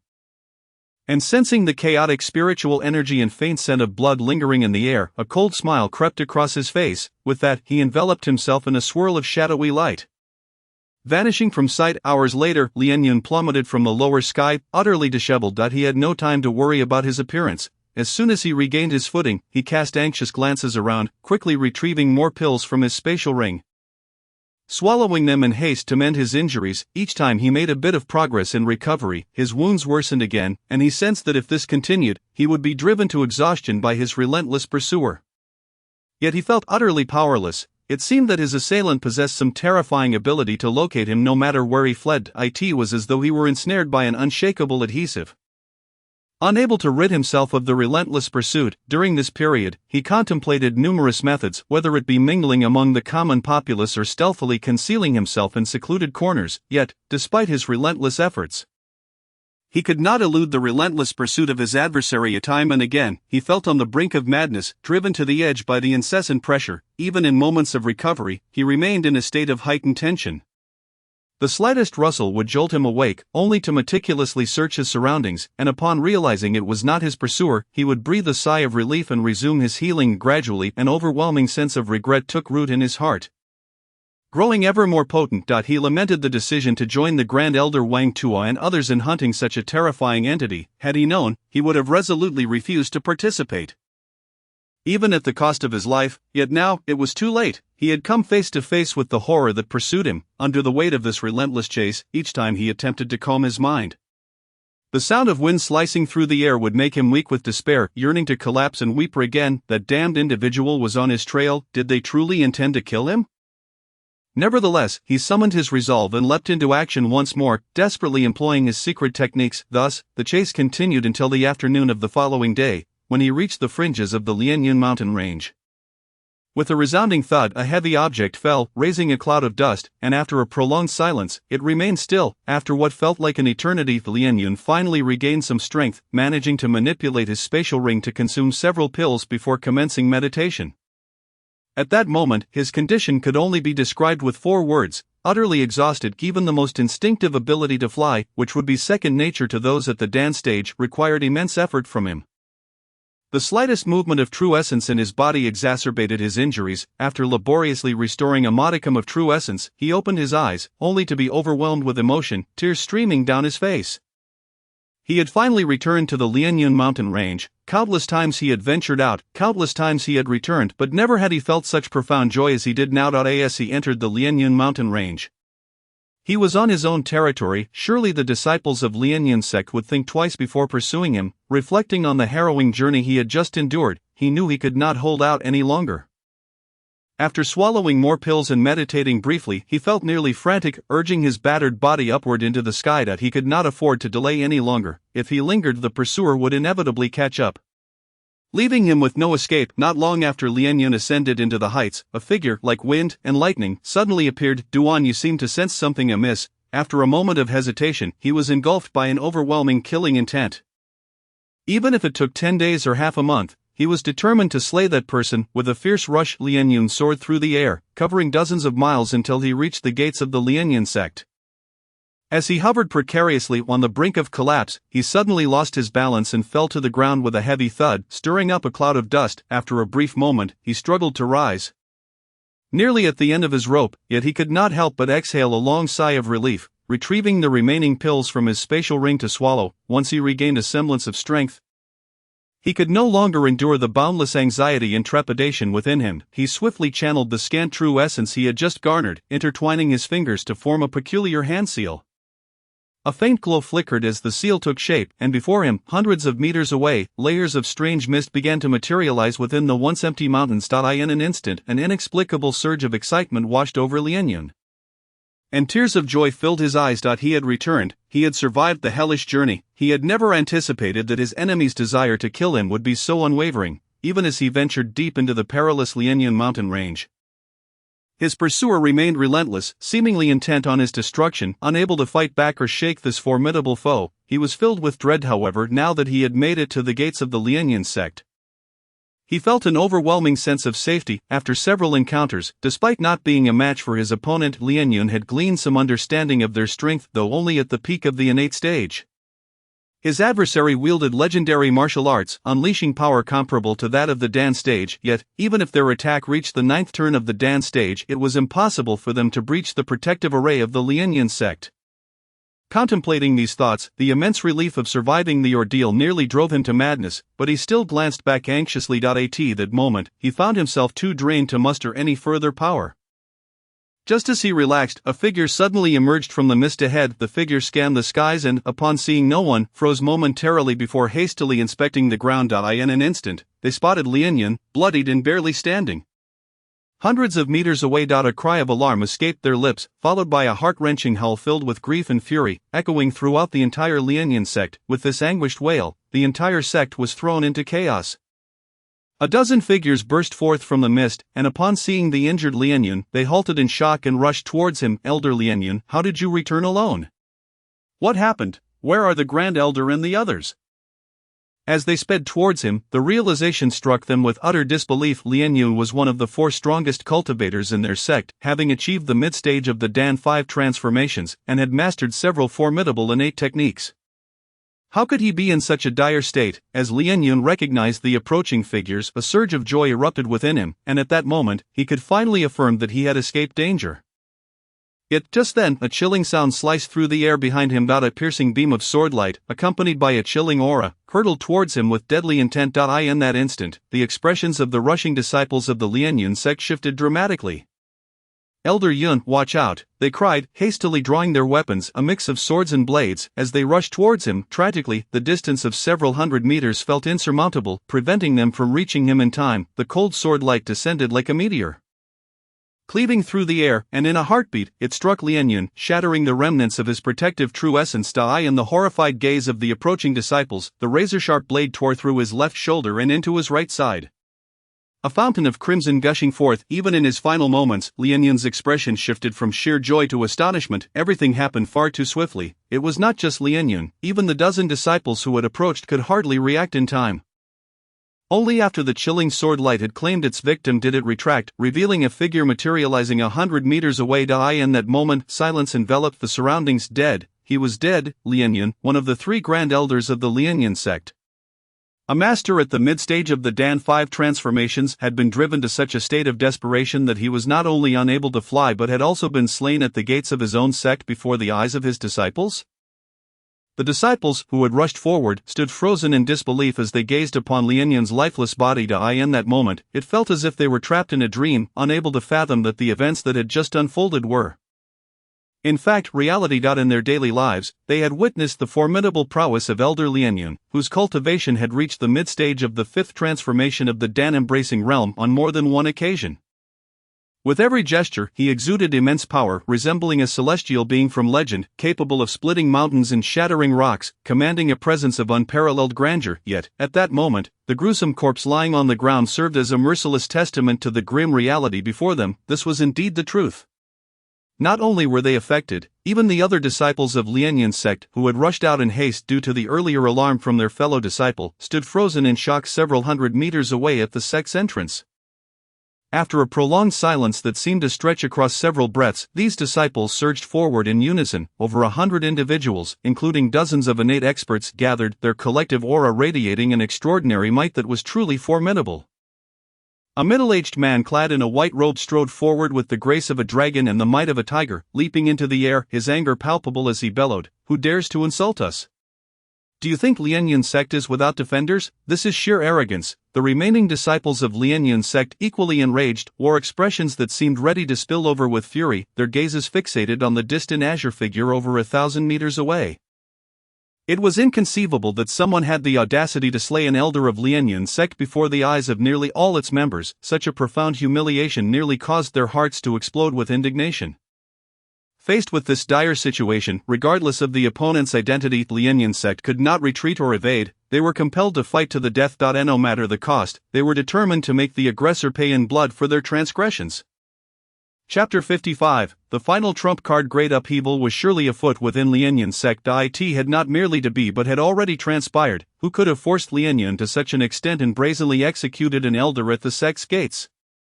Such mercilessness, regardless of the aggressor's identity, their might was beyond what they could confront. Although 3 individuals emerging from within the gates were not disciples of Lianyan's sect, they were elite figures from the imperial court. Initially present for their own affairs. No one had anticipated that the day would unfold into such a horrifying spectacle. Whoever had the power to press Lianyan, a master of the 5th transformation of the Dan-embracing realm, to this desperate state and execute him at the sect's entrance must possess extraordinary strength beyond imagination. After their whispered conversation, the 3 imperial experts swiftly retreated, positioning themselves several hundred meters away from the battlefield, clearly indicating their disinterest in intervening. Despite the significant ties between the imperial court of the Qianlong Empire and Lianyan's sect, they were reluctant to engage in such a perilous conflict. The execution of one of Lianyan's sect's 3 great elders signified a deep-seated enmity, one that could not be overlooked. Given that the aggressor had dared to act so brazenly, it was evident he possessed formidable strength. If even Lianyan, a distinguished cultivator of the mid-stage 5th transformation, could not withstand this onslaught, what chance did the 3 of them stand? Especially since only one had reached the Dan-embracing realm, at merely the 3rd transformation. As Lianyan's sect's hundreds of disciples surged forth, Duan Yu couldn't help but frown deeply, realizing he had inadvertently tracked his quarry to their stronghold. However, this presented an opportunity to eradicate the threat once and for all, sparing him future troubles. He resolved to unleash his most formidable trump card to eliminate this menace. A cold smile graced his features as he forcefully propelled himself from the ground, utilizing the rebound to soar into the air. Having nearly stepped into the Dan-embracing realm himself, his strength had more than doubled since their last encounter. In the blink of an eye, he stood atop a massive stone tower, towering several meters high. The moment Duan Yu ascended the giant rock and revealed himself, all eyes in the vicinity were drawn to him. The disciples of Lianyan's sect, their eyes bright with rage, glared at him with unbridled ferocity. Good, very good. Upon seeing his form fully materialize, the more than 100 disciples who had surged forth displayed sinister smiles, while the white-robed middle-aged man hovering in midair roared with laughter, proclaiming his approval. Yet this did not imply they were oblivious to the danger. Every member present, including the white-robed man, felt a chill of trepidation. Could it be that the opponent was relying solely on his agility to maneuver through the air? Surely he could not be incapable of flight. If he had not attained the Dan-embracing realm, how could he have slain Elder Lianyan? Moreover, it was known that Elder Lianyan had originally departed with Grand Elder Wang Tuo, Elder Lianfeng, and 4 core disciples of the sect. Such a powerful ensemble had ultimately left only Elder Lianyan to return in a state of defeat, brutally slain at the sect's gates. Yet, despite the aura emanating from this newcomer, it seemed he had not yet reached the mastery of the Dan-embracing realm. Yet the golden longsword he wielded was undeniably Elder Lianfeng's prized Jinyao sword. For a warrior, a weapon is akin to a most loyal companion, even considered a second life. Yet now Elder Lianfeng's Jinyao sword was in the hands of this adversary, which implied that Elder Lianfeng's fate was likely no better than that of Elder Lianyan. All present could not help but feel a sense of dread. Was it possible that he had mastered an extraordinary weapon technique, one with devastating power, allowing him to transcend the realms of innate mastery and slay a cultivator of the Dan-embracing realm? However, as they glanced around and assessed the situation, relief washed over them. Indeed, all disciples of Lien Yun's sect were present, nearly 200 in total, with over 50 innate experts among them, not to mention the formidable arrays at their disposal.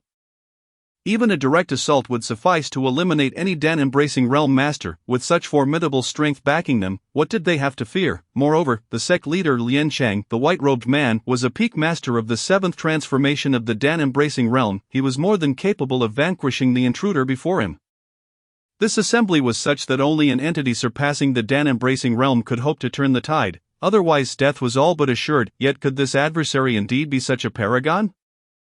If so, how could he have pursued Elder Lien Yun to this locale, striking when Elder Lien Yun was at his most vulnerable? Furthermore, the aura he exuded, though unclear, lacked any semblance of oppressive force, if he were a being of such might.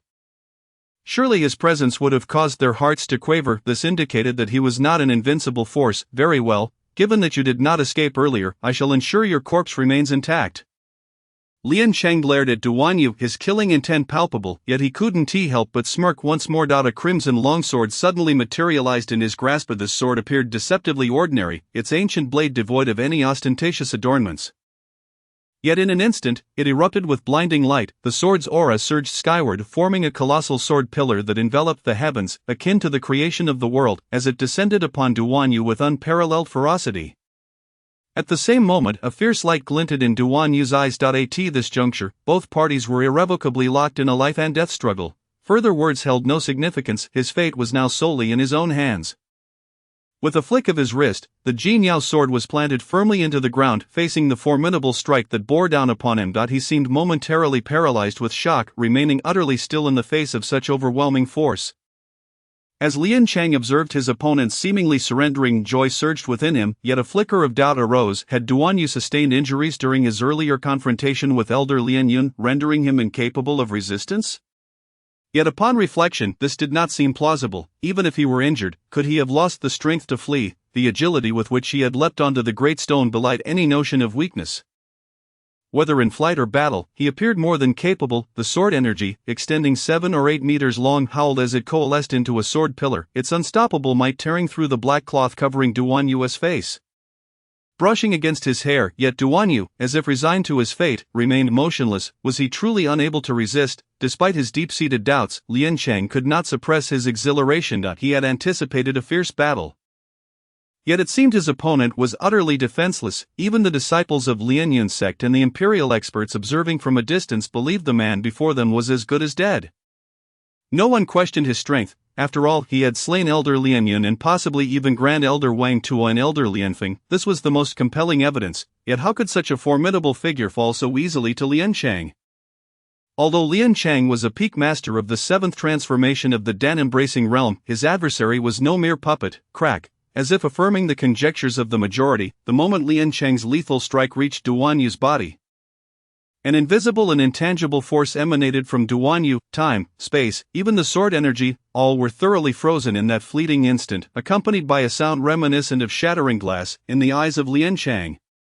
The gathered disciples of Lien Yun's sect and the 3 royal experts, that imposing sword energy crumbled fragile as glass itself. Chapter 56, The Arrival of the Sword God. What? Duan Yu could not help but gape. Since witnessing the formidable power of the legendary weapon, the fire god Gatling, he had speculated more than once about the might of the mutated eternal-level summoned beings, yet he never anticipated it would be to such an extent. The wind howled, the clouds roiled, the very heavens and earth trembled, and all beings were awestruck. Clad in white as snow, wielding a long sword sheathed in silver, the slender figure appeared as if from a dream. Yet undeniably real to the eyes of the onlookers. No one could fathom the sensation this evoked. This day, this land seemed unworthy of such a being, a terrifying existence that transcended this realm. Young brother Yu, may I inquire as to why you summoned me? On a face resolute as a knife's edge, there was a hint of a smile, devoid of any sense of conflict. The ethereal figure, with an air of nonchalance, radiated an invisible and intangible presence. Time, space, the howling sword energy, all shattered in that instant, utterly vanishing, dissipating into the wind. Shi men shui shue?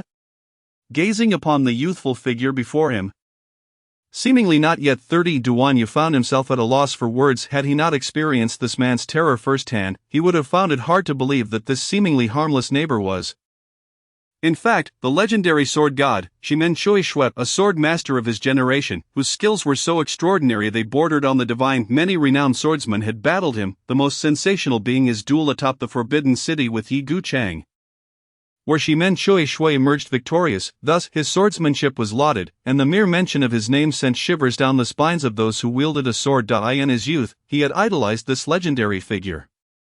Yet he never imagined Shimen Shui Shui would be such a person. Once Shimen Shui Shui was cold and exceedingly proud, his swordsmanship reaching an unparalleled pinnacle, yet now a smile graced his face. Duan Yu felt an inexplicable chill within, for he sensed that Shimen Shui Shui in his current state was even more fearsome than before. You needn't concern yourself too much, for existence itself is the principle. Simply call me Little Shi. Ignoring the predatory gazes of the Lianyun sect disciples surrounding the boulder, Shimen Shui Shui spoke with a smile. Only someone of his caliber could possess such composure. For him, nothing could disturb his spirit. The surrounding time and space seemed to have frozen, rendering the passage of time nearly imperceptible. After a moment of astonishment, Duan Yu quickly replied, "Then, Little Shi, I shall rely on you." As he spoke, his gaze swiftly scanned the disciples of Lianyun sect, and though he did not voice his intentions, the murderous intent in his eyes conveyed everything clearly. "Rest assured, young brother Yu, all shall be entrusted to me." Shimen Shui Shui smiled lightly, turning to fix his gaze on Lian Chang, suspended in midair several dozen meters away. However, with just a glance, he disregarded Lian Chang entirely, focusing instead on the crimson sword in Lian Chang's hand, and remarked indifferently, "A fine sword." Suspended in the air, Lian Chang's expression flickered with confusion. Although his sword energy had been dispelled without inflicting any tangible harm upon him, the shock he felt was beyond words. What had just transpired? That was the sword pillar unleashed by the Qihong sword, one of the 10 divine swords of the divine martial continent. How could it have been shattered so easily? Was the Qihong sword in his possession a mere illusion? Impossible. Everyone had witnessed the terrifying scene of the Qihong sword breaking free from its seal. If not for this sword, Lianyun sect would not have provoked such a terrifying existence, resulting in their relocation to the Qianlong Empire, hiding in the wilderness for decades, conducting their affairs in secrecy. Yet, the reality was undeniable. Space had been locked down, and his sword energy obliterated. Could this white-clad figure truly be the legendary being spoken of in tales? The emergence of such an insurmountable foe was hard for anyone to accept, yet the facts stood as they were. "Who are you, and why do you assist that scoundrel against my Lianyun sect?" Lian Cheng suppressed the dread rising within him, forcing a strained smile. Perhaps, at that moment, he still harbored a hope that this white-clad figure was not aligned with Duan Yu. Seemingly unperturbed by Lian Cheng's inquiry, a playful smile appeared on Shimen Shui Shui's face as he pressed his left thumb against the sword hilt. "Do you wield a sword?" Lian Cheng's body trembled, as if all his vitality had been drained by that single glance. He involuntarily nodded. "Unfortunately, while the sword is indeed splendid, the wielder." Shimen Shui Shui shook his head, a hint of regret crossing his features. For a peerless swordsman like him, the love for swords was profound. However, this also meant they could not bear to see a fine sword fall into the hands of someone they deemed unworthy. "You do not deserve my sword." With a sigh, he finally withdrew his thumb from the sword hilt. This was the arrogance of the unparalleled sword god. This was the pride of the sword god. Yet it was precisely because of such qualities that he was revered as the sword god. Lian Cheng trembled, the air around him rippling with his emotions, confronted by such an unfathomable and fearsome presence. He found it impossible to maintain composure. Suddenly, the Qihong sword in his hand unleashed a sword energy that stretched over 10 zhang, surging forth with ferocity. At that moment, he became enveloped in a blinding crimson radiance, a torrent of terrifying killing intent emanating from him. He did not wish to strike, for this enigmatic white-clad man was far too terrifying, yet he felt compelled to act, for the very terror of this white-clad figure urged him to do so. If he did not act now, he feared he might never get the chance again. The spiritual energy of heaven and earth seemed to converge around Lian Cheng, forming a dense crimson glow. With a low roar, the surrounding red light intensified, erupting violently, rushing toward Lian Cheng's rear. In an instant, layers upon layers of radiant crimson spiraled and spun rapidly, the terrifying speed reaching an extreme. As the spiraling energy surged forth, the murderous intent soared to unprecedented heights. In a heartbeat, the swirling crimson light reached its peak, then burst forth with a tremendous force, propelling Lian Cheng's body and the Qihong sword together, transforming into a streak of red light hurtling toward Shimen Shui Shui and Duan Yu. Shimen Shui Shui observed quietly, unconcerned as the streak of light raced toward him, showing no sign of alarm. Duan Yu remained still. For as long as Shimen Shui Shui stood before him, he found little cause for concern. In that moment, the disciples of Lian Yun sect below wore expressions of grim determination. Gripping their weapons tightly, a savage look rising in their hearts, they believed that under the might of their leader, Lian Chang, such a fearsome strike would surely annihilate the two before them, even if that did not succeed. They would all rush forward, sealing their own fates, regardless of who their opponents were. Even if these two were powerful and formidable, they would pay the price for their audacity and defiance against the entire Lian Yun sect at this moment. With over 100 advanced martial artists at the 7th layer of acquired realm and dozens of innate experts, not to mention Lian Chang, a master at the pinnacle of the Baodan 7th turn realm wielding a divine weapon. The overwhelming assault from such a luxurious lineup would leave no room for any unforeseen accidents. The fate awaiting the two was inevitable destruction. Chapter 57. The might of the sword god. The streak of light raced forward. The sword energy howling like a monstrous beast, its maw wide open. Lian Chang was desperately charging ahead. This was the pinnacle sword strike of his life, though it was barely unleashed in a moment of uncontrollable emotion. There was no denying that this strike was extraordinary for an ordinary person. Facing such an explosive display of power, even one surpassing the Baodan realm would undoubtedly feel a chill and instinctively defend themselves. However, Shimen Shui was an exception. He stood there calmly, watching as the opponent's sword approached behind him. Duan Yu remained utterly composed. With such a divine being shielding him, he could hardly fathom what there was to fear until the other fell.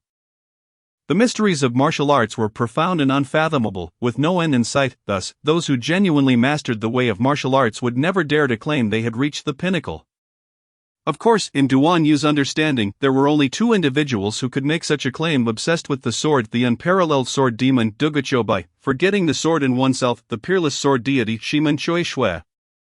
They represent the pinnacle of martial arts before anyone else reaches a higher realm. Closer, just one step away, and I could slay the two of them, Lian Chang silently urged, his heart racing with urgency. After more than 200 years of cultivation, and having presided over the Lian Yun sect for over a century, he has faced countless adversaries in his lifetime, yet this time, he felt the least confident. Normally, he would never engage with an unknown opponent, but today, he found himself with no choice but to fight. Utterly bored, Shimen Shui spoke calmly, while Duan Yu, listening from behind, nearly bit his own tongue in astonishment. Lian Chang's strike came with great ferocity, although he wielded the legendary martial art, Thunder Slash, and had also mastered the sacred spirit sword technique. He admitted to himself that even at full strength, he could not withstand it, yet such a formidable attack only elicited a mere remark from Shimen Shui. Thankfully, Lian Chang did not hear it, otherwise the battle would have been over before it began. As he would have died from indignation, gazing ahead, Shimen Shui's indifferent eyes seemed to reflect a hint of sword energy. Suddenly, a sharp sound of breaking air rang out, and an invisible sword aura coalesced before Shimen Shui. Instantly howling forth swift, even swifter, sharp, exceedingly sharp, boundless sharpness, the formless sword aura roared through the air like an unparalleled arrow falling from the 9 suns, colliding violently with the incoming crimson rainbow. Boom! A master-level powerhouse at the peak of the 7th stage of the Dan formation realm might seem unattainable to many.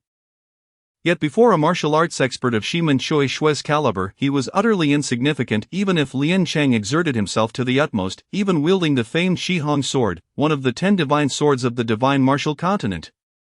What difference would it make? The disparity in their cultivation levels and martial realms was simply too vast, beyond the reach of any external force. The sword aura tore through the air, effortlessly shattering the light of the Shihong sword, causing the crimson glow that had surged forward to shatter into fragments, dissipating into the void. Lian Chang, a Dan formation strongman, found his protective true essence utterly ineffective. As it was pierced through, he staggered.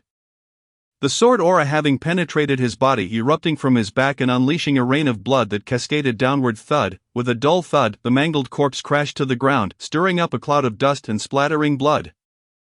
The remnants flowing from the body, staining the surrounding earth, the eye and the sky, a red light sword shimmering under the sun, tracing a parabolic arc like a rainbow as it fell into the distance. A glimmer flickered in Shimen Shui's eyes as he extended his hand.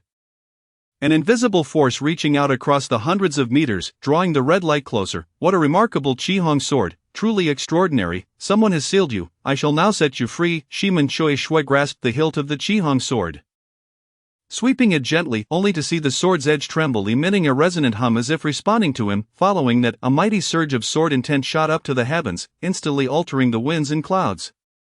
Duan Yu watched in awe, his mouth agape, unable to utter a sound. By heavens, even a gaze can be as lethal as a sword. This is truly impressive. This is the demeanor of the peerless sword deity. Shimen Shui Shui. It was only at this moment that the previously fierce and confident disciples of the Lianyun sect finally grasped the gravity of the situation. Dead, truly dead? Their sect leader, Lian Chang, whom they regarded as unattainable, had perished just like that? A master-level expert at the peak of the 7th stage of the Dan formation realm, yet he fell victim to a mere glance from the enigmatic figure in white. Without the slightest resistance, and worse still, he was left in a mangled state, the sect leader? After a prolonged moment of shock, the disciples of the Lianyun sect uttered incredulous cries of despair. Yet, among the nearly 200 disciples present, not a single one dared to step forward, for they were utterly cowed, their bodies trembling with fear as they gazed at the white figure standing silently upon the boulder. When Duan Yu had slain Elder Lien, it had stirred a mixture of anger and disbelief among the disciples. However, Shimen Shui Shui's instantaneous annihilation of their sect leader only instilled an overwhelming dread. At that moment, the disciples could not even muster the anger they felt for their fallen leader. The opponent had not even moved, merely casting a glance that had obliterated their leader. How could they, who had not even reached the Dan formation realm, dare to seek vengeance? It was more likely they would be rushing to their demise. Sensing something, Shimen Shui Shui lifted his gaze, his eyes shifting from the Qihong sword to the cluster of disciples. One glance pierced through the nearly 1,000-meter distance, the gaze as scorching as the sun, yet imbued with boundless ferocity and intent to kill, instantly instilled terror into the hearts of the disciples. Leaving several unable to bear the pressure, who screamed in fright and turned to flee towards the gates of the Lianyun sect, the remaining disciples exchanged glances, then all turned to flee. Not daring to look back, the exodus had begun, and in the blink of an eye, the majority of the Lianyun sect disciples had fled, even those who were innate experts, powerless against the overwhelming tide. After a brief hesitation, they all bolted towards the sect's mountain gate. In their flight, they utilized secret techniques with all their might, moving even faster than Shimen Shui Shui had raised his head. When faced with death, one does not perish in silence but erupts in silence. Evidently, these disciples of the Lianyun sect had erupted in their desperation to escape. Chapter 58, Unstoppable. What is this? Duan Yu stared in astonishment at the scene before him, tongue-tied in disbelief. By heavens, this is the might of the sword deity. Truly formidable. Shimen Shui Shui remained calm, slightly turning his head to observe the fleeing disciples of the Lianyun sect, who dashed away heedlessly. Truly a spectacle to behold. In a mere instant, nearly 200 disciples vanished without a trace, even after they vaulted over the nearly 1,000-meter distance and plunged into the gates of the Lianyun sect. The vast entrance that had been shrouded in layers of peculiar clouds began to roll and churn, rapidly constricting and closing. They were afraid. Truly afraid. The once mighty Lianyun sect, after witnessing Shimen Shui Shui's instantaneous annihilation of Lian Chang and the display of overwhelming power, was genuinely terrified. A glance alone could kill, and that was no ordinary individual. It was a master-level expert at the peak of the 7th stage of the Dan formation realm. Surely anyone facing such an opponent would be rendered utterly paralyzed with fear. When Duan Yu and Shimen Shui Shui approached the gates of the Lianyun sect, they found that the once vast expanse of clouds had dissipated by 70 to 80%, leaving only faint wisps of vapor, barely discernible, and no trace of the sect's entrance remained. Is this an array? Faced with this scene, Duan Yu was momentarily taken aback, unsure of how to proceed, having inherited the memories of a tragic figure and reviewed the tomes of Wang Tua and others. He possessed some understanding of formations. However, he recognized that confronting an array was vastly different from direct combat. Without adequate knowledge of formations, unless there was a significant disparity in strength, it was almost impossible to exert influence.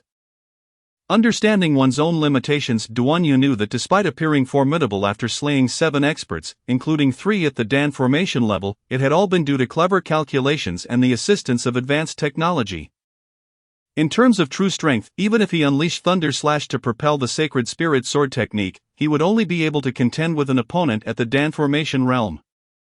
Thus, he would never dare to recklessly invade another's array. A commendable formation, but regrettably, it lacks a true master to control it, rendering it inconsequential. Shimen Shui Shui smiled lightly, his demeanor calm, clearly unperturbed by the array's presence.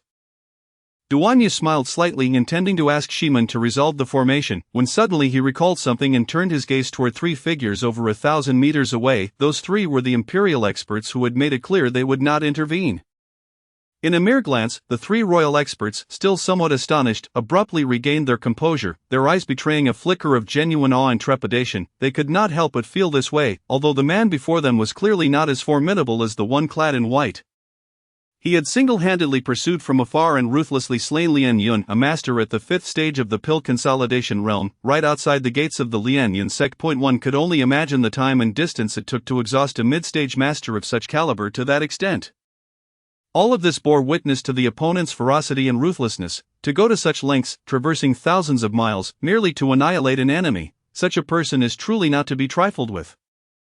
For if you are unable to eradicate him, he will lurk in the shadows, poised to obliterate you in turn. As for the man in white, he was even more terrifying, with but a single glance.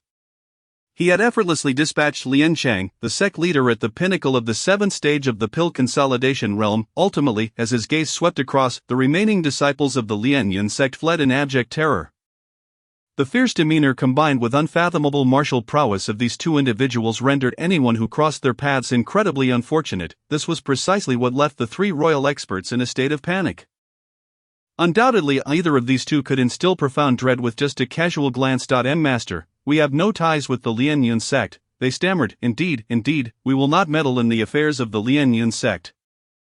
I swear an oath, I shall not disclose any information from this place. Should I break it? In their overwhelming fear, the three royal experts hastened to explain themselves to Duan Yu and Shimen Chui Shui. Fervently uttering a litany of vicious oaths, "You are of royal blood." Duan Yu furrowed his brow slightly, as if a thought had struck him, and spoke with nonchalance. "You may leave. Thank you, master, thank you." Realizing that Duan Yu had no intention of pursuing them, the three royal experts dared not linger and hurriedly fled into the distance. It was not until they had sprinted over 10 miles away that they collectively wiped the sweat from their brows. Glancing back toward the direction of the Lian Yun sect with a sense of relief, they were truly grateful that when Duan Yu had appeared, they had refrained from aiding the Lian Yun sect in their conflict. Otherwise, whether they could stand here unscathed today remained a question. At this moment, their feelings toward Duan Yu and Shimen Chui Shui were filled with astonishment and confusion. When had the Qianlong Empire given rise to such two terrifying figures? One could pursue for 1,000 miles and slay a master of the 5th stage of the Pill Consolidation realm, while the other could annihilate the sect leader of the 7th stage with merely a glance. Such prowess was indeed chilling. Observing the young man's age, clearly under 20, how could one of such youth possess such an extraordinary level of cultivation? Regardless of who this person was, the Lian Yun sect was in dire straits. All their masters at the Pill Consolidation realm had been wiped out, and their future seemed bleak. In the days to come, it seemed the Lian Yun sect might not have a future at all. "We should leave swiftly. Even now thinking of the ferocity in that man's eyes unsettles me." Amidst their hushed conversations, the three royal experts sprang into action, employing their lightness skills to flee further away. With such terrifying power emerging within the Qianlong Empire, they needed to return post-haste to inform the royal family to prepare. "Brother Shimen, I must trouble you to take action once more." After the three royal experts departed, Duan Yu finally spoke. Although all masters above the Pill Consolidation realm of the Lian Yun sect had been vanquished, there still remained dozens of innate experts and hundreds of high-level martial artists, constituting a formidable force that must be eradicated in its infancy. No problem, it will be an opportunity for me to test the might of the Qihong sword now that its seal has been lifted. Shimen Chui Shui smiled calmly, raising his hand gently. In an instant, the Qihong sword erupted with a dazzling crimson light, an overwhelming pressure radiating forth like a tempest. Duan Yu's form faltered, involuntarily retreating 10 steps. When he looked at Shimen Chui Shui again, his eyes were filled with nothing but astonishment. That sword energy roared skyward, a torrent of pressure sweeping across the heavens and earth, rendering all else dim in comparison. Only this unparalleled brilliance of the sword remained. Chapter 59. The first turn of Pill Consolidation. Darkness once more enveloped the earth. The night was so tranquil until dawn broke. With purple energy rising in the east, golden-red sunlight cascading from the horizon, bathing the entire land and awakening the slumbering world. In the Lian Yun mountain range, a newly awakened third-level demon beast was curiously observing a peculiar mountain peak that had mysteriously appeared in the distance. It was certain it had never seen this mountain before, as its shape was exceedingly strange, a colossal peak that appeared to have been cleaved in two and slanted at odd angles, as if split by a mighty force. Yet soon after, it felt a surge of excitement. Despite the distance, it caught a waft of a rich scent of blood. This scent, to a demon beast, signified a source of nourishment. With this thought, it could not help but let out a long howl, leaping forth to pursue the source of the scent. In the tranquil Lian Yun mountain range, terrifying roars of demon beasts echoed in succession. resonating far and wide, reaching hundreds of miles away and causing considerable alarm among the nearby towns and villages. Meanwhile, over 100 miles away, in a secluded cave within the mountain forest, Duan Yu was seated in meditation.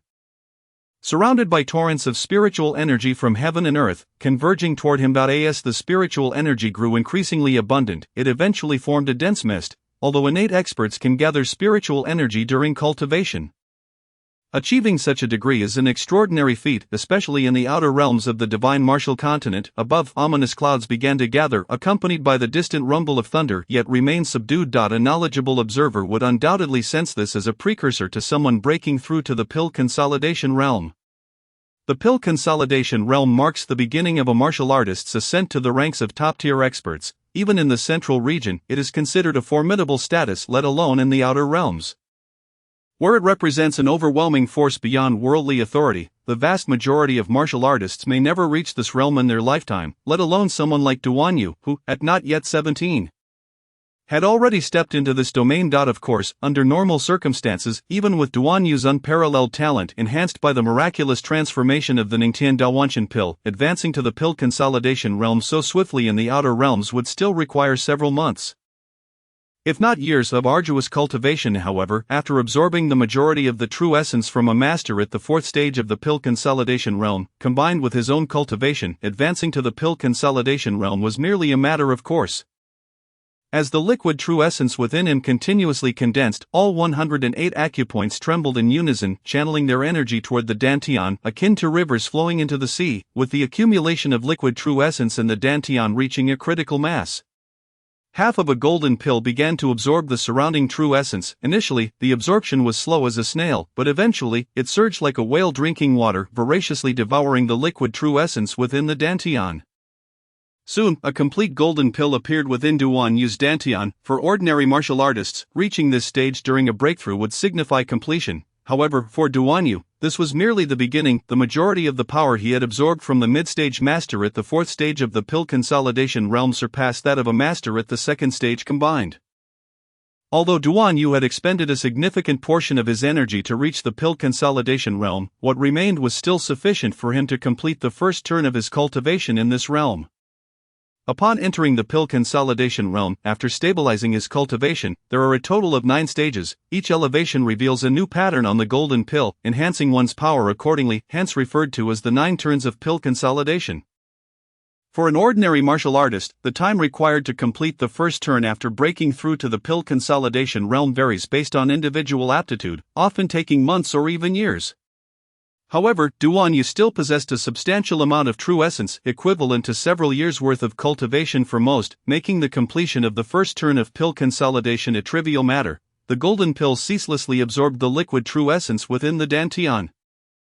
Soon reaching a mature state, Duan Yu felt his body tremble as a faint purple pattern slowly emerged on the golden pill, followed by an overwhelming aura rising from him, bursting through his garments and soaring toward the heavens.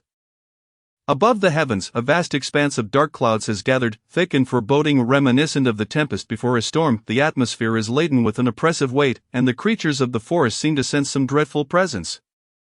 Howling in alarm as they retreat, suddenly a resounding boom echoes through the air, striking hues of blue, green, and white burst forth, accompanied by a dazzling tricolor beam that pierces the sky. The turbulent clouds swirl around the massive light, forming an enormous vortex that rotates slowly. This spectacle endures for several minutes before the tricolor beam vanishes without a trace. The winds shift, and the clouds disperse, restoring tranquility to the scene within a cave. Duan Yu abruptly opens his eyes, 2 piercing beams of light shooting forth from his gaze. His body, seated in a meditative posture, seems to be lifted by an invisible force, rising gracefully to a height of 3 to 4 feet above the ground. Although he has successfully broken through to the Dan-embracing realm, Duan Yu does not conclude his meditation. Instead, vivid images flash through his mind, particularly the moment when Shiman Dasha's sword cleaved through the Lianyan sect. What a sword it was! The sword energy soared into the heavens, slicing through the void. Before the overwhelming sword light could descend, the seemingly infinite pressure had already shattered the protective mountain formation of the Lianyan sect. Following this, a vast surge of sword energy, stretching 1,000 feet, roared down, cleaving a towering peak in half. Hundreds of disciples from the Lianyan sect, whether they were postnatal martial artists or innate masters, were utterly obliterated by the dispersing sword energy. This formidable strike, capable of splitting heaven and earth, was beyond the capacity of those who had yet to attain the Dan-embracing realm to withstand. Even Duan Yu, reflecting upon such a level of assault, could not fathom any means of defense. Just what kind of being was Shimen Chui Shui, a transcendent powerhouse beyond the Dan-embracing realm? Yet, according to the records of the Lianyan sect, even such beings did not possess such terrifying strength. Regardless, the more formidable Shimen Dasha's power, the greater the assistance it would offer him. Setting aside these chaotic thoughts, Duan Yu extended his hand, and a crimson ancient sword emerged into his grasp from thin air. The sword sheath shimmered with ethereal light, and as he placed one hand upon the hilt, he hesitated for a moment but ultimately refrained from drawing it. Before departing, Shimen Dasha had gifted Duan Yu the Qihong sword, cautioning him that this sword was a superior divine weapon. Once the seal was broken, sword energy would overflow, and until he reached the realm of the transcendent, he must not unsheath it lightly lest he cause harm to himself or others and be left with regret. Within the divine martial continent, weapons are categorized into 4 tiers: sharp weapons, renowned weapons, spiritual weapons, and divine weapons. The Qingfeng longsword that Duan Yu previously wielded was merely a low-tier sharp weapon, while the Jinyao sword belonged to the upper tier. However, the Qihong sword was a true superior divine weapon. Such a weapon, while immensely powerful, also imposed significant restrictions on its wielder's cultivation level. For those with sufficient prowess, its use would be akin to a tiger gaining wings. For those lacking strength, the consequences could be perilous, leaving one uncertain whether they would harm their enemies or themselves. Taking a deep breath, Duan Yu placed the Qihong sword into the ethereal ring, a bittersweet smile creeping onto his face as he glanced at his bare body. He had never anticipated such a turn of events, and thus he had not prepared any spare clothing. What was he to do? As he wrestled with his frustration, the summoned space's time limit unexpectedly approached. Unable to suppress a flicker of joy, he silently muttered enter. His figure then vanished from the cave. Chapter 60. Summon Upgrade Divine Beast Qilin. A piercing scream resonated throughout the entire summoning space, jolting Duan Yu's ears and leaving him momentarily dazed. His vision blurring as if the stars above were swaying. It was truly unimaginable. The diminutive figure of the space sprite, Jingjing, with her tiny mouth, produced a volume that could rival a dragon's roar. Stop screaming, boss. Just turn around. After several minutes, Jingjing's shrill cries finally ceased at Duan Yu's exasperated pleas, and she swiftly turned around, her delicate wings flapping incessantly. Though her facial expression remained hidden, it was evident from her now pink wings that her mood had shifted. Unable to contain himself, Duan Yu shook his head and offered a rueful smile. I apologize, Jingjing. I did not intend for this to happen, but this breakthrough into the Dan-embracing realm was beyond my expectations. I already knew, Jingjing retorted, pouting slightly. Host, due to your increased summoning level, your chances of obtaining ordinary summons are 25%, elite level summons 30%, epic level summons 18%, legendary level summons 8%, mythic level summons 3%. And eternal level summons a mere 0.0005%, with the remainder being void. What else? Having had prior experience with summoning level upgrades, Duan Yu was somewhat informed. Seeing Jingjing pause, he quickly inquired. His time within the summoning space was limited, and while the upgrade had granted him a slight extension, it was still not ample. If he did not act swiftly, he risked missing today's summoning, which could not be accumulated, 1 summoning per day.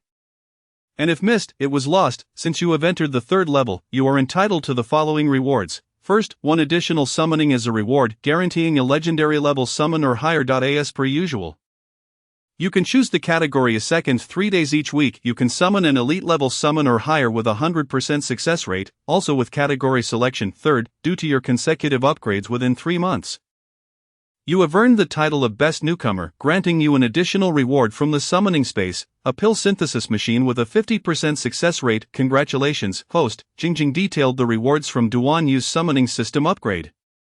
Although a bit awkward and embarrassed, she adhered strictly to her professional conduct. Indeed, 100% summoning as a reward was fixed, but the ability to choose categories 3 days a week greatly pleased Duan Yu, enhancing his prospects of summoning desired entities. However, the title of Best Newcomer and the pill synthesis machine were unexpected bonuses. Unable to contain his curiosity, Duan Yu asked, could you explain the significance of the Best Newcomer title and the pill synthesis machine? Jingjing responded solemnly, the Best Newcomer title minimizes your chances of voiding opportunities when summoning and increases your chances of summoning legendary level entities by 3%, mythic level by 2%, and eternal level by 0. 1%. The pill synthesis machine is a wondrous product combining fantasy and science fiction, with its true level unknown, though estimated to be mythic. It can merge materials to create pills or fuse lower tier pills into higher tier ones. How impressive! Duan Yu was thoroughly astonished. This was no ordinary pill synthesis machine, it was akin to a transcendent level alchemist. With this device, he could forego the option of summoning pills, sourcing materials, or lower tier pills to create a wealth of high level pills for his use. Here you go. Without turning back, Jingjing waved her hand, conjuring 2 cards, 1 gold and 1 red. Duan Yu, startled, reached out to catch them, only to find the red card in his hand as the golden card transformed into a beam of light, vanishing into his body. What? Instinctively withdrawing his hand, Duan Yu noticed the red card had been placed into the ethereal ring, leaving him puzzled as he stared at the empty palm. Jingjing explained, the golden card represents the best newcomer title. It has fused with your being, signifying that you have now attained that title. Duan Yu realized, I see. Jingjing's patience seemed to wane today, and after explaining, she hurriedly urged, host, your time is limited, quickly commence today's summoning to complete the reward summon. Duan Yu nodded in agreement, stating, then let us begin. As Jingjing raised her staff, a brilliant azure beam shot skyward, shaking the starry sky. The altar shimmered with runes, their radiance intertwining in a dazzling display. Moments later, as the azure light faded, a blue card floated at the center of the altar, emitting a gentle glow and pulsating invitingly. Advanced enhancement pill, belonging to the realm of science fiction, classified as an epic-level summon. This remarkable concoction has been meticulously crafted by the esteemed advisor of the Travelers' Welfare Association, the unparalleled deity Xiao Yunfei. Upon ingestion, it bestows upon the consumer an extraordinary physical enhancement, rivaling the prowess of peak-level practitioners within the Dan realm. Note, due to the overwhelming potency of this elixir, it is imperative that the consumer possess no significant injuries prior to consumption. It is advised to attend to any wounds beforehand, as the association shall bear no responsibility for any adverse consequences arising from its use. Time is running short. Please promptly select a summon category to initiate the reward summon. For some inexplicable reason, today, Jingjing appears particularly impatient, before Duan Yu has even finished stowing away the summoning card.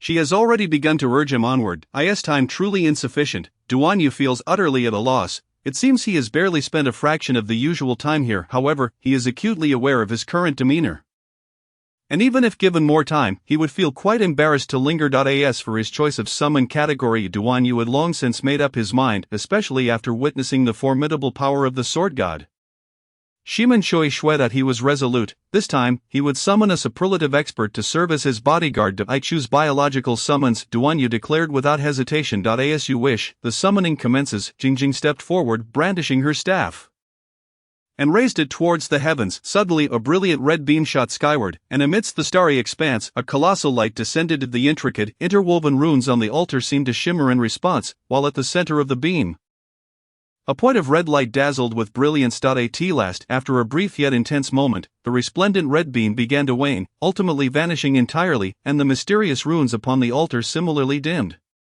Suspended 3 to 4 feet above the ground at the center of the altar was an extraordinary card radiating a dazzling red light, its aura spreading and enveloping the surroundings with an alluring temptation.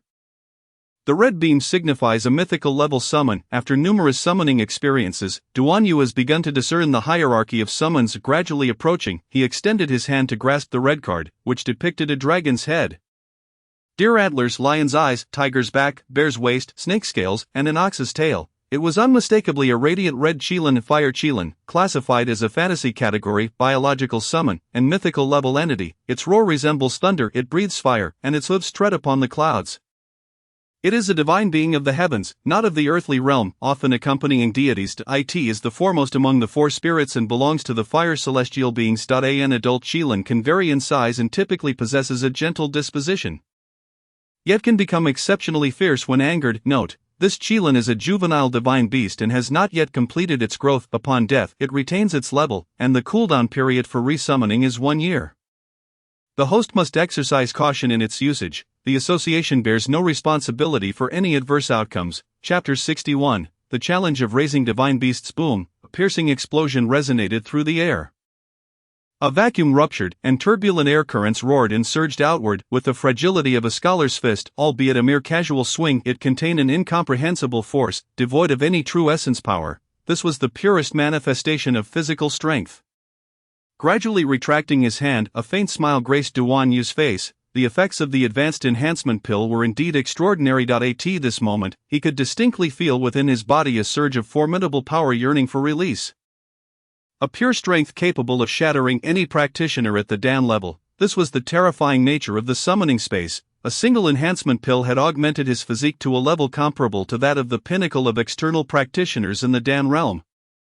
Truly defying the heavens, external cultivation focuses on the body, while internal cultivation hones the essence. Ultimately, regardless of the path, practitioners are in pursuit of power, and it is power that ultimately decides victory and defeat.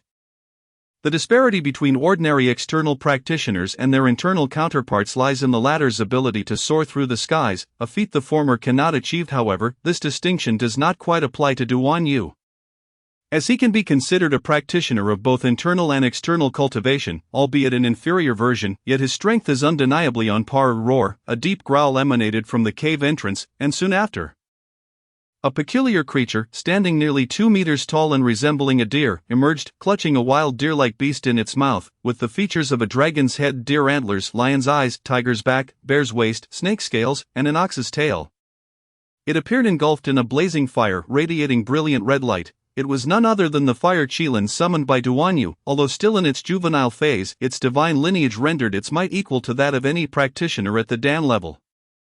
"Boss, I'm back. When do we eat?" With a thud, it dropped its prey onto the ground, its youthful voice ringing out. While ordinary beasts may gradually develop intelligence after reaching level 3, as a divine beast, the fire Qilin naturally transcends such limitations. Although still too low in level to speak human words, it can easily communicate with Duan Yu through mental connection. Having been surprised once, Duan Yu would not be astonished a second time. "Another meal? Didn't we just eat an hour ago?" Duan Yu was utterly speechless. Who is truly the boss here? How did he end up as the divine beast's caretaker, after a moment of frustration? He couldn't help but say, "Little fire, can we negotiate? Could you perhaps eat fewer meals a day, just like me? 3 meals? I could even add a late-night snack." "Ugh." The fire Qilin emitted a low growl, dejectedly replying, "But I'm still too small. I need to consume a great deal of energy to grow." Consume energy? The words were spoken without intent, yet they resonated with Duan Yu, who paused momentarily. He retrieved a demon beast's core from the ethereal ring and inquired, "Would this suffice?" Approaching, the fire Qilin sniffed the core in Duan Yu's palm, then displayed a hint of disdain in its eyes. Scoffing, "This low-grade core has insufficient and impure energy. I refuse." Sweat dripped. "How is this low-grade? This is a core from a level 3 demon beast." Duan Yu cast a resentful glance at the fire Qilin, helplessly stowing away the core and rummaging through the ethereal ring for a few chi-nurturing pills.